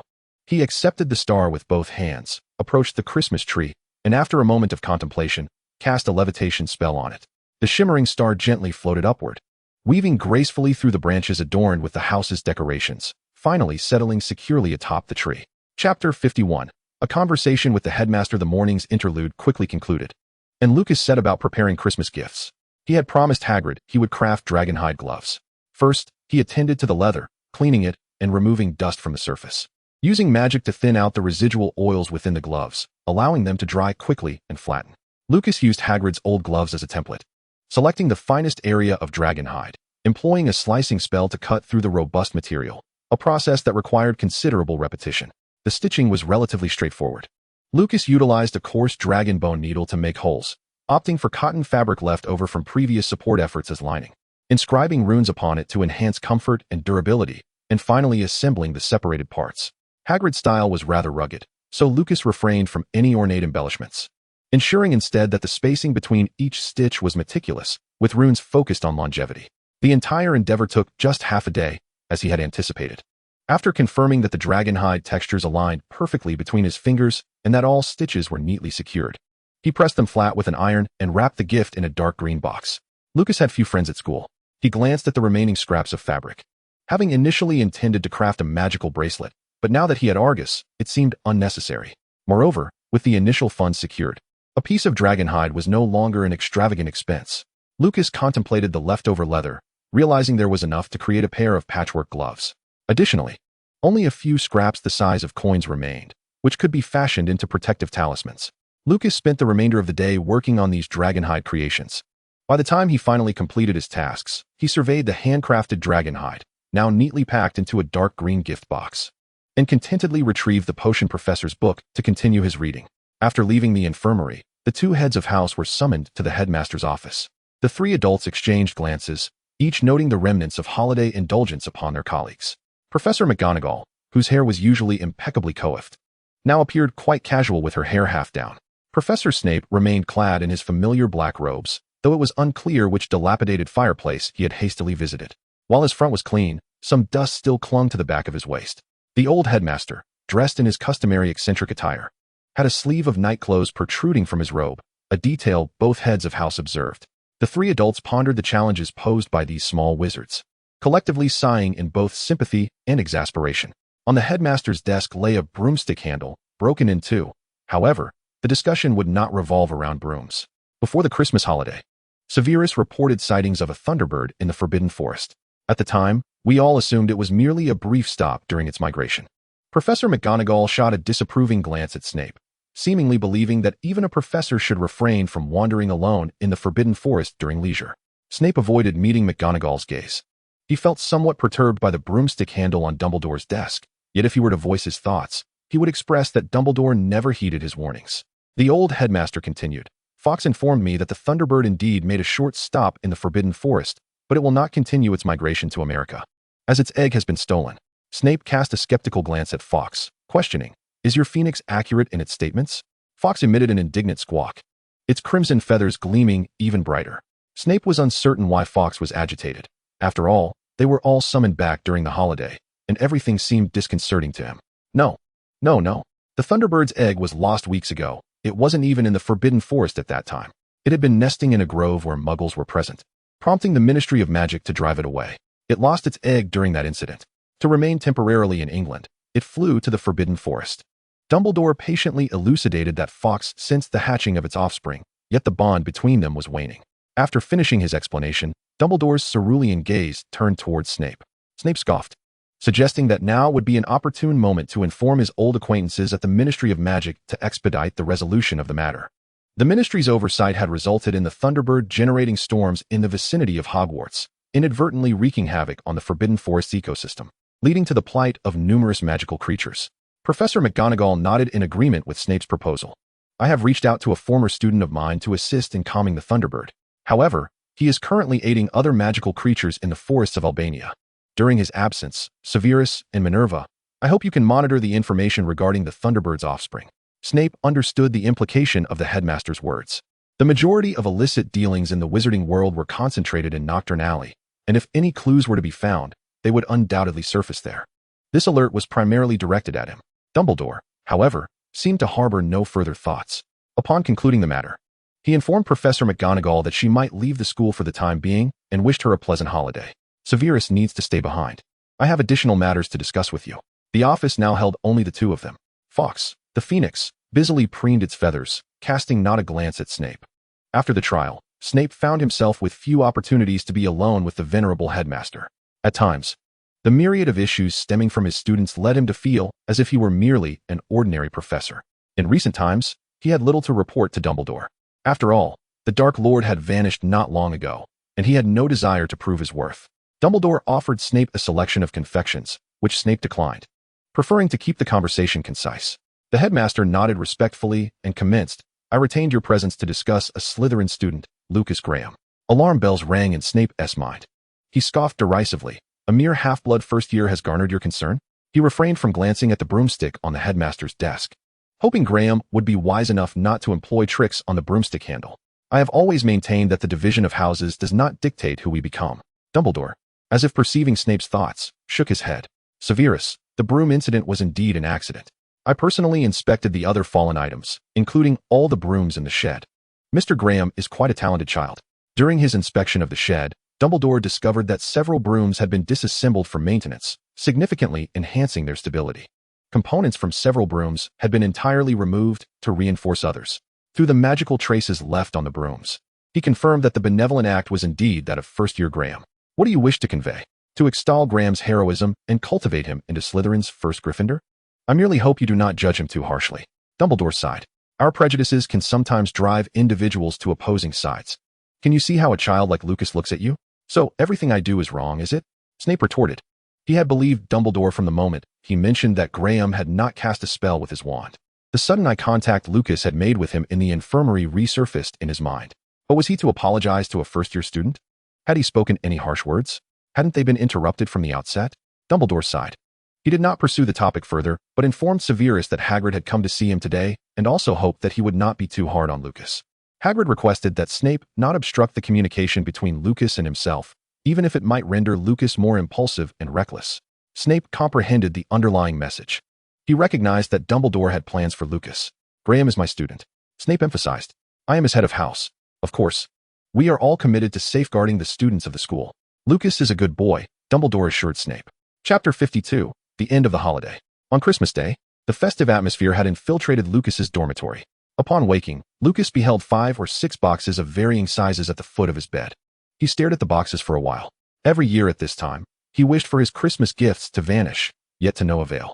Lucas rose from his bed and inspected the safety of the gift boxes, beginning the laborious task of unwrapping them, adhering to the social conventions of the season. Alice Albert had sent Lucas a travel gift. She and her family had traveled to Norway to witness the northern lights in the village of Selfoss. One of Alice's uncles had magically gathered a few strands of the aurora, which she wished to share with her friends. Additionally, Alice had penned a lengthy letter to Lucas. In her letter, she recounted how, during Lucas's magical outburst, she had been advised by fellow students of their house not to associate too closely with Slytherin. She had felt guilty about this ever since. During her travels, she encountered an elder who patiently helped her analyze the entire situation. She now believed that rather than acting like an ostrich, she should clarify matters with Lucas. At the letter's conclusion, Alice asked Lucas, "Can you forgive me?" Lucas read the letter twice, perplexed as to how lending his notes a few times had forged such a deep friendship that left Alice feeling guilty for not visiting, deeming herself a poor friend. After pondering for a moment, he found a sturdy card and replied to Alice, "The aurora is beautiful. Thank you for your gift. Please do not dwell on those matters. Merry Christmas." He included a packaged dragonhide charm. Hagrid sent Lucas a strand of unicorn tail hair, neatly coiled and resting in a paper box. The unique, pure magical essence of the unicorn still flowed within it, the tail hair fresh as if it had just been plucked from the creature. Hagrid also invited Lucas to visit him frequently after the term resumed. For Fong missed him dearly. This gift was anticipated by Lucas. He had already sent Hagrid the gloves and collar he had crafted. The rest of the gifts were from fellow students remaining at school. To this day, Lucas was unaware of how the various witches and wizards at the long table had circulated rumors about the events of that day, gazing at him with admiration ever since the day the little stars were hung. Among this crowd, the most fervent was Greengrass. Greengrass had sent Lucas a set of wizarding robes, the packaging indicating it was from the tailored garments shop. Lucas unfolded the robes, noting the classic style, tailored to accommodate the growth spurts of young wizards. This gift was not inexpensive. Lucas, as usual, included a homemade charm to express his gratitude politely. Lucas crafted charms of various functions using the same dragonhide material to prepare for the potential gifts from classmates. Furthermore, he prepared corresponding gifts for each professor. He gifted Professor McGonagall a transforming hairband, Professor Flitwick a wine preservation cork, and Professor Sprout a lovely brooch. Lucas also gifted Professor Dumbledore a pair of woolen socks and a bag of homemade fish jerky to filch. Lucas ensured that each gift card was flawless. He made a trip to the common room, requesting the house elf to assist him in sending the gifts via owl. He paid the appropriate postage fees. As Severus Snape received gifts, he was immersed in potion experimentation in Spinner's End.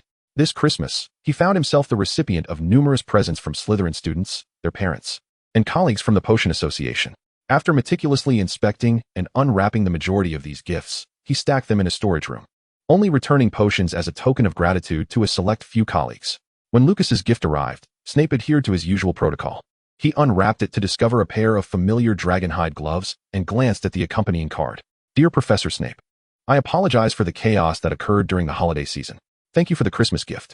I have repaired your discarded dragonhide gloves using materials provided by Hagrid, and I hope they prove useful to you. Yours sincerely, Lucas Graham. Snape scrutinized the card several times, taken aback by Lucas's thoughtfulness in sending him a Christmas gift. He recalled the weight of his words spoken in the hospital wing, aware that Lucas had discerned his insinuation of doubt regarding the broom incident. Although Dumbledore had subtly urged him not to suspect his students and to resolve the discord, both knew Snape would not acquiesce. Since he had received a gift, Snape contemplated the matter further and employed a detection charm to ensure its safety. His brow furrowed with slight agitation. The potion master donned the gloves, the inner texture surprising him with its softness. Upon further inspection, he noted that the previous lining had been worn down, rendering the gloves uncomfortable. Snape placed them in the potion's classroom as a backup tool. Once, Lucas had unearthed them while sorting materials from the cupboard and suggested they could be mended. Snape had merely instructed him to handle it, assuming the house elf had taken it upon himself. However, upon receiving the gift, he speculated that Lucas had replaced the lining. Having witnessed Lucas alter second-hand robes to fit, he recognized the boy's adeptness in such crafts. Yet, upon closer examination, he realized that Lucas had nearly entirely restored the exterior of the gloves, using his old pair merely as a template and employing the worn leather only in areas less susceptible to damage. The replaced dragonhide was of superior quality, and the lining had been substituted with silk. Snape attempted to channel magic into the gloves, finding the energy flowed seamlessly.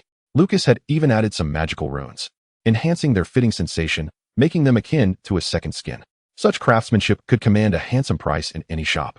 Snape set the gloves beside the potion testing station, briefly pondering whether he ought to send Lucas a token of appreciation in return. However, having already given a Christmas gift, he deemed it unnecessary. He resumed his perusal of the Daily Prophet, where a nondescript report on a grave incident in Nocturne Alley caught his attention. A wizard had perished due to a surge of magical energy, resulting in the obliteration of the protective enchantments surrounding the shops, while other dark wizards seized the opportunity to plunder. The Daily Prophet urged wizards to remain vigilant regarding personal safety while shopping, advising immediate medical attention at St. Mungo's in case of any discomfort to prevent similar tragedies in the future. The accompanying black and white photograph served merely to fill space, depicting a solitary severed arm on the ground, a stark reminder of the violence that the ministry's publications did not shy away from. Snape recognized that the explosion had occurred alarmingly close to Borgin and Burke's. Chapter 53, a teacher-student dialogue. In early January, the school reopened. Upon the return of both new and returning students, the first thing they noticed was the significant change in the gem tally among the houses. After a round of whispers, the name Lucas Graham spread throughout the school. A first-year student had single-handedly infiltrated Gryffindor's gem hourglass during the holiday, deducting 40 points from Gryffindor. Lucas sat at the house table, receiving a pat on the shoulder for the third time from a passing upperclassman, encouraging him to keep up the good work. He offered a timid smile in response. The confident Gringlass made a grand entrance beside Lucas, shoving aside a first-year half-blood and declaring that Lucas was now under his wing. While Gringlass's original words were slightly embellished, the effect he created rendered them almost synonymous. As Lucas speared a fry with his fork, he experienced for the first time the daunting reality of student life. In Potions class, Snape entered the classroom, delivering a scathing critique of the quality of students' holiday assignments, employing creative metaphors such as, Miss Jessica, while visiting the Pharaoh's tomb in Egypt, did you ensure that your mind was not left behind in the pyramid? He continued, do not smirk, Mr. Everson. If my words amuse you, then I must say your assignment reaches an entirely different level of effort. Merely to inform your professor that you had apple pie for Christmas dinner, with pointed remarks aimed at individual students. Snape swiftly rekindled the fear of potions that governed the classroom. He surveyed the quivering students, satisfied, before launching into his routine questioning. Lucas Graham, he called. Lucas rose from his seat in the front row. This term, he occupied a row to himself, with the Slytherins graciously yielding their front row seats to him, a testament to Gringlass's influence. Tell me the primary ingredients of the youth potion, Snape quizzed, testing Lucas on third-year material. Lucas glanced at the professor and respectfully replied. This potion is also known as the shrinking solution. The ingredients include daisy roots, fig peel, and caterpillars, even adhering to the sequence outlined in the third-year textbook. What is one potential improvement for this potion? Snape inquired, referencing the content from the potion book he had gifted Lucas. Flavor enhancement. by adjusting the ratio and type of caterpillar, for instance, substituting the common saddleback caterpillar with the larva of the emerald ash borer. One can modify the potion's color and taste. However, it is crucial to select non-toxic caterpillar larvae and remain vigilant about individual variances among types, Lucas answered fluently. And the effects of the potion? Snape, somewhat satisfied, redirected the question to a more common level. It rejuvenates both humans and animals, Lucas succinctly replied. 9 points to Slytherin. Snape's addition of points sparked hushed discussions among the Gryffindors. Why are points being awarded so generously upon returning from break? Previously, it was only a maximum of 5 points. The Gryffindors murmured. As Lucas took his seat, he shared their confusion, attributing the situation to the lingering effects of Christmas gifts. Snape, unfazed by the students' curiosity, proceeded with his lesson. After potions class concluded, Lucas habitually lingered until the end. He organized the material cabinet. As remnants of various supplies invariably scattered across the classroom after each lesson, he would return anything usable to the cabinet. Lucas often seized this opportunity to pose questions to the professor. Today was no exception. Once he had tidied the classroom, he approached Snape's side, retrieving his loose-leaf notebook. Professor, could you assist me with a few points? The time was relatively free, as it was just before the midday break following the third and fourth periods. Snape, accustomed to Lucas's lingering presence, took the notebook and reviewed it. The young wizard had indeed taken the time to study the book he had gifted him during the holidays. Though Lucas remained a pragmatist, consistently bypassing flavor enhancements to focus on potions with special effects. Snape addressed the initial questions, glancing down at Lucas's notes, noting the boy's diligent efforts. The colleagues of Severus Snape often indulged in fanciful speculations regarding the profound bond purportedly shared between him and Lucas. Dumbledore, on the other hand, hinted that Lucas harbored certain expectations of Snape, insinuating that Snape's skepticism could plunge Lucas into despair, leading him astray. Snape was almost inclined to believe it. If he were to let the matter rest, he might suggest to Lucas that he could observe an experiment or teach him the art of brewing medicinal potions. Yet, he remained resolute in his judgment. Regardless of the outcome, even if yet to unfold, he would not indulge Lucas's petty schemes. From his pocket, Snape produced a vial of potion, the very stabilizing elixir Lucas had consumed daily during his convalescence. He presented the potion to Lucas, who, perplexed, confirmed its ingredients before downing it in one gulp. The first lesson of becoming a wizard is to refrain from drinking potions of unknown origin. Once Lucas had finished, Snape let out a cold laugh. Or shall you continue to play the charade of student-teacher trust? He leaned closer to Lucas, admonishing him against such unworthy antics. Lucas, startled by Snape's sudden proximity, wasn't particularly worried about poison. A quick shift in thought led him to comprehend Snape's motive for offering the potion. Resigned, Lucas remarked, Professor, I cannot have a surge of magic with every conversation, as he endeavored to amend his image in Snape's eyes. Unmoved, Snape appeared intent on initiating a discourse that would reclaim the value of the potion. Let us begin with your motives. Why did you venture into the Forbidden Forest in pursuit of a rogue broomstick? Snape, arms crossed, towered over Lucas, his black robe rendering him an embodiment of dread. Lucas blinked, uncertain, and replied, to care for my fellow students. He observed Snape's expression, an incorrect answer. Snape sneered, the anger he had harbored since the Christmas holidays flaring anew. He warned Lucas, choose your words with caution, Lucas Graham, I do not wish to hear drivel. Lucas fixed his gaze on Snape, contemplating before he ventured. It would be quite troublesome if a Slytherin student were to perish in the Forbidden Forest. Snape tapped the table, signaling Lucas to continue. Even house elves can articulate their thoughts adequately. If you had continued to feign ignorance, I would have been sorely disappointed. Proceed, Snape urged. The rivalries between the houses are substantial. Should a life be lost, someone must be held accountable. My concern primarily lies with your potential entanglement, Professor. Lucas cautiously navigated the conversation's nuances, but could not resist adding. And you would suspect me. He scrutinized Snape's reaction, which remained inscrutable. After a moment, Snape emitted a peculiar hum, his voice low and menacing. These justifications are flimsy. Do you believe I would be dismissed for not supervising during the holidays, or that you would be expelled due to my suspicions? They both understood the boundaries. Whether Lucas saved Slytherin bore no fundamental impact on him. Lucas regarded Snape with a strange look. Astonished by Snape's conscience, how he meticulously pondered the situation out of concern for a student, all the while stubbornly avoiding an apology and seeking to uncover the root cause. Yet, the matter was inherently simple. It merely required a nudge in the right direction. Speak. Snape suddenly raised his voice. Lucas muttered, this is becoming rather distasteful, Professor. Glancing at Snape's threatening gaze, Lucas relented. I could explain that if a death were to occur, the Ministry of Magic would intervene, and life for Slytherin would become quite challenging. However, He knew well that he was indifferent to such matters. Perhaps it is due to the semblance of dignity? Snape fell silent. Yet, he had cornered Lucas to this extent. Further words emerged without concealment. Lucas glanced at Snape. Being investigated by the ministry, whether directly or indirectly, was hardly dignified. If I could have prevented it from the outset, I would not wish for my professor to be subjected to such treatment. The classroom was enveloped in an eerie silence. Lucas even felt as if Snape's breathing had become nearly inaudible. A sudden knock on the door interrupted the strange silence between teacher and student. Lucas watched regretfully as the potion's master hurriedly waved his wand to open the classroom door. He considered lingering a moment longer to enhance the impact of their discussion, but the person at the door took him by surprise. The newcomer boasted a distinctive mane of platinum blonde hair and an air of arrogance, having left a notable mark on the British wizarding world.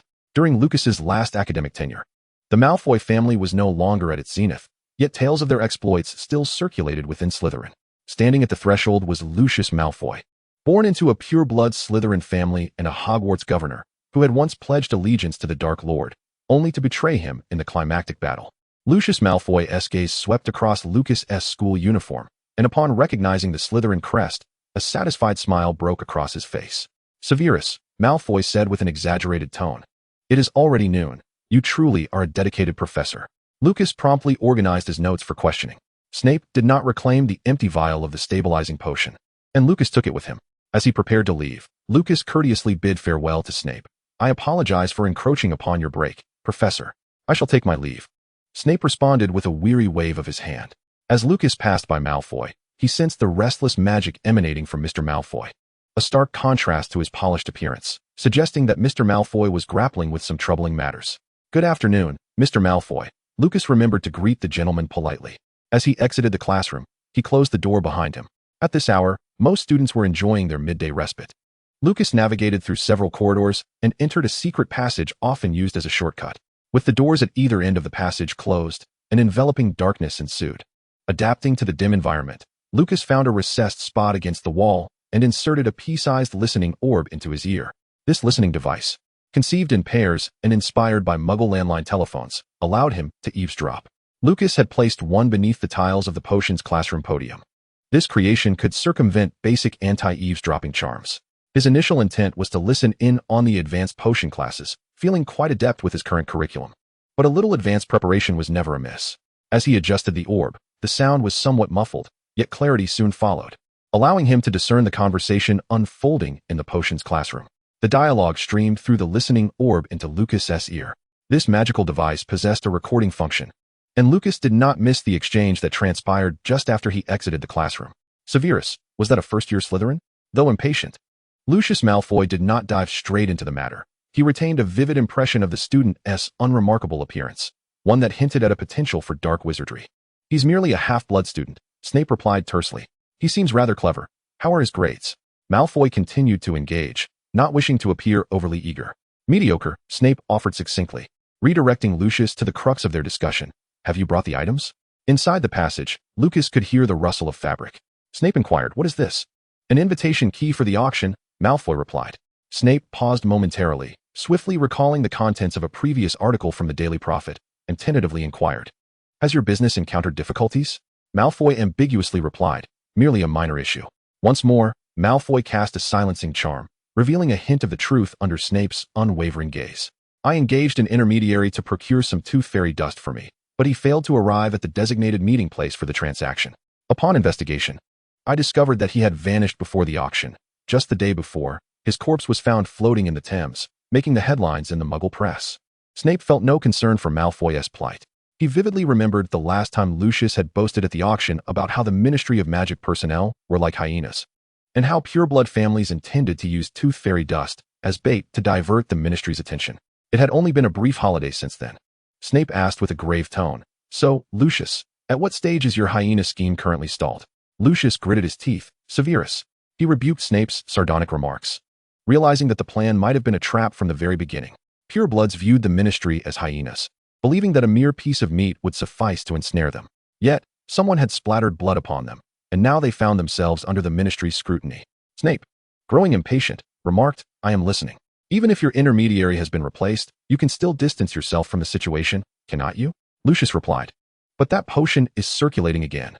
Snape indifferently questioned, Did you come here solely to inform me that our transaction has been cancelled? He suspected otherwise. For Lucius had intended to offer him a key to the auction. He remained on guard. Someone captured a magical image of me conversing with the intermediary, and I still do not know who is behind the enhancement of the tooth fairy dust into a potion. The fate of those who ingested it.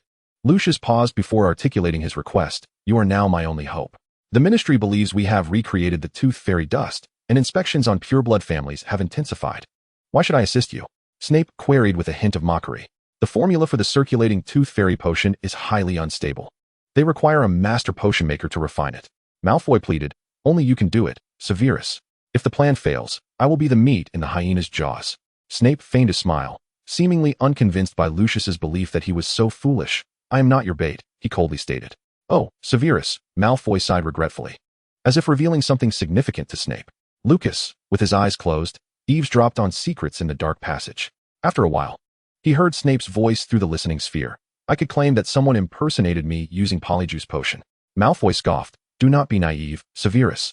The components of Polyjuice Potion are bags of galleons. Snape coldly replied, but that is not worth the risk for me. Malfoy continued. I can also offer you a personal favor. I will cover all expenses for your potion research for the coming year. Lucas heard footsteps approaching, and the door to the cellar creaked open. He stowed away the listening sphere and proceeded to the dining hall from the other end. Chapter 55. An invitation issued. During the Christmas holiday, Snape had returned to Nocturne Alley in search of traces of the mysterious house. He remained preoccupied with this matter. After subtly inquiring with Lucius about relevant details, he received only vague responses. If you wish to locate the residence of an alchemist, unless he reveals himself, you will need another alchemist to guide you. Malfoy had also specifically warned Snape, just in case, I must inform you that those individuals, no matter how normal they appear, are all madmen.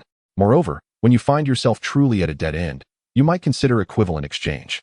Those who study alchemy still believe in that. Snape, carrying these useless words, returned alone to Nocturne Alley after curfew. He once again lingered at the entrance of the attacked house. The corpses there had long been scavenged by various tiers of dark wizards. Sometimes, one might feel that the cobblestones of Nocturne Alley could consume a person. Although they always left a muddy mess behind, the bodies disappeared rather swiftly, just as Snape thought that this night would yield no more than previous fruitless attempts. The mottled walls suddenly transformed, the stone bricks morphing into iron railings. The familiar garden and the beautiful classical house materialized before him. The creaking gate opened, unmistakably inviting him inside. Snape tightened his grip on his wand. A layer of mist enveloped the alley. When the fog lifted, Snape found himself standing at the foot of the house's steps. Upon glancing back at his previous position, he saw it shrouded in thick mist. Hesitantly, Snape knocked on the door. The peculiar house opened to him. A vibrant carpet stretched from the entrance into the living room. Snape remained motionless at the threshold. But this time, a normal human voice resonated from within. Please, come in. The voice sounded youthful, starkly contrasting with Snape's initial expectations of an elderly alchemist. Snape cautiously stepped inside the house once more. As he traversed the corridor into the living room, he noted the rearrangement. The goat's skull and the raven had vanished. The sofa and carpet had been replaced, and he glanced up at the chandelier, which had also taken on a different design. Good evening, sir. A young man sat on a single armchair, clad in a loose linen robe, smiling warmly at him. This man possessed soulful blue eyes, neither innocent nor aged, making it difficult to ascertain his true age. Severus Snape, it seems we meet again. The man gestured to the single chair opposite him, inviting Snape to sit. Snape complied without hesitation. He had learned from past experiences that it was challenging to fully protect oneself within this house. You may call me Eddie. Welcome to my home. Lucas, adopting the name Eddie, spoke eloquently. It was hard to believe that Lucas had just received a notice to suspend his labor service and had decided to take a night stroll. He had not arrived much earlier than Snape. It was the first day after the term began, and Snape had not given up on seeking the owner of this house. During the Christmas holiday, Lucas had gathered some discarded furniture from the school's requisition room. Previously, Lucas had never owned a house of his own and had not felt the need for a dwelling. However, this house captivated him. Moreover, the location of Nocturne Alley was exceptionally advantageous. Lucas had arrived merely a little earlier than Snape. Snape did not come through the school's fireplace, as he wished to leave no trace of his travel. Lucas, too, was fortunate to know a very concealed passage, allowing him to arrive half an hour before Snape. In a hurried fashion, Lucas had decorated the first-floor bathroom and living room, repaired the flooring, replaced the furniture, and removed the unsightly chandelier, opting for one that aligned with his aesthetic. At this moment, the only two rooms in the house worth viewing were the living room and the bathroom. Even the garden was merely covered by a simple illusion. Oh, And there was the name Eddie Carter White. Nothing was genuine, except for tonight's visit. Snape remained silent for a moment, removing his hood. His expression was vigilant, yet he maintained a taut demeanor in the warm surroundings. Snape awaited Lucas to broach the subject. Lucas orchestrated this nocturnal visit in response to the conversation between Malfoy and Snape during the day. As they broached the subject of tooth fairy dust, the connection between Lucas and Argus began to heat up. The name Edric Carter White, for the first time post-ceremony, manifested a significant presence. The magical fluctuations urging Lucas to fulfill his commitments. Initially, Lucas's investigative plan involved reselling some stock from a house and seeking a way to acquire tickets to the auction at Borgin and Burke's. However, he realized that Snape, like him, was also probing into the same matter. Snape had been commissioned by Malfoy to investigate tooth fairy dust. There was an element of coercion in Malfoy's commission. Pureblood wizards often operated this way, unable to achieve their own ends but adept at thwarting others, employing such tactics to compel servitude. Lucas also covets Snape's research on the Wolfsbane potion. Their conversation during the day had been interrupted, and Lucas had missed the opportunity to propose a collaborative study on potions. Yet, he stumbled upon a startling truth, or rather, he discovered a remarkably effective method of engaging with the master potion maker. This approach, however, was perilous, and he could not employ it under his true identity as Lucas Graham. Instead, he must adopt the guise of Edric Carter White to test the efficacy of this strategy. When Snape observed the self-proclaimed Edric gazing intently at him, just as he was about to retort with a sneer, the wizard suddenly spoke. "Severus Snape, I am aware of many things concerning you. Through the Daily Prophet, I presume? Then I fear that those who know me must stretch from the Ministry of Magic to France." Snape scoffed. "No, I possess knowledge of certain matters that others do not, specifically, that you are the youngest master potion maker in Europe." Snape's smile faltered, as this too was a subject covered in the Daily Prophet. "I am aware that you are researching an enhancement of the Wolfsbane potion." Snape's smile froze. "I know you have been commissioned by Lucius Malfoy." Snape's expression turned impassive. The wizard identifying himself as Edric produced a small vial from his sleeve. Snape scrutinized the vial floating before him, encountering this infamous substance up close for the first time. "Is tooth fairy dust the reason you summoned me?" Snape tilted his head slightly, examining the vial while observing the blue-eyed wizard opposite him. "Just a small gift." Lucas stood and moved to Snape's side. "I would like to invite you to accompany me to the auction at Nocturne Alley in 3 days, the same place you visited last time." Chapter 56, Converging Thoughts. Snape reached out to seize the vial suspended in midair. He regarded the self-satisfied blue-eyed wizard. Returning to the initial inquiry in an effort to regain control, "We are not yet familiar enough to address each other by our first names. What is your surname? Or is that also classified information?" Lucas shrugged. "There is nothing secretive about it. My full name is Edric Carter White." He waved his hand dismissively, preemptively stating, "I do not accept you calling me Mr. Carter White." Snape noted the name. "I have my doubts regarding the authenticity of that name. And therein lies your dilemma. Do all Slytherins harbor such suspicion?" Lucas complained. Snape appraised the blue-eyed wizard from head to toe, surprised to discover he was also a Hogwarts alumnus. "You are a Gryffindor?" Lucas smiled and nodded, swiftly sidestepping the topic. "The distinction of houses is inconsequential. Once out of school, the world is vast. If you are truly intrigued by me, you may investigate personally." A fleeting shadow crossed Lucas's expression, as if he briefly reminisced, but he quickly regained the conversational rhythm. "I sense we share similar thoughts, which leads me to believe we might collaborate harmoniously." "Slytherin and Gryffindor collaborating? I find that highly dubious," Snape retorted coldly. Lucas squeezed himself onto the armchair beside Snape. He unbound the boundaries of propriety, leaning on the armrest, and lowered his voice deliberately. "I can guess what you're pondering, whether I've meddled with Lucius Malfoy or during your time." Lucas's words were interrupted by the surge of Snape's magic. The magical energy crackled threateningly in the air, reminiscent of static electricity in coarse wool during winter. Lucas recognized the moment to withdraw, yet his smile irked Snape. "Mr. Edric Carter White, thank you for your small gift." Snape tightened his grip on the vial, his tone heavy as he rose from the armchair, increasing the distance between them. "Have you obtained your ticket for the auction? Isn't there still 3 days left?" "There's nothing new in Nocturne Alley. This time is ample." Lucas also stood, casting a glance at the time with revealing magic. Though Snape could not discern the nature of his wand, Snape recalled that Ollivander had mentioned that a master alchemist had tended to his wand. Lucas noted Snape observing his wand and decided to fully display the exquisite silver short wand. "Have you visited Ollivander's to check your wand?" Snape remained silent, his gaze darkly fixed on Lucas. "I'm merely guessing. There's no need for you to employ mental occlusion. I am not a villain, at least by Slytherin standards." Lucas smiled. Lucas merely noted that Snape's wand had been adjusted, the fluctuations of the alchemical product revealing clues, and given Snape's character. he would undoubtedly seek a professional for some examination. You say I owe you a life debt, so accompanying you to the auction will settle our accounts, correct? Snape was reluctant to engage further.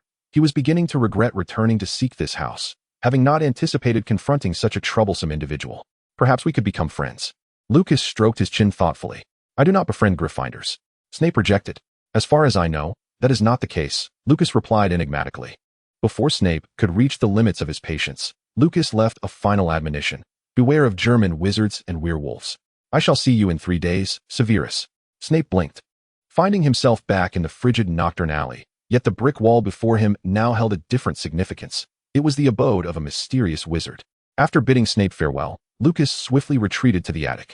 He paused before the ruby and the cornerstone, meticulously inspecting the etchings on the cornerstone. Quickly locating the corresponding runic carvings within the area where apparition was prohibited, Lucas made a parchment rubbing of the patterns on the cornerstone, during which the energy from the ruby was stirred, faintly revealing the image of a woman sleeping within the gem. Alchemical items often develop a semblance of self-awareness as they reach a certain level of refinement. There are numerous examples of this, such as the ever-shifting staircases at Hogwarts. Those staircases arrange shortcuts for more perceptive wizards while granting normal wizards passage, and for those they disfavor, they create obstacles. Lucas tapped the ruby, causing the woman's hazy projection to vanish. He had yet to decide whether to awaken the house's emerging consciousness. After completing the runic rubbing, Lucas ventured to the cellar to gather materials for crafting a key. In the coming days, Lucas would need to shuttle back and forth between the school and Nocturne Alley. He required a reusable short-range key, one end designated for the property in Nocturne Alley, while the other location required further contemplation. Lucas had several alternative addresses in mind. If all went smoothly, he could create multiple keys to ensure no one would discover the connection between his two identities. Lucas rummaged through his belongings. Apart from the possessions within this house, he had scant personal effects. The carrier for the door key should be as inconspicuous as possible. After a brief search among his items, Lucas finally unearthed a single Muggle penny, a Christmas gift bestowed upon him by his Muggle father. After a moment's contemplation, he extracted the penny, preparing to forge a door key. Suddenly, a connection with Argos was stirred, and a wave of sorrow and confusion surged through the link. Lucas paused his actions, covering one eye as he delved into Argos's perspective. Following the ritual, Argos's consciousness had remained in a dormant state, inadvertently influencing the sacrificial ceremony of Edric Carter White, revealing a fragment of its power. This indicated that external stimuli were beneficial for Argos's awakening. Lucas had not brought Argos along for his nocturnal excursion that night. He instructed the Raven to act on instinct, merely designating the Forbidden Forest as the scope of Argos's activities. As Lucas opened Argos's eyes, he found that his thoughts, while inhabiting the Raven's form, became more diffuse than usual.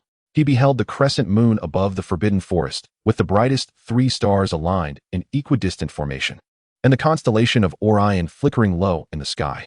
Subconsciously, Lucas calculated the celestial trajectories. His astronomical prowess was commendable, as many spells required alignment with specific dates. Looking down, he noticed the Raven's talons gripping a branch. Not far from this branch, on a bare tree fork, rested an abandoned nest. Chapter 57, Sources of Sustenance. This was a forsaken abode, its hollowed structure filled with dark, icy water, the twigs of the nest scattered, seemingly on the verge of collapse before the winter's end. As Lucas gazed upon the nest, he once again felt Argos's sorrow and fury. This was a vivid testament to its will, transcending both life and death, and the intensity of its emotions heralded signs of awakening within Argos's soul. Lucas, unfamiliar with the avian form, tentatively took a small step along the branch, unsure which part of the body was in motion. From a third-person perspective, it appeared as if a raven was awkwardly lifting its foot forward. Nevertheless, Lucas maintained his balance, moving slightly ahead, where he spotted a glimmering object amidst the icy water. Cautiously advancing another step, he discerned that the reflective object was a stone, more precisely, a glass bead that had lost its luster from exposure to the elements. This was a trinket Lucas had crafted for the ravens. He fell silent, realizing this was the former nesting site of the ravens. Yet, they had not returned to their abode. Lucas oriented himself by the moonlight. During the tumult caused by the Thunderbird, he had briefly noted the direction of the 8-eyed giant spider's movements. The trees in that region were denser than elsewhere, with birds nearly circumventing the area. Weighing his options, Lucas relinquished some control, allowing Argos's instincts to guide the body as they soared toward the spider's lair. The night was hushed in the Forbidden Forest. The raven's ebony feathers blended seamlessly with the enveloping darkness. A chilling breeze brushed against the raven's inky plumage. and Lucas caught a distant glimpse of the charred branches left in the wake of the Thunderbird's rampage. A faint scent of new growth wafted through the cold air, soon overshadowed by the stench of decay. Argos became restless. Lucas refrained from suppressing the raven's instincts. He merely observed and began to document the changes unfolding around them. The further they ventured in that direction, the more pungent the air became. Guided by the scent, Argos's flight acquired a definitive purpose. It traversed through a thinned copse of trees, where the foliage abruptly thickened. "Fly higher," Lucas urged. Argos deftly avoided several dark, tumor-like forms writhing upon the trees. It ascended to the highest nearby tree, where it beheld a swarm of spiders pouring from their nest. These were nymphs, skittering noisily to a nearby tree, which bore distinctive white fruits. Upon closer inspection, one would find they were bundles of prey ensnared in silk, dangling at various heights from the branches. The juvenile spiders methodically crawled among the immobilized victims, and the largest among them was the first to unfurl its fangs. They dissolved a portion of the silk, and the putrid juices dripped from the cocoon, quickly caught by the smaller spiders, the sound of the flowing liquid echoing eerily through the woods. Lucas felt a chill run down his spine. Then, his perspective shifted upwards before plunging downwards as Argos seemed to awaken momentarily. Seizing control over the parts of Lucas's consciousness he had not forcibly occupied, targeting the largest spider on the branch. This scene was coincidentally witnessed by a sorcerer observing from the shadows. The night obscured all details of the creatures, leaving only vague outlines, the birds above and the spiders below. A bird swooped into the midst of the spider throng, descending from the sky, its sharp beak piercing the soft abdomen of a spider, splattering a few drops of fluid. The silk cocoon hanging from the branches trembled, and several webs swiftly unfurled toward the attacking bird. However, it had already taken flight, soaring upward with its prize. Only a few webs fell to the ground, entangling the smaller spiders. The spider colony stirred restlessly. Moments later, the juvenile spiders received some concealed signal, and a batch of subadult spiders began to scuttle up from the nest.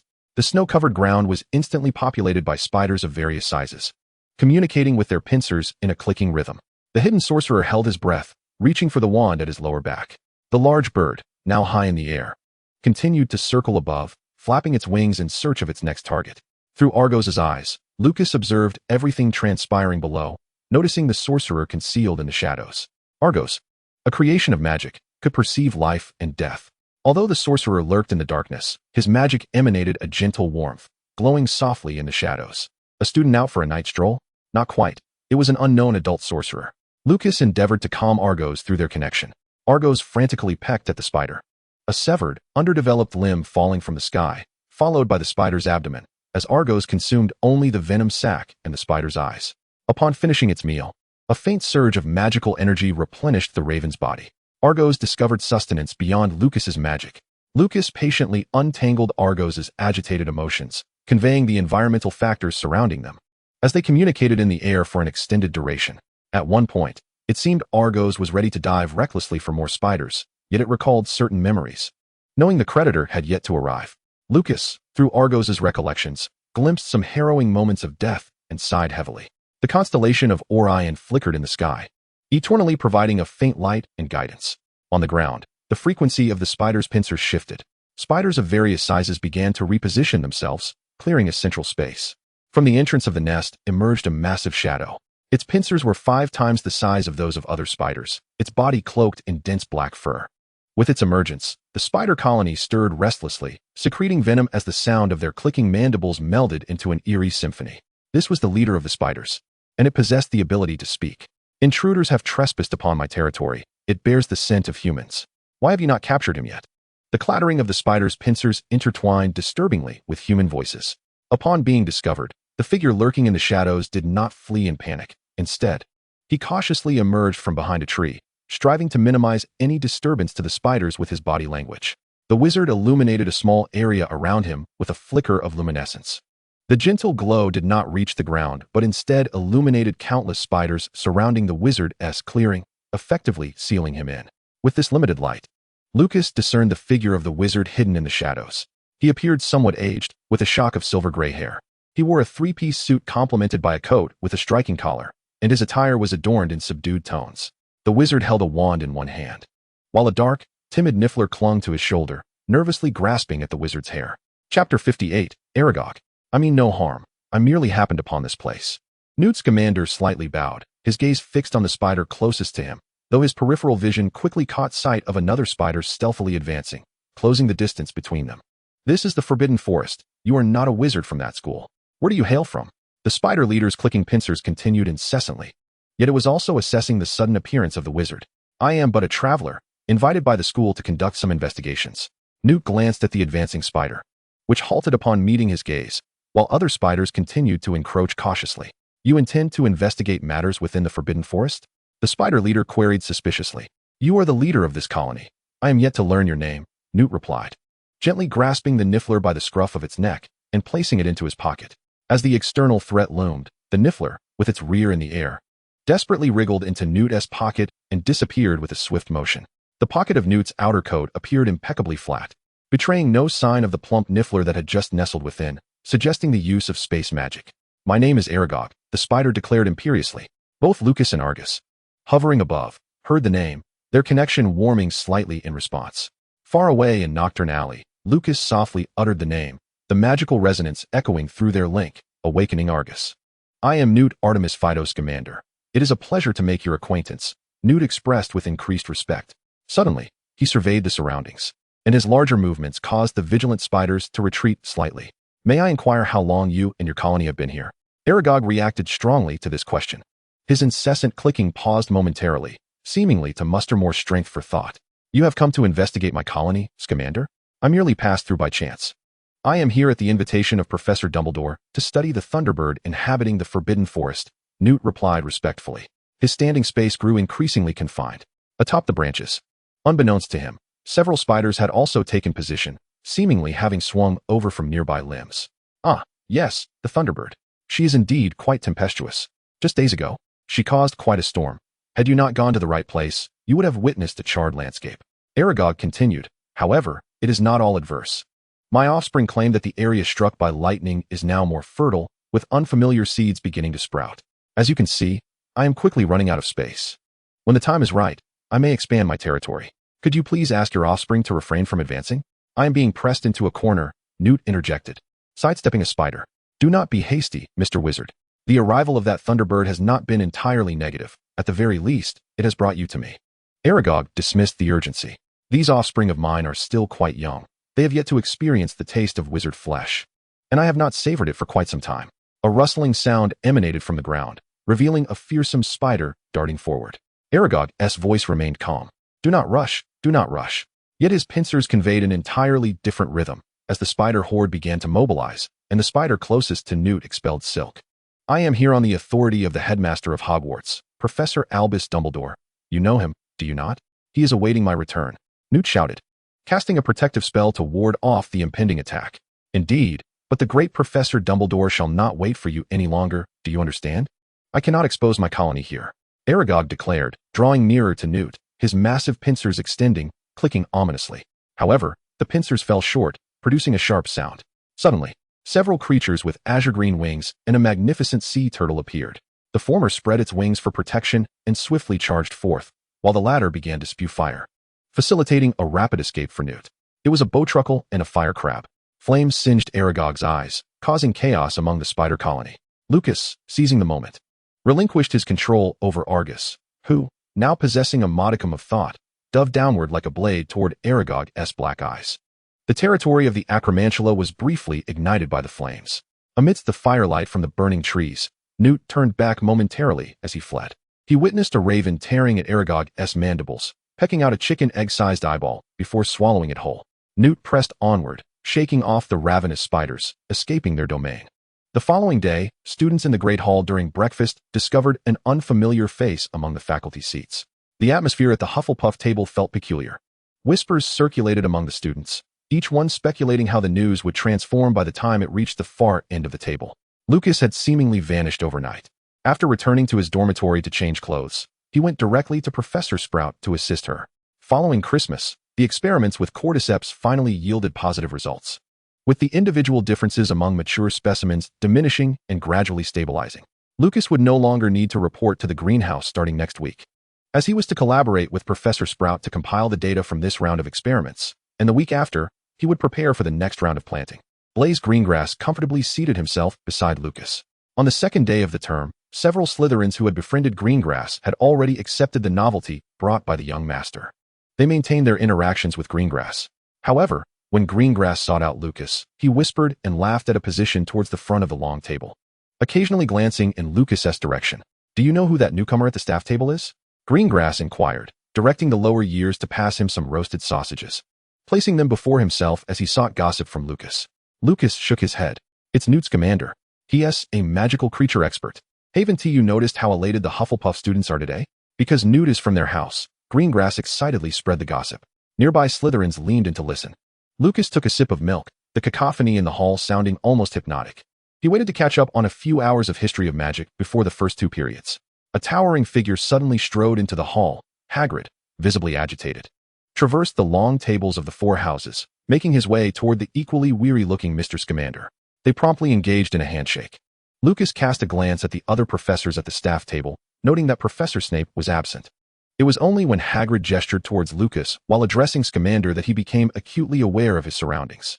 Chapter 59, The Battle for Renown. Seated beside Lucas, Greengrass inhaled sharply, excitement shimmering in his eyes. Though his lips remained still and a polite smile adorned his face, a torrent of questions spilled forth. "Is Mr. Scamander looking at us? Has Hagrid introduced you to him? Is he approaching? Ah, he is coming over. Lucas, brace yourself." Lucas, too, recognized the significance of the moment. He roused himself from his drowsiness, slicing into the sausage on his plate and hurriedly taking a bite. Hagrid and Scamander approached together. And rather than searching for Lucas in the hall, Hagrid patted him on the shoulder, inviting him to step outside. Lucas rose from his seat, momentarily lingering over the remnants of his breakfast before following Hagrid out. The vicinity of the Great Hall was bustling with students. Under Hagrid's guidance, they made their way toward the castle entrance, the throng of students gradually thinning. Considering Lucas had classes to attend, Hagrid excitedly introduced him. "This is Professor Newt Scamander, who has just arrived at Hogwarts today." Lucas hesitated momentarily, seemingly recalling the name, before exclaiming with delight, "You are the author of Fantastic Beasts, and Where to Find Them. I truly adore your work." Scamander offered a modest smile in response to the enthusiastic young wizard. He appeared somewhat unaccustomed to being the object of admiration. Yet he made an effort to beam back at Lucas.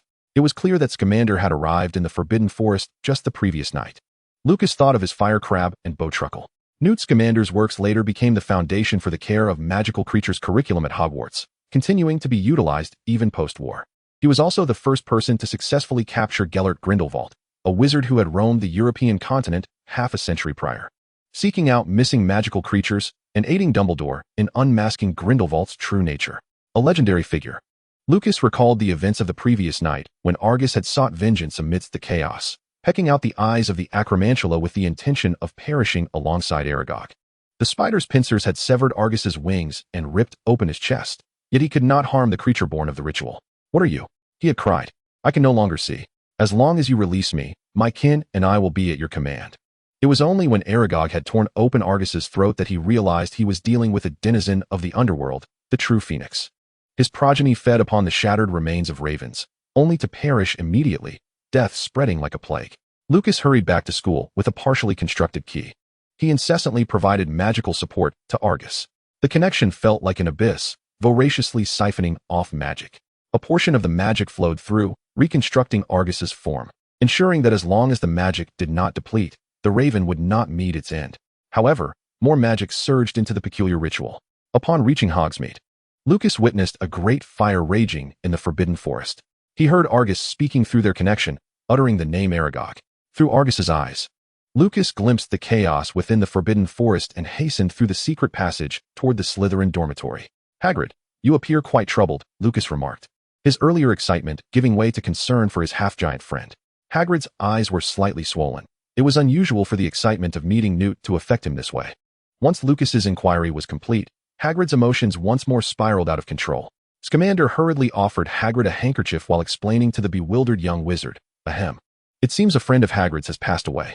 Lucas found himself at a loss for words to comfort Hagrid. Scamander gently patted Lucas's shoulder. "We are going to hold a funeral for Hagrid's friend. Would you like to join us?" Lucas, taken aback, stammered, "Are we leaving the school? Am I still in my uniform?" He glanced down at his attire, the winter robes still thin, and a perceptive observer would note his discomfort. Scamander hastily reassured him. "That's perfectly fine. Hagrid simply hopes for a larger turnout. His friend was rather special." Lucas regarded Scamander with a mixture of understanding and confusion. Out of the corner of his eye, he suddenly spotted a flash of black robes. He called out to the passerby, "Professor Snape, good morning." The figure paused. Snape casting a disapproving glance at the assembly of the half-giant and the unfamiliar wizard. The previous night had brought considerable turmoil to the Forbidden Forest. The heads of the 4 houses had been alerted, promptly ensuring that all young wizards were accounted for in their dormitories. Reports indicated that a conflict had erupted among some magical creatures in the Forbidden Forest. Snape had only concluded his responsibilities at dawn. Lucas felt a sense of relief as he realized that Professor Snape had not developed the stamina to withstand sleepless nights. Everyone stood at the same starting line, bleary-eyed. Classes are about to commence, and you linger at the castle entrance. I recall your first 2 classes are history of magic? Snape's expression was stern. Professor. Lucas glanced at the time, noting that there was still an hour until class. He quickly explained, a friend of Hagrid's has died, and I need to attend his funeral. Snape, having intended to depart after his reprimand, paused, surveying the gathering of wizards, 2 adults and 1 youth. A funeral? He pondered the significance of the term. The house elf's action to stop him now took on a different connotation. Snape scrutinized Lucas, who appeared utterly innocent. Swiftly, Snape discerned that something was amiss. Yes, a friend of mine, Hagrid interjected, recalling his sorrowful predicament, and he visibly began to choke up. Scamander, feeling the weight of the situation, hurriedly elaborated to Snape. It was Hagrid's magical creature companion who was caught up in the chaos of the Forbidden Forest last night. Scamander had witnessed the young, dark-robed professor arriving to assist in managing the aftermath. He had already encountered Snape and was aware that he was the head of Slytherin House. This man exuded a dangerous aura, especially after a night without sleep. Generally, Scamander would avoid provoking such individuals. However, Hagrid's young friend, Lucas, seemed intent on explaining the situation to the professor. He even extended an invitation to Snape. Professor Snape, Mr. Scamander said that Hagrid would like more people to attend his friend's funeral. Snape narrowed his eyes at Lucas, who returned his gaze with earnestness. Just as Scamander anticipated that Snape would cruelly decline, the dark-clad Slytherin head suddenly produced his wand. Snape employed a timekeeping spell, quickly inquiring, "Is the funeral taking place outside the castle? I have an hour to spare. I should be able to make it." Chapter 60, Potion Ingredients. A group of individuals advanced silently outside the castle. They halted near the snowy expanse adjacent to the Forbidden Forest. A substantial pit had been dug in the snow, and beside a mound of earth lay the enormous carcass of a spider. The 8-legged creature lay on its back, and Snape immediately recognized it as an acromantula. To his astonishment, the spider before him was utterly unrecognizable. Its mandibles were agape, and the 8 eyes it once possessed were conspicuously absent, leaving behind a ghastly void. Mingled with the desiccated fluids of an arachnid, it appeared to be in a state of eternal unrest. The 8-eyed giant arachnid's countenance evoked a grave expression on Snape's face as he prepared to inquire of Hagrid how such a creature could be deemed a friend. Newt, feeling the weight of the moment, nervously reiterated that Professor Dumbledore had been informed of this matter just yesterday. Snape seized upon Newt's oversight, retorting, "Are you implying that the headmaster was previously unaware of this situation?" Newt found himself momentarily rendered speechless by the counterargument. As Newt conversed with Snape, Lucas approached the 8-eyed giant spider from behind, observing it in silence. Newt harbored concerns that Lucas, a mere first-year wizard, might be overwhelmed by the sight of the creature's lifeless body. However, Lucas merely froze for a moment before retreating, his face pale as he explained, "I hadn't anticipated the overwhelming stench upon getting closer." Snape snorted disdainfully, glancing at the thinly clad Lucas Graham without uttering a word. Hagrid's emotions had completely unraveled upon witnessing the corpse, and he was now sobbing uncontrollably. Newt's attention was again diverted. The only remaining adult was Snape, who was clearly not inclined to offer assistance. In this critical moment, it was Lucas, a young wizard he had only just met that morning, who stepped forward. Lucas tiptoed and gently patted Hagrid's waist. Once he had captured Hagrid's attention, he patiently comforted him. "The spider has departed. We should say something to commemorate its existence." Hagrid paused in his sobs, glancing at his friends, and proclaimed loudly, "Indeed, we should utter words to honor my friend." Lucas encouraged Hagrid, "Does your friend have a name?" Newt, still shaken, replied, "Its name was Aragog."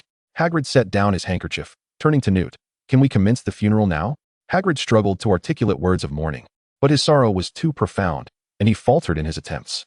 Snape, growing impatient, resumed his pacing near the spider, halting when he noticed the empty venom sac, then circling the arachnid. This seemingly conveyed a false glimmer of hope to Hagrid, who looked at Snape expectantly. "Severus, do you have something to say?" Snape halted, gazing at Hagrid's tear-streaked face, and dryly responded, "I am not particularly skilled in this area." Everyone accepted this statement without question. Newt felt the pressure mount within him, and he steeled himself to step forward. At the same moment, Lucas took half a step forward as well, exchanging glances with Newt, and apologetically inquired, would you like to speak? Or shall I say a few words? Hagrid appeared too grief-stricken. Snape snorted again. However, Newt felt as if he had been granted a reprieve. Immediately retreating to allow Lucas the opportunity. Clearing his throat, Lucas began his eulogy. Today, we gather here in profound sorrow to bid farewell to our friend. He glanced back at Newt for assistance. Newt quietly reminded him, Aragog. Lucas continued, in memory of our friend Aragog. Its life may not have been marked by remarkable feats, yet it inspired us with its ordinary existence and warmed our hearts each day. Newt, recalling the burning forbidden forest and the army of spiders from the night before, silently covered his face. Snape's lips twitched slightly as he looked down. Lucas gathered his thoughts for another segment. It was a lifelong friend to Hagrid, accompanying him and serving as a warm haven. It was exceedingly understanding, alleviating many of Hagrid's troubles. Its departure has left a void in our world, one that time alone can fill. Hagrid wept openly, his handkerchief nearly soaked through with tears and snot. Lucas entered the final portion of his speech. Here, I hope everyone can find solace in their grief. Let us transform our memories of Aragog into motivation to move forward, caring for ourselves and those around us. May it rest in peace. Snape regarded Lucas's whimsical oration with newfound scrutiny. He noted the young wizard had discreetly cast a warming charm upon himself and frowned. He understood the harshness of a winter without adequate clothing. Such discomfort could not be alleviated merely by repeated usage of warming spells. Those comforting incantations would initially provide some relief, but would gradually lose their efficacy, especially when employed repeatedly. Snape had expected that, following the recent magical disturbance, Lucas would at least be more cognizant of such matters. Hagrid dried his tears and picked up a spade to begin burying the eight-eyed giant spider. Newt approached Lucas, wishing to express gratitude for his timely intervention. As Newt drew near, his niffler leaped from him to settle onto Lucas's shoulder. Newt opened his mouth, intending to convey that the niffler was fond of him, but the creature quickly darted back into Newt's embrace, dramatically shivering before burrowing into his pocket. Newt frowned, noticing Lucas's inadequate attire. Initially, he had presumed this was merely an odd fashion trend among Slytherins, as he was not well versed in young people's styles. But the niffler's reaction prompted him to touch the boy's shoulder. Are you cold? Newt inquired. Noticing the warming charm Lucas had cast, he refrained from pressing further, instead retrieving a wizarding cloak from his pocket and draping it over Lucas. Lucas hesitated to refuse, but a bowtruckle emerged from the cloak, affectionately rubbing against his hair. At last, Newt managed to voice his thoughts. It appears it has taken a liking to you. Would you mind looking after it? Lucas tentatively stroked the branch-like magical creature and nodded hesitantly. Snape observed as Lucas donned Newt's oversized cloak. It seemed that the magical creatures were quite fond of Lucas. Snape then approached Hagrid, who was busily covering Aragog's grave, and inquired, what transpired in the Forbidden Forest yesterday? How did your friend meet its demise? Lucas was inquiring of Newt how to peacefully coexist with magical creatures when he heard the loud commotion erupt from Hagrid's direction. The tears Hagrid had fought so hard to contain began to flow once more. Newt and Lucas turned their attention toward Hagrid, who was standing beside Snape.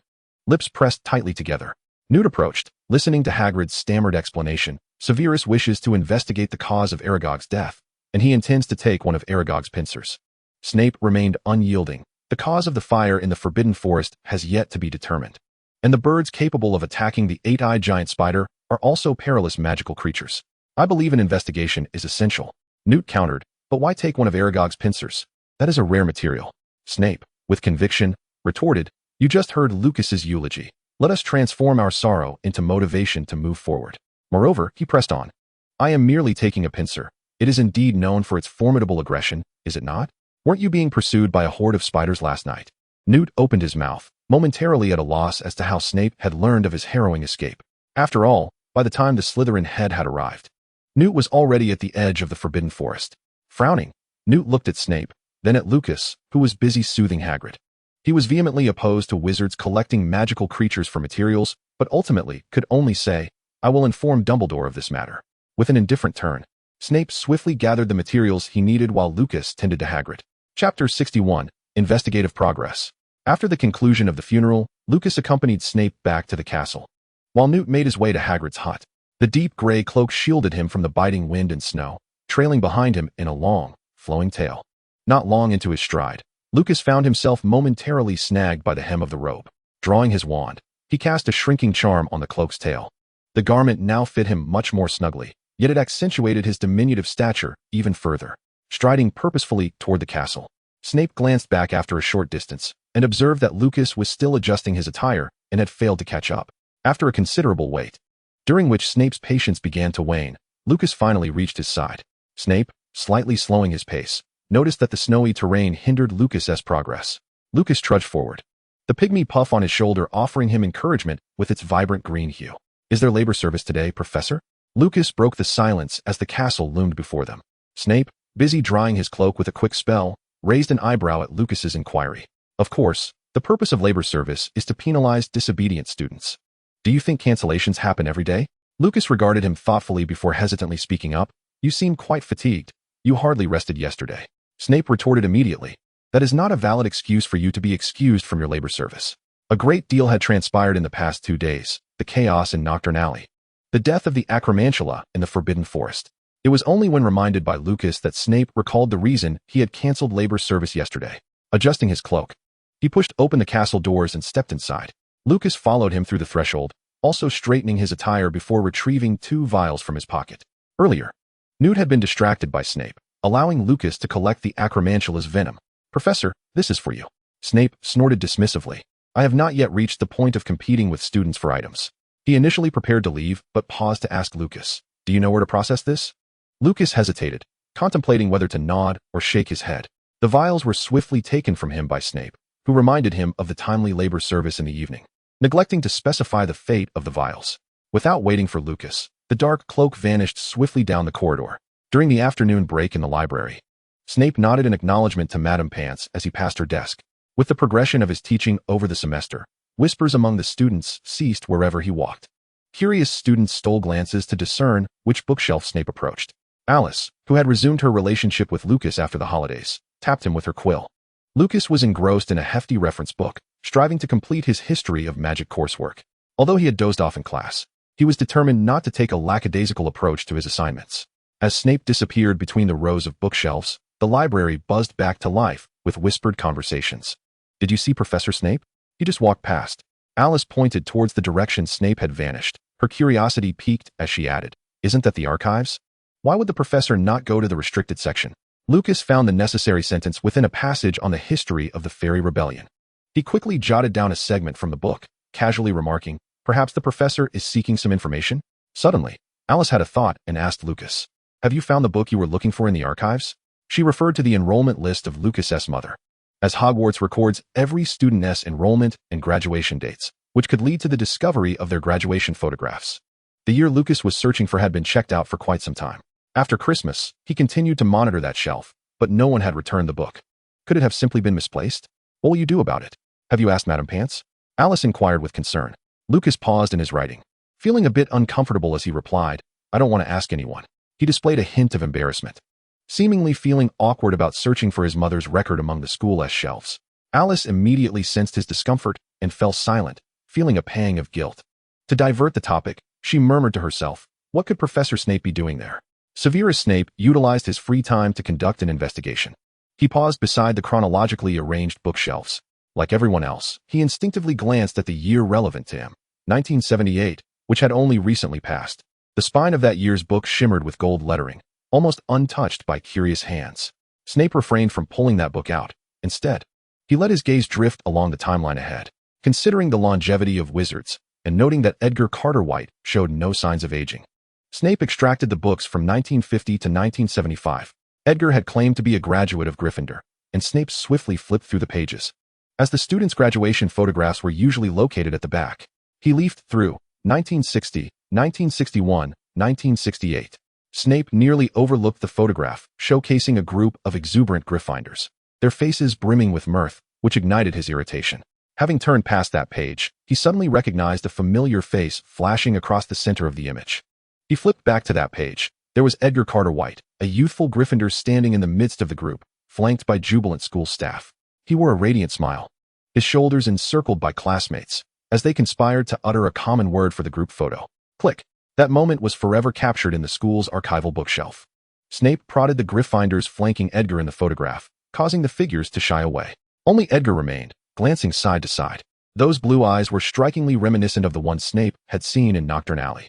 Snape had initially thought Edgar Carter White appeared neither young nor old. However, seeing this wizard at the moment of his graduation felt entirely different. 1968, Snape calculated, meant Edgar Carter White should be 31 years old now. The two belonged to different houses. And by the time Snape enrolled, Edgar was no longer at the school. He flipped through the book forward, locating Edgar's transcript. Defense against the dark arts, potions, transfiguration, herbology, and charms were all graded outstanding, while history of magic and astronomy received exceeds expectations. Snape copied the relevant pages and departed the library. Chapter 62, A Winter Garment. Lucas had no classes during the last 2 periods in the afternoon, so he napped for a few hours in the room of requirement. After the fire in the Forbidden Forest last night, he realized staff would certainly check whether students had been out at night. Lucas hurried back to the dormitory to report in. After the prefect left, he took the risk of returning for Argus. Argus was torn apart without leaving any flesh behind. The ritual object had shattered into black mist, greatly facilitating Lucas's retrieval efforts. The mist coiled around Lucas's hand before he gathered it into a glass vial. The slight risk was well worth it, as Lucas could sense Argus undergoing a transformation, and he steadily supplied magical energy to the creation, eagerly anticipating Argus's change. At 7 o'clock in the evening, Lucas reported to the cellar punctually. The guardian Medusa stepped aside, granting Lucas passage. As Lucas entered Snape's office, he found the desk unoccupied. He set down his bag and moved towards the materials room, where he discovered nothing but a pile of pristine cauldrons. Observing the 2 remaining closed doors, he pondered for a moment before retrieving a notebook from his bag, which he transformed into a small stool. When Snape emerged from the inner chamber, Lucas was engrossed in his reading, leaning against the wooden leg of the office desk, muttering to himself. Noticing the professor's entrance, Lucas looked up, skillfully reverting the stool back into a notebook and standing at attention, awaiting the professor's instructions. Snape rubbed his somewhat sore neck. After a brief nap, he still felt exceedingly fatigued. Observing Lucas's respectful demeanor, Snape inquired, "Where is the attire given to you by Mr. Scamander?" Lucas's clothing was slightly thicker than before, but the cloak he had worn during the day was conspicuously absent. "Mr. Scamander departed from the school this afternoon to seek out the bowtruckle, and I returned the clothing to him," Lucas replied earnestly, mimicking Snape by referring to Newt as Mr. Scamander. Amused by Lucas's rapid adjustment, Snape took a seat at his desk, his gaze falling upon a heap of incomprehensible student assignments, which ignited a wave of irritation within him. "You wander about the castle in this attire, and the guests outside will think that it is fashionable for Slytherin to don single robes in winter?" Snape understood that during the winter months, wizards of modest means often dressed rather poorly, yet Lucas was a quick learner. Even if he engaged in small enterprises at school, he ought not to appear so disheveled. "I simply neglected it, Professor," Lucas replied dryly. The previous night's events had unfolded in rapid succession, leaving him no time to consider such matters. "Then take care of yourself," Snape admonished, casting a stern glance at Lucas. He snapped his fingers, summoning a house elf. Snape instructed the elf to procure a chair and deliver a dinner to the cellar. "Sir, the labor service," Lucas began. But he was interrupted as he saw Snape retrieve a pouch of coins from his drawer, scattering several golden galleons upon the desk. "This is the agreed price for the acromantula venom." Snape scrutinized Lucas, who appeared momentarily distracted, and disdainfully asked, "Did you not observe in your studies that such materials are quite valuable?" Lucas stared at the glimmering galleons for a while, then silently retrieved his own pouch from his bag and swiftly accepted the coins. After securing the coins, Lucas noted Snape's warning gaze, which seemed to convey that he was not to utter any sentimental words. Recalling the previous embarrassing incident, Lucas felt a mischievous thought arise, clearing his throat, and under Snape's watchful eye, he remarked, "I did not anticipate that you would find a buyer so swiftly." Snape relaxed slightly, just as he was about to instruct Lucas on his labor service. Lucas leisurely continued, "With this sum, I believe I can purchase a winter garment of my own." He emphasized the word own. Snape, who had been preparing to grade assignments, paused momentarily, a drop of ink falling onto the parchment as he instinctively marked the paper with a large D. Raising his gaze, Snape intoned, "Mr. Lucas Graham, your original task for today was to categorize the new potion ingredients. But your forgetful potions professor has just recalled that there are 5 cauldrons in the potions classroom that require washing." At that moment, the house elf arrived with Snape's dinner and the requested chair. Under Snape's direction, the elf placed the chair on the opposite side of his desk, then received another instruction, "Go fetch the 5 unwashed cauldrons from the potions classroom." The house elf vanished. Lucas observed a wicked smile creep across his potions professor's face as Snape triumphantly declared, "Your task has been altered. To celebrate your acquisition of a winter garment, you shall wash your cauldrons." Chapter 63, The Ministry of Magic Investigation. With a flourish, green flames erupted from the fireplace as an arrogant wizard stepped forth. This wizard was well acquainted with the organizational structure of the Ministry of Magic, purposefully making his way to a specific office within the Department of Law Enforcement. Was that Lucius Malfoy who just passed? A passing employee looked uncertainly at the wizard, whose silver serpent-headed wand had indeed become a signature accessory of Lucius Malfoy. A female staff member, clutching a stack of documents, adjusted her glasses and confirmed, "You are not mistaken. It is indeed him." However, Malfoy has been having a rough time lately. It appears he is on his way to meet with the deputy director. In days gone by, one would not have seen him meandering through the corridors. The director's fireplace was directly open to his home. The two employees exchanged knowing glances, as whispers of the Aurors searching the Malfoy residence had circulated among the ministry's officials. Is he here to protest to the deputy director? The female employee scoffed. Protesting with galleons, perhaps? That seems likely. Lucius Malfoy remained oblivious to the discussions occurring among the employees in the corridor. He knocked on the office door of the deputy director of the Department of Law Enforcement, who warmly welcomed him inside. "Mr. Malfoy, I appreciate your personal visit. Had you informed me of your arrival beforehand, my fireplace would have been open for you." Deputy Director Alger Hant greeted Malfoy as he entered the office. A house elf presented them with hot tea, and they took their seats. Hant lamented, "Speaking of our fireplace, the maintenance crew has become increasingly incompetent. They constantly excuse their inaction by claiming a lack of funding. Yet look, my fireplace has been broken for 2 weeks, and no one has come to repair it."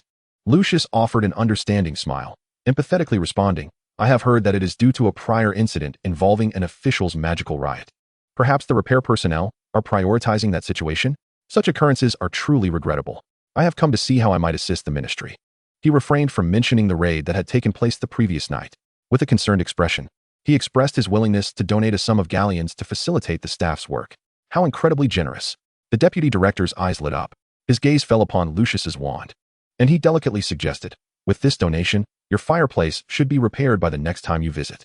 Lucius nodded in satisfaction, then shifted the conversation to the recent challenges in his business. "Those rogue wizards have begun to disrupt the normal operation of some of my enterprises," he subtly indicated. Alger listened intently and tactfully asked, "Would you require Aurors to patrol regularly, ensuring that no one causes trouble?" The two prominent wizards exchanged glances. Lucius feigned nonchalance, saying, "That would not be necessary. I merely wish to investigate a particular name. Once I obtain solid evidence, I will report it to the relevant departments." He downplayed the gravity of the situation, adding, "Without evidence, it would be unreasonable to ask you to make a trip in vain." Alger Hant discerned the implications in Lucius's words. Leaning closer with a conspiratorial tone, he asked, "Might you share that name with me? We may have heard of them." Investigating the identity of someone who is not oneself can be quite complicated for wizards. Applications must first be submitted, followed by approval from specific departments. In cases involving special professions, such as an employee being a Quidditch player, additional permissions from the Department of Sports would be required. The same applies for Aurors. Further procedures are necessary.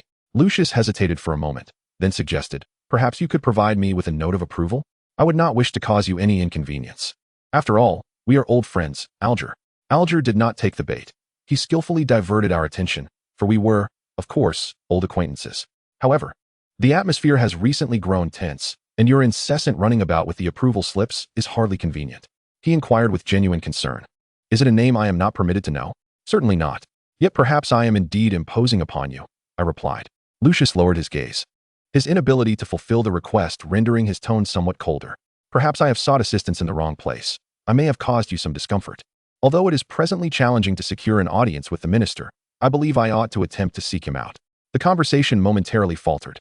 Alger stroked his small mustache and suddenly burst into laughter, lightening the mood. There is no need to trouble him excessively. In consideration of galleons, I shall issue Lucius a nameless approval slip. I shall have Rust accompany you. With him present, you shall be able to inquire about anything. Alger crafted a paper airplane and sent it fluttering out to summon assistance.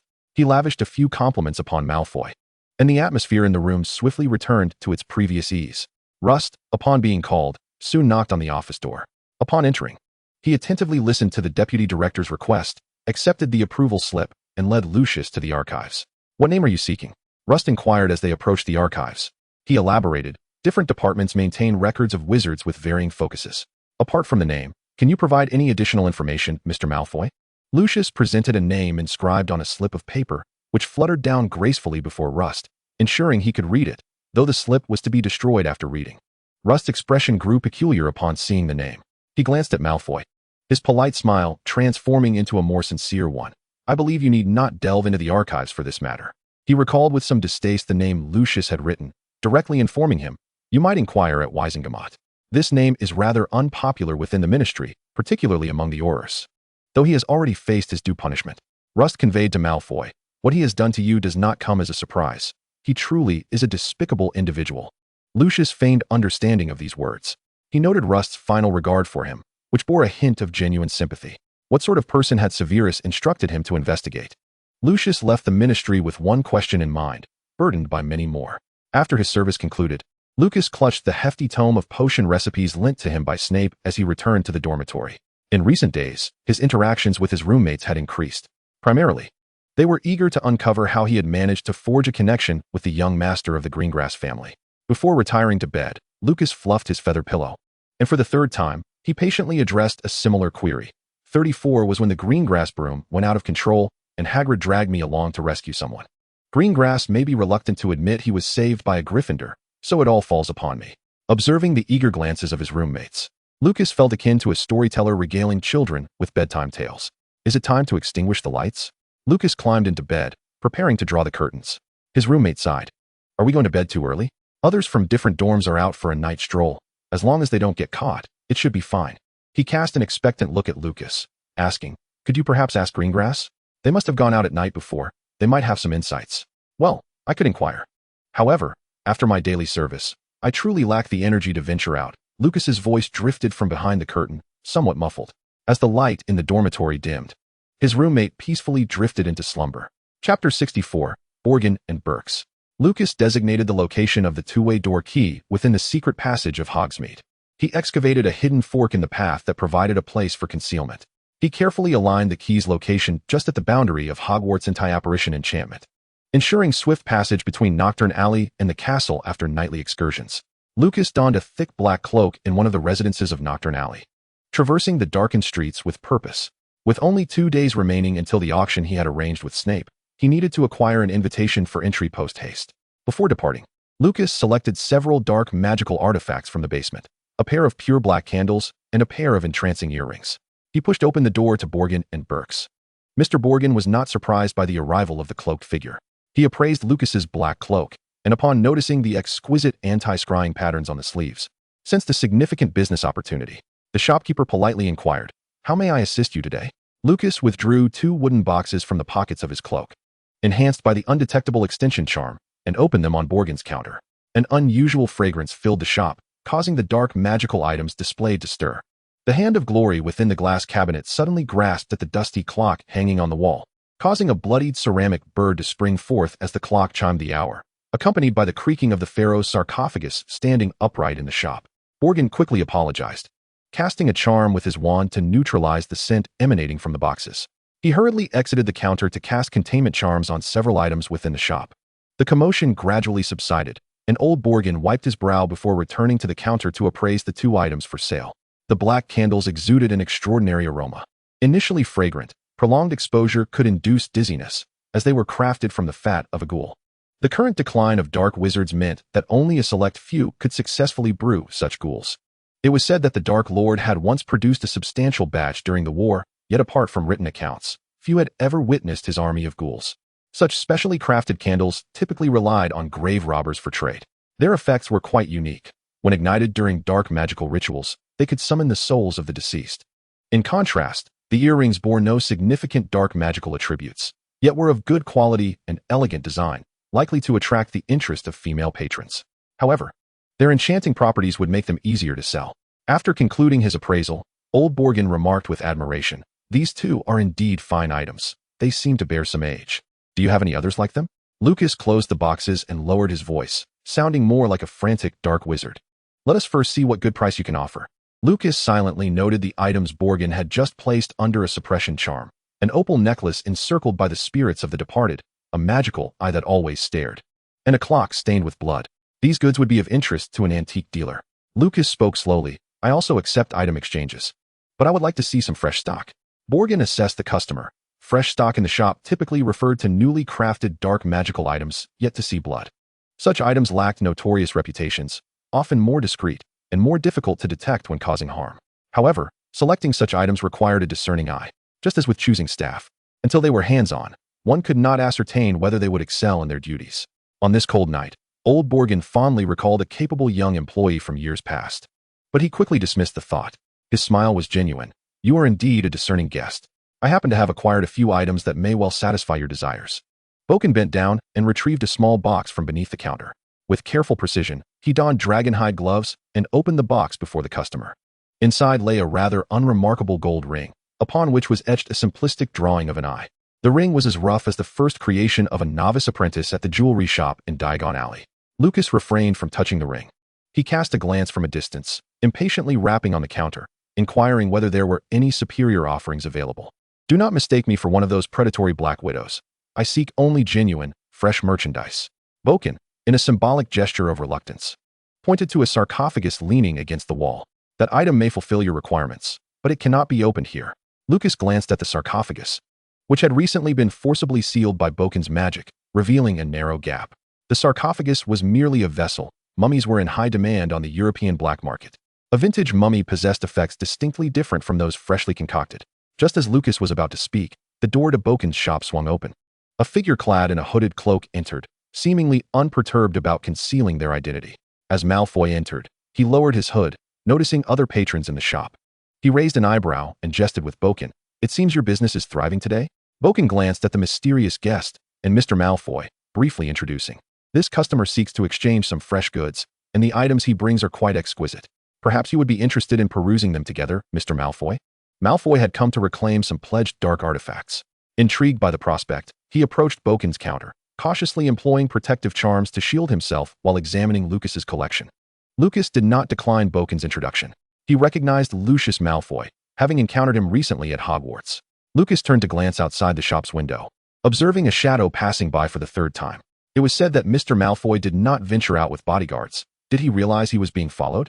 Lucius expressed great satisfaction with the black candle, offering an exorbitant price on the spot. Lucas acquiesced nonchalantly. According to the customs of Nocturne Alley, he extracted 20% of the galleons as a commission for Boken. It has been quite some time since I encountered such a generous patron, not to mention a transaction that pleases all parties involved. Boken beamed with delight as he meticulously polished the galleons laid out on the counter, exchanging a knowing glance with Malfoy, and proposed to treat the two magnanimous wizards to a drink. I hear you've recently acquired a limited edition of Dragon Blood brandy. Surely you wouldn't be bringing that bottle out? Lucius replied, a hint of mischief in his tone. He cunningly turned to the cloaked wizard. You two are a new patron of Boken's. I wonder if you would dare to join us for a drink. Lucius's curiosity regarding the cloaked identity piqued. Seizing the opportunity presented by Malfoy's invitation, Boken swiftly retrieved 3 pristine crystal goblets and fetched a wax-sealed bottle from a cabinet. He showcased the bottle and recounted its origin. This was brought by a German guest, brewed in 1941, the year Spanish wizards hunted a Hungarian horntail. They crafted this batch of brandy using the dragon's heart's blood. With a flick of his wand, the wax seal began to melt, and the cork slowly popped out. Malfoy, knowledgeable in the art, adjusted the surrounding light with magic, explaining, this brandy should be appreciated in dim light. As long as the dragon blood brandy is properly preserved, the drinker can witness the specter of the Hungarian horntail. Lucas glanced at the label of the brandy, a subtle smile gracing his lips as he stepped back to observe the two wizards savoring the moment of uncorking. Chapter 65, Food Safety. With a pop, the cork was released, and a fragrant aroma of fruit and wood wafted through the air. Boken carefully poured the amber-hued liquid into the goblets. Lucius lifted one, proudly producing his silver serpent staff and tapping the rim of the glass. The amber liquid swirled, and a small plume of crimson flame erupted from the goblet. A Hungarian horntail emerged from the flames, its ethereal form only slightly larger than the rim of the glass, yet remarkably vivid in the dim light, allowing one to discern its scales and horns. It curled its spiked tail in a graceful arc, casting a glance at the wine connoisseur before diving back into the goblet. Malfoy applauded softly, while Boken inhaled deeply, enchanted by the aroma of the liquor. Both wizards lifted their glasses, ready to propose toasts while subtly probing the depths of the wizard who had presented such fine wares. Lucas observed the two men preparing their gestures. He grasped the bottle of brandy, swirling it to scrutinize the blurred label, and after a moment remarked, produced in 1941 by the Cane Winery. It utilizes the blood of dragons as its base. Due to the challenges and scarcity associated with hunting wild dragon breeds, this material is typically reserved for potion brewing, wand crafting, or sacrificial rituals.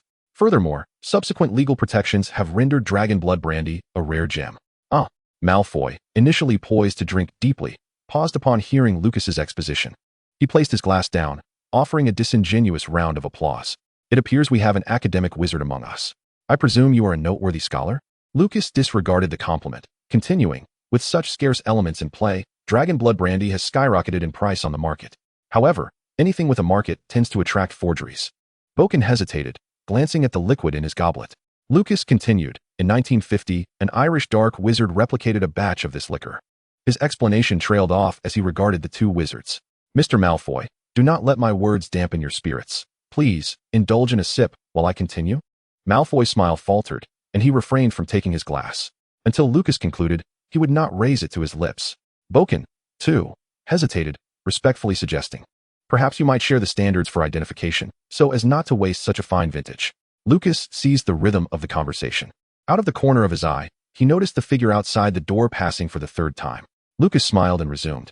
The forgeries were crafted using the same heart's blood. With a bit of simple refinement, they could easily deceive the unwary. Rest assured, these forgeries are also in high demand on the market, allegedly favored by certain vampires. With his silver cane, Lucas tapped the bottle, concealing his wand within its shaft. The bottle trembled under a specific magical impetus. The cork, previously sealed tight by old Boken, popped open, releasing a cloud of black mist that enveloped the three individuals. Initially, the mist bore a pleasant aroma of fruit and wood, but after a moment of swirling, the scent abruptly soured. The small shop filled with the metallic tang of rust. The black mist coalesced, rising to form a humanoid figure bound at the limbs, its features indistinguishable. The figure within the bottle writhed in agony for a fleeting moment before dissipating into nothingness. Ugh! Lucius covered his mouth and nose, retreating 3 steps away from the alluring bottle of liquor. Boken's expression turned grave. He snatched the bottle and employed several examination spells, confirming that the recent occurrence was not an illusion conjured by Lucas. I may be a scholar, or perhaps not, Lucas mused, safeguarding his galleons. He stepped toward the mummy, rapping his wand against the sarcophagus, silencing the commotion within. But I offer you a piece of advice, Mr. Boken. I recommend exercising caution in acquiring items from that German master. He turned to Lucius Malfoy and feigned camaraderie, saying, as for Mr. Malfoy, we should become friends. I possess a few bottles of dragon blood brandy at my residence as well. Should you be interested, I can offer them for sale. Lucas tugged at the brim of his tightly pulled hat and pushed open the door to the Borgin and Burke's shop. He exited the alley and walked a short distance, ensuring no one was trailing behind him. Lucas paused at a dead end, casting a powerful disillusionment charm to stealthily return outside the shop. 10 minutes later, in the biting cold, Malfoy tightened his coat as he departed from Borgin and Burke's. To exercise caution, Malfoy did not place all his eggs in one basket. He had distributed his collection of dark artifacts across various shops, and he still had one last establishment to visit that night. As Malfoy reached the mouth of the alley, he sensed someone behind him. Bone-crushing. The seasoned Death Eater dismissed the thought and immediately recited an offensive spell. The spell missed its target, revealing the presence of his pursuer. The newcomer also wore a hood, obscuring their features. Malfoy pressed himself against the wall, raising his hand to cast an unknown spell. The chilling white magic finally compelled the lurking figure to reveal themselves. Do you know who I am? How dare you assault Malfoy? Lucius's spell struck the assailant, and he stepped forward, eager to interrogate the intruder's origins. Lucas, hidden in the shadows, cast a shattering curse. Utilizing a silent spell, he immediately shifted positions. His incantation landed in another corner, forcing the ambushing wizard to curse under their breath and defend themselves, thus exposing their location. Malfoy was startled, realizing there were additional ambushers. He instinctively reached for the door key, but was interrupted by the already injured wizard. The assailant suddenly charged at Lucius, moving with a speed surpassing that of an ordinary wizard. As he drew near, Lucius glimpsed the non-human eyes beneath the hood. Werewolf armor. Malfoy shouted, instinctively retreating. However, it was too late. In the nick of time, Lucas seized Malfoy's collar. A sharp crack echoed through the air as the two wizards apparat. They materialized in another alley of Nocturne. Malfoy, still shaken, found himself within the confines of the same area of Nocturne Alley. Opposite him stood the mysterious wizard from Borgin and Burke's. Malfoy faced a choice between fleeing and questioning. Uncertain of his surroundings, he lowered his voice and asked, "Were those people chasing you?" He preferred to believe he had stumbled into peril rather than accept that anyone would dare attack an adult Malfoy in Nocturne Alley. Lucas appraised the somewhat disheveled Malfoy, unfazed by his accusatory demeanor. "You visited the Ministry of Magic today, did you not?" Malfoy remained silent, mentally replaying every individual he had encountered that day and the potential interest groups behind them. Chapter 66, The Auction Invitation. Lucas quickly alleviated Malfoy's mental burden. He correctly surmised the first detail, establishing a foothold for what followed. I deduced that you made a substantial donation to the Ministry of Magic. This was not even a question. Malfoy felt offended, his gray eyes coldly scrutinizing the mysterious wizard. Lucas remained unfazed and continued. Next. You inquired about a name from an official. Malfoy paused, then suddenly exclaimed, Eddie Carter White. Regaining his composure, Malfoy tightened his grip on his wand and declared, You are Eddie Carter White. Who were those people? Lucas, concealed beneath his hood, smirked in satisfaction at Malfoy's hook. Adopting Eddie's voice, he casually remarked, You shouldn't have mentioned that name. Among those who pursued you was an Auror. Lucas need not elaborate, as Malfoy had already formed his own conjectures. Malfoy stood in silence for a moment, choosing to lower his posture. You saved me. The Malfoy family never betrays friends. Nor do I betray friends, Lucas retorted, not believing a word of it. Is there a more tangible expression of gratitude? Malfoy frowned. Lucas directly proposed. There is a commendable auction in Nocturne Alley, and I find myself in need of a competent house elf. I had intended to test my luck there. Perhaps the head of the Malfoy family could provide an entrance ticket? Malfoy pondered for a moment before cautiously asking, Were you framed? He inquired whether Eddie Carter White had indeed betrayed his Auror companions. Lucas remained unperturbed, but mentally noted Malfoy's inquiry. He shook his head, saying, Recently graduated wizards concern themselves with right and wrong. We must now discuss winning and losing. Malfoy could not discern whether this statement was an admission or a denial. However, he recognized that even a Gryffindor like Eddie Carter White, after years of entrapment, had evolved into one of the most formidable lions. At that moment, Malfoy relinquished his pursuit and provided Lucas with a door key. He added a parting blessing. I wish you success in acquiring your desired house elf and a delightful experience at the auction. On Wednesday, Snape did not grade the assignments. The potions professor had never publicly disclosed his schedule, but since the previous semester, Lucas had discerned a pattern. Snape typically graded assignments on Mondays, Wednesdays, and Fridays, while he devoted Tuesdays and Thursdays to reading or conducting potion research. The grading routine on Mondays, Wednesdays, and Fridays was easily identifiable. Since last semester, Snape had grown increasingly irritable on those days. Lucas had also been a school professor. Back in his day, he had only been responsible for the advanced potion courses, and he had already found the magical world as species to be excessively diverse. Since returning to the first year, Lucas had had the fortune to witness the assignments of his classmates, without distinction between lower and upper grades. Having a master potion maker instruct and grade assignments across all ages was indeed a waste. As for the reading and potion research conducted on Tuesdays and Thursdays, Snape did not shy away from Lucas, but he preferred to use confounding charms on the covers of the books he read, due to the magical fluctuations in the books. Lucas deduced that Snape was not perusing any dark magic tomes. Moreover, even if Snape possessed a few dark magic texts, he certainly would not bring them to school. The issue was that the potions professor was eager for Lucas to believe he was studying dark magic. Each time Snape employed a confounding spell, he would deliberately make the book covers appear eerie and sinister, their details obscured upon closer inspection. Lucas endeavored to comprehend Snape's motives for such behavior, ultimately speculating that it was to establish authority. Hence, Lucas chose to remain silent while Snape engaged in his reading, feigning an attitude of reverence. Snape's potion research, however, continued unbeknownst to Lucas. Occasionally, Lucas gleaned hints of his studies from the residue in the cauldrons.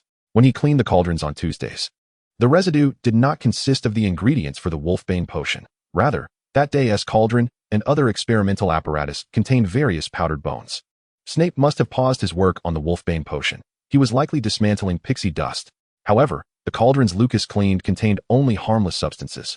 Lucas did not believe Snape had limited his studies to these ordinary materials.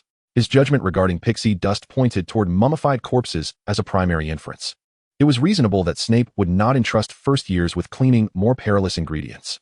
Lucas diligently handled the potion materials required for lower-grade courses. As the fireplace in the empty cellar crackled quietly, he still needed to exert effort under the guise of Eddie Carter White. The potions office had two doors.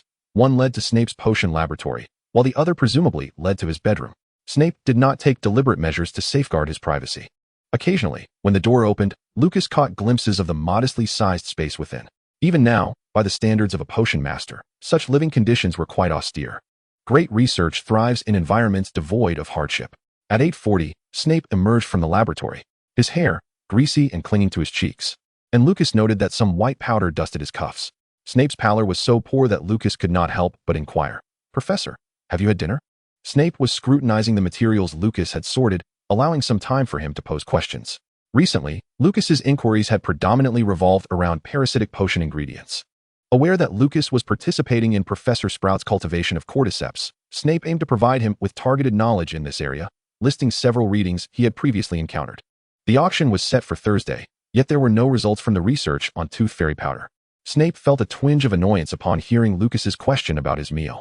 He pretended not to hear, continuing to inspect Lucas's recorded notes. Lucas called out again, "Professor?" With a sharp snap, Snape closed his notebook. He narrowed his eyes dangerously. "Are you finally unable to resist intervening, aside from secretly observing my routine?" Snape remained wary of Lucas's encroaching behavior, glancing at Lucas's unimpressive stature. Lucas studied Snape's expression, contemplating how to respond. Suddenly, a sharp thwack. Lucas was struck on the head by the notebook. He widened his eyes in shock, unable to comprehend why Snape had suddenly hit him. "Do not let me catch you again watching others to gauge your responses." Snape pointed out yet another of Lucas's bad habits. Observing him still holding his head in defense, causing Snape's brow to furrow. Lucas blinked, returning to reality from his disbelief, wondering why he had been struck. This time, he refrained from gauging Snape's mood before asking. The labor service concluded, and he was dismissed from the potions office. Chapter 67, Tutorial Sessions. As Thursday arrived, Snape's mood visibly darkened. During lunch, the incessant chatter of Greengrass brought forth gossip Lucas had no desire to hear. He recounted that in today's 7th-year potions class, Snape had reprimanded several students for accidental mistakes, one of whom was even a Slytherin. Lucas, munching on a chicken pie, was surprised that Greengrass had managed to enroll in Snape's advanced potions class. He recalled the high standards Snape held for advanced courses and delicately voiced his confusion. Greengrass proudly declared, "My potions grades are exceptional. I am a member of Professor Slughorn's club." He elaborated on the notable achievements of the former head of Slytherin. Fearing Lucas might not be aware of Slughorn, Lucas found himself intrigued by the topic and followed Greengrass's lead with a question. Between the two heads, who do you think taught better? Greengrass sighed heavily in response. It's hard to say who is better. After all, both potion masters have their strengths. Professor Slughorn rewards students during class, while Professor Snape provides more detailed lectures. Just the other day, I overheard complaints from 5th years. They must achieve exceeds expectations in their OWLs to qualify for the advanced class, whereas we only needed acceptable back then. Snape has raised the bar, and now many 5th years are burning the midnight oil to study. Lucas nodded in agreement. Professor Snape does have very strict requirements. Thus, he heard that some 5th-year students' parents had written to Professor Snape, requesting tutoring. Greengrass sighed again, recalling the pressure of potions class.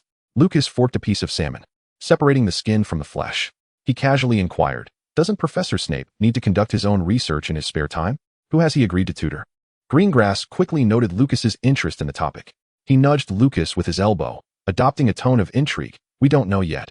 Everyone is waiting for the professor's response." "Professor Snape can't refuse everyone. Aren't you his favorite student? Do you have any inside information?" Lucas speared a piece of fish, contemplating his reply. "I still believe that Professor Snape would spend any free time on his research." Greengrass shook his head, eager to correct Lucas's misconceptions. "The professor doesn't have any research projects this year. You know that potion masters can receive grants for experiments if they register with the Potions Association? This year, Professor Snape hasn't registered, which is why those pureblood families are seeking him to teach their children. Otherwise, they wouldn't be so foolish as to make requests that could be easily turned down with an excuse about needing to conduct experiments." Greengrass proceeded to list several names of older students, speaking with a sense of amusement. "Those two believe the head will choose them. They've already begun boasting in the common room last night. If Professor Snape hasn't responded by this week, I've heard they plan to set up a betting pool." Greengrass's enthusiasm was palpable, but he snapped back to reality upon noticing Lucas packing his bag. "Are you done eating already?" The perpetually short younger student smiled politely. "I'm full. We have Quidditch class this afternoon." That evening, Snape remained secluded, shutting himself away. Lucas occupied the office alone, sorting through a basket of potion ingredients. With the auction tonight, Lucas surveyed the office for any extra tasks, then settled into a chair with a potion book. He opened the book to a page depicting an eyeball, evoking thoughts of the gradually stabilizing Argus. The connection between Lucas and Argus had stabilized. Recently, the magic drawn from him had decreased from 3 to 1. Thankfully, the nocturnal escapade with Boggett had not escalated into a wizard duel. Lucas had managed to pull Malfoy away just in time. Otherwise, he would have been forced to confront a battle with the magic of 6. Devoid of any sense of mystery, he carried the key, ensuring his roommate had no extracurricular activities tonight. Snape emerged from behind one of the doors, and Lucas, head down, calmly turned a page before lifting his gaze to the professor. "Professor," his voice trailed off. Snape's expression darkened, his eyes warning Lucas to refrain from uttering another word. However, Snape appeared somewhat different. His hair was damp, with droplets clinging to the black ends. This was the first time Lucas had seen Snape in loose attire. The gray long nightgown hung loosely on him, swaying slightly with his movements. Regaining his composure, Lucas informed the professor that he had completed his tasks for the day. Snape, with a serious demeanor, approached the materials to conduct his routine checks. As he walked by, Lucas caught a faint scent of body wash. Lucas glanced at the door from which Snape had emerged. It led to the laboratory. He mentally updated his understanding of the structure between the two doors, realizing that Snape's laboratory and bedroom were interconnected, or perhaps it was more likely that he had converted a dressing room into a laboratory. Very well. After confirming the accuracy of the materials, Snape instructed Lucas, "That will be all for today. Store these, and refrain from wandering about." Today's labor was concluded half an hour earlier than usual, a habitual reminder from Snape. In recent nights, the number of students wandering after hours has notably increased, with many first-year Gryffindors among them. Having settled into school life during the first half of the semester, they have commenced engaging in certain foolish escapades of nocturnal exploration. However, it is not solely the Gryffindors. Even yesterday, Snape apprehended 2 Slytherins. He assigned both of them to serve detention with Filch.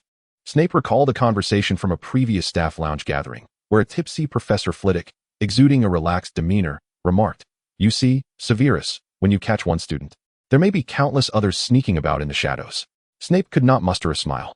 Nonetheless, this brilliant metaphor was met with a disapproving smile from Professor McGonagall and applause from Professor Sprout. Encouraged, Professor Flitwick continued, "Relax, Severus. I sometimes find it quite entertaining to watch them try to conceal themselves, believing they won't be discovered." Snape remained unmoved. During his patrols, he spared no student from scrutiny. Thus, he issued a stern warning to Lucas. "I am not merely cautioning you against being caught by me. I am instructing you not to leave the dormitory. Do you understand?" Lucas, with a clever wink, nodded vigorously, having learned his lesson from yesterday's detention. Chapter 68. A Failed Nighttime Adventure. At 9:30, Lucas stored the potion ingredients and returned to the dormitory. Upon opening the door, he found himself alone. This was quite typical. Even the boys in Slytherin, who shared a close camaraderie, would occasionally visit each other's quarters. Lucas patiently waited until the curfew struck 10. Still, his dormitory remained eerily silent. He glanced at the successfully cast protective enchantment on the trace, and then at Argus, who had nearly restored his crow form within just half an hour. His plans were well laid, yet he could not wait for his roommate. This was unacceptable. Tonight, Professor McGonagall was on patrol, and given his roommate's tendencies, it was highly probable that the professor would discover him. It wasn't that the professor would allow students to return to their beds unchallenged. However, if Lucas's roommate realized he had not returned, the situation would be irretrievably compromised. Lucas had always tried to keep his roommate oblivious to such matters. He did not wish to tamper with his roommate's memories, as young wizards were ill-suited to withstand such alterations and would easily betray themselves. Upperclassmen typically roamed to the observatory, while a few established romantic spots in the restricted section attracted 4th and 5th years. In contrast, younger students would find even a brief darkened corridor exhilarating, perceiving every room in the castle as a thrilling challenge. Generally, 1st and 2nd years did not venture out all night. However, the auction commenced at midnight. Lucas calculated that he had approximately 30 minutes to reach Nocturne Alley, leaving him with merely an hour and a half to locate his roommate and coax him to sleep. There was still a chance that his roommate was lingering in another dormitory.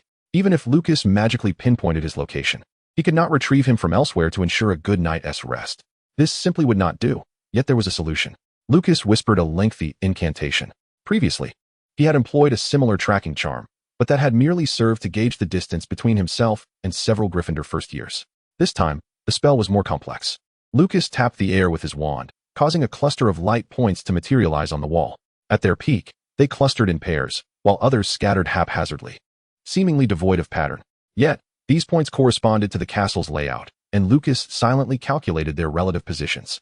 Soon, he identified one particularly bright point and marked it in red. This was Professor McGonagall, who was making her way to the Great Hall. Searching within a designated area, Lucas was fortunate to find 2 light points approaching the hall. One was heading back to the dungeons, while the other was moving outward. He illuminated both names. This spying spell proved especially effective against young wizards with less magic and insight than the caster. Had he foreseen the troubles of this night, Lucas mused, he would have devised a small device to mark the movements of everyone within the castle. The 2 names quickly appeared, and Lucas keenly selected one.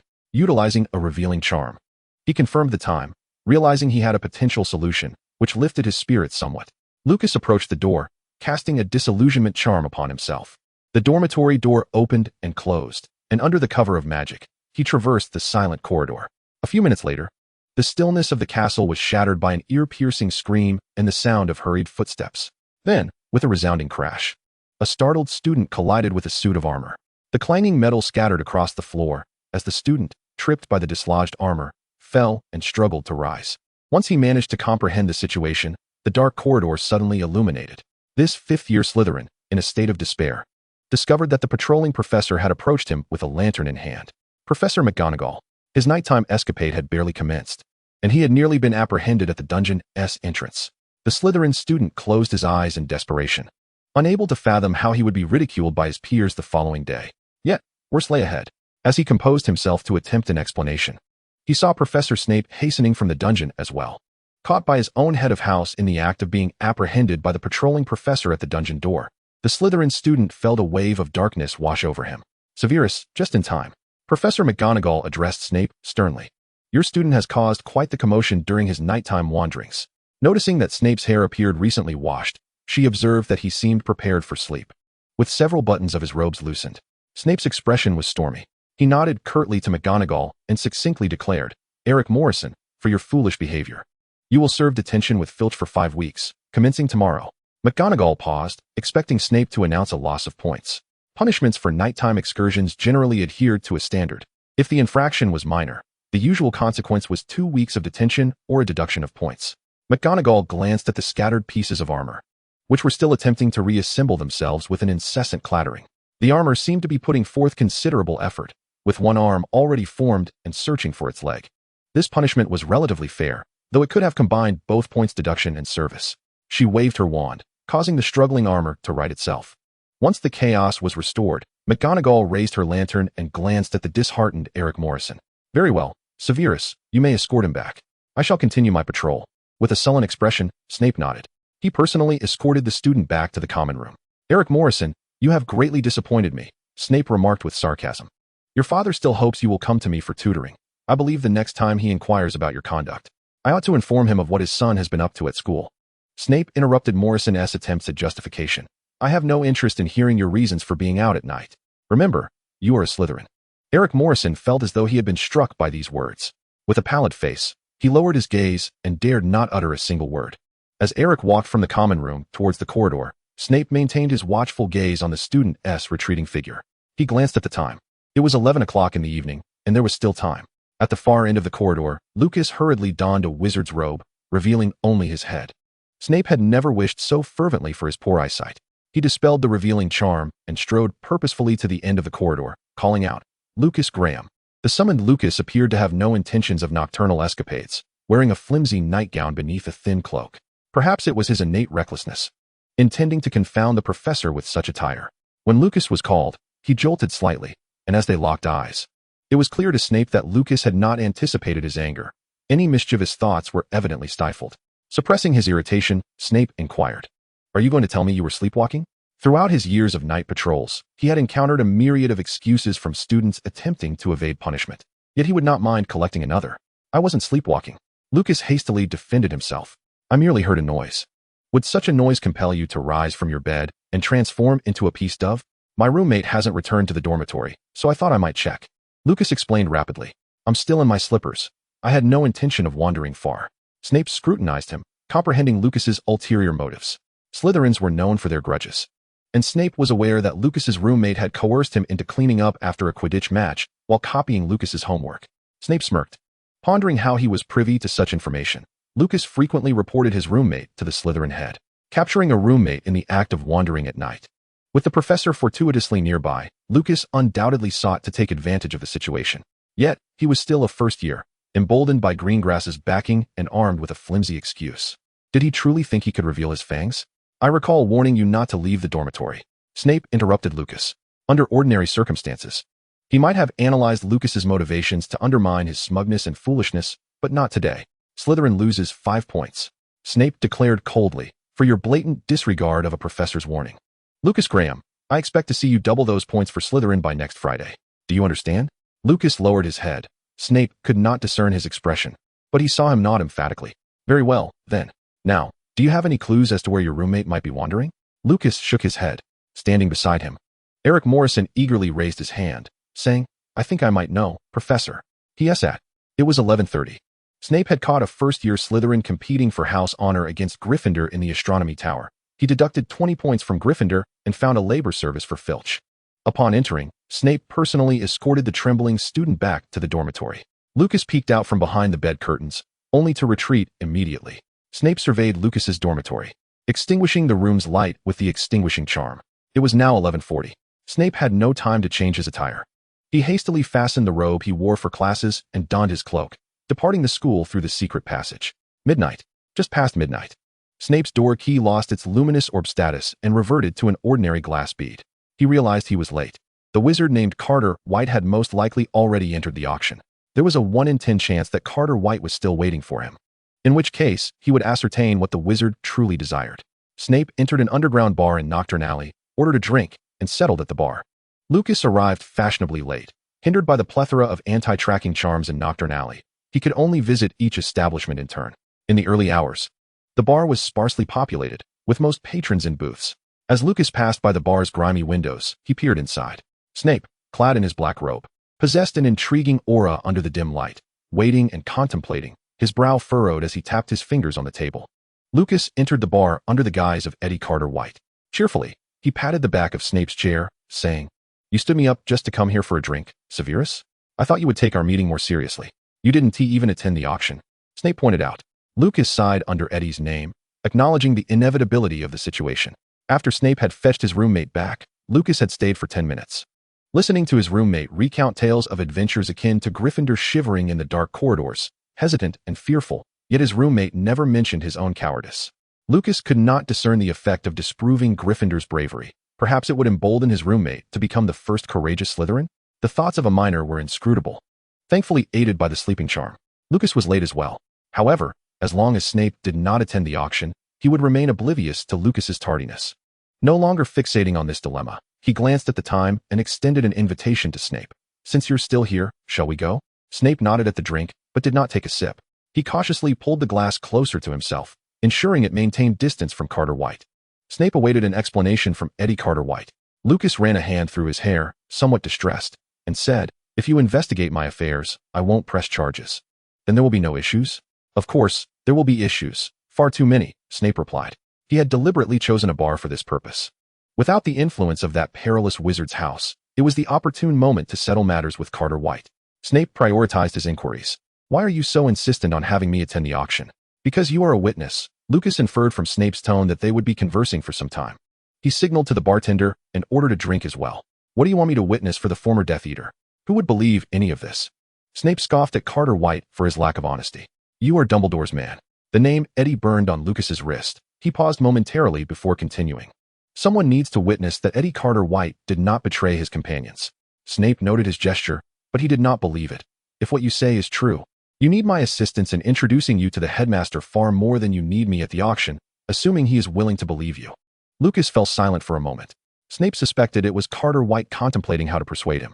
Not allowing Carter White time to respond, he stated, My friend has located records of this wizard's house in Nocturne Alley at the Ministry of Magic.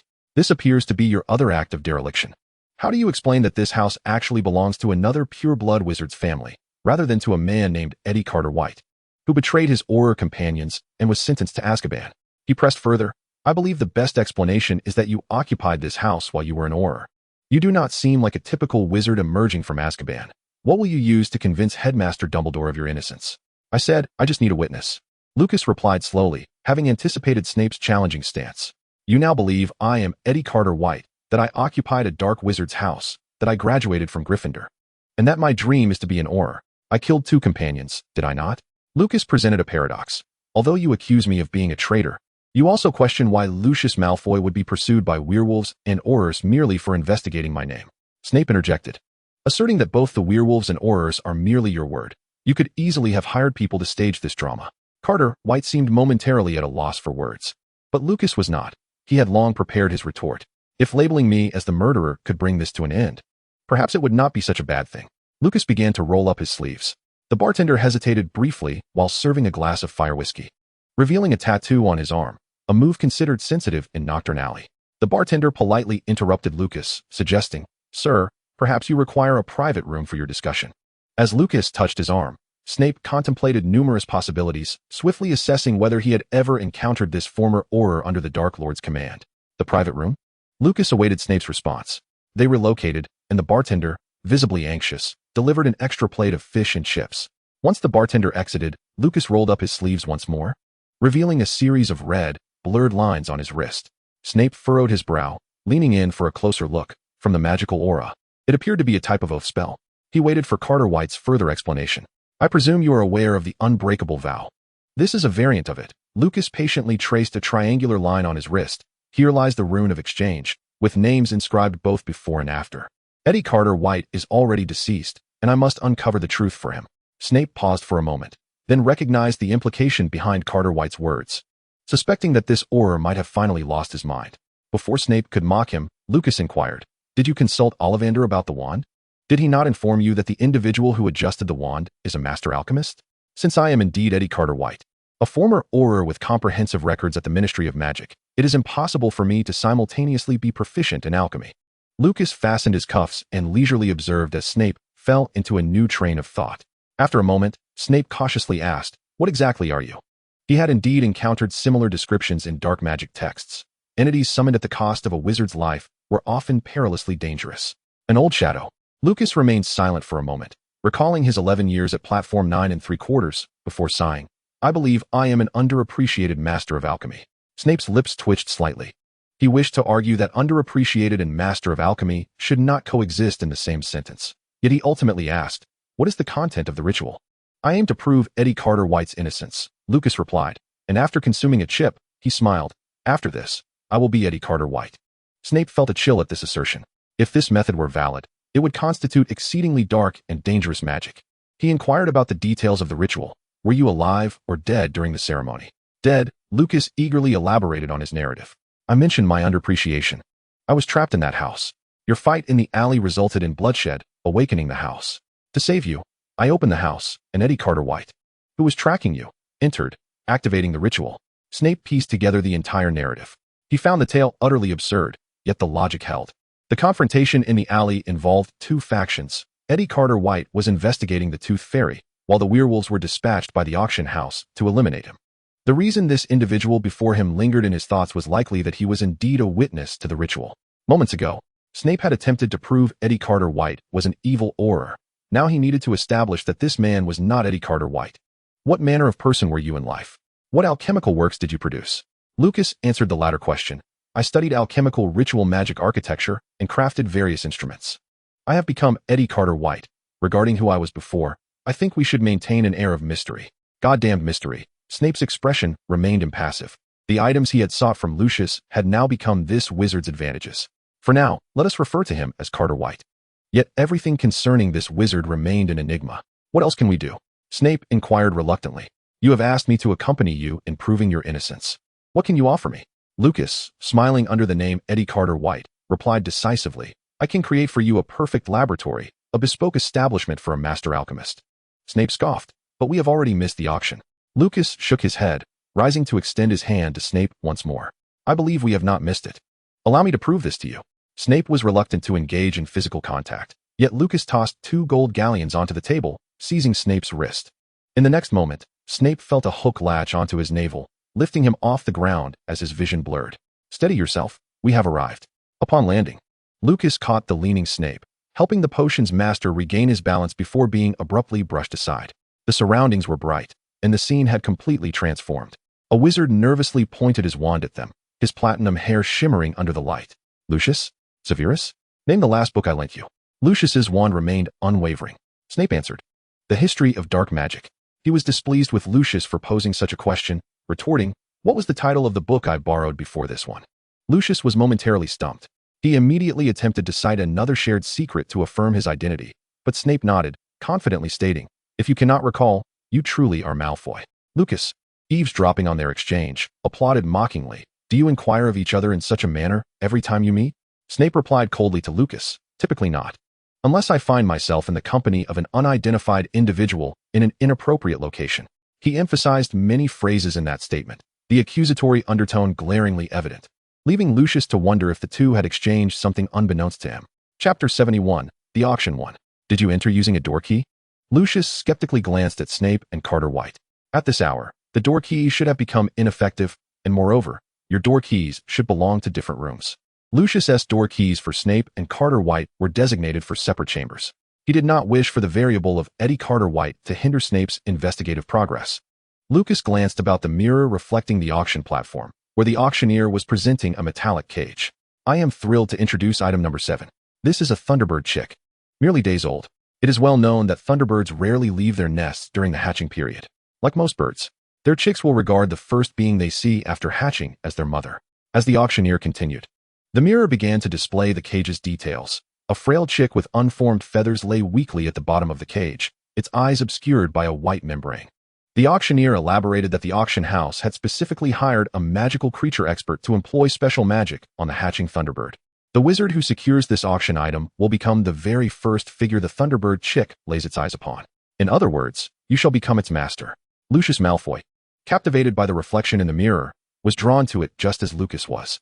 A flicker of desire stirred within him. Yet, almost immediately, Lucius turned to Severus. Seeking validation, he wished to inquire whether this was indeed the offspring of the Thunderbird residing in the forbidden forest of the school. Severus subtly nodded, affirming his suspicions. At that moment, Carter White cleared his throat, stating that if one desired something, they ought to pursue it actively. He was discontented with the undercurrents flowing between Malfoy and Severus, and indeed, this Thunderbird chick was a progeny of the school's Thunderbird. Lucas pointed his silver metal wand toward the mirror. In the next instant, the auction privileges that were meant to be under Malfoy's control fell to him. The room was the first to place a bid. How dare you? Lucius exclaimed, astonished, glancing at Carter White, whose expression shifted multiple times, even mistakenly suspecting Carter White to be the mastermind behind this turn of events. Severus grasped Carter White's shoulder. The warmth of life radiated from him, starkly contrasting with the dark magic ritual he had described. Severus did not fully trust Carter White's words and would continue to search for inconsistencies. Relax. It is merely a simple mirror charm. Lucas innocently waved his hand. His actions were merely a prelude to the actual competition. The bidding for the Thunderbird chick escalated swiftly, quickly diminishing the price in Malfoy's private room. What are you planning? After his initial shock, Malfoy glanced at Severus, still holding Carter White's hand. With his wrist firmly grasped, Carter White made no further movements, merely stirring the enthusiasm within the room. I shall take Severus to investigate the matter of the tooth fairy powder. Lucas laid out the auction itinerary with clarity, then turned to Malfoy. You will continue the bidding for the Thunderbird here, which presents two possibilities. We remain undetected, the auction concludes smoothly, and we can rendezvous at the pub in Nocturne Alley. Lucas, with Malfoy's arm draped over his shoulder for an extended period, covered Severus's hand with his own. The potion's master immediately withdrew his hand, glaring at Carter White as if he had been struck by a spell. If we are discovered, you shall wait for us at the far end of Nocturne Alley. Regardless of the outcome, we will bring you clues regarding the tooth fairy. Lucas placed his hand where Severus had just grasped, noticing a look of patience etched upon the potion's master's face. Just an hour prior, he had been chastised by his professor. Yet, he found a flicker of amusement in Eddie Carter White's identity. Lucius Malfoy narrowed his eyes, displeased as he said, Are you commanding a Malfoy, Carter White? Eddie Carter White, with his blue eyes, gazed back at him, though little mirth was present. You certainly can choose not to comply. I cannot utter any threats, but consider the events of last night. Mr. Malfoy, since you began investigating my name, you have already made it onto certain lists. I believe they are outlaws, and collaborating with me would also serve to protect yourself. Given your deceased or companion, allying with you may not be the wisest course of action, Malfoy retorted defiantly. Lucas ceased to argue with him, turning back to Severus, cheerfully informing him, I can locate the auction vault. Let us proceed. Suddenly, Lucas directed his wand to the floor, casting a dark red spell that illuminated the ground beneath, revealing an intricate array of magical runes. The bright lights of the private room flickered momentarily. The entire space was enveloped in a crimson glow, causing every object to lose its original hue. They then observed white runes sprawling across the floor, walls, and ceiling of the room. The ornate frame of the mirror was entwined with white threads, extending out of the room. In the blink of an eye, the room regained its original brightness. All magical elements seemed like a fleeting visual distortion. Carter White's wand pointed in a specific direction. As he waved it, the floor began to morph, ultimately forming a door. Severus and Lucius were momentarily thrown off by the sight before them. He was certain that these two had reached some form of consensus regarding their tardiness and sudden appearance. With no time to share information with Severus, He required a hint from him. Was Carter White trustworthy? Should he await them at the agreed location? Severus subtly nodded at Lucius. Without further hesitation, Severus followed Carter White through the abruptly materialized door. Lucas grasped Severus's hand. Sensing his subordinate tense up, he opted to hold Severus's wrist instead. Severus emerged from the depths of complete darkness. The objects before him split into shades of black and white, the blurred outlines sufficient to discern the furnishings of the room, which resembled an abandoned countryside villa, various objects draped with white cloths. Severus glanced down at Carter White's grip on his hand. Noticing a ring on Carter White's thumb, a potential source of the night vision effect reminiscent of the Hand of Glory.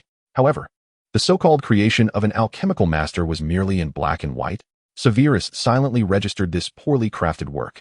Lucas felt the struggle of his subordinate dissipate, leading Severus through a series of obstacles. Suddenly, Lucas sensed something amiss. He swiftly cast a silent barrier in front of them. Two barriers obstructed a sudden gust of wind. Severus employed the same silent defensive spell. The two adeptly concealed themselves behind a flat object covered in white cloth. Upon closer inspection, it appeared to be a painting. Fresh air seeped into the room, accompanied by a series of sounds emerging from the darkness. Both Lucas and Severus discerned peculiar noises that resembled anything but human sounds. Chapter 72. The Auction 2. Fortunately, they soon heard the subdued shouts of a normal human voice. Come back. The previously strange clattering of footsteps paused before hastily retreating further into the shadows. Severus found the voice somewhat familiar. Lucas shared the same sentiment. They exchanged glances, but made no move. Soon, a light flickered in the darkness, illuminating a wizard clad in a three-piece suit and an overcoat. Severus cursed under his breath, remaining still while simultaneously gripping Carter White's hand. Recognize him. Lucas scribbled a few notes on Severus's hand. He had identified the infiltrator as Newt, speculating that he had borrowed the spatial abilities of some magical creature, but his presence here was undoubtedly unwise. Severus yearned to ignore Carter White's fidgeting, but reluctantly wrote a colleague from school. Lucas winced slightly at the force behind each stroke. Severus's vengeful writing conveying a palpable frustration. Newt seemed to be in pursuit of something fleeing, and among the magical creatures he carried, the most likely to lag behind was undoubtedly the Niffler. Lucas heard the sound of jewels clattering in the darkness, reinforcing his suspicions. The good news was that it was merely a Niffler. The bad news was that the sound of clashing jewelry was growing increasingly frequent and dense. What began as the occasional clink of one or two pieces of jewelry had evolved into a cacophony of jingling. Severus and Lucas exchanged knowing glances. Aware that trouble was brewing, the Niffler had triggered the room's anti-theft magic. The two emerged from behind the concealed painting. Do not harm him. He has been summoned by Dumbledore. Snape managed to utter a brief warning, just as a ring was thrust into his hand. Carter White had released his grip, yet he seemed to retain awareness of his surroundings. Snape diverted his gaze momentarily to Carter White, noticing that he too wore a ring. At that moment, additional night vision was unnecessary, for Newt's commander had ventured into this shadowy chamber, driven by the desire to retrieve a Niffler enticed by gold, and had audaciously cast a broader illumination charm within the darkened room. The sound of rustling creatures concealed beneath white cloth resonated in the air, accompanied by the clattering of objects colliding with their cages. This auction was on a grander scale, introducing a plethora of living beings for trade. Lucas could also hear the sounds of water and muffled cries, undoubtedly triggering some defensive mechanisms. He observed Snape drawing closer to Newt, his gaze drifting to a dimly lit corner where a rectangular object, nearly the height of a person, lay beneath the white fabric. Lucas averted his eyes, only to see that Snape had donned his hood, concealing his facial features as he stood beside Newt, dispelling the various jewels conjured by the duplication spell. Yet, despite the combined efforts of the two wizards, the results were not particularly impressive. The tide of dazzling jewels merely subsided slightly. The duplication continued until a dark object leapt forth from the metallic wave, akin to a fish breaching the surface. It collided directly into Newt's arms, swiftly crawling down his coat buttons and settling snugly into his pocket. Lucas noted the bulging pocket of the Niffler, appearing to have amassed quite a bounty. With the source of activity extinguished, Snape and Newt momentarily managed to control the duplication spell. Newt then turned his attention to the mysterious wizard who had unexpectedly intervened. Unfortunately, the figure was entirely cloaked in black, revealing no discernible features. Thank you, Newt uttered awkwardly, his politeness tinged with embarrassment. Snape found himself at a loss for words regarding the Hufflepuff's courteousness in the face of peril. His taut nerves remained unrelaxed, for the magnitude of the commotion surely alerted the masterminds behind the auction. Yet, no wizards emerged to confront them, indicating that even more perilous anti-theft measures lay within this chamber. At that moment, Carter White approached Snape from behind. his gaze dark and brooding as he scrutinized the stilled tide of treasures. Clutching the ring, Snape could only perceive in shades of black and white. In his limited view of Carter White, those azure eyes, usually so tender even towards dogs, were now unusually profound. As Carter White gazed into the darkness, he seemed lost in some distant memory. Snape prompted him, "What do you see?" He wished to inquire if the glittering gold and jewels had ensnared his attention. However, he soon witnessed a dark liquid surging forth from the mass of gold and silver. No, the perception of the dark liquid stemmed from his current limited vision. Snape recalled that since entering the room, he had not detected any peculiar odors after Lucas had grasped his hand. A sealed room should not be devoid of scent. He could only perceive colors at their most minimal. This could not be black water, as such anti-theft dark magic typically manifested in crimson. As if to validate Snape's hypothesis, Newt, whose vision remained unaffected, beheld the flowing sanguine liquid before him, its nauseating metallic odor igniting hallucinations. It appeared as though, amidst the undulating red, white fragments of severed limbs beckoned to him. He retreated several steps, casting multiple potent protective spells he could muster. The crimson fluid seemed to take notice of Newt's vulnerability, beginning to creep towards his feet. Newt continued to back away until Lucas pressed another ring into his hand. The flow of blood began to slow, allowing Newt to regain a semblance of calm amidst his near panic. This was all the effect of dark magic. Snape pondered the ring in his grasp. It was crafted to limit vision to black and white for a reason. Eddie Carter White's knowledge of the figures behind the auction was far more extensive than he had anticipated. He had already discerned the truth. Lucas turned once more, his gaze fixed on the corner where the white cloth had shifted shape. A withered black hand emerged from beneath the fabric, as if a frail elder were groping for familiarity in the surroundings. Lucas recognized this as yet another malevolent anti-theft spell. His eyes darkened as he surveyed the orderly, pristine white cloth, which began to rise under his incantation, reminiscent of jellyfish floating towards the ceiling, revealing an array of hidden treasures beneath. Newt inhaled sharply, setting aside the lifeless objects beneath the cloth. There were also those imprisoned in cages, ethereal yet grotesque mermaids trapped in tanks, and a juvenile Norwegian ridgeback with its wings shackled. Lucas quickly scanned the vicinity of the items and inquired of Newt, "Can you still escape?" Newt had never encountered two bizarrely clad wizards, both seemingly concerned for his safety, during a single covert adventure. The oppressive atmosphere of dark magic and the nefarious actions of the auctioneer had rendered him somewhat anxious. He instinctively nodded, yet relayed an unfortunate message to the two wizards. It is not an opportune moment to venture outside. 4. Chapter 73, The Auction 3. The sky over Turnover Alley resembled an inverted eye. Upon closer inspection, one would discern a gathering storm cloud. A tempest brewed within the pitch-black canopy, and the winds began to stir in the night, gaining momentum as a fabric curtain was swept into the air, torn asunder by the gale. A drunken patron emerging from the underground tavern found his cloak whipped across his face by the fierce wind, grumbling about the ghastly weather beneath the dim light at the bar's entrance. Wizards with clearer minds recognized that the tempest above was summoned by magical creatures. One wizard spat upon the ground, cursing, "Damn it, is there no one to take charge?" Not long after, the Aurors arrived at the scene. The deputy director of the Department of Magical Law Enforcement, Algernon Hunt, stood against the backdrop of the clear night sky in Diagon Alley, gazing towards the peculiar phenomena enveloping Turnover Alley. Flanking him were two squads of ready Aurors. Rust, standing beside Hunt as his right-hand man, diligently reported, "Our informant from Turnover Alley indicates there is a special auction tonight, potentially featuring Thunderbird hatchlings. This adult Thunderbird was previously sighted on the outskirts of London.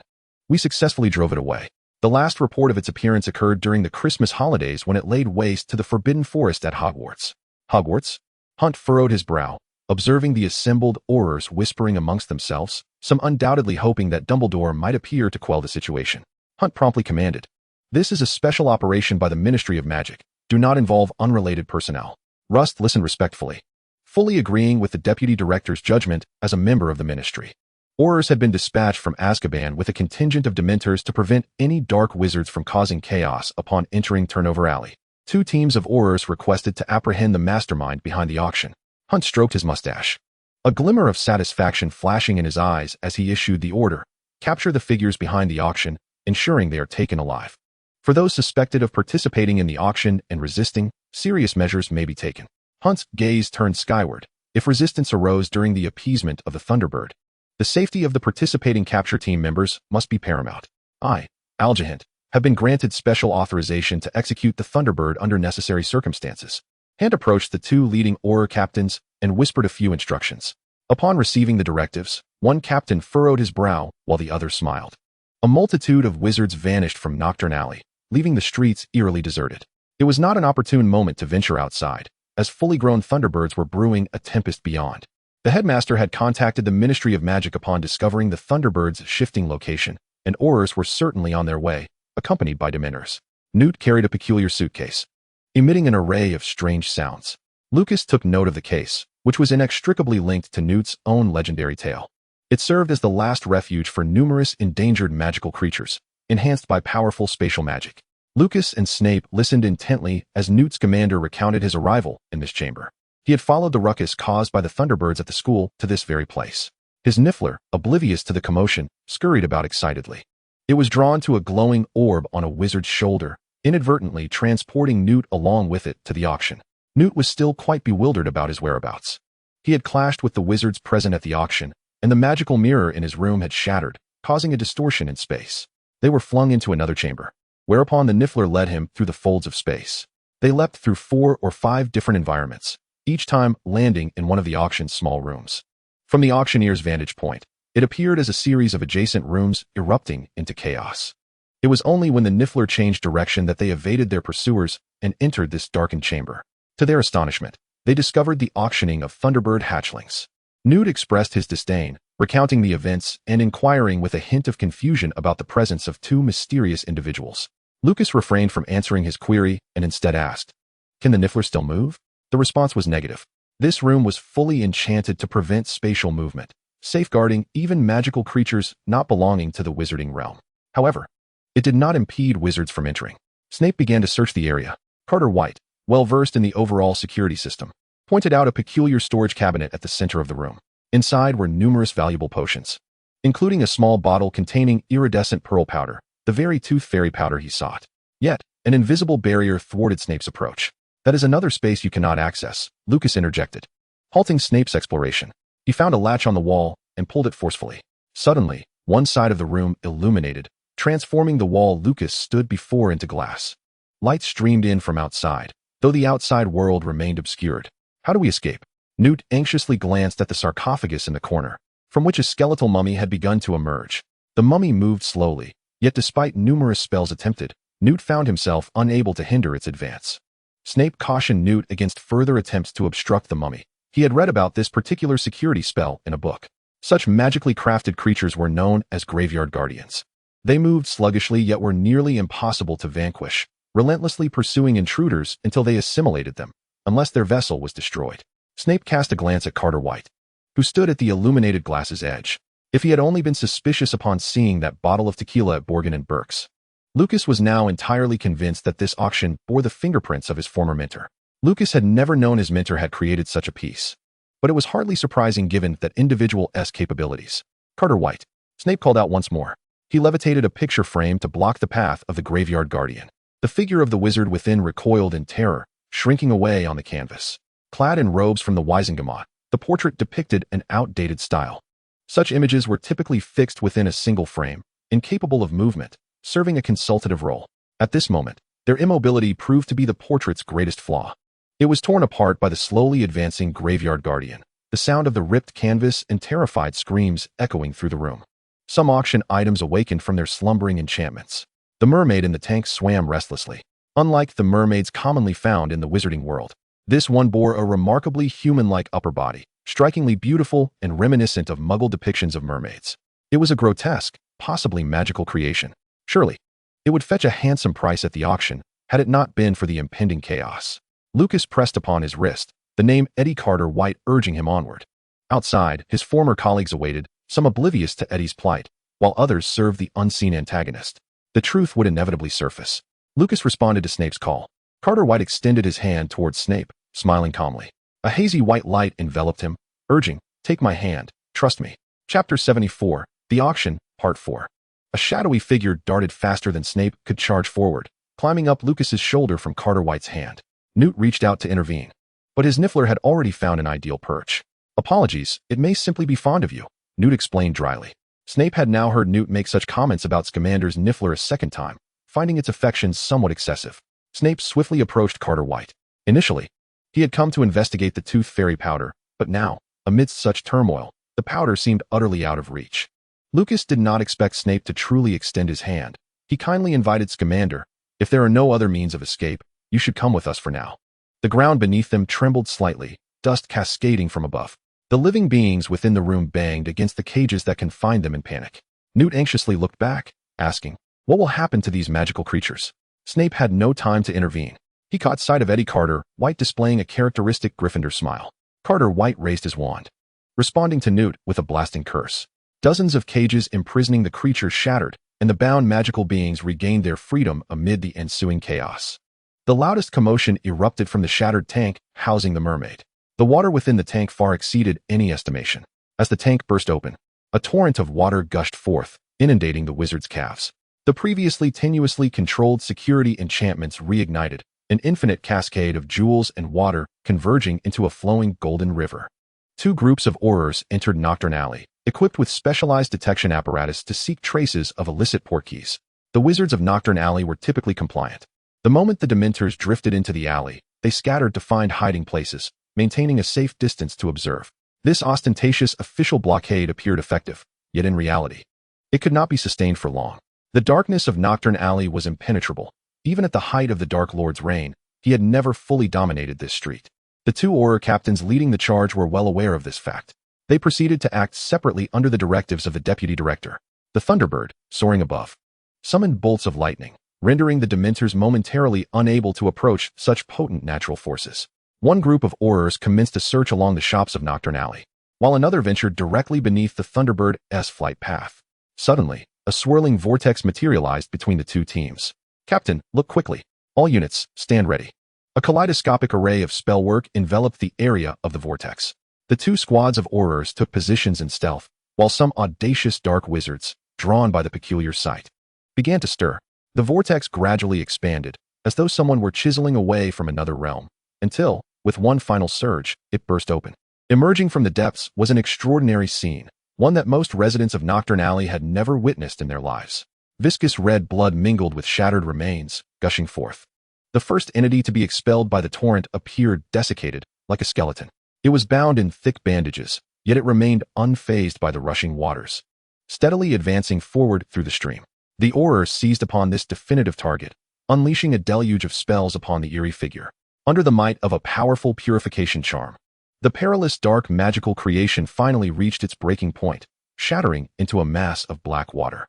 The swirling protective enchantments were simultaneously countered by the united efforts of the Aurors. As the blood drained away, clear water began to surge forth from the vortex, its force more vigorous than before, washing over the filthy ground of Nocturne Alley, soaking the robes of the Aurors. One Auror, scooping through the water, was taken aback to find a piece of golden jewelry in his grasp. The vortex had created a golden river, as the replication spell resulted in a chaotic mix of countless genuine and counterfeit jewels. Just then, the brewing storm above culminated, and the first bolt of lightning struck down. All Aurors, on high alert, pointed their wands skyward. Protective charms thwarted the lightning from striking the ground, lest the water conduct electricity and spell their doom. "Brooms," commanded the captains of both teams, taking swift action. Before they could ascend into the heights, white orbs of light exploded beneath the Thunderbird, revealing the hidden auction venue. As the encircled Aurors approached, the unseen puppet master scattered the auction participants like marbles. "Quickly, pursue the mastermind behind the auction," shouted the captain of one Auror squad. As he and his team, undeterred by the ever-replicating treasures, mounted their brooms and soared toward the Thunderbird's position. "Captain, look, is that someone there?" A wizard from another Auror team, having employed a revealing charm, called out. As he pointed in the indicated direction, the Aurors noticed a series of metallic cages being ejected, one of which opened mid-air, releasing a figure clad in a white robe who plummeted down. "Rescue them," gritted the Auror captain. At this juncture, the two groups of Aurors diverged, each heading in different directions. The Thunderbird in the clouds emitted a furious cry. With its call, thunderbolts struck down in succession, the humidity in the air escalating, and the Dementors wandering in the darkness cloaked all visible areas of Nocturne Alley in a layer of frost. As the tempest raged, the white keys fell like meteors. 3 individuals emerged from the auction site, landing in a slightly elevated area, where they beheld a scene reminiscent of divine retribution. Newt immediately noted that the immobilization charm had been lifted. He grew anxious about the magical creatures still ensnared in the distant waters. Lucas, perceptive to Newt's concerns, informed him of the lower ground in Nocturne Alley where the water would carry the magical creatures. Snape observed with a cold gaze as Cartwright meticulously guided Newt. The man was well acquainted with the layout of Nocturne Alley and had always held a contingency plan. A frigid air enveloped their vicinity. The two Dementors patrolling the skies moved with an unusual sluggishness. Even before the battle had commenced, many bodies lay fallen in Nocturne Alley. The Azkaban guards feasted heartily, yet remained insatiable in their quest for the next prey. Expecto Patronum. Snape and Cartwright exchanged glances. As the chilling air drew nearer, the Slytherin head summoned his Patronus. Deliberately, Snape refrained from manifesting the form of his Patronus. One could only glimpse a vague quadrupedal creature within the warm white glow, the magical barrier effectively repelling the nearby Dementors. Due to the ample sustenance available in Nocturne Alley, no further Dementors gathered. Mr. Cartwright, are you unable to conjure a Patronus? Snape did not look at the entity he had summoned. He knew it to be a doe, and the image was ever clear. He wished to conceal more of his details from Cartwright. Lucas managed a wan smile, tightening his grip on his wand. You cannot expect me to wield such a spell. Eddie Cartwright had been unable to utilize that charm since departing from Azkaban. He had once been able to summon a magnificent greyhound. But that steadfast love and protection had succumbed to the harshness of reality. As for Lucas, reflecting on his brief yet protracted life, it seemed he possessed no experiences to support the Patronus charm. In the past, he would have sought alternative means. Lightning and other natural forces could serve as substitutes for the Patronus charm. This was the first time Lucas found himself beneath another's protective charm. He glanced at Snape, clad in black yet illuminated by the spell, and stepped forward, yearning to absorb a modicum of warmth amidst the frigid night.